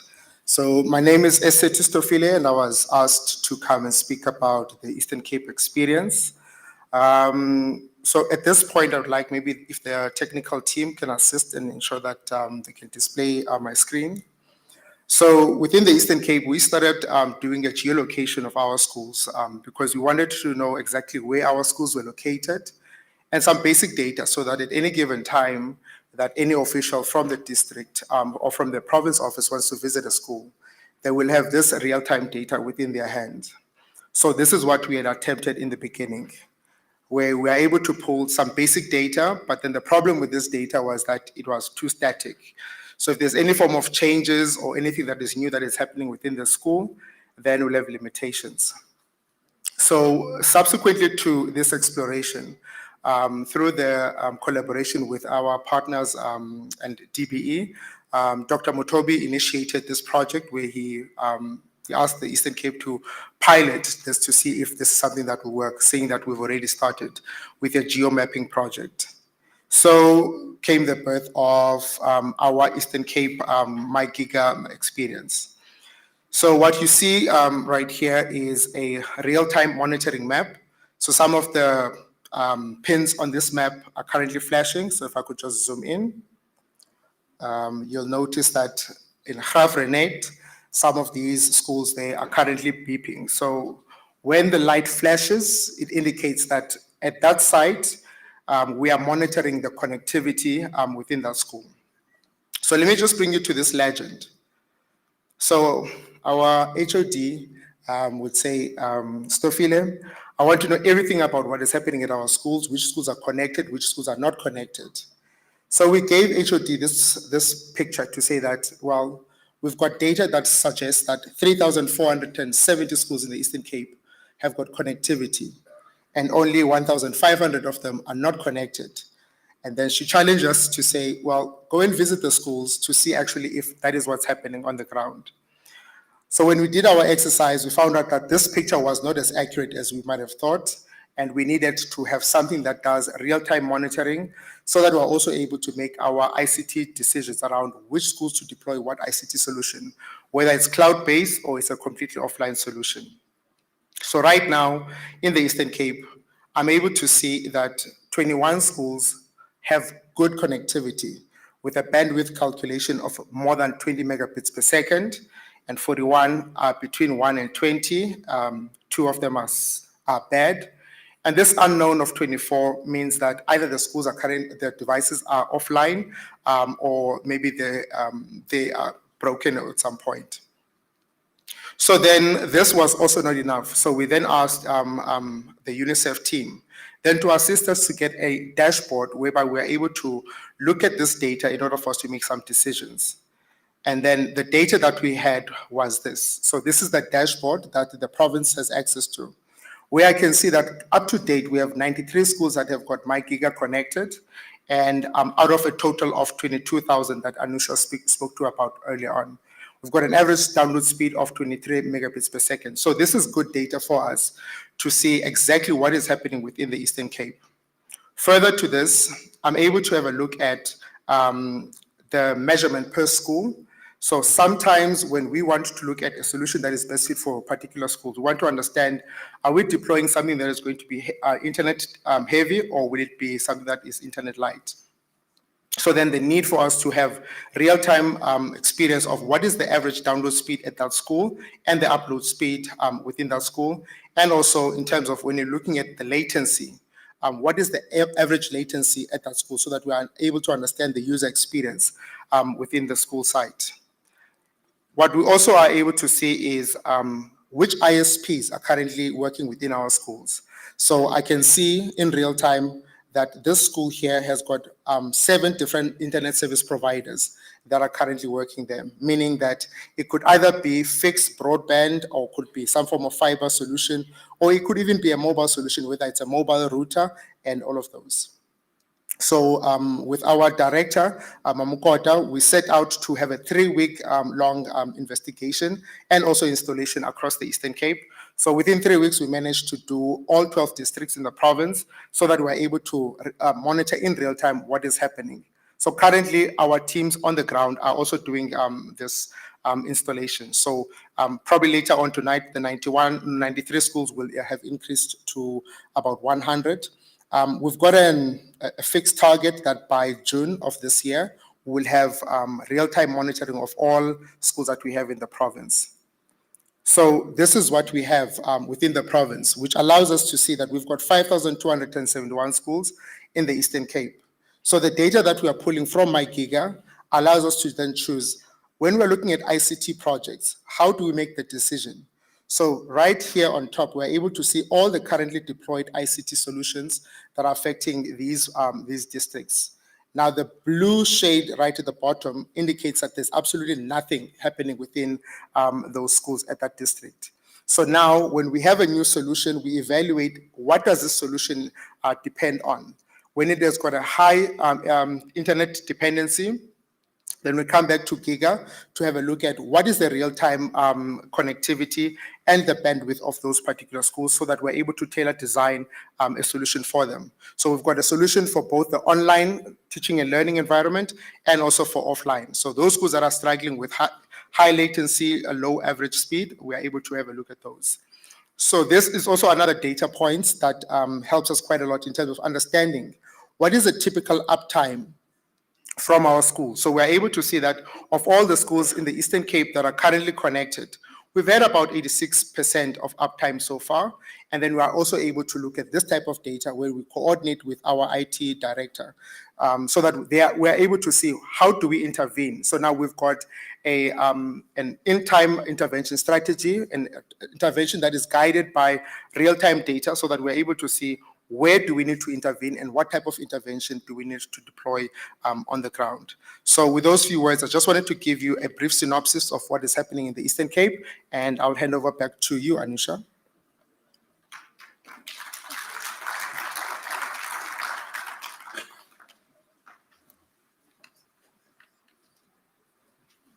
Perfect. Thank you so much, Esetu, for that. And can I just thank Esetu and his team again, because they have been really critical to deploying and leading gigameter deployment in their province. So I would just like to sort of end this presentation by sharing a few call to action slides. So let me just see if that can be presented or if I can present it on my end. Okay, perfect. So I see that, so you can see the slide here. So on Giga's side, we would like to end this presentation by requesting all education stakeholders for three things. The first is let's operationalize the steering committee for school connectivity. As I mentioned before, this is something that we have established with DBE, DCDT, and ICASA. Now, the next step is to really operationalize the platform and make sure that the platform is working well and it becomes a place for everyone to coordinate and discuss school connectivity issues. We really firmly believe that it's important for these three organizations, these three departments to come together to discuss school connectivity in South Africa. Then the second ask is really please engage with Giga Maps. The QR code is on the screen. As an education stakeholder, whether you're a teacher, a principal, an education official, donor partner, please engage with Giga Maps and monitor progress of school connectivity. Track connectivity in your schools, districts, provinces. Accurate data is really what drives effective advocacy. So if you find any discrepancies, please flag it to us immediately. We really aim to make sure that the map is accurate. And the last ask is please, it would be great if all education officials really deploy Gigameter in your schools. We are happy to support that deployment. Please reach out to us. The contact information is on the next slide. Please reach out to us. And what we want to do is build a real-time map of school connectivity across South Africa and really understand the lived reality of teachers and students in the country. So if you need more information, if you'd like to get in touch with us, this is the contact information. We, again, as I mentioned, from the National Department of Education, we have Mr. Seleki and Dr. Neo Mutobi really spearheading the process. From the Eastern Cape, we have Esetu, and from UNICEF, it's me and Andali. So please reach out to us and we hope to hear from you. So let's ensure connectivity that truly supports teaching and learning in our schools. Thank you.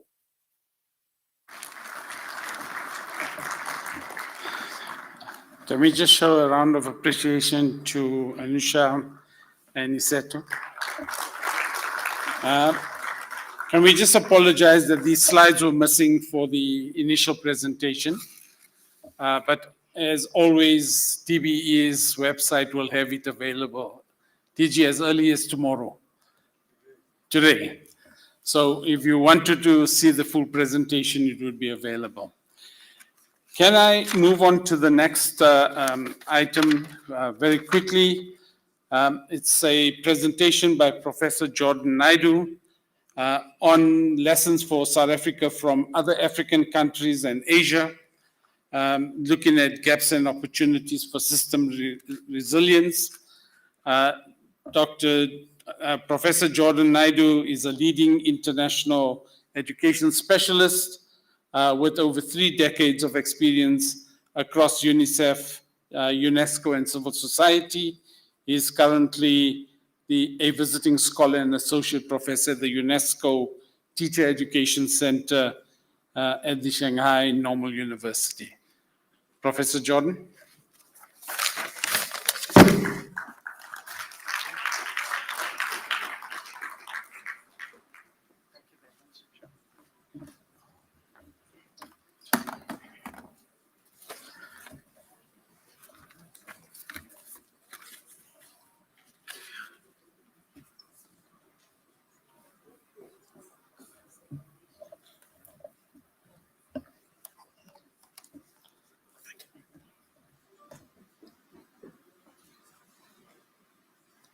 Well, while we're waiting for the connectivity to get started, first let me please thank the Minister of Basic Education, the Deputy Minister, and all involved in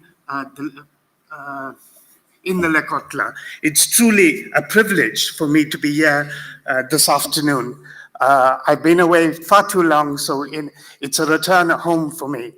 And I must apologize at the outset because a lot of what I'm going to say has been repeated during the course of the day, from the minister's speech this morning to Professor Nzamande, as well as many others. So I'll try to skip some of it, but I think there are some important lessons that apply globally.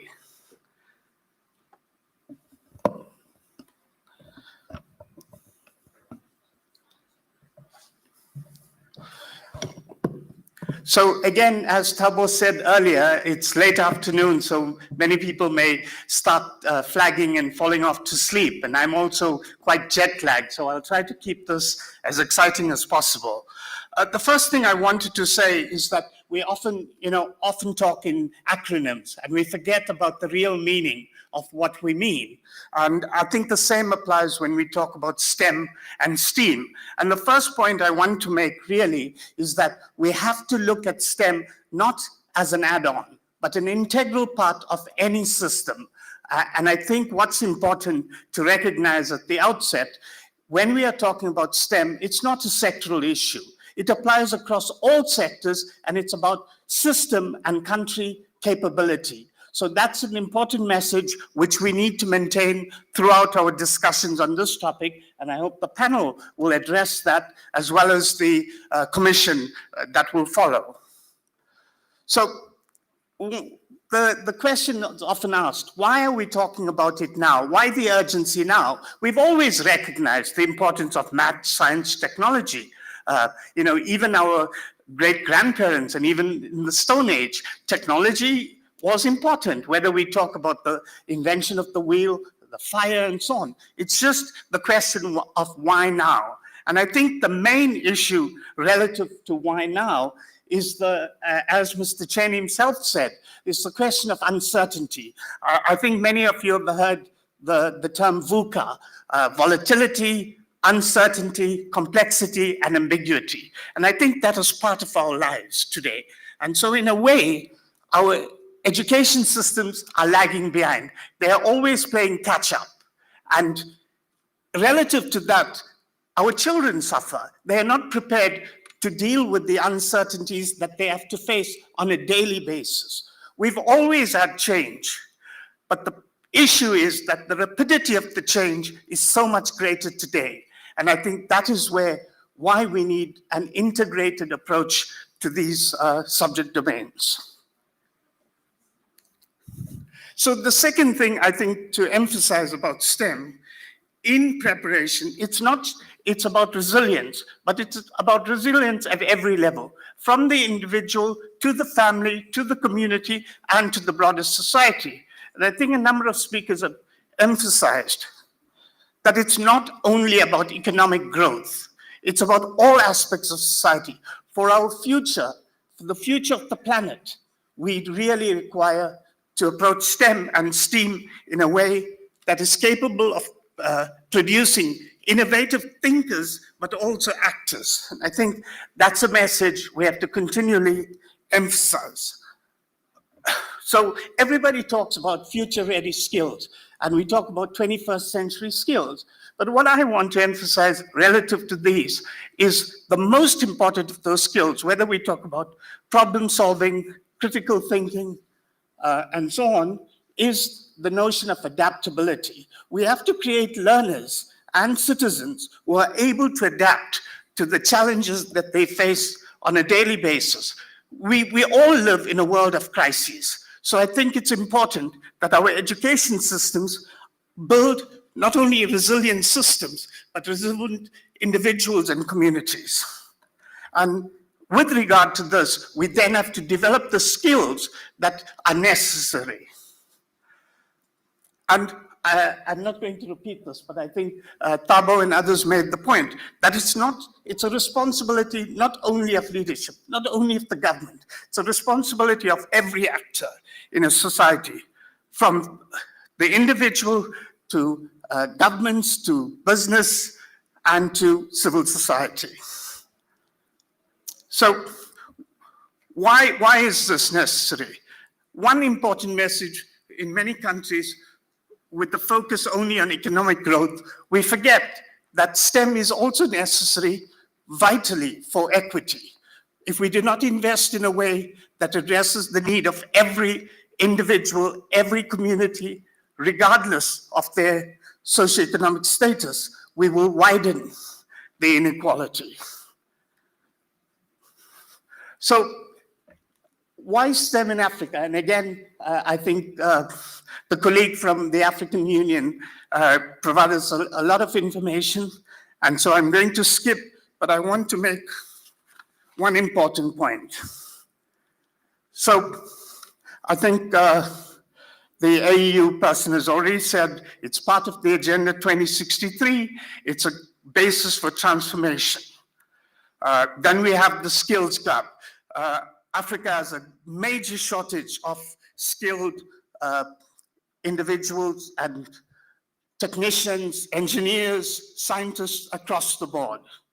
So I'll skip that. But there's one point that I want to make about the issue in Africa, is the fact that many countries do have dedicated programs around STEM and STEAM, but they often are programs that are project-based. They are not systemic. So the important thing about Africa and STEM is that we do not need standalone projects. What we need is coherent, scalable STEM pathways. And I think that was a message that came out this morning as well, because that pathway has to begin at foundational learning. It cannot start very often at junior and higher secondary levels. It has to start with foundational numeracy. So let's come back to South Africa. And I think it was important during the course of the day that people recognize that there have been some major improvements in terms of access to opportunity. And even if we look at the last TIMS report, there has been quite a lot of progress in South Africa in both math and science, particularly at the junior secondary level. However, the problem is that we still lag behind quite significantly. And the figures do not lie.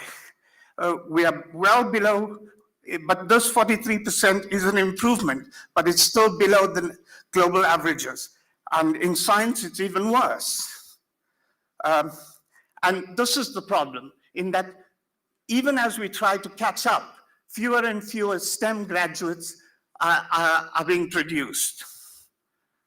And everybody, a number of people have said it during the course of the day, that the quality of an education system cannot exceed the quality of the teachers. And relative to STEM, this is a global issue. There's an issue of shortage, not across the board, but particularly in science and math. So it's an issue that we have to address quite urgently. So what does this mean? This means that we have a pipeline problem. And what is important to recognize in terms of the pipeline issue is that the pipeline blockages are at various points of the system, beginning right at the early foundational stage. And more importantly, it's not just about numbers. It's about the depth of learning. It's about the mastery. And you can only build the kind of mastery that's required for an efficient and effective STEM-based economy is through deep mastery. And even if we produce numbers, if we do not change what children, young people, and adults are learning and applying, we will still fail. So it's more than just access to opportunity. It's access to measurable outcomes. I think I'm just going to skip because a number of people have made this point, and it is the most critical point. We cannot start later. We have to start at the beginning. And I think not only in the foundational state, a lot of the basic capabilities begin in the home and in early childhood. I'll come back to this question of teacher shortages in a little while. But to move on, again, a number of colleagues have already spoken about the critical teacher shortage, the curriculum overload, which stifles creativity, and most importantly, the issue of the digital divide and inequity.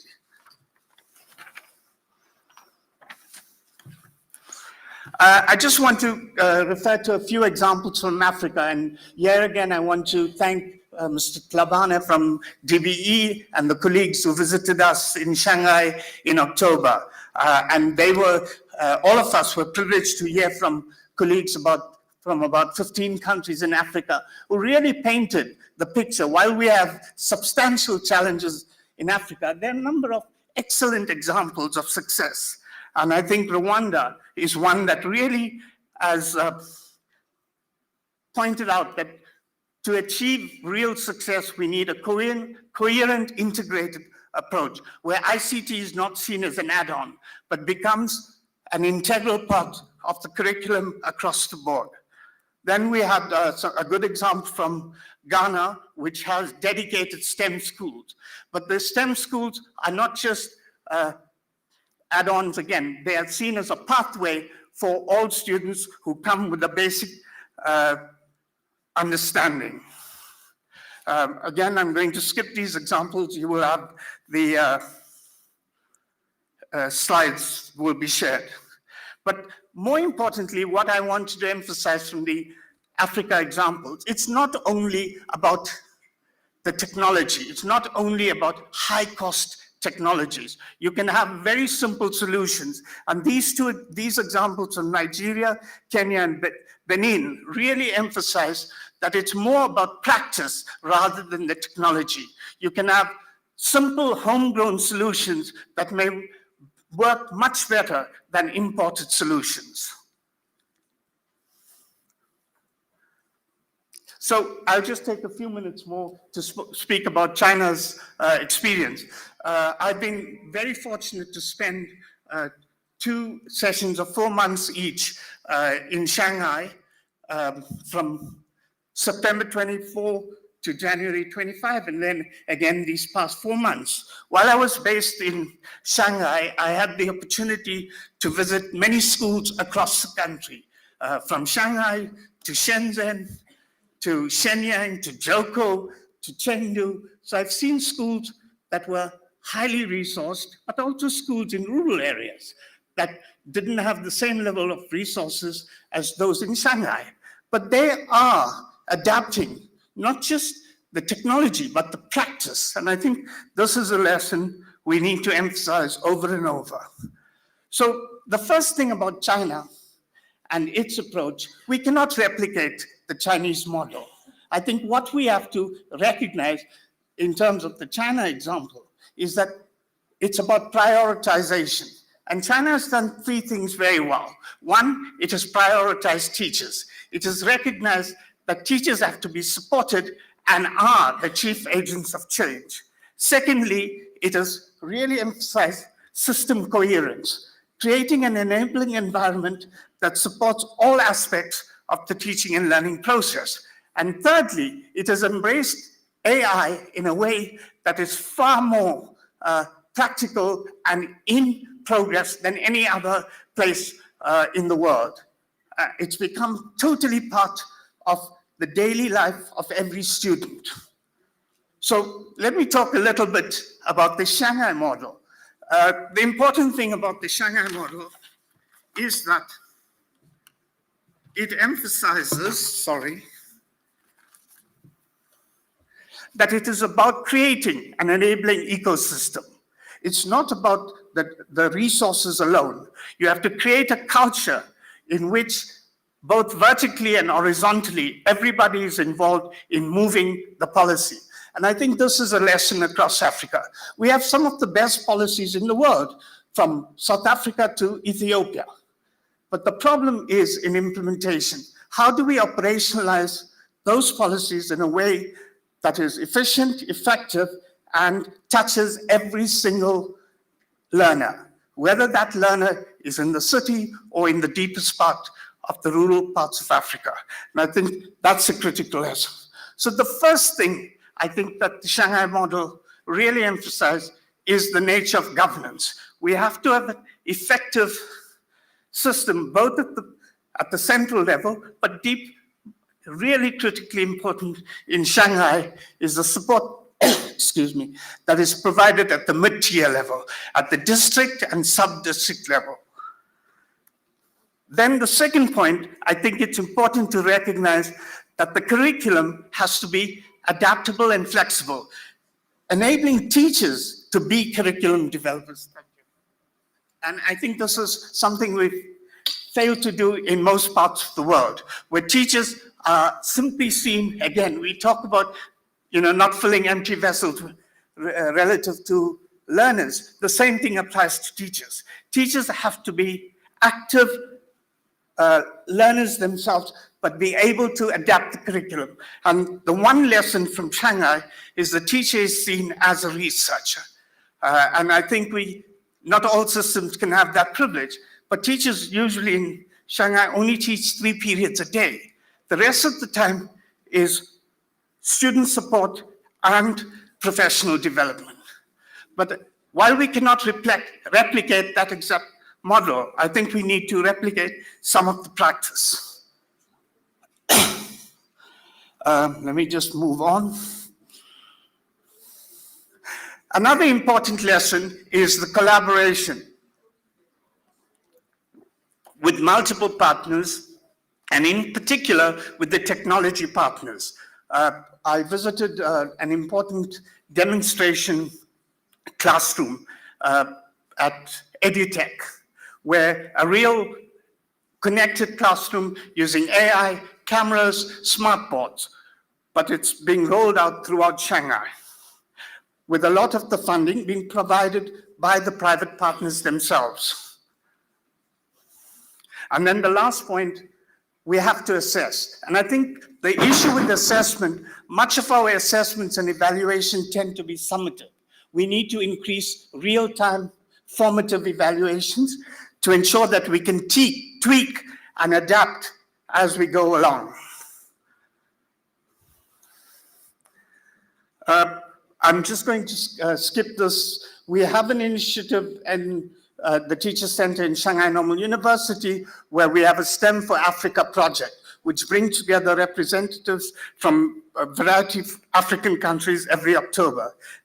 And this past October, we had the opportunity to have a team from South Africa, Mr. Tabana and colleagues from the DBE, as well as, I think, colleagues from about 4 provinces, including Western Cape, Limpopo, Mpumalanga, and I think Gauteng as well. And the big lesson in the presentations was that it can be low cost. We don't necessarily always have to have high cost initiatives. So let me move on to the last point. I think the key takeaway, our approach has to be interdisciplinary. It has to emphasize hands-on experience. There has to be partnerships, both with multiple partners, civil society, teacher unions, business, but also intersectorally. We cannot work alone, and I think the presence of the Minister for Science and Technology this morning demonstrated the fact that higher education, science and technology, basic education has to be seen as one continuum working in joint partnership. But the last point I want to make is that we have to emphasize equity. If we do not pay attention to the needs of every single learner in a country, and more especially the most underprivileged, whether that is due to economic circumstances, exclusion on the grounds of disability or language or regional, we have to close the gaps. Because no matter how much we achieve for the elites, we will fail if we do not cross-sectorally the needs of all learners. Thank you very much.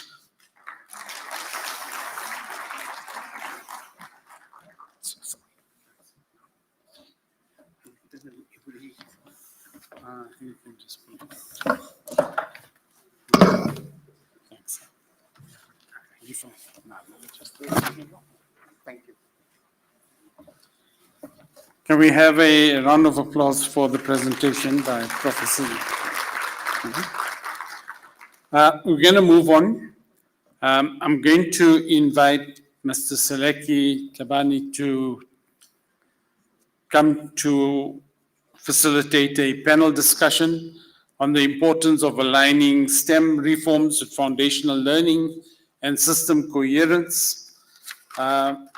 Seleki is a Chief Director in the Department of Basic Education. He has over 36 years experience and in government, NGOs, as well as business sectors.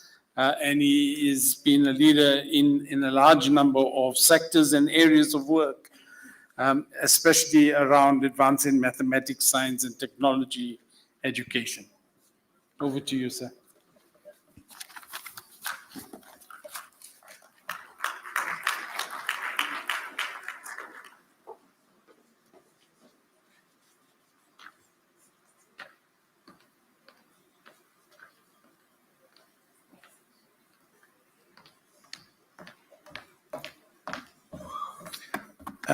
Can I be assisted with the mics? Let me stand on the protocol that has already been established and take the opportunity to invite Dr. Fatima Adams. She's a STEM expert implementer. She works for the Zenex Foundation here in South Africa. Let me also invite Dr. Nzamani Mdaka, who is a program manager at the National Education Collaboration Trust, working on programs that relate to STEM as well. We are also joined virtually by colleagues from 3 African countries. The first one is Mr. Veldia Gay, who is a STEM education and regional curriculum development expert from Ethiopia. Dr. Ola Kotan, who is a lead researcher in STEM education from Nigeria. And Dr. Munawaru, who is the Deputy Director General for the Department of Basic Education in Ghana. All of them are going to be part of the panel discussion. The 3 colleagues from Ethiopia, Nigeria, and Ghana are joining us virtually. Do we have our mics ready?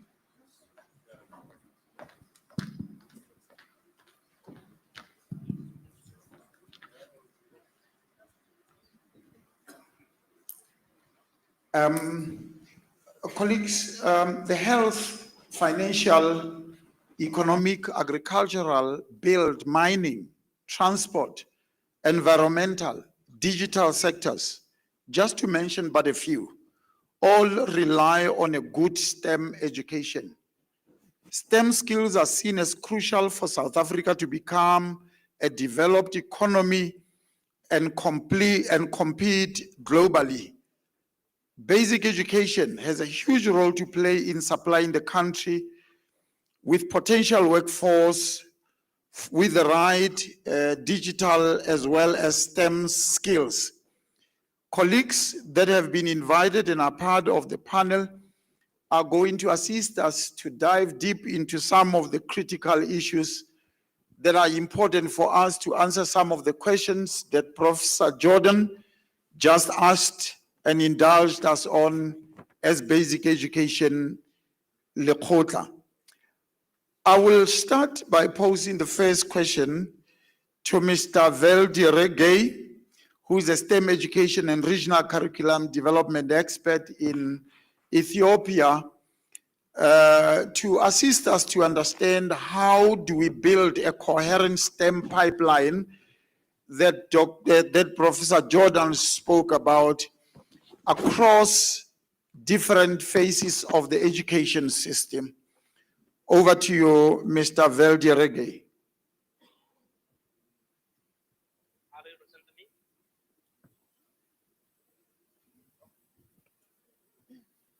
you listening to me? Can we be assisted with the sound?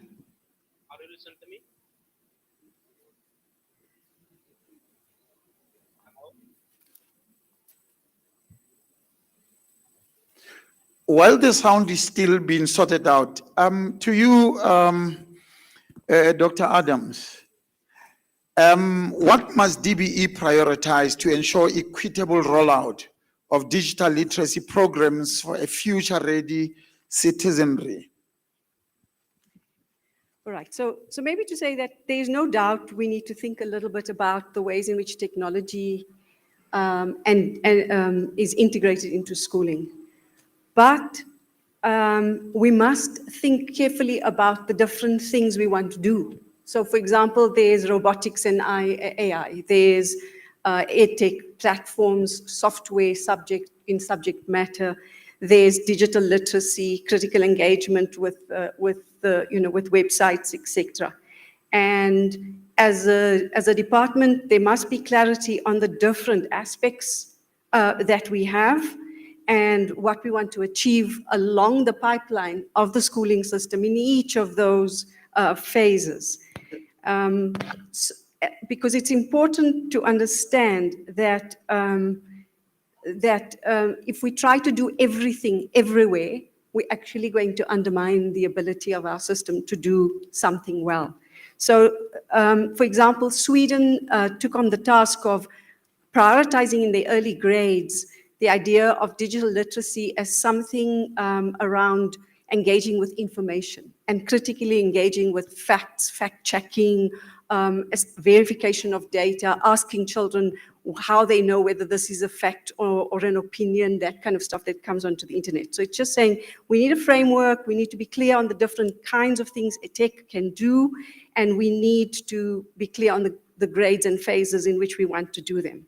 But more importantly, we really need to think about the implementation, because there are many aspects of implementation. We need to be very clear on what it takes to implement, both in terms of capacity and costs and resources. Because if we don't, again, we undermine the very efforts we're trying to build. And then finally, in this digital space, we don't know enough about what works in our context. So we must begin to do many pilots, and we must begin to build a body of evidence so that we can drive very carefully and systematically our focus and our work in supporting digital education in our schooling sector. Thank you very much for sharing those thoughts and insights, Dr. Adams. We will go back to Ethiopia. Let's go to Nigeria now. Dr.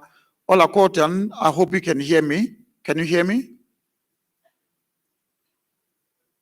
I can hear you. Thank you very much, Doc. From the Nigerian perspective, how have you as a country viewed the role of teacher preparation and continuous professional development for strengthening the offering of STEM as well as AI subjects? Come again, please. Hello? Yes, Doc, we can hear you. Yes, good afternoon, everyone. Afternoon. Yes, I couldn't pick the question. Please repeat the question, please. Yeah, I was asking, from the Nigerian experience, how has teacher preparation and continuous professional development played a role for strengthening the STEM education in Nigeria? Yes, the key to strengthening STEM education in Nigeria is no other thing about continuous capacity building. And that has helped the nation, and it is still helping the nation. Yes, like in the STEM sector now, across geopolitical zone in the country, there are innovation hubs for teachers, for researchers to be trained in order to strengthen STEM. And aside that, government is responsive to teacher capacity building, in-house training from time to time. And since I believe, and that has been one of the things that almost all the participants are saying, or all the presenters are saying, no nation can rise above the quality of its teachers. So we as a nation, since we hold that in high esteem, so our priority remains capacity building of our teachers in order to strengthen the STEM education. Thank you. Thank you very much, Doc. Let's go to Ghana now. DDG, how do we strengthen partnerships with industry, higher education institutions, TVETs and civil society for improving STEM outcomes in an education system from Ghana's perspective?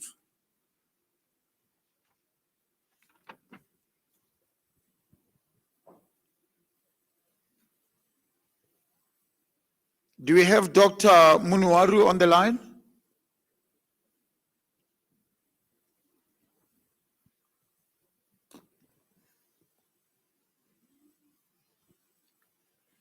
Dr. Munuwaru? Okay, let's come back, Dr. Mdak.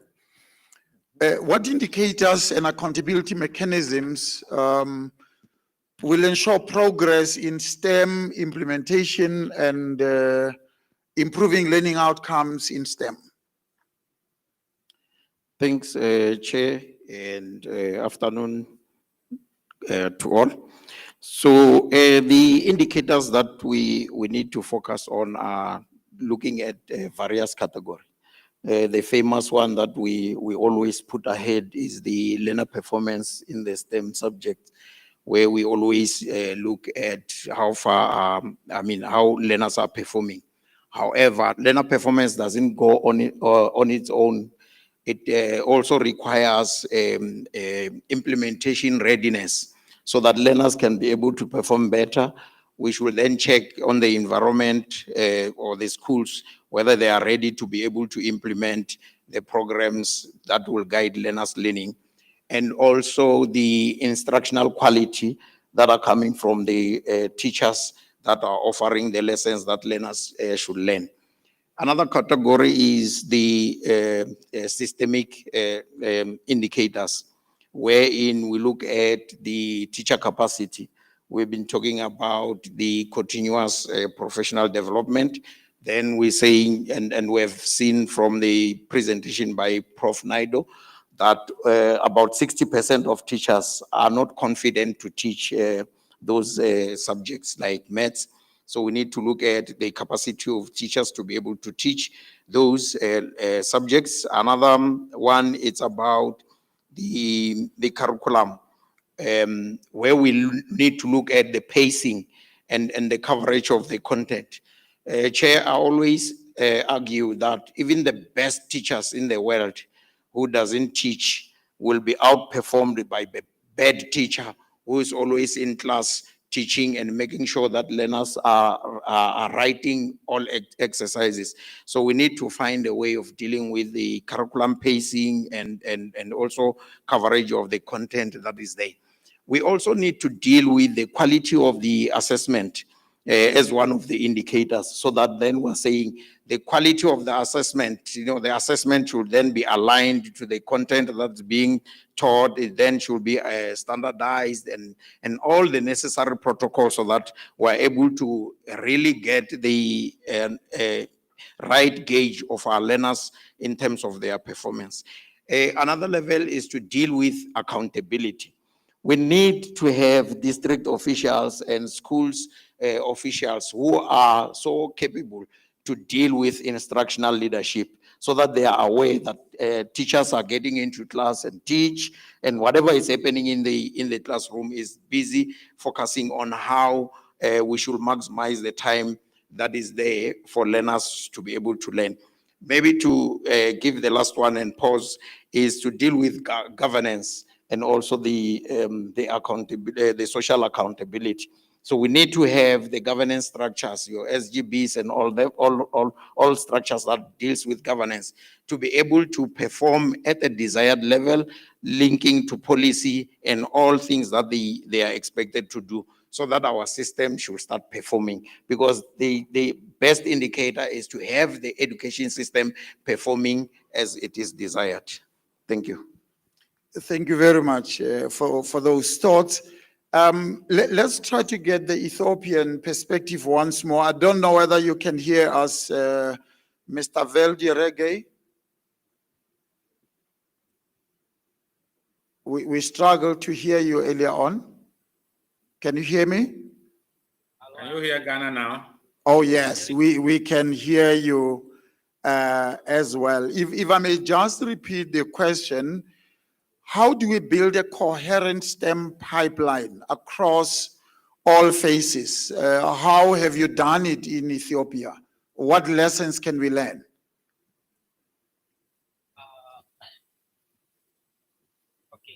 One thing is, the one and the most is vertical alignment.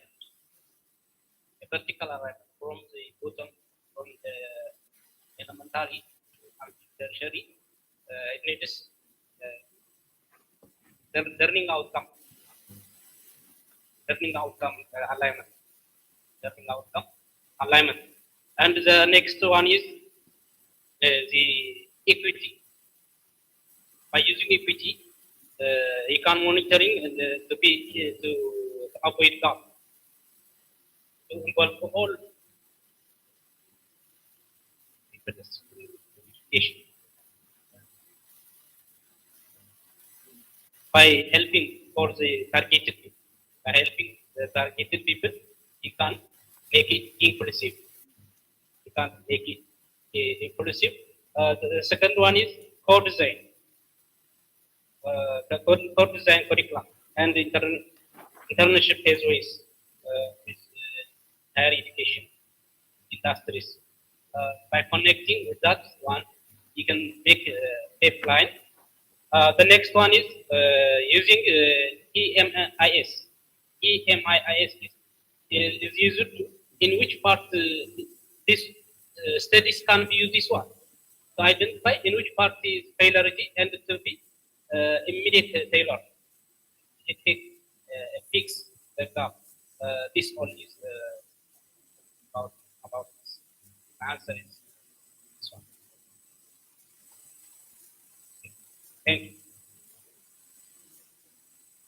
Thank you very much. I think the sound quality wasn't that it wasn't that good.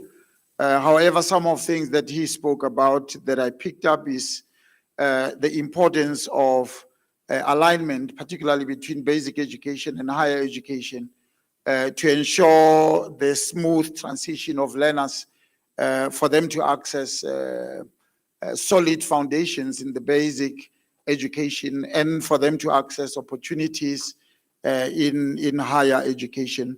I think I also heard him talk about other role players other than government, that is how they did it in Ethiopia.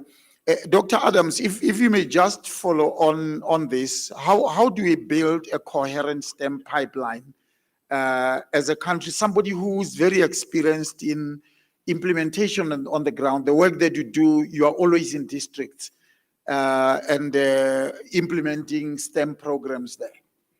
So I suppose I'm not going to say, is this Yeah. right? Yeah. I'm not going to say anything new. I think it was said throughout the day. I think it's an important thing that it was said throughout the day, because it means that our messaging is getting better. So the first for me is that, so there's the pipeline problem starts almost before grade R, but let's say grade R right through to grade 12. And then post-schooling, as children enter into universities and struggle there, and then teacher education as well.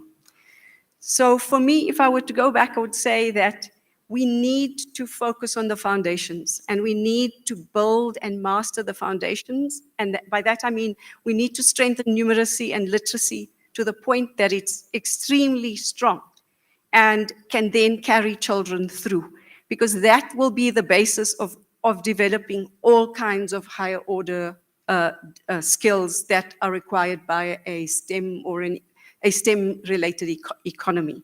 The second thing is, in order to do that, we must think about our curriculum carefully. So for me, I'm going to say less is more, and I think we must do less in the curriculum. It seems to be packed in some grades and some phases, and do them better. So when I say better, I think we must work more conceptually.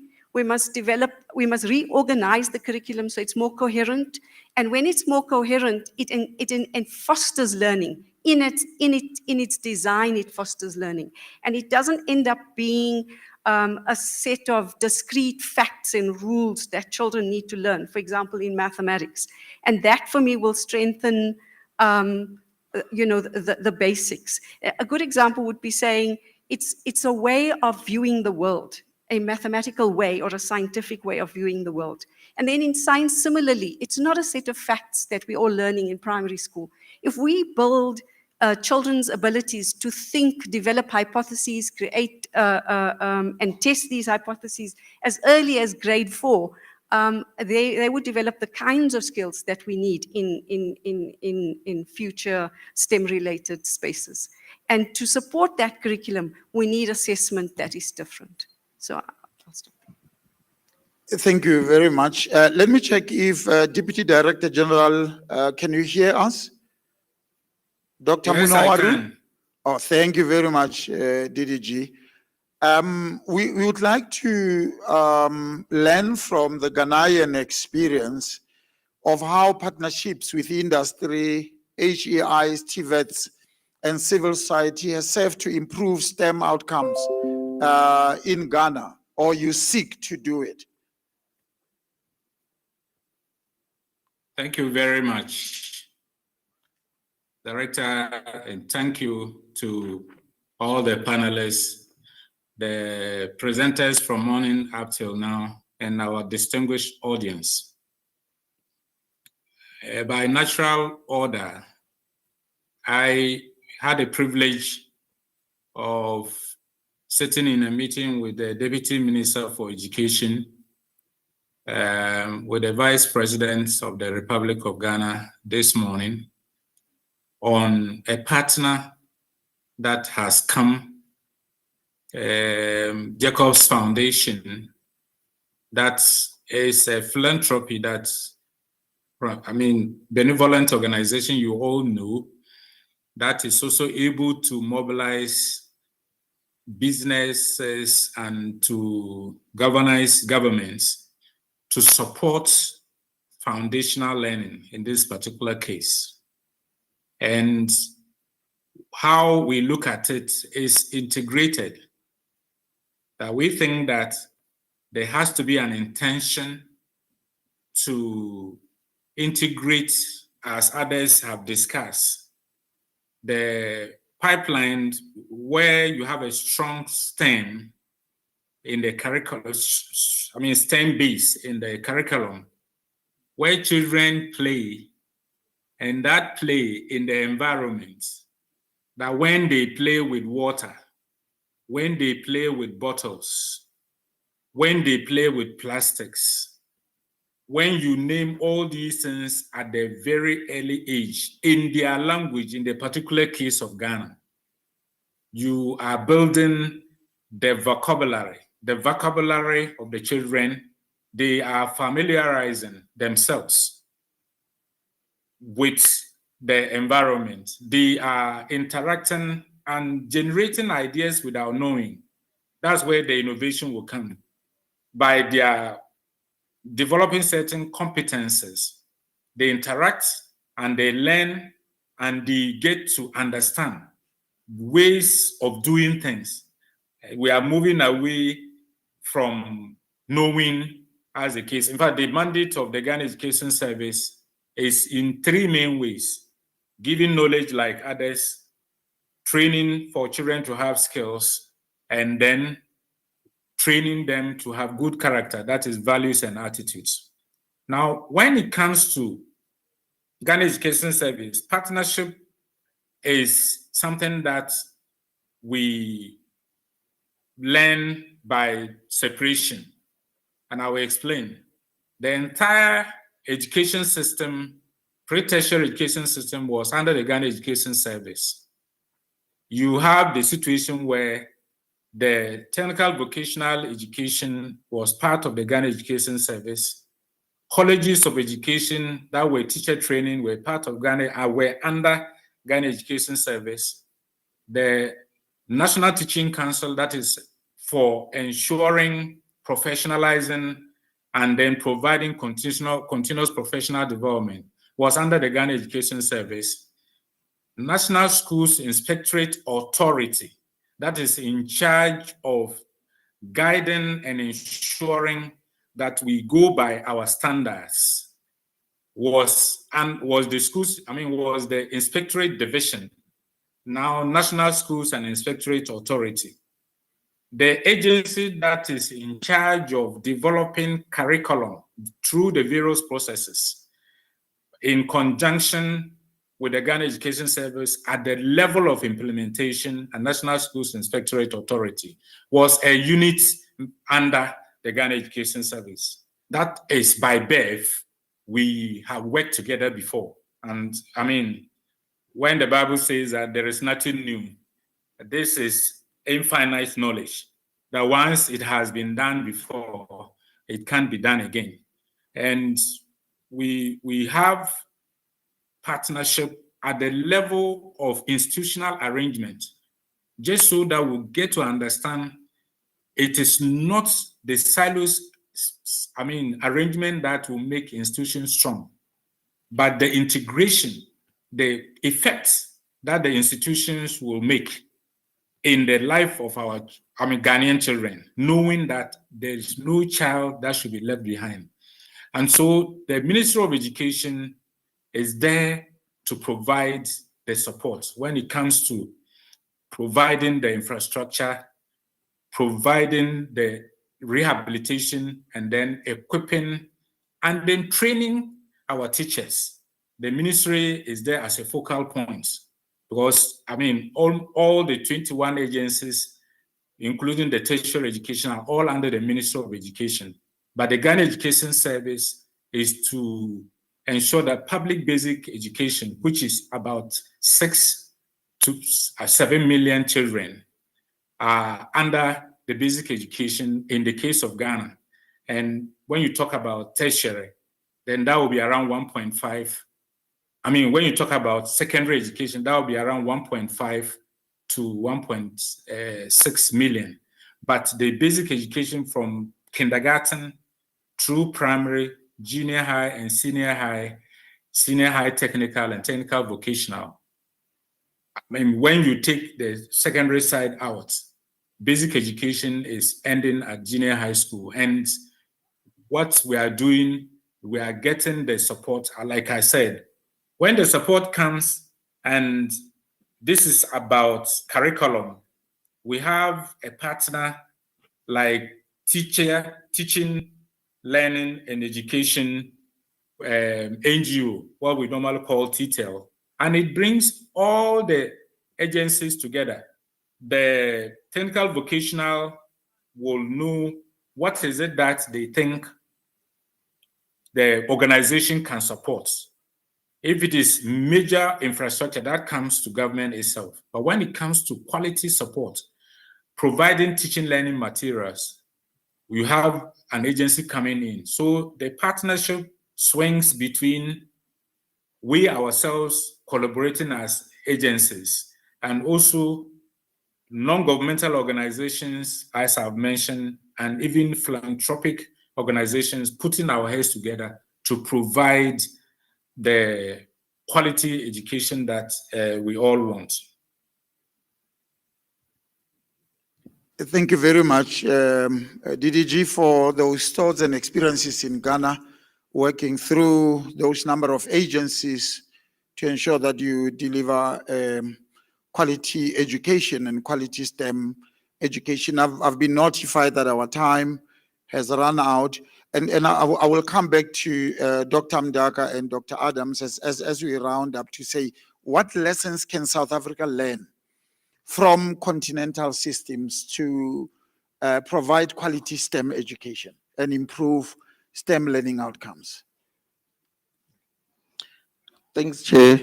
On that note, Chair, let me start by acknowledging the DBE for the correct prioritization and staying on course with the NDP, the vision. Anyway, the NECT is premised on that NDP. However, I want to make this note that the critical determinant of the success of those prioritization will be on the strength and the consistency of implementation. The prioritization that DBE has, one which is critical, and we could learn from lessons from other continental states like Rwanda and Ethiopia, is the prioritization of foundational learning, because we know that without fluent reading and numerate learners by age 10, it might be very much difficult for STEM reforms to continue. It will just stall. Secondly, it's a prioritization of teacher development, because we know teacher practices are very much key in changing or influencing learning outcome.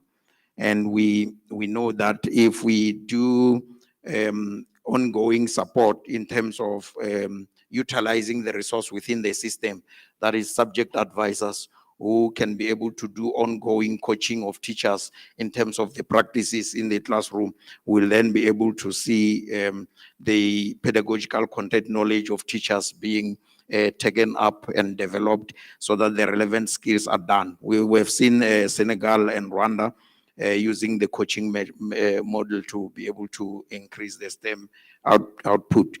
Thirdly, we have seen DBE taking the right prioritization of curriculum strengthening, focusing on emphasizing the depth rather than the breadth of the curriculum. However, that process, maybe it needs to be completed so that then it can put DBE into the right places, because the belief is that curriculum clarity enables better teaching and better assessment and learner understanding of learning. So we believe that if that area is taken care of, it will assist, like we have seen in Kenya's CBC, where they have reduced content and density, and they emphasized problem solving and practical learning. So we can learn from that as we do that. Fourth is to be able to strengthen districts with instructional leaders, who are able to drive STEM reforms by knowing what good teaching is and how to support it. So we need to ensure that they know what is good teaching and how to support it. So districts should institutionalize proactive accountability. We shouldn't wait for things to fall apart, but we should become proactive in terms of knowing what is happening in classroom, supporting learners in terms of their work that is happening, and also doing reviews and giving feedback to the practitioners in the classroom, because this could easily assist achievement. So we correcting as we are going on. We don't wait for the assessment to do that, and we have seen some happening in Rwanda. This we can be able to do, Chair, because we've got subject advisors in the system who are subject experts, and they know everything about that subject, so they can be able to do support. Lastly, I'll look at aligning curriculum with assessment and with the support, because misalignment weakens even the well-designed STEM reform programs. So if they are not aligned, they will be good programs, well-designed, but it will be weak in terms of implementation. So we're saying there should be coherence between the CAPs, between the assessment standards, between the textbooks that are used in the classroom, and between the district support tools that district officials are using to check school functionality and support teachers.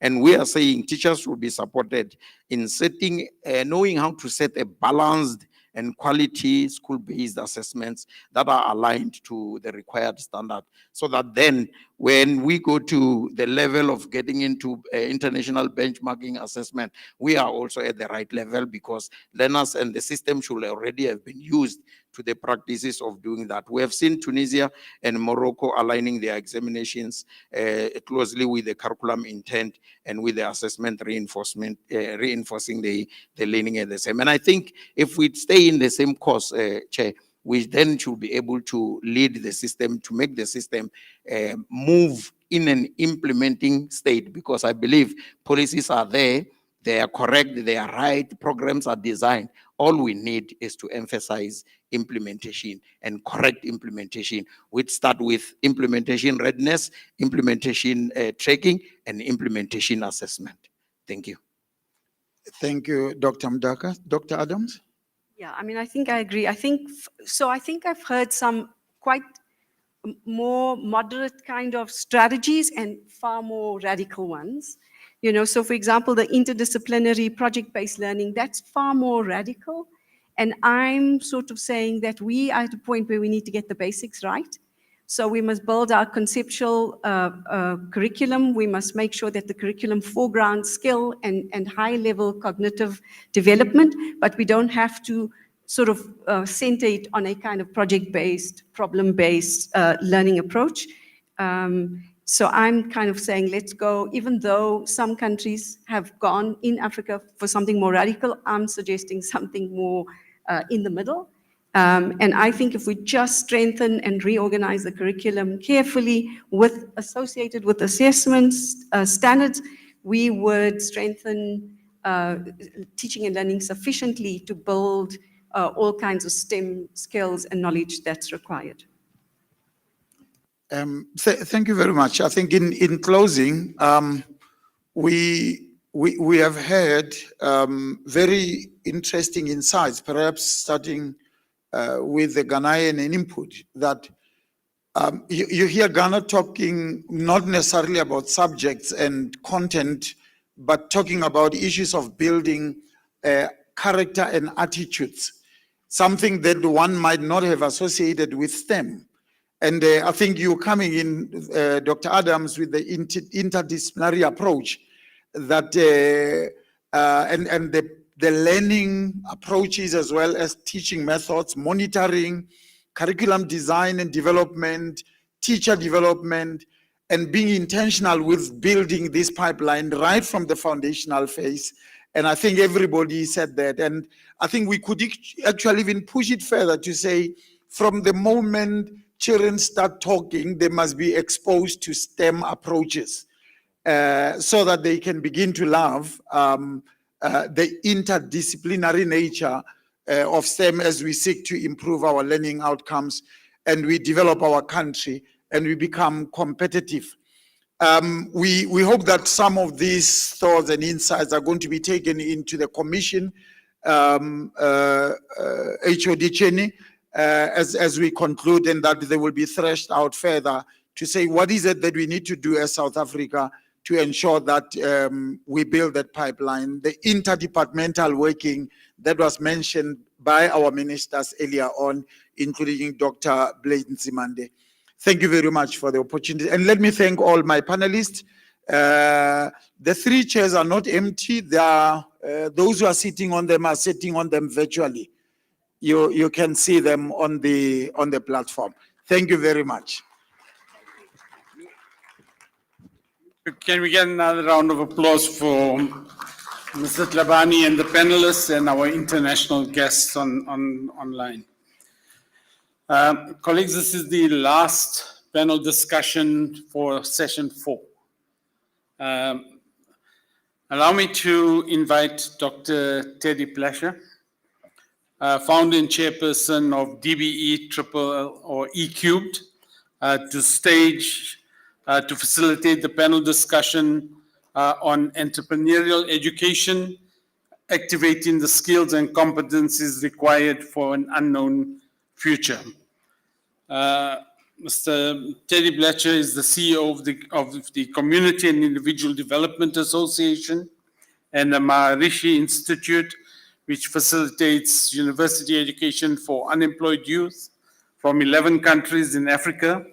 He also founded the Broad-Based BEE Fund, Imvula Educational Empowerment Fund. Dr. Blasher is also the chairperson of the South African National Government Task Team on Entrepreneurship, Education and Job Creation in the Human Resources Development Council. Dr. Blasher.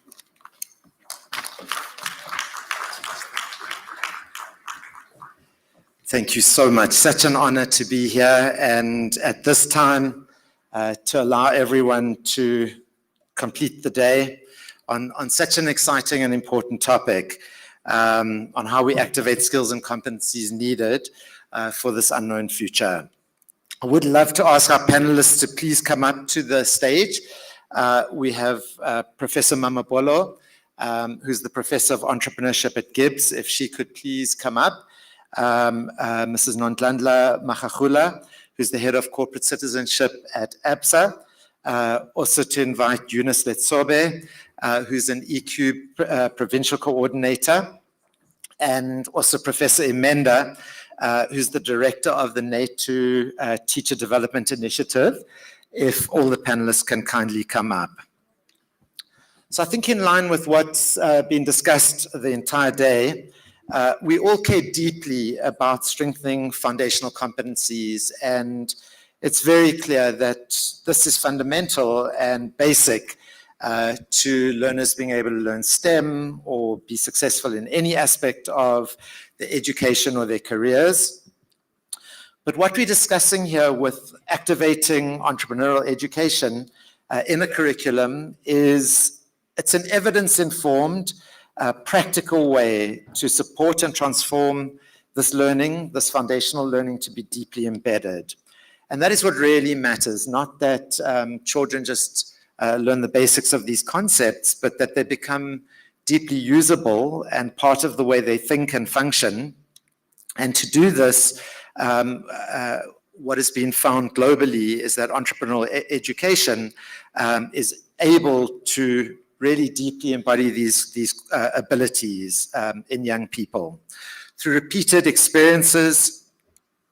And it's important to say that entrepreneurial education isn't about just creating businesses. That's very important. It's about creating learners who do embody these abilities, who can navigate uncertainty, who can solve problems, and they can build futures in a rapidly changing world, which is the most important thing, actually. So this approach, actually, it's important to recognize that the research shows that it does strengthen foundational learning as well as future readiness.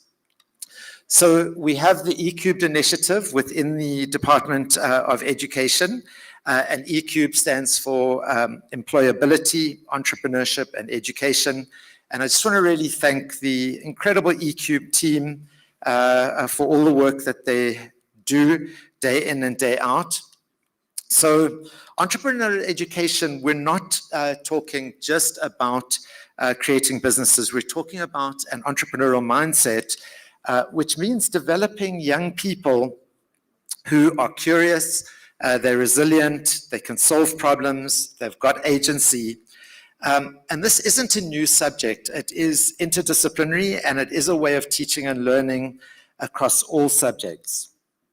So the fundamental mechanisms of this are to make learning active, to make it learner-centered, to create safe learning environments where learners feel safe, and where learning is meaningful. So to give learners agency to be involved in solving problems, working together in teams on things that they really care about, and allow them to build meaningful relationships. So we're going to hear from our very esteemed panelists. We've got an amazing panel here. And Prof. Emenda, thank you for joining us again. You did so well on the panel last year, they invited you back. So we're very grateful to you again. So we want to hear from all the panelists. Firstly, what does entrepreneurial education mean in your context? And why do you feel it is relevant, and why does it matter for South African learners right now as we speak? So Prof. Mamabolo, if you could begin, why is entrepreneurial education actually important? 1, 2. Good afternoon and all protocol observed. Thank you so much for the invitation. So it's always exciting to be in this kind of spaces and talk about entrepreneurship. So entrepreneurship education really matters because it is an active, lifelong learning experience that really is about developing entrepreneurial competencies for people to be able to explore and exploit opportunities. What that simply means is that entrepreneurship helps us to deal with everyday challenges and be adaptable in the way we approach uncertainty and be very creative in solving problems. So that is why it matters. And it's not just a phase in one's learning journey, but it actually is a lifelong learning journey. That whether you are young or you are old, entrepreneurship still matters because it changes the way you see the world, the way you approach the world, and the way you think about the problems that we are dealing with. And when we talk about these problems, these are problems of societal impact. So this is not about enriching oneself, as a lot of people will think about entrepreneurship, but is really identifying social problems within our communities that we can really solve through this lifelong learning experience. Prof, thank you. So what I hear you saying is that it's a mindset around solving problems and in this way adding value to society, to the people around you. Okay, let's then go to Nondlandla. Nondlandla, if share your perspectives. ABSA is spending an enormous amount, putting, I think, your entire focus on entrepreneurial mindsets, on entrepreneurship education, on helping develop entrepreneurs in our country. Why do you feel this is so important to you as a major bank? Thank you so much, Molweni. It's an absolute honor for us to be here as ABSA today. I think as I sat in the room throughout the day, I got an appreciation of the complexity of the system. And I think I just wanted to acknowledge that from STEM to STEAM to ECD, digital literacy, it's all complex. And the question is, how does it all live side by side? I represent a Pan-Africa organization, which is purpose-led. We talk about empowering Africa's tomorrow together, one story at a time. So the question is, how do we build a different future for the continent? How does it show up differently? Continent, country level.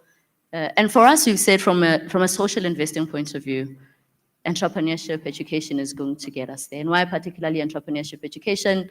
If you look at the rate of young people who are unemployed, we're saying, but what future are we then designing or developing for these young people if we've got so many that are unemployed? So we've then said our peg on the ground is financial inclusion through entrepreneurship. What it means to us is that we pathway young people into entrepreneurial action, and that starts with developing an entrepreneurial mindset. A young person with an entrepreneurial mindset thinks differently, and as they think differently, they show up differently. And we are saying where we are as a country, we are needing to get our young people in a space where they're saying, we've got to do things differently, but we've got to teach them early, and teaching them early is teaching them these entrepreneurial competencies within basic schooling. We're saying, how do we teach our young people agency? How do we teach them how to make decisions now, take decisions independently? I think it's important. How do we teach them how to create value, to be able to identify an issue, to say, here's a particular issue, here's a need, give them a structured approach. Here's an issue, here's a need. How do I begin to come up with ideas and ideate around solutioning for this issue? Right? It's not like Dr. Teddy was saying, it's not about getting all of them to start businesses, but getting them to show up in a particular way. And as I ideate to try a solution for this issue, what resources do I have? Resourcefulness is another skill or a competency that entrepreneurship education teaches our young people, wanting them to be resourceful so that they can solution for the issues that they're experiencing. And I think lastly, for us, it says, how do we teach them to work together? Right? So it's about resourcefulness, but also who's around me that I can work together with in solutioning for some of these issues. So that's why as ABSA, we're investing in entrepreneurship education to say, how do we drive economic empowerment of young people? And entrepreneurship education is going to get us there. Thank you. Amazing. Thank you very much, Nantala. I really like that word resourcefulness that you use, that within every one of us, every child, every human being, there is actually infinite capability, but we have to teach young people how to unfold this capability that's within them to navigate the world around them, that they have within themselves tremendous ability to find an ability to add value, as Prof was saying. So I think this word resourcefulness, you mentioned creativity, problem solving, absolutely critical to be able to navigate the world. Maybe we can go over to Eunice. Maybe you could talk about some of the work you're doing in eCubed as a provincial coordinator. Why is this important? Why is entrepreneurial education important? And what are you seeing amongst all the schools in your province where you're working on this? Should I say good afternoon or good evening? Soon you can say good night. Good night, everybody. Thank you for the opportunity to be on this panel, and greetings, all protocol observed. My work is quite interesting, and I love it so much because it exposes us to the realities in South Africa. We have learners that have been progressed. We have learners that have been considered as dropouts. We have learners that have been categorized as they have barriers to learning, and therefore they have just been pushed. Now with entrepreneurship, what's nice about it, let me put it this way. Entrepreneurship is regarded as starting businesses and I know a lot of attitude, I know a lot of people when I go into the schools have an attitude towards the word entrepreneurship, but entrepreneurial is a whole different ballgame. So with entrepreneurial, it's more of a mindset. It's a descriptive word. It characterizes an entrepreneur, meaning we are looking for a person that is resilient, flexible, curious, a problem solver, a person that can spot opportunities and problems. So in our country right now, we are faced with unemployment, where everyone is asking, where should I go? But with entrepreneurship or entrepreneurial mindset, one sits and says, but why is this room so dark? Maybe I can supply lights. That's a person that identifies opportunities, a person that is willing to solve problems. I love that our theme for Lekgotla says, strengthening foundations for a resilient and future-ready education system. When you talk about foundation, you're referring to something that you start with. And Department of Basic Education is where everything starts. And allowing our learners to experience or creating an opportunity for our learners to have an entrepreneurial mindset, I think is the right thing to do. I also put down in my notes that entrepreneurship actually doesn't have an age restriction. It's not qualification dependent, meaning that a child in grade 7 can have an entrepreneurial mindset. A lady that is 55 years old can have an entrepreneurial mindset. So how about as a system, we give our learners that opportunity to say, hey, maybe you deserve this opportunity. So thank you very much. Wonderful. Excellent point. No age restriction. Teaching somebody lifelong so that they can fend for themselves, they can fend for their families, they can bring change wherever they are. You know, some of the top thinkers on AI, artificial intelligence, are saying that within 2-3 years, we're going to have artificial general intelligence, then we're going to have artificial super intelligence. Technology will be able to do anything that any human being can do, and that maybe the last remaining career that will remain is to be an entrepreneur, to actually create things and harness the power of that technology to make the world better, to solve problems, to create wealth and abundance. So I think you covered very, very important themes in this world that is, we can't hold back the pace of change. It's here, it's real. Cars driving themselves, airplanes flying themselves, burgers cooking themselves. robots cleaning people's houses, making their beds, etc., etc. The change is unstoppable. We have to teach learners how to navigate in that world. Prof, when I read your CV and your bio, I'm always a huge fan of all of your achievements, your tremendous career, academic history, and everything else. And you coming back to NATU to build something I think very important, a teacher development initiative. And you've been a huge supporter of this idea of entrepreneurial education. It would be great to know why you think it's important. Thank you very much. Did you want to use slides, Prof?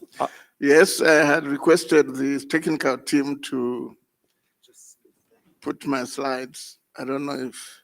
Okay, we could just ask the technical somewhere team. Near. They're showing me instead.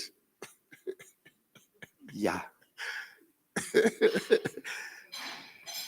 If Okay. you were No, sorry. So you can stop that. That's not the slides. So, Prof, do they have your slides? Yeah, I was told they were... They don't. Okay, Prof, you're going to have to speak without your slides. Now, he's the one to blame, the one who's telling me they don't.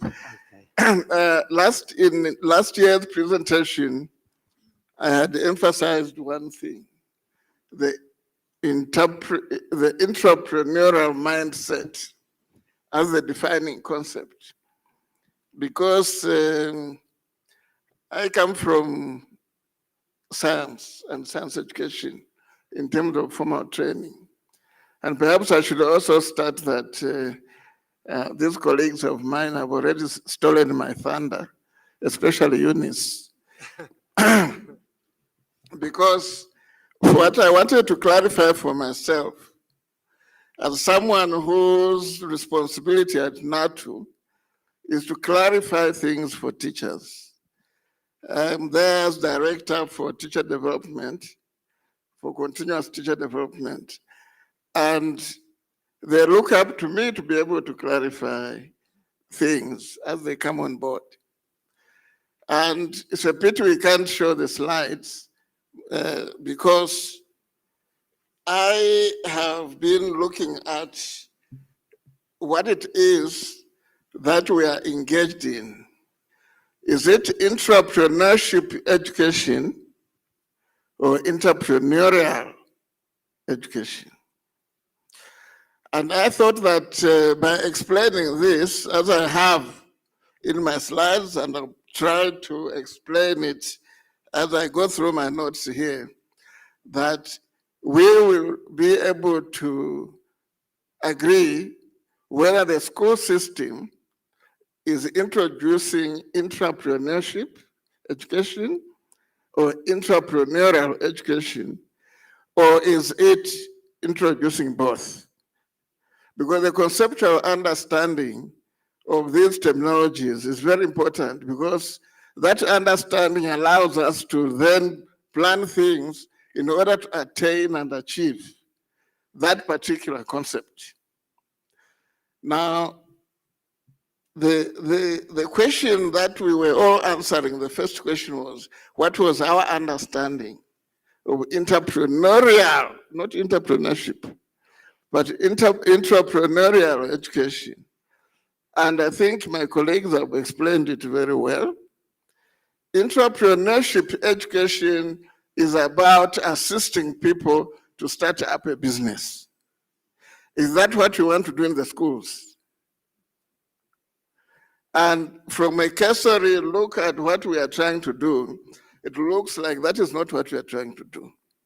So we are not actually, it would appear, in the business of entrepreneurship education, but rather in entrepreneurial education. Because it's the entrepreneurial education that emphasizes the development of skills and the entrepreneurial mindset, which is more generalizable to even other subjects. It's for that reason that you find that in the policy documents, they're saying that entrepreneurial education, this thing we are trying to do, is not entrepreneurship education. should be covered across the curriculum in science and other subjects as well.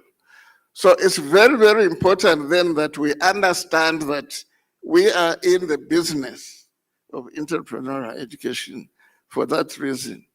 And I went further to then try to find out who should then be targeted, because entrepreneurship education is very specific to people who want to start up a business. Entrepreneurial education is something that simply allows you to understand your environment and be able to find solutions where solutions are needed. So that is really the defining thing in terms of the definition of entrepreneurial education, and also locating what it is that the school system is attempting to do. Thank you very much. Prof, thank you so much. And I think it is exactly the latter that the DBE is focused on, which is entrepreneurial education, developing an entrepreneurial mindset, developing all those qualities of curiosity, creativity, adaptability that I think is coming through loud and clear from the panel. So we're going to go, I think, a little bit deeper. We want to try to stick to time because everything is getting late. So I think, Prof, we'll go back to you again. And if you want to make this entrepreneurial mindset education work that Prof's talking about, that you do develop this problem-solving ability, etc., what are the non-negotiables for successful entrepreneurial mindset education at scale? What do we have to do to ensure this is workable, and particularly in under-resourced contexts? Yes. So I think under-resourced contexts are very, very important and mostly excluded when it comes to entrepreneurship intervention.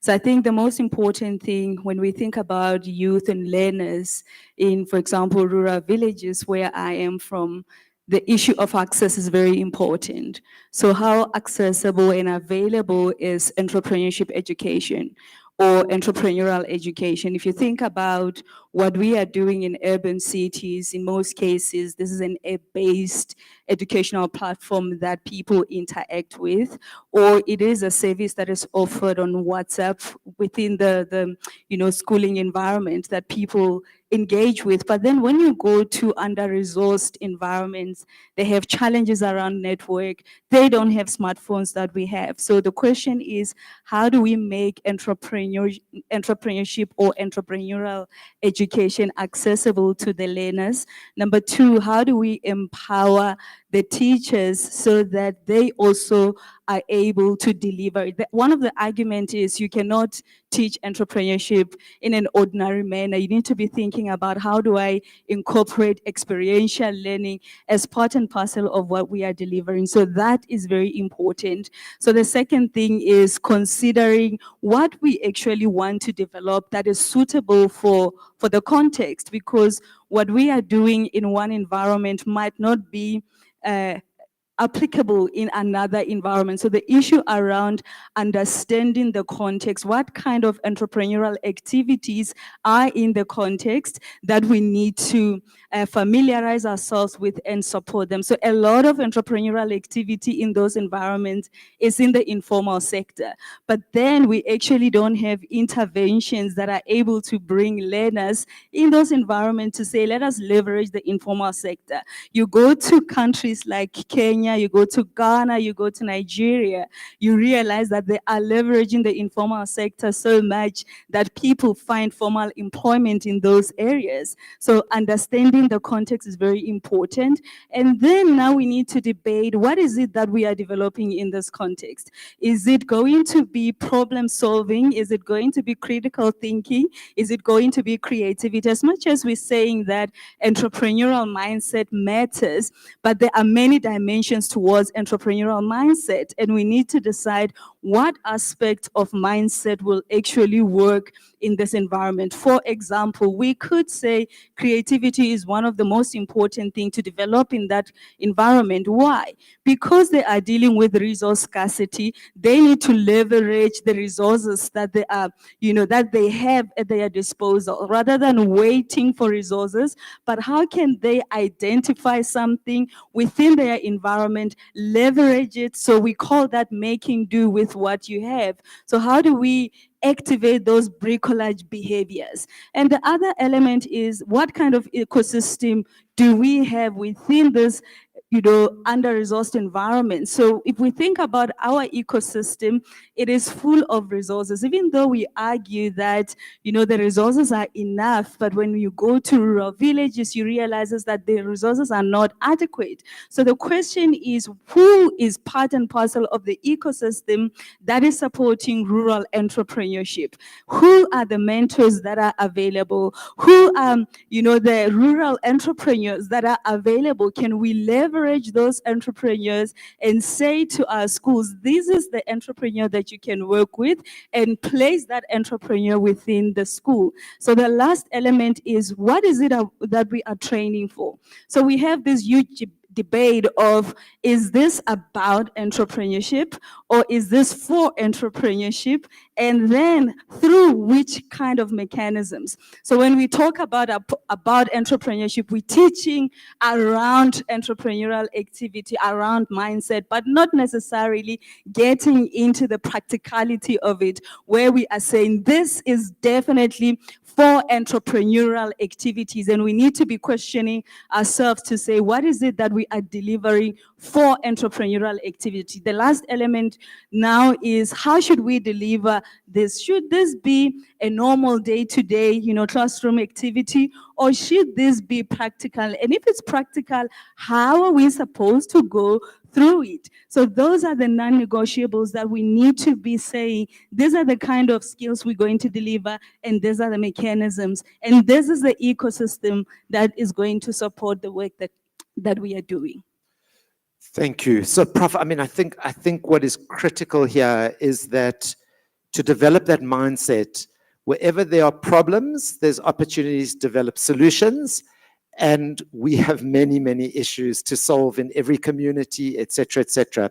So I think the key things has to be learner-centered, it has to be real, it has to be practical. So the learner actually comes to life with this way of thinking, working with others, solving problems, et cetera. So these things would then form non-negotiable. So let me go to Eunice then, who's dealing with us day by day, working with schools. So Eunice, what do you find then in the schools that you're working in that are often overcrowded in classrooms, et cetera, limited resources? How do you help work with teachers in your teacher development, et cetera, to overcome these barriers and shift from just traditional classroom to a more learner-centered type of environment that includes projects and play and other ways of bringing this type of entrepreneurial mindset to life? Okay, thank you, Teddy. So what we've been doing for the past 3-4 years, we have given some of our schools projects to do. And I apologize to the previous speaker because she said she doesn't agree with project-based learning and all of that. But unfortunately, I've seen it work in my classrooms. But with project-based learning, there are key concepts that we follow. And we focus on term 3 projects. I just like to give a practical example so people know exactly how we go about it.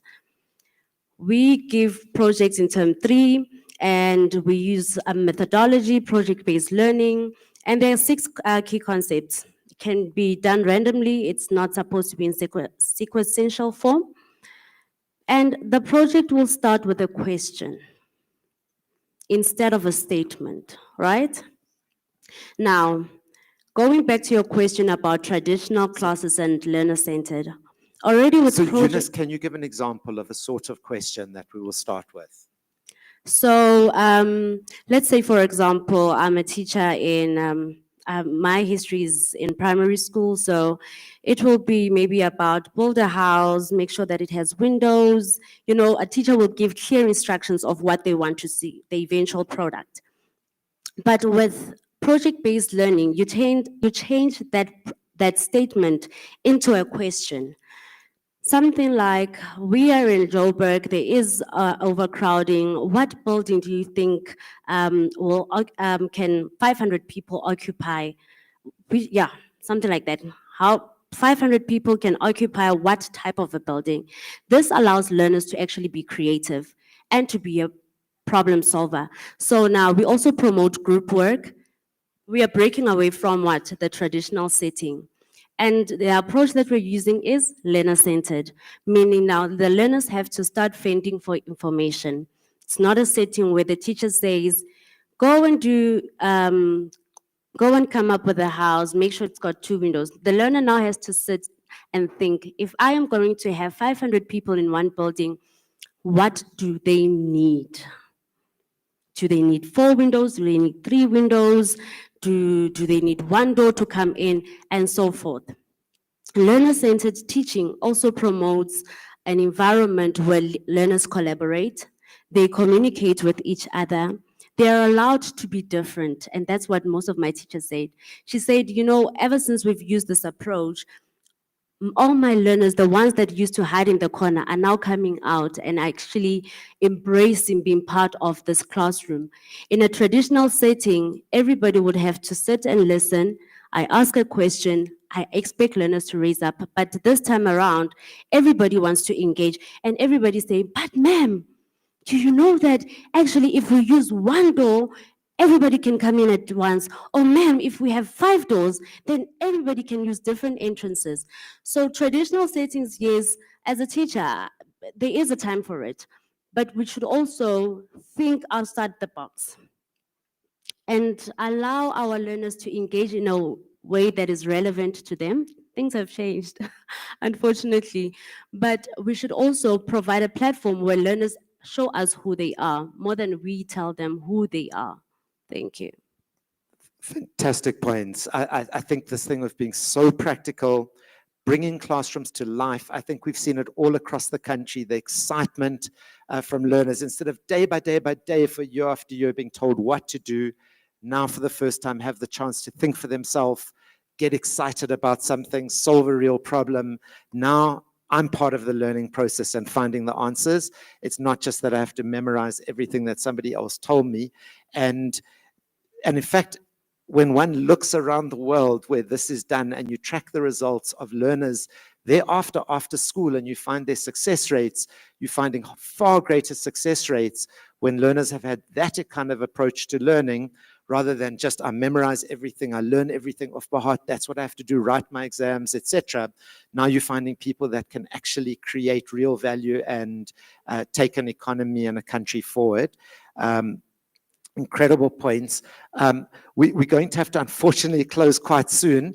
It's then over to you, Nondlandla, just to hear, I think in the line with what Eunice is saying. So what do you hope for? You're investing as ABSA in the support of this type of entrepreneurial mindsets in these classrooms. How do you see this translating into a different economy, into a different future for these young people when they finish school? Thanks, Dr. Teddy. I think there's an opportunity for both, right? So in delivering entrepreneurial education, an opportunity to teach entrepreneurship as well. Because whilst we're wanting our young people to think in a particular way and show up in a particular way, we are also wanting our young people to actually go on a journey of considering entrepreneurship as a potential career pathway. Because what that does is that it begins to create opportunities to solution not just for themselves, but to create opportunities to create jobs for other people. An entrepreneurial mindset says, how do I access existing opportunities? How do I position myself to access opportunities in emerging industries? But it also teaches me to say, how do I contribute towards defining a different future for my country? How do I innovate? How do I create value? And I think there's room for both because we are wanting young people who will then, create jobs. I mean, the economy is not growing at the rate that we desire it to grow and to create enough jobs to absorb our young people. So where are the employment opportunities going to come from? So I think for us, as we invest in entrepreneurship education, that's what we're hoping to see. Young people who think differently, show up differently, but young people who begin to create new opportunities for themselves and for others. Thank you.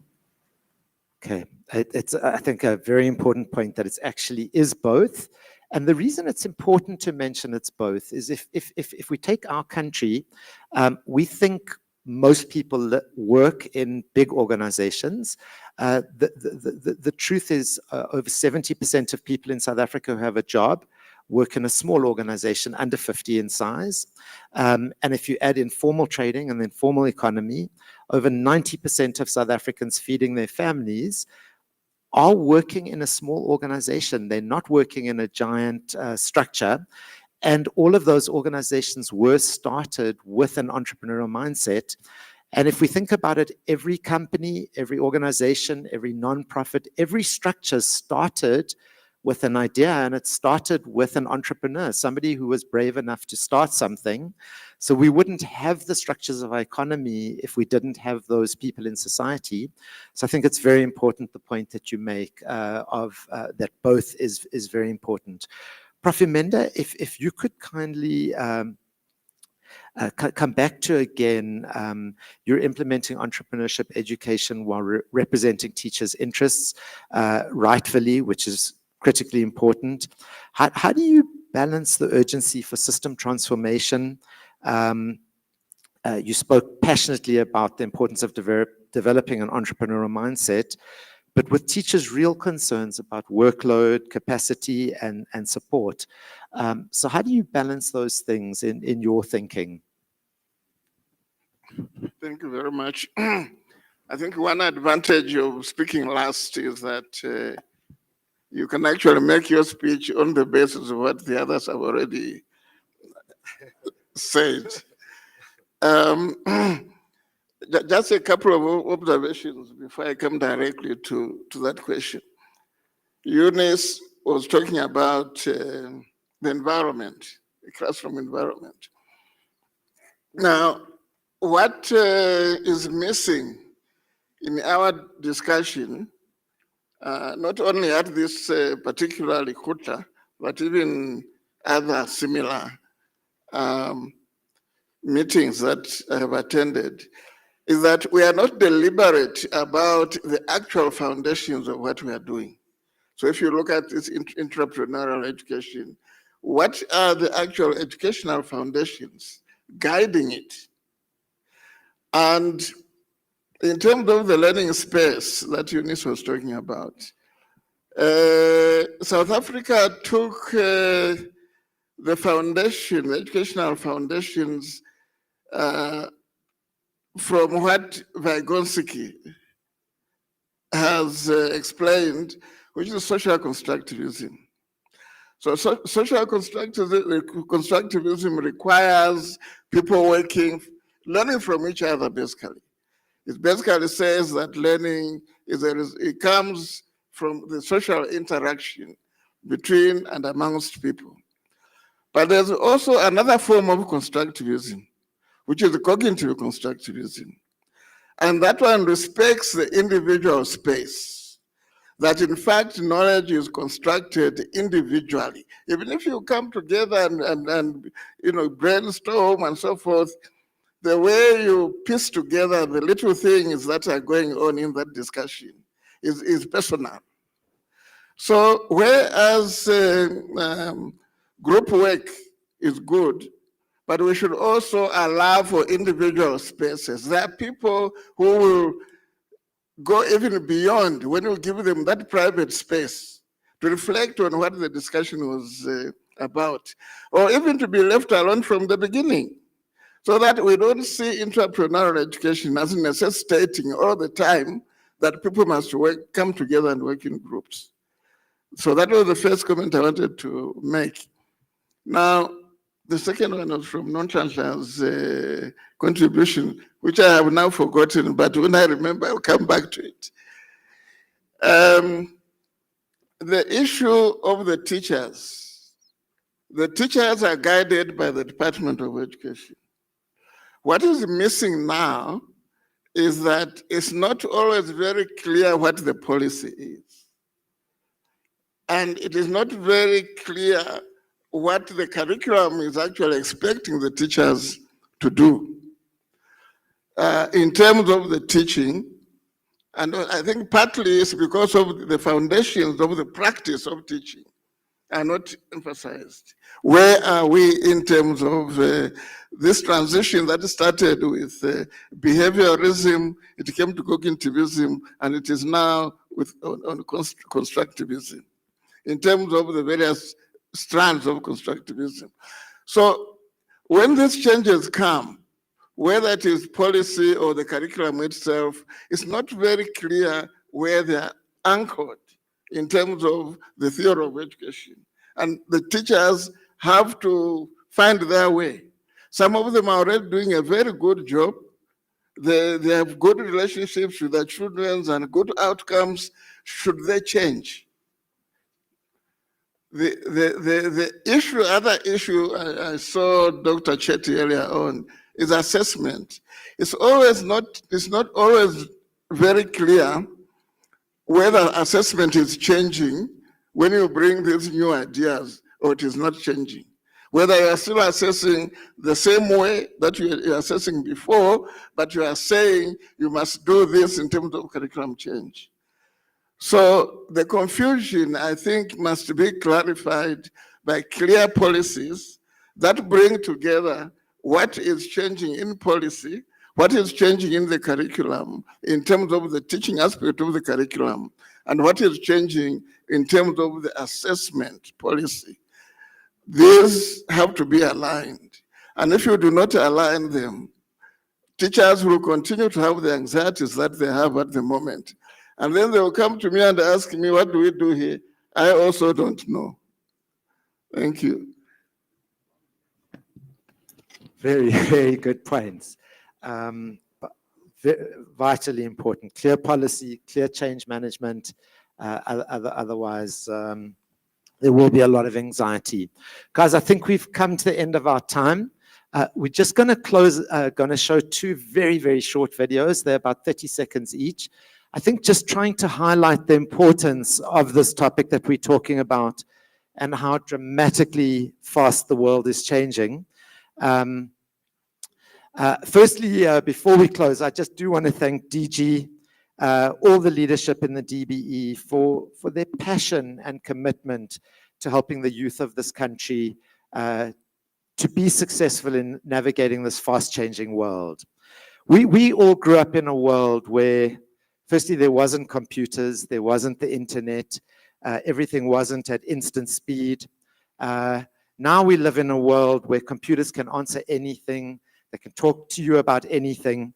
And I just want to show these two short videos that actually a friend of mine was asking both one AI, which is Grok, and another AI, which is Gemini, Google's AI, and saying if you wanted to destroy the future for young people so they would have no future, and you wanted to kind of destroy that world and the world in that way, here's what the AI themselves are saying you should do, and think about how much this is what is actually happening in the world, where young people spend all their time distracted if they've got access to devices, etc., just scrolling on TikTok, etc., etc. So if we could start showing those videos, and then I think the words of our panelists of the importance of developing young people who are not only consumers, but who can create, who can think, who can dream, who can vision solutions for the problems that they see around them to create a better world,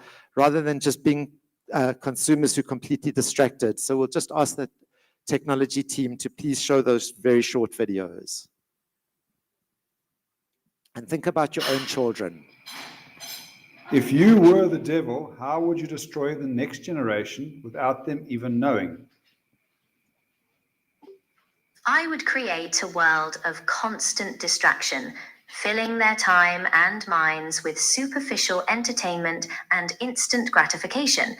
I would encourage them to compare themselves to others, fostering a sense of inadequacy and the need for external validation. I would make genuine connection and self-reflection seem unimportant, leading to a generation of unhappy and unfulfilled individuals. How does that sound? Okay. If you were the devil, how would you destroy the next generation without them even knowing? Well, that's quite.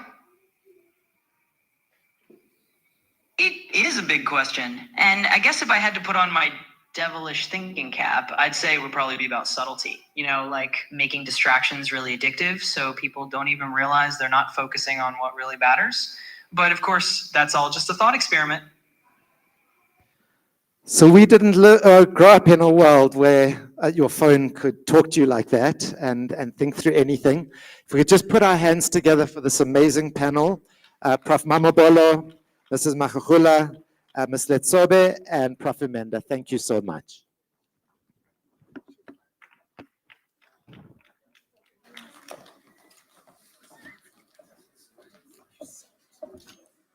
Can we thank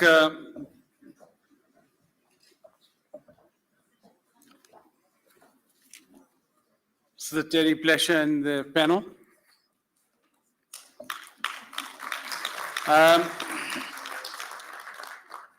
Colleagues, those of you that still require tea or coffee, it's at your leisure. We're not breaking for that. I am going to ask Mr. Ngcobo, the head of department for KZN, to come and lead the next session. Thank you.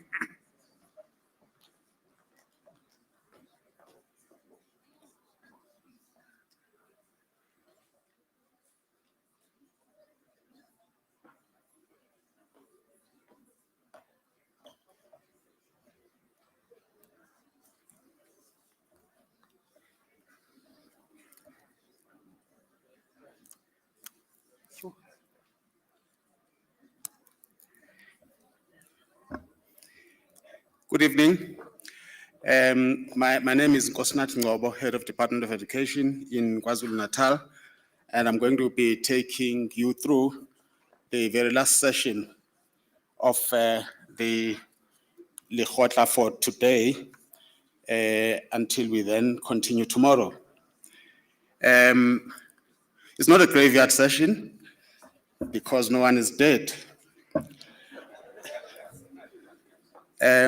But it is a session which is taking place in the evening when we started in the morning. And when you look up, the ambience created by this room is such that you see the stars and you will hardly believe when you go outside that there's still daylight.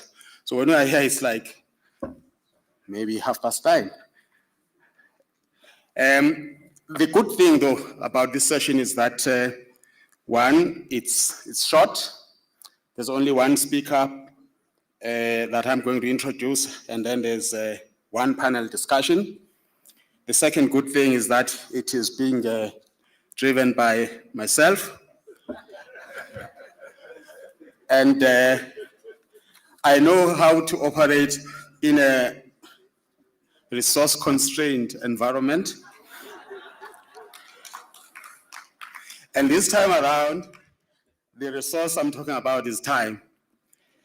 And therefore, we'll have to use it profitably because we don't have much of it. And I'm saying this, hoping that even the international speaker is listening. The innovative way of using, of managing in a resource-constrained environment is to look at certain things differently. Like the speaker that I'm going to introduce is supposed to speak for 15 minutes, but 15 minutes to me means 10 minutes. And I'm saying this as I call under the session topic, which says the topic of the session is education, professional development for the changing world. And with that, I'm now calling and I'm now inviting Dr. Hiram Kalkani, who will be joining the session virtually from the Council of Creative Education in Finland. He will be delivering his presentation titled Global Best Practices in Post-Provisioning Norms, Lessons for Equitable and Efficient Educator Allocation. Before he does so, let me introduce him properly. Dr. Hiram Kalkani is an education technology expert, researcher, and social leader with over 25 years of global experience spanning education reform, teacher professional development, technology and integration, as well as community engagement. He currently serves as a director and co-founder of the Council for Creative Education in Finland. And that's an organization dedicated to advancing creative, inclusive, and future-ready education systems worldwide. Let us welcome Dr. Hiram Kalkani, who is going to be addressing us from a virtual platform. Welcome. Thank you. Thank you, Chair. I, first of all, respected all participants of the Lekgotla and as well as the existing protocol established. Just to clarify, this presentation will be in 15 minutes as it is part, but also it will be done by me and my colleague, Professor Eroropo, who is physically present in the audience right now, and he will be doing that together.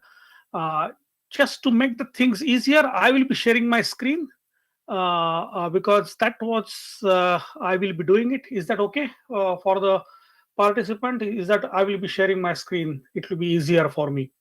Thank you very much. At this moment, it will be easier for me to just put the context. In the morning, Her Excellency Minister of Education gave a good emphasis on the post-provisioning norms as well as the review for the same.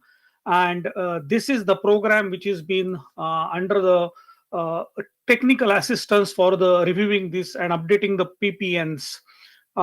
Which has been handled under the Regional Teachers Initiative for Africa, the program funded by the European Union, and it has been supported by the Ministry of Education of Finland, EDUFI, under the Regional Teacher Initiative of Africa, and Department of Basic Education under the Ministry of Education of South Africa.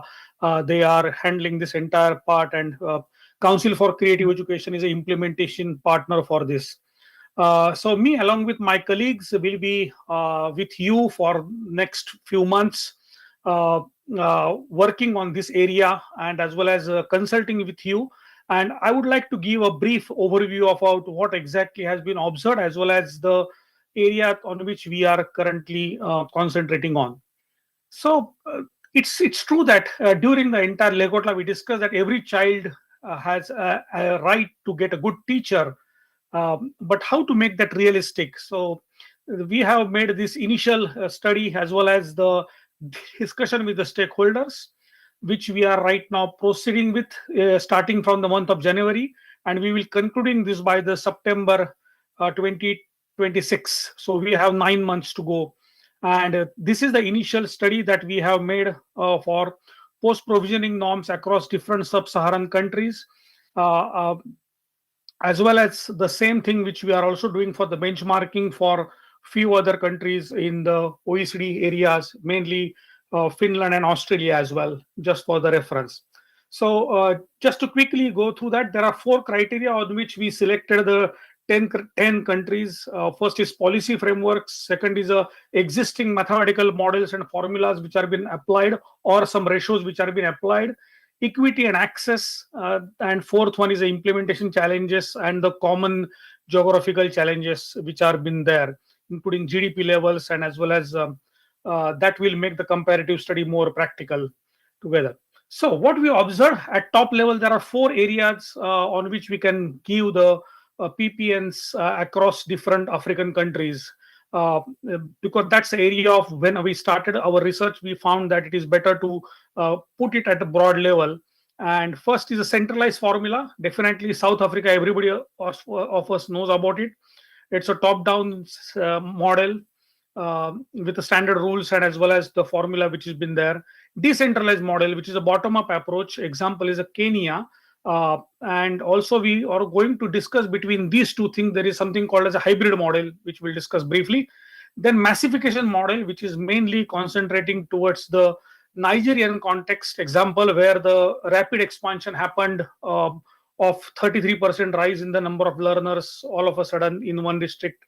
And then last model, which is a crisis or emergency ad hoc model together. So just to give the, I don't want to go in detail inside this, but to get the top level part, South African model, before we criticize any model, it is better that we should appreciate these areas. The South African model has already been done quite remarkably good work altogether for standardization and equitable area, as well as redress the historical inequities altogether. But there are some challenges, like we can't expect the one size fits all norms.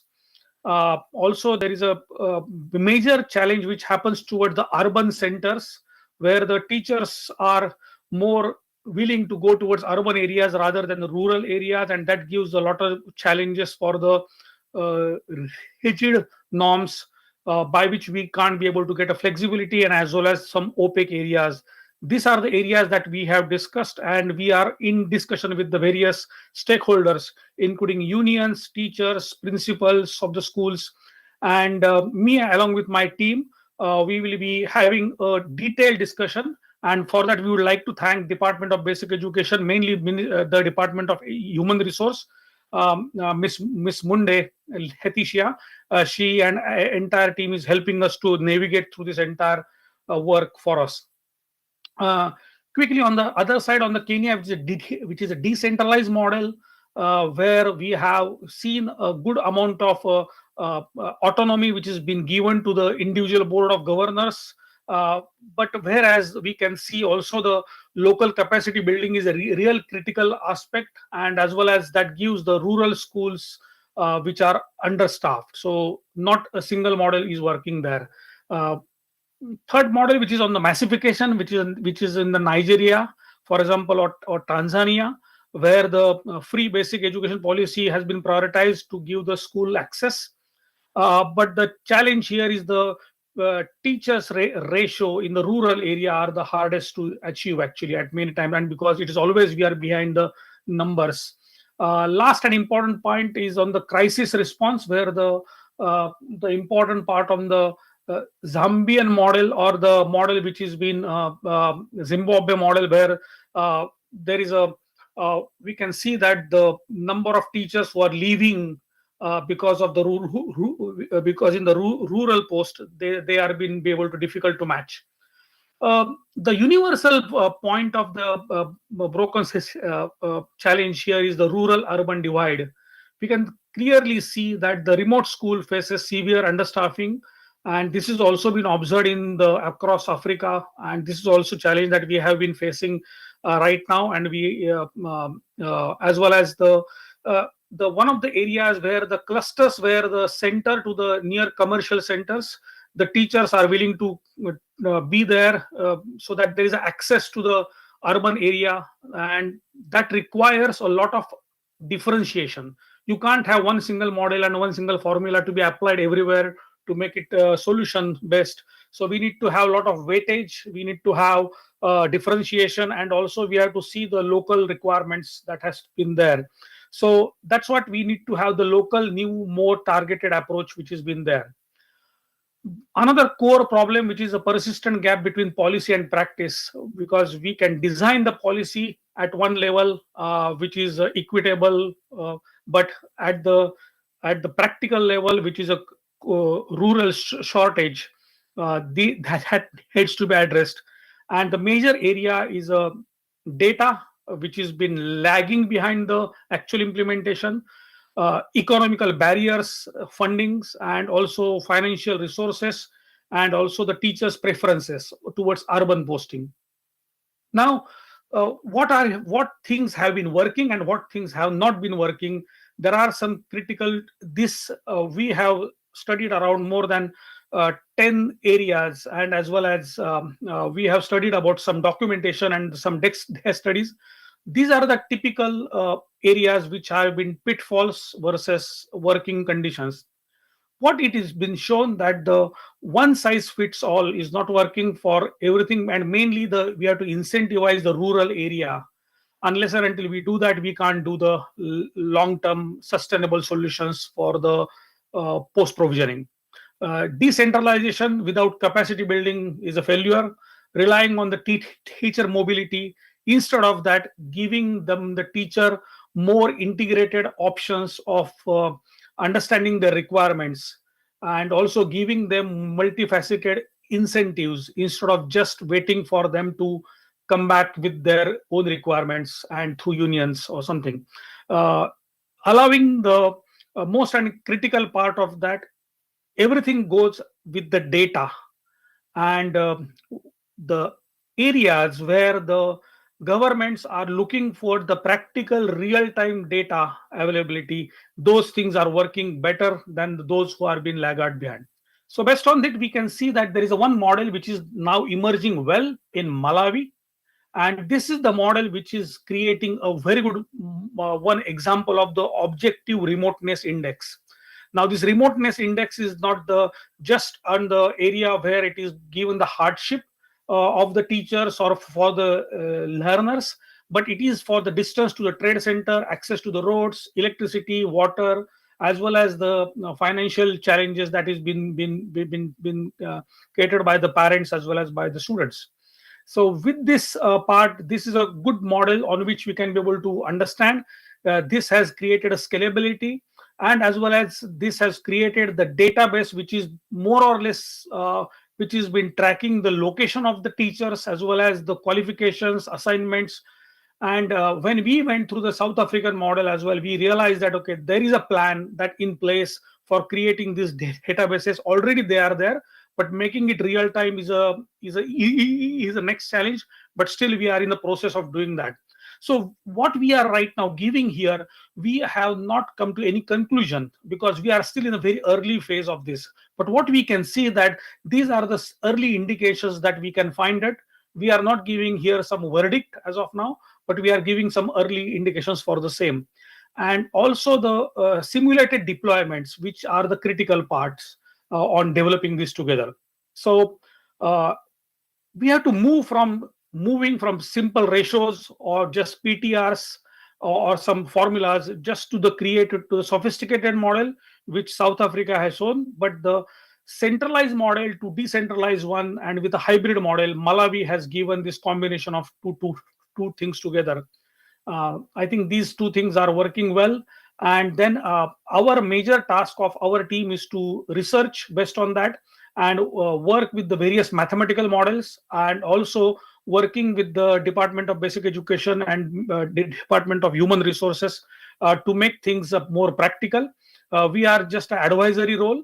So that's why we are in a process of creating kind of a one solution where we can be able to solve the existing challenge. And what is maybe a bottom line, a 3-line approach, where we have to provide differentiated and context sensitive models, incentivize the teachers based on the smart and targeted incentives, and more importantly, transparent and evidence-based governance, mainly with the databases which are in real time. So with this part, I think we are giving the broad picture. I request my colleague, you will find our contact information, me and my colleagues' contact information, and we will be more than happy to interact with you. We will be traveling to South Africa. My colleague is already there. And I request Professor Ropo to continue with the presentation for the next part.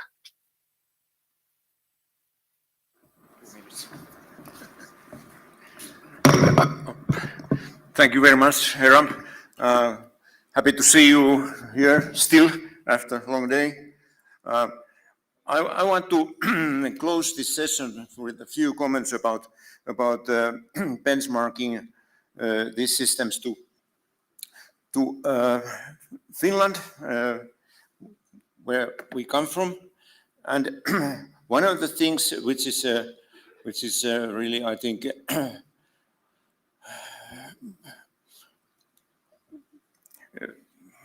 has to be taken into account is this globally best practices. What are the globally best practices? It is very subjective concept, and of course we have to take into consideration perspectives and context and indicators in the region. We cannot use same formula in every country. In Finland we have actually a model allocating funding in two ways. We have a highly decentralized system and municipally driven system. So state funding is about 25%, 30% of the total budget, and municipal funding is the rest, 70-75%. So state provides funding by the formulas and the legislation, but municipalities allocate the money actually to the schools after negotiating with the schools the individual needs of the different schools. So we try to take into account a lot of variables, 11 totally, in this budgeting form, and of course it is always a problem. Is it correct funding allocation or not? But one thing which is also a point in our benchmarking work is the special needs funding in Finland. It used to be kind of earmarked central government transfer, but now we have changed the system so that it is a two-tier support model, group level and pupil specific or learner specific model. So funding for the schools depends on the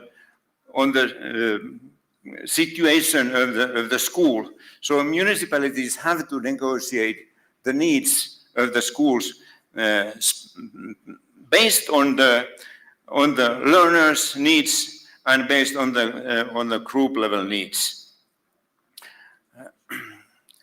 So to summarize, I think our work is to help you to provide a model that supports and services South African context. We are not giving direct models for you, but we offer cooperation and a lot of support for this work. And of course, emphasis is in primary schools work here, and after we have provided some kind of weighing model to you, we also benchmark that to other countries. So thank you very much.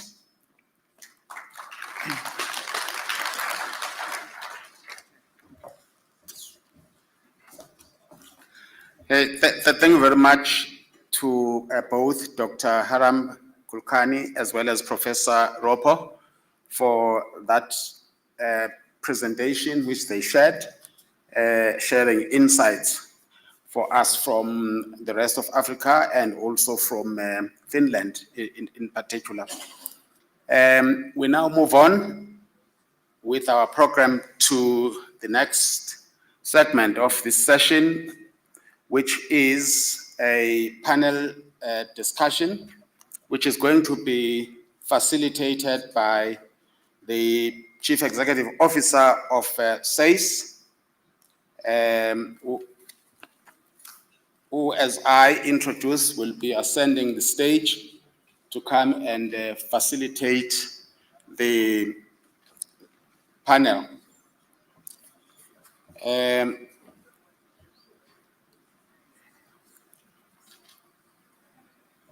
Miss Ella Mahalane is the CEO of the South African Council for Educators. She's a qualified professional teacher and has previously worked for SACE as a senior manager, professional development. She has also worked for the Department of Education in the Mpumalanga province, where she was Deputy Chief Education Specialist for Teacher Development. Her highest qualifications are a Master of Education from the University of Johannesburg, as well as a Master of Public Policy from Wits University. Welcome, CEO. We are now in your hands, even in terms of time and everything. Please invite the members of your panel.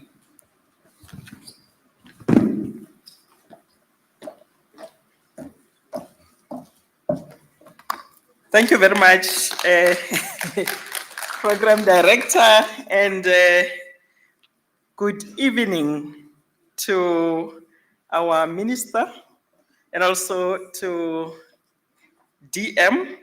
But DM, I'm going to ask you to assess me if I'm doing it right because you taught us. Let me start with Honorable Buti Manamela, Minister of Department of Higher Education and Training. Excellent. Thank you very much. Yes, I was listening to you very well and carefully so. We're calling you, Minister, to ascend the stage as we will be starting with you in terms of your presentation. As you are coming, I will also call the respondents who are also panelists. Let me start with Prof. Veronica McKay. If she's here from UNISA, she's the Professor Extraordinarius. And the second one is Professor Helen Inyenga from ADIA, which is Association for the Development of Education in Africa. I don't know if Prof is here. Oh, okay, she's here. She's here. And Mr. Basil Manuel, the Executive Director, NAPTOSA. And the next one is Ms. Fasiha Solomon, the Vice President, Education, SATU. And the last one is Mr. Gerrit Kotzie, Strategic Education Advisor, VVOB. Thank you very much, but we're gonna start with the Honorable Buti Manamela, Minister of Department of Higher Education and Training. So that, how many minutes? 15? 10? I can't register. Thank you, Minister. Thank you very much.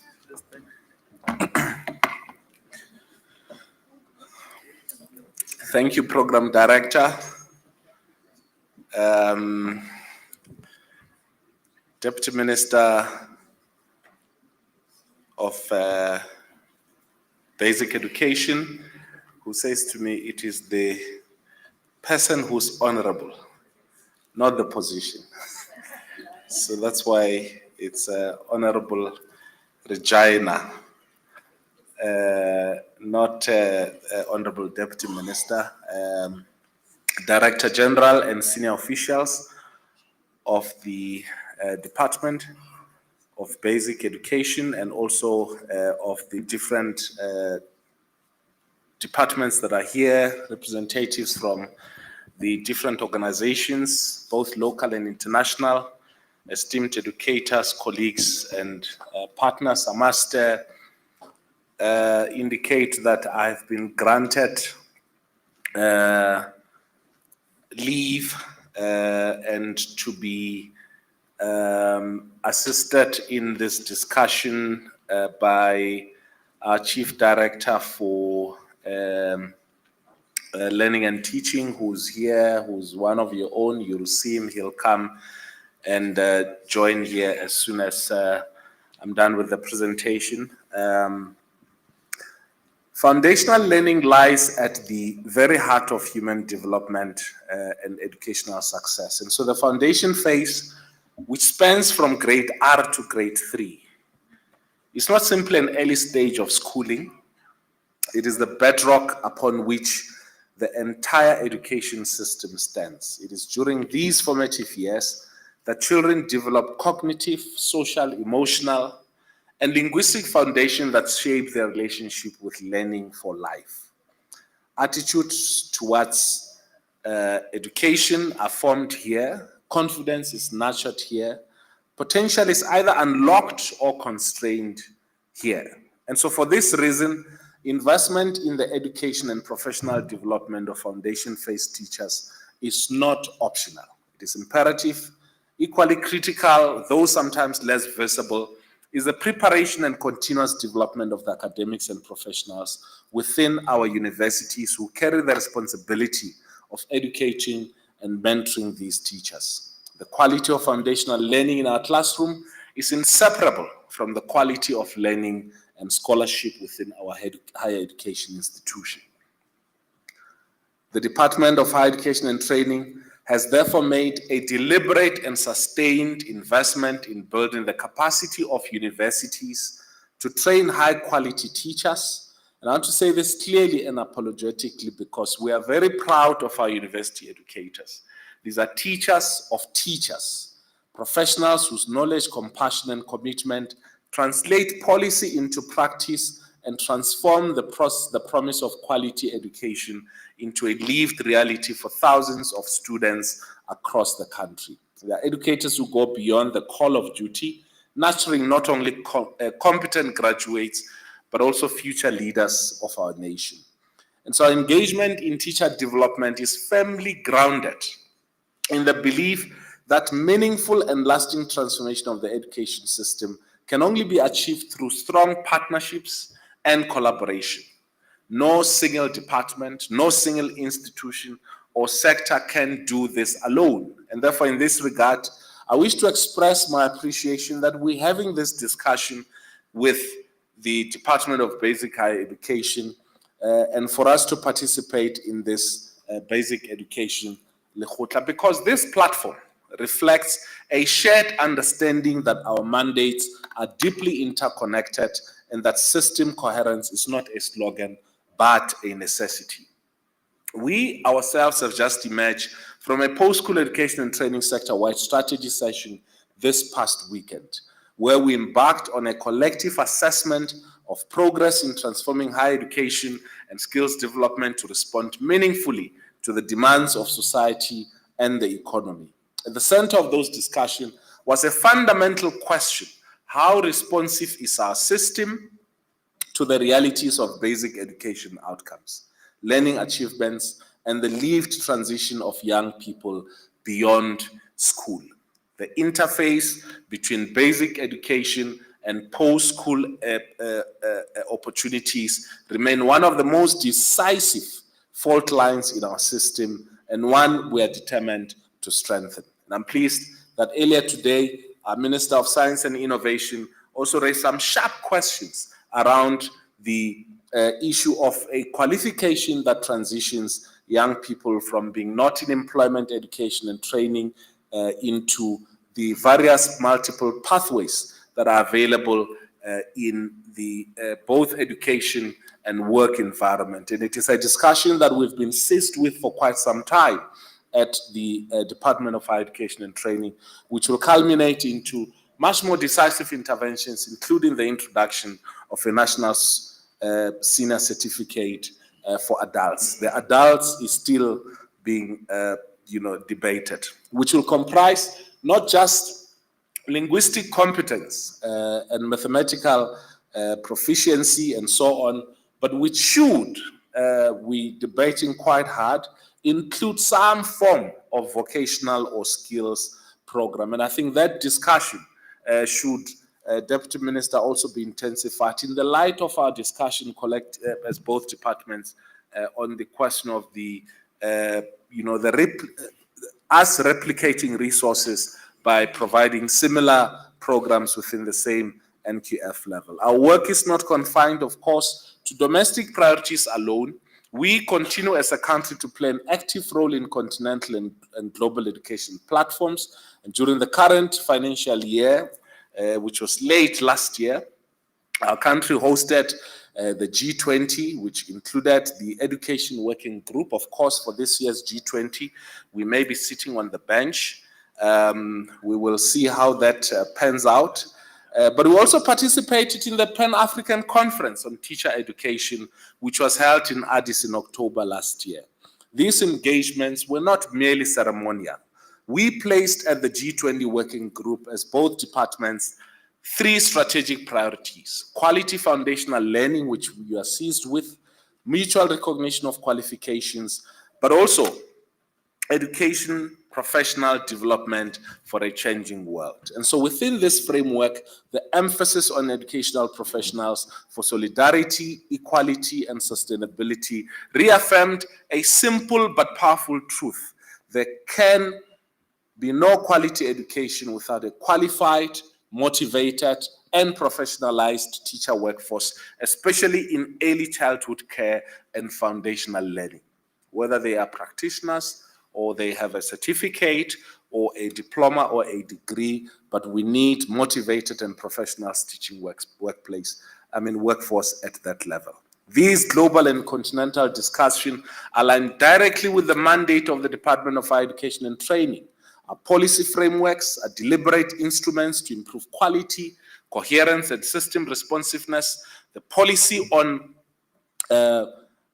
minimum requirements for programs leading to qualifications in higher education for early childhood development educators, introduced in 2017, was a significant milestone. And for the first time, our country's post-school system articulated a full qualification pathway for ECD educators, from certificates and diplomas through to degree and postgraduate qualifications. This was not a technical adjustment. It was a statement of value, and it said unequivocally that early childhood education matters, because those first years of education of a child or the development of a child matters. And similarly, the policy on minimum requirement for teacher education qualifications provide nationally agreed standards for teacher education and defined core competencies, and also ensure alignment with higher education qualifications framework. And through Bachelor of Education programs and advanced diplomas in teaching, our universities prepare teachers to serve across all phases of schooling, including specialized preparation for the foundation phase. The outcomes of these policy commitments are beginning to show. And in the 2024-25 academic year, 20 of South Africa's 26 universities offering Bachelor of Education degrees with foundation phase specialization collectively graduated 6,761 new teachers. This is not an accident. It reflects a sustained, deliberate, and coordinated effort by the higher education sector to respond to national needs and strengthen foundational learning through quality teacher preparations. Workforce development and professionalization featured prominently in both the G20 and PACTED engagements, and a consistent message emerged: professionalization is not merely a technical intervention. It is a transformative act, affirms dignity, agency, and leadership of educators, particularly those working in early childhood and foundational phases. Our human resource development strategic plan support flexible pathways and recognition mechanisms precisely because the ECD workshop is diverse, it's experienced, and also often very much under-recognized. To support this work, we are investing R1 billion annually through the University Capacity Development Program and Grant. And this funding supports staff development and curriculum renewal, but also supports student success. It is very intentional, and we're quite unapologetic about its transformative intention. We're very clear. Every university student must be taught by a quality educator, one equipped with strong disciplinary knowledge, sound pedagogy, and a deep commitment to excellence. Teacher development remains one of the most critical areas supported through this program, and we want to bring the teachers to basic education, well-trained, and that's why we are making this investment. Our education system also continues its long journey of transformation, and we must be honest about the work that still lies ahead. We must recognize the progress we've made, and our constitution affirms that every child has the right to education, and without it, all rights become fragile.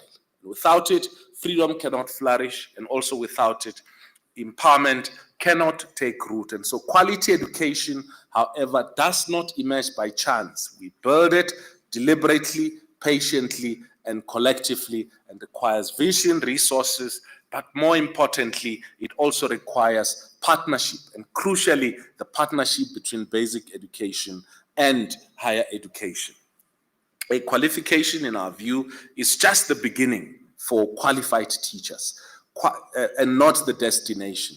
And that over time, through continuous learning, mentorship, reflection, and also curiosity, and a profound sense of responsibility to every child.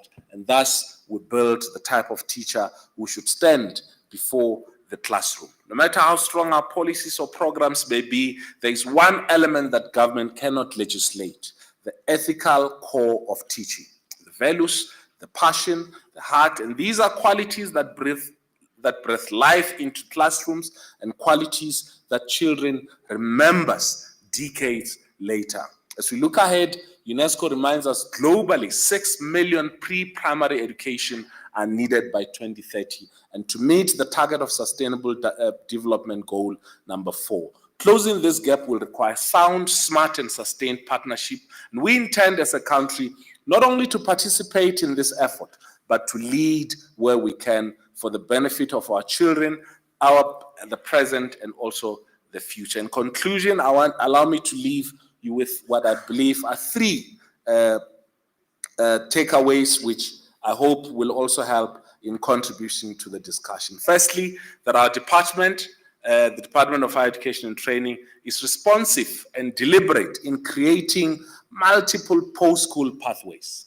We are actively working to ensure that young people are not confronted with a single narrow definition of success, but with a diverse, articulated system that includes universities, not just universities as the only PSET opportunity, but extended to TVET colleges, community education and training colleges, occupational qualifications in our TVET colleges, workplace learning facilitated through CETAs, and also lifelong learning opportunities. Our task is not just to expand access, but to make these pathways visible, credible, and connected, so that no learner feels locked out of opportunity because of where they come from or how they begin.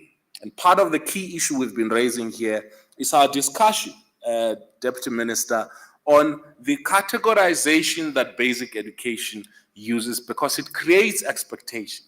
You have a bachelor's pass, so you want to go to university. You have a diploma pass, you want to go to university. Whereas the reality on the other side is completely different. But I think it's a discussion which we will have, but we remain committed to ensure that we all work collectively in ensuring that we diversify these pathways that are available. Secondly, we're strengthening curriculum development and academic capability through the University Capacity Development Program, through sustained investment in curriculum renewal, staff development, and institutional collaboration.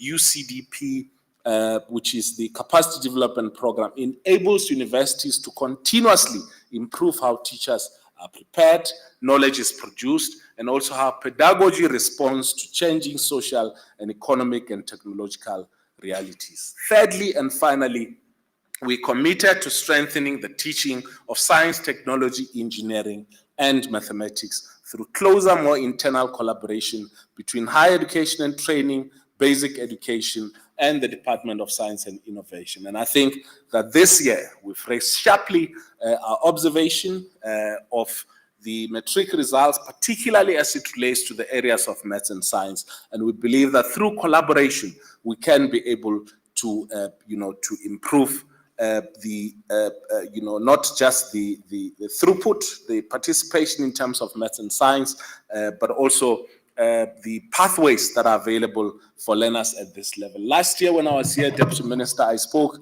about the need for us to popularize science, technology, engineering, and mathematics, and particularly I remember mentioning the fact that we need math for TikTok. I've already seen the STEM for TikTok, and I think that that's one of the things that we need to enhance. We need to get those things into the classroom. We need to get those things into our community colleges and everywhere else so that we make mathematics a popular subject, not the scarecrow that it has somewhat begun. These three commitments speaks to a single objective: building an education system that is coherent, inclusive, and future-ready, and one that starts strong in the early years, supports learners through schools, and opens meaningful opportunities beyond the classroom. Our children deserve nothing less, and together, across our departments and institutions, we have both the responsibility and the capacity to rally behind this vision and reality. Thank you very much for listening. Thank you very much, Minister. Thank you very much. Now we are ready to engage and really focus on responding to what the Minister has already presented. Let me start with Prof. McKay. You've listened to the Minister in terms of the importance of every classroom having a qualified teacher. And when we talk about foundational phase and foundational learning, we can't talk about a warm body like we normally say. As long as we have a warm body, it doesn't work. And therefore, the question that I want to ask you first, before I even go to get a union perspective, I want to say teacher preparation undoubtedly is the first stage in ensuring that the country has got quality, but not only quality, but also qualified teachers. And therefore, as teacher educators, and you having been a teacher educator yourself and working at a higher education institution, are our universities responsive? Especially having worked and led the Faculty of Education, what are also some of the changes that needs to be effected for the current approaches by the higher education institutions to ensure that really we have teachers who are adequately prepared and to teach effectively, especially for the foundation phase? Okay. Yeah. Okay, thank you, Ella. That's quite a lot. Yes, Minister, thank you very much. Your presentation located pre-primary and the foundation phase at the center of education. Minister spoke about it being the bedrock. And yeah, indeed it is. It's the bedrock. And Minister spoke about it being fitting in and being part of a career pathway for the bedrock and the career pathing for grade R teachers and for foundation-based teachers, from certificate, Minister mentioned, right through to postgraduate studies. So yes, I do think, and the Department of Higher Education has made a concerted effort, and there has been extensive investment in the training of foundational teachers. And where to now? So a lot of our research, and we've been, a lot of the research was mentioned by colleagues from the department this morning, and also, for example, the TALIS report that's recently come out, the G20 that Minister mentioned.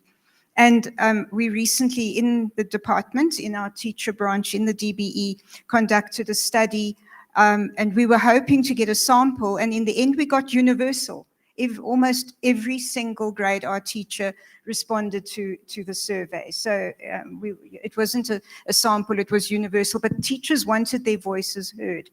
And from that, we able to identify different areas where, for example, teachers wanted upgrading. They do want further studies. They do those with a grade R diploma. There was quite a demand for the B.Ed and for recognition of what they'd already learned. So that was significant. And that came across in other studies as well. There was also emphasis on work integrated learning, where these teachers originally only worked in grade R, but they would want to go into the broader foundation phase as well. So we're looking, for example, at work integrated learning and teaching practice, not just as a student requirement, but as a requirement for the system. How do schools prepare? What kind of policy do we need? How do we make sure that schools know what to do? They're getting demands from 24 different universities, or 20, Minister mentioned 20 universities, plus all the privates. How do we help the system to cope with those demands? And teachers are already responding. They're doing it without being paid, without being given extra time to support university students. So those are important. And then the issues of STEM were raised quite a lot today. And indeed, they do begin in grade R. And so it's an integration, as was mentioned, of language and literacy and numeracy. And that it's not just a language teacher competence. It's a competence for all teachers. It's a core competence for teachers. I'll stop here, Ella, and we can later feed in if there's a need for more. Okay. Pasika, you are working a lot with teachers on the ground, and I've seen you crisscrossing the country, dealing with issues of assessment and a whole lot of professional development. And what is your take in terms of this question that I've already asked, Prof, in terms of us making sure that we've got really adequate and qualitative teachers in our foundation phase classrooms? Thank you very much. And also, sorry, taking into account that you yourself, from your own union, you've got a student chapter, and those are the students that are coming from universities, and you should be having some reflections from them, feedback. No, thank you very much for the question. I think I want to start by just underscoring what has been established in this room today, that foundational learning is important. We've also established that there can be no future skills without foundational learning. But more importantly for me would be that we will not have foundational learning without empowered teachers, and that is where I would like to latch onto the conversation and ask the question of, so how do we prepare our teachers? And what are the shifts that we need to make within the system and HAIs in terms of ensuring that we prepare teachers adequately to teach in the foundation phase? Now, the first thing that I think need to reflect on is that we take a generalist approach when we prepare foundation phase teachers. But if you've listened to the presentations of the two profs, Kumalo and Makalela, I think, you will listen that, and it's always also been established that to teach foundational skills, to teach reading, is a specialized field. It's highly technical, and so there already we're not responding in terms of what it is that we're doing in terms of initial teacher education and the training of foundation phase teacher. There's a mismatch in terms of what are the expectations. It's highly technical. We need to ensure that we have teachers in the foundation phase who are able to identify and remediate your learning difficulties, and before it becomes entrenched. Teaching a child reading, it's technical. And so we need to consider as a system, and HAIs need to strongly consider that we need to move from generic teacher preparation to specialized teacher preparation in the foundation phase, especially in the field of your numeracy and your literacy. And so that is the first thing that we need to contemplate and think of and need to shift. And then it's important that we ensure that we do it right at the foundation phase level, because when we find gaps in foundation phase, And over time, that compounds. And long-term, the long-term consequences, we then struggle as a system with interventions, because the interventions will not necessarily rectify what the gaps were in terms of your foundational learning. So this is something that we need to think about. Secondly, I think where we need to move is we need to move from evidence to action. Now, as a country, we are participating in national assessments, national surveys. We also have our international surveys that we participate in. But what is it that we do? Do we use that results of that assessments effectively? And so how do we translate those findings in instructional reform? And so usually as a country, we follow the cycle of we test, we analyze, we lament. It's in the news, you know, the learners gone, and then we go over to intervention, and before we can actually settle in terms, there's another cycle of testing. So the message is that when we look at the results of this testing and the evidence, we know that we've got a problem in terms of early reading, and we know what the problem is. And so can we ask that, can we just pause on the testing and put our energies into ensuring that we respond to that results, that we do the interventions, we give time for teachers to implement those interventions. So let us just pause. We've got the evidence, we know what is wrong, and we then need to do that interventions. But when it comes to, when it comes to that evidence, the misconception is that that evidence is only for the schooling sector. But actually, it should inform your initial teacher education also. And the question is, do universities then use that to redesign and review the education programs for foundation phase? There's a third one. Last one. The last one that I want to address is that, so who decides on the content of your foundation phase programs? Because we know what Mr. Tech says. Mr. Tech gives you guidance in terms of policy, in terms of the program, but Mr. Tech doesn't prescribe content. And it's intentionally so to protect your academic freedom of your universities. But we need to question whether that's a risk or positive. Because my view is, and the view of the union is, that DBE as the custodian of CAPS should have a voice in terms of, and also SAIS should have a voice in terms of the content without compromising academic freedom and the autonomy of universities. Can I pause there? Yes. Thank you. No, I think it confirms what I said in terms of the work that you are doing with regard to assessment for learning. It's coming out very clearly in as far as this is concerned. Yeah, and I think one of the interesting things then, before I even go to others, it will be, what is your take on the distance learning mode in as far as your foundation phase is concerned? And I want to even immediately say, we've seen the 7,000 plus grade R practitioners that have to study through distance learning mode.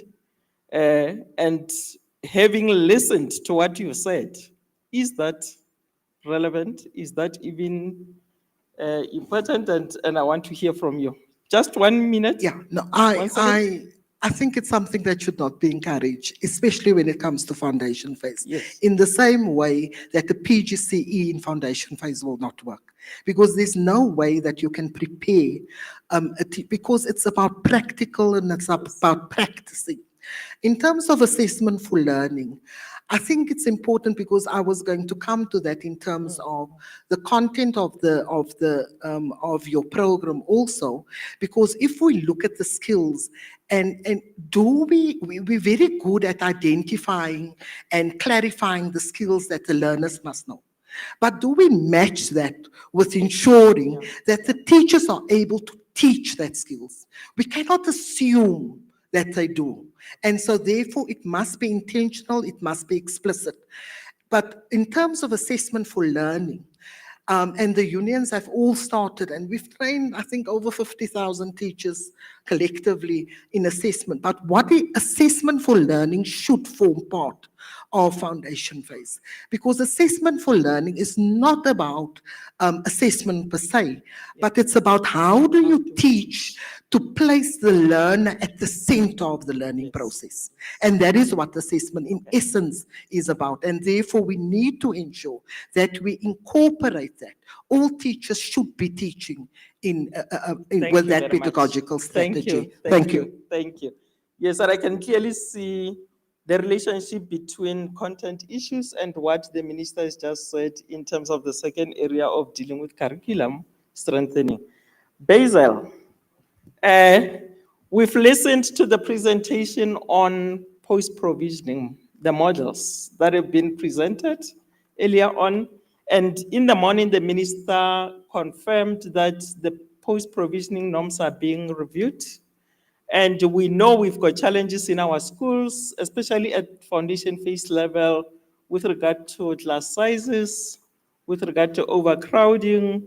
And having said that, I want to get it from you, what forms of teacher provisioning will be adequate to ensure that our learners at foundation phase level really receive the support required?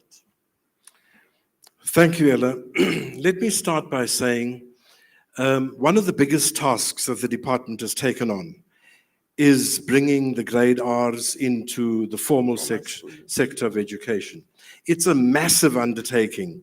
It's one that is fraught with many, many issues. And one of those is, of course, the professionalization of the sector. And the other is, of course, to ensure that proper teaching takes place and that we have a post-provisioning which will allow proper teaching to take place. There's a huge difference, Deputy Minister, between crowd control and teaching. And when you are sitting with a class of 50 and 60 in the junior primary, it's crowd control. It's like herding cats. You will not get it right. And then we can't look back and complain about our failure to teach reading when you won't even get to know the names of the children. Now, a quick answer is, of course, we've got to ensure that we have more teachers. But it's so easy to say. But we know that it's fraught with a whole lot of other problems. Just think about the infrastructure. There's no infrastructure. And then secondly, of course, it takes time, and we do have additional teachers, but it takes time to train teachers and to ensure that they are ready for those particular grades. And Fasicha is right, that the ideal is not distance learning. But of course, with this cohort, we've got to recognize that they were in the system already. And there is a difference with that. But just sticking with how do we adequately provide? Now, to be just a little controversial, DG, you know, one of the things that we have is that we've had a whole lot of people who've spent years in the sector and they've got nothing to show for it. They were the ones that kept you in your job because they looked after your child. So what do we do about them? Instead of throwing them out into the street, maybe herein lies the opportunity to address some of those issues of post-provisioning. They won't want to study, they're too old. Or maybe they don't have basic qualifications, but maybe they can be class assistants. And in that way, we start solving the issue of the big classes immediately. And we are not encumbered by the fact that we don't have sufficient infrastructure. But also, there are other things that can be done. We've got to look at the training, Fasiha mentioned that, of teachers, as well as ensuring that the new teachers are trained in the new technologies. But it's not good enough to train a teacher in AI and for doing their work. No. Teachers must be trained how to use AI to make teaching better and more successful. And that doesn't mean it can't work in the foundational phases. And that is where the challenge lies. So creating text-rich classes makes it easier for teachers. And we know our classes aren't text-rich. We heard somebody talk about these workbooks. And yes, I agree with some of the criticism. But the workbooks brought more texts into classrooms than most people will ever know. But we also need to attend to this outdated PPN model. Now, I'm not skeptical, but I've been in this business about the PPN model for, I think it's 20 years. We've been talking about it. And so now I'm a believer. So I'm praying now, harder than ever, that this will see the light of day before I exit this system. Thank you. Basil, if you were to advise the minister in terms of you want more teachers, better teachers, quality teachers, there's an argument that the resources are not there, adequate. But if you were to advise the minister, what is it that you would prioritize? And what is it that you would say to the minister? You can leave this out and prioritize teachers and their professional development. To ask a union a question like that is just grossly unfair. Because she's trying to trap me into saying something that will offend one of my other groups of constituents. But here goes. Ella, it is a real issue.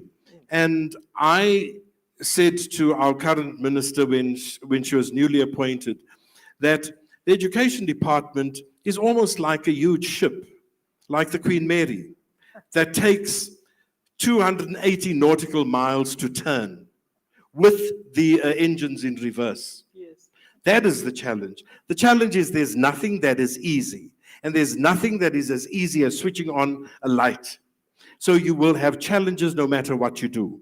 But the one thing that I'm adamant about is that changing the resource flow to the end of the system is one of the easiest ways by changing it, from going to the end to move towards the beginning.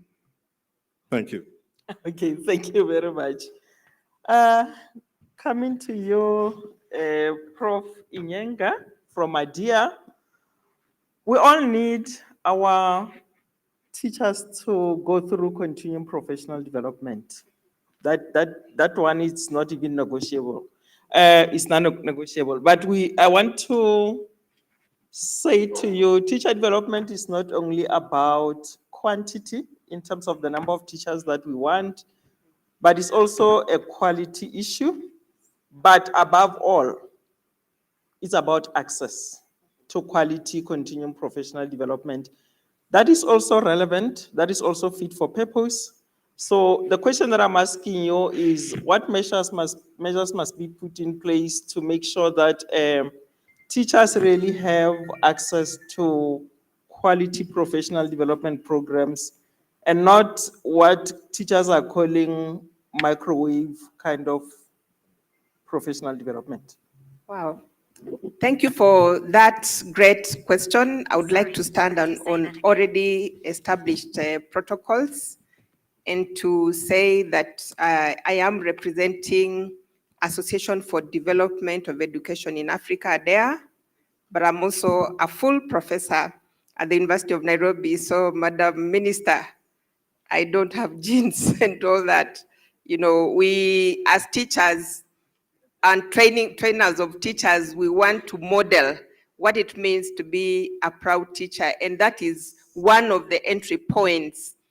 Do these teachers, do we attract the right kind of people to get into the teaching profession? So that is one key component. As a government, we need to be able to attract and retain the best teachers possible. The way they do in the medical field, I think we need to rethink who actually gets into the teaching profession. Once they are in the teaching profession and they have come out of teacher training colleges, we want to ensure that they get placement in different places across the country. What does that mean? It means these teachers are going to go into systems that are different from where, for example, they come from. And that speaks to supporting these teachers to understand the contexts within which they are working, and to ensure that the curriculum that they are sharing with the learners is also aligned to those contexts. But back to professional development. Teaching can actually be a very lonely endeavor. I was a high school teacher of English, and I can attest to that fact, that it can be lonely sometimes. And so some of the strategies we have undertaken through ADEA, but as well as a professional at the University of Nairobi, is to put in place school-based teacher support systems.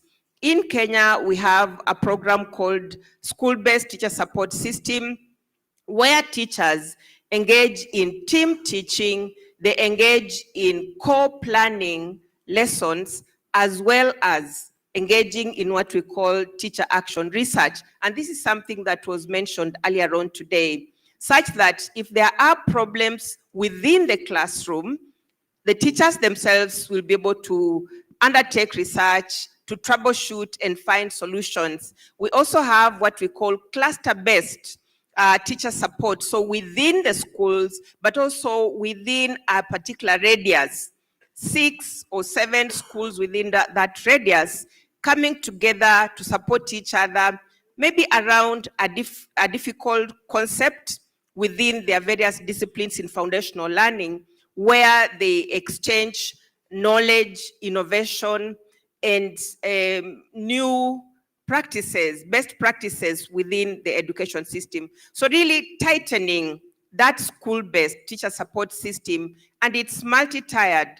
We have quality assurance teams from the Ministry of Education, for example, coming in regularly to support the teachers, but we also have what we call curriculum support officers, who have a more close relationship with the teachers, not only to find faults in their teaching, but also to provide support maybe in learning a new strategy, if they're having challenges in foundational learning literacy or numeracy, to model even a strategy.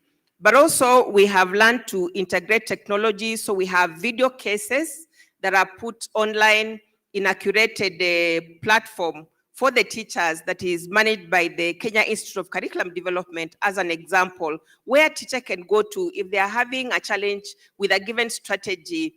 They can go and watch a 2-minute video, a 1-minute video on how to enact that particular strategy. So really, teaching cannot be effective if teachers do not feel supported at the classroom level, and then within the environment, because we are contextualizing the curriculum, they can help, they can find help from teachers in their environment. Thank you.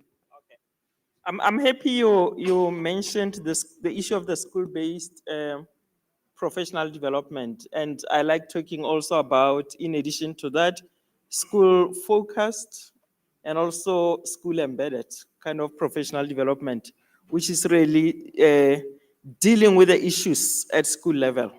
But I also like the fact that you talked about collaborative learning in terms of your clusters, where teachers are working together. In South Africa, we have professional learning communities for me, it's very important as one measure that ensures that teachers take responsibility for their own continuing professional development. And it's also moving us from the whole issue of always thinking that professional development is something that somebody must do for you, but it's not talking to you as an individual. But it also creates resourcefulness out of each other. Now, my question is, from your own experiences in Kenya, how can we promote that particular kind of collaborative learning, which for me is encouraging professional autonomy, is encouraging agency, is encouraging professional judgment, and how can we really promote it at foundation phase so that we can also scale it up, because the resources are not enough for continuing professional development that is being provided by someone, by whether it's the district, is the department, or whoever. Thank you for that additional question. One of the things that I have found to be effective across different contexts where we work through ADEA is documentation.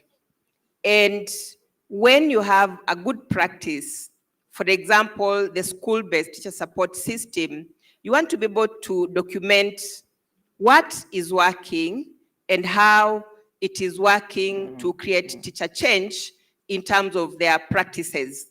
So documentation, being able to collect the evidence and avail it to other people. So collection can be in terms of paper, pen, or small video cases, as has been the case. And nowadays with the WhatsApp, teachers in many countries, and I believe the same here, are linked by WhatsApp and other social media technologies. So really leveraging these spaces to be able to very quickly share best practices across the board is one way. But at the same time, having learned forums, and ADEA is very good in creating those forums where different countries come to showcase their best practices. So in foundational learning, there has been a lot that has happened annually where ministers of education come together to share best practices, of course, with their team members from the Ministry of Education, like the Flex that happened in Rwanda, Foundational Learning Exchange Forum, where you really showcase what is working in your country, and other members ask you, what is it exactly? What are the ingredients of this component that have made it successful? And how could that work in my context? So really documentation, sharing, availing the information, data, and evidence, and also understanding the context within which you work, because context matters. Okay. Thank you. Thank you very much. Last one. Mr. Gerrit Kotsie. The minister spoke about responsiveness in terms of teacher training, in terms of continuing professional development, but we also talk about adaptability and agility. So we're saying professional development allows teachers to adapt to change. It allows them to evolve in terms of national priorities, and without really losing their foundational skills. So for me, the question is, how can we implement blended continuing professional development, not only implement it, but also implement it at a scale? Thank you. Thanks so much for that question, Ella. And thank you for the opportunity. I'm really tempted to respond to some of the questions that was raised by the fellow panel members, especially pertaining to initial teacher education. And I do feel sometimes that words just come so easy when I speak about initial teacher education, but I will refrain from that and I will stick with the script.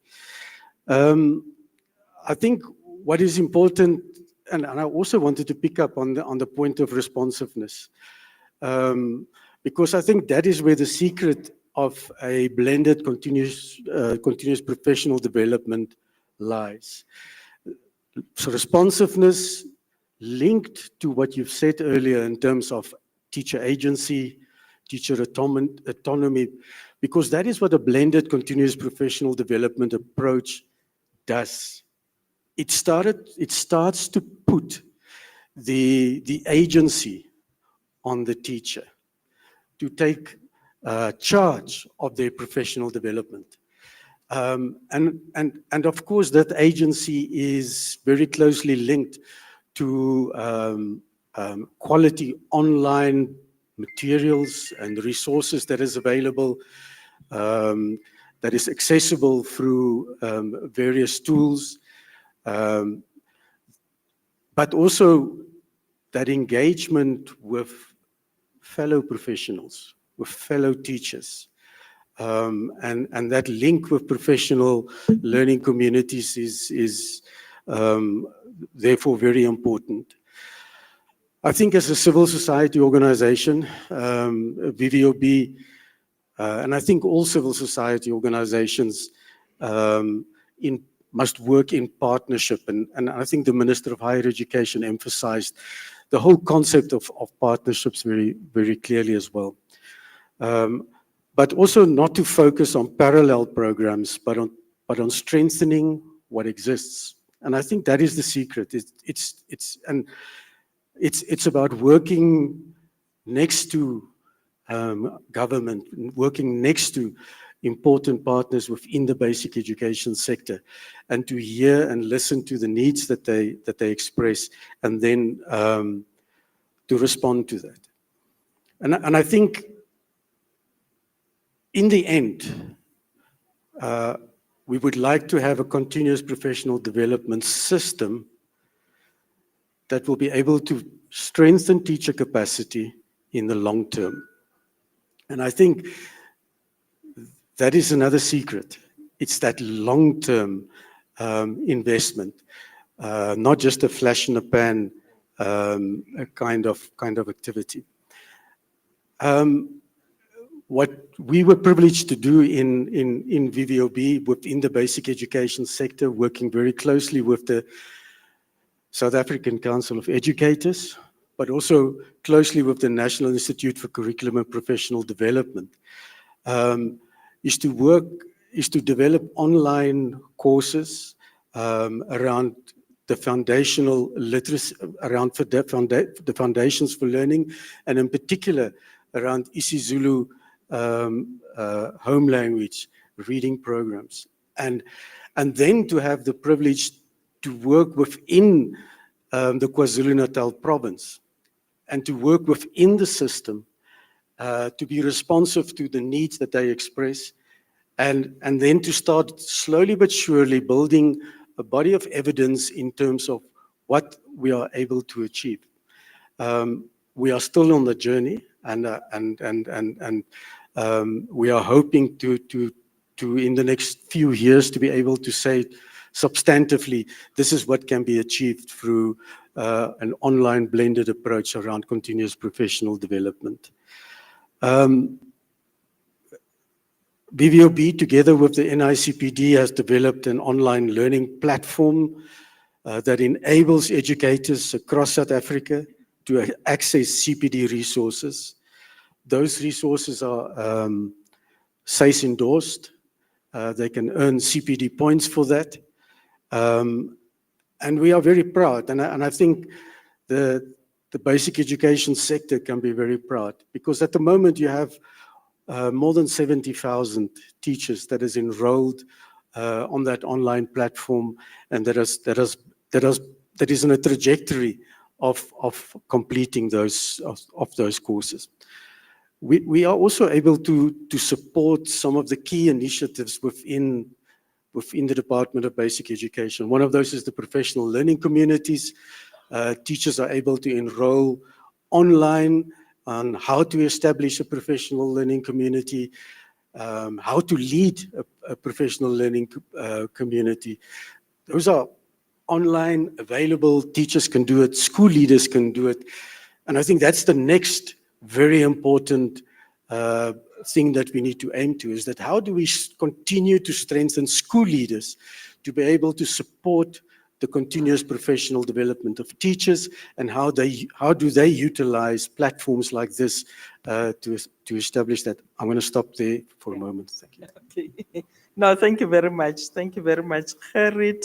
In the interest of time, I'm going to request 1, 2, 3, 4, 5 seconds just to round off for each one of you, starting with you, Gerrit. Your parting shot? I think the integration of professional learning communities into continuous professional development trajectories really starts to give PLCs a unique place. It gives them a clear purpose, it gives them a clear focus.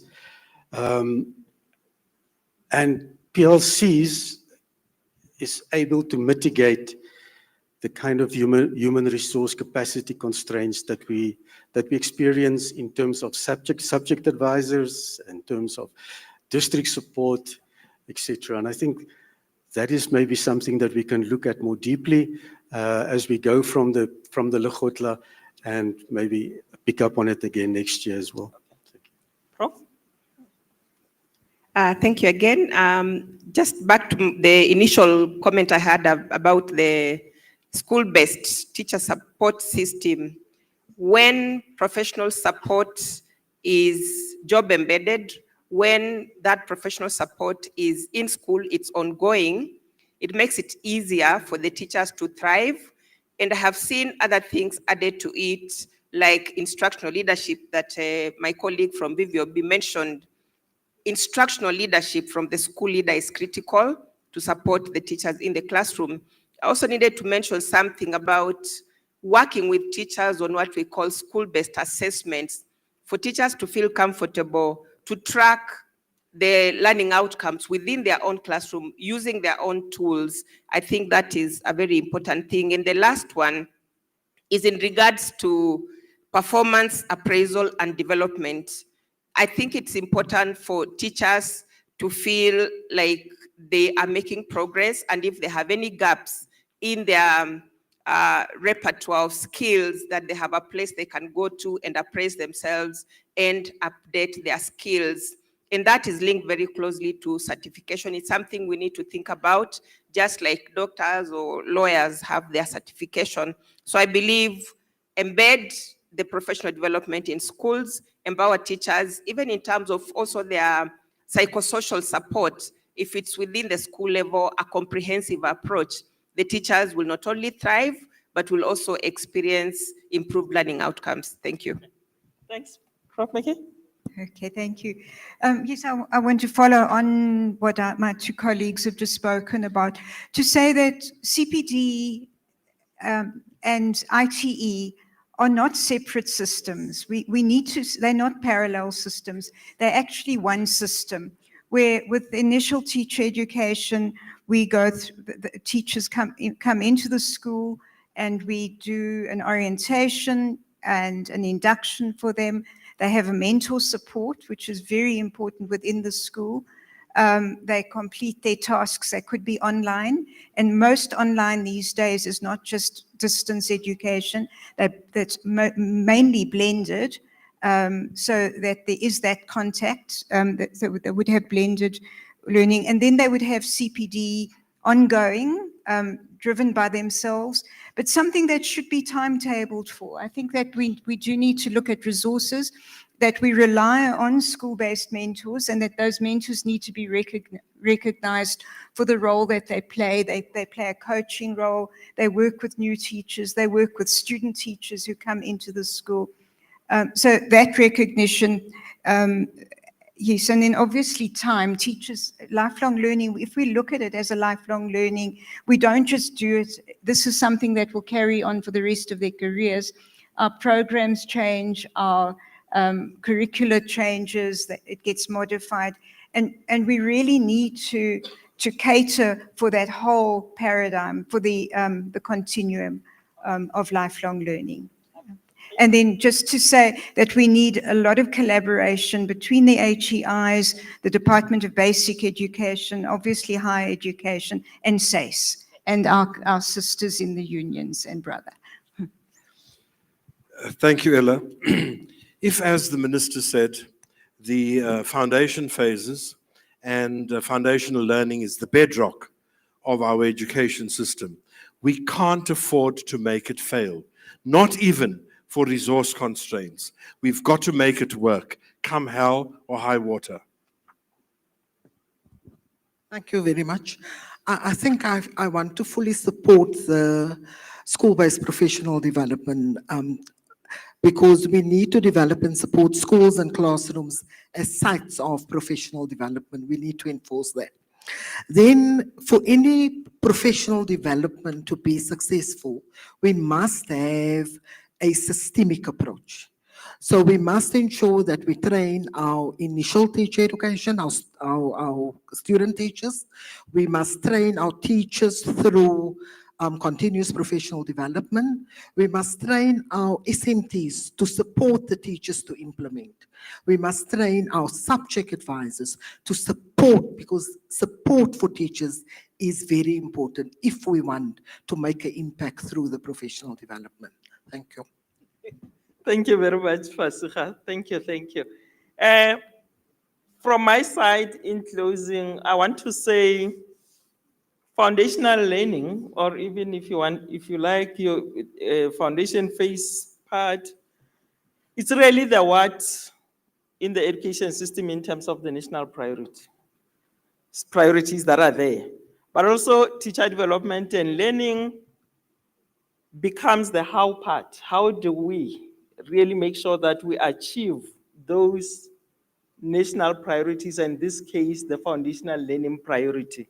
And we all agree that teachers are at the heart of education transformation.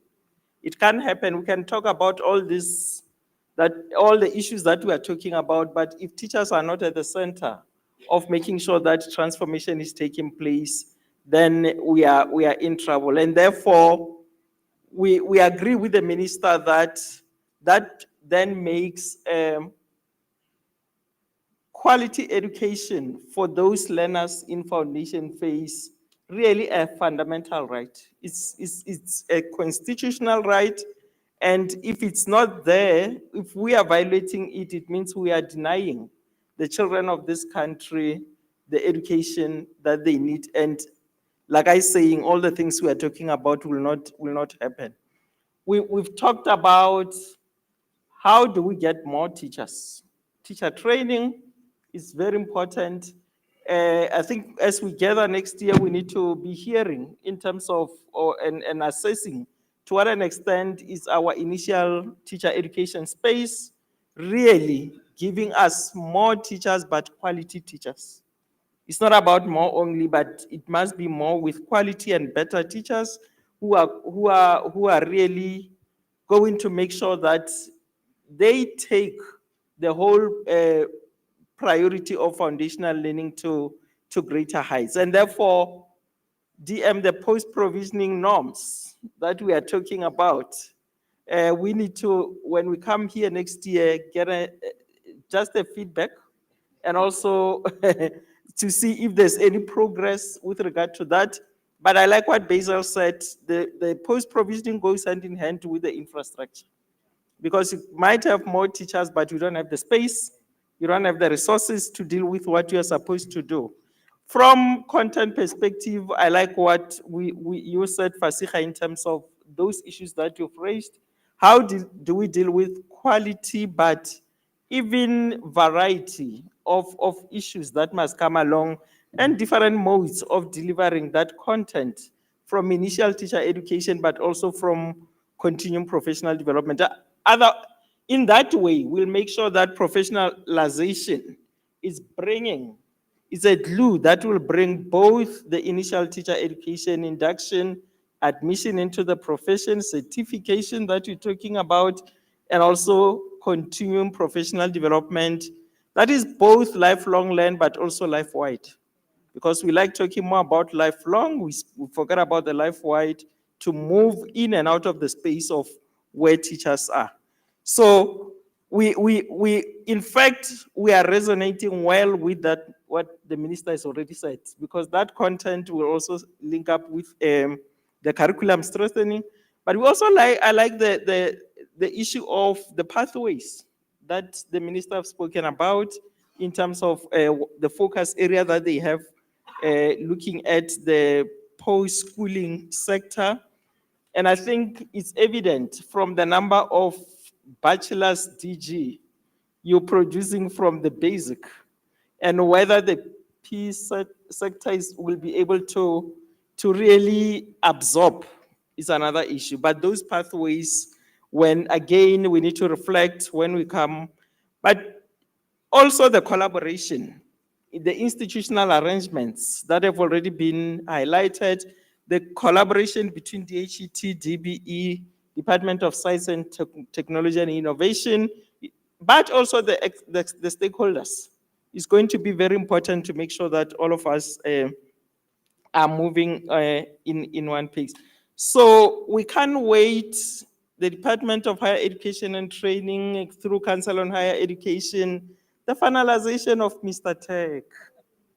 Without that, we are not moving in as far as this issue, some of these issues are concerned, because there are a whole lot of issues that are not going forward because your policy on minimum requirements on teacher education qualifications is not being finalized. So it's going to be very important that those issues are being dealt with. So let me not go on and on and on. Thank you very much. And thanks to the panelists. If you give teachers platform, you are in trouble because they won't stop. Thank you. Let's give the CEO, Ms. Mukhalane, and the panelists a big round of applause. I've asked them to stay for two reasons. I want to thank them, but I also want them to accompany me when we descend the stage. I don't want to be alone here. Let me start by thanking them. Thank you, Ms. Mukhalane, for a rich and engaging discussion on the positioning of teacher development for quality foundational learning. And also, Ms. Mukhalane, for the way you have summarized this session. It indeed has actually assisted even the participants in this Lekgotla to understand some of the issues that they will be discussing further in the commissions tomorrow. We are closing, we've come to the close of this session. So I do have the obligation to actually thank you. Thank you for staying the course and for being disciplined and resilient. I checked, I quickly marked a register when I ascended the podium, and I actually realized now that the number of people who left after this panel discussion had ascended the stage and started is very minimal compared to the number that had actually left when we started. It means you actually kept the audience engaged, and very few people left when you were here on stage. And thank you for that, and thank you for staying the course, colleagues. The announcement, of course, I do thank all the chairpersons of sessions who were here before me, all the panels that were here before me for enriching and making this day one of the Lekgotla a success. One announcement is that tomorrow's session starts at 8 o'clock sharp, and you are urged to be seated by 7:45. In other words, at 7:45, all of us must be seated. Those who are driving must, of course, in the logistics of coming here, take care of issues such as the traffic situation. But those who are booked around have no excuse for coming later than 7:45 tomorrow. With that, I want to take the honor of bringing today's session to a close. Thank you very much.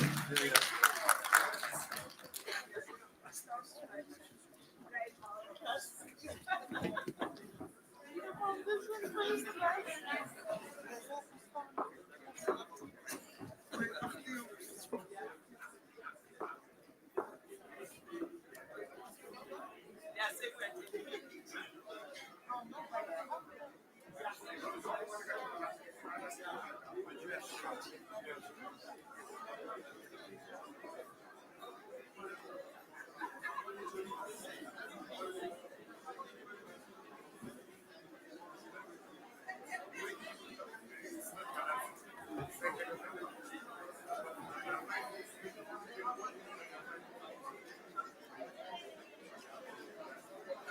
you.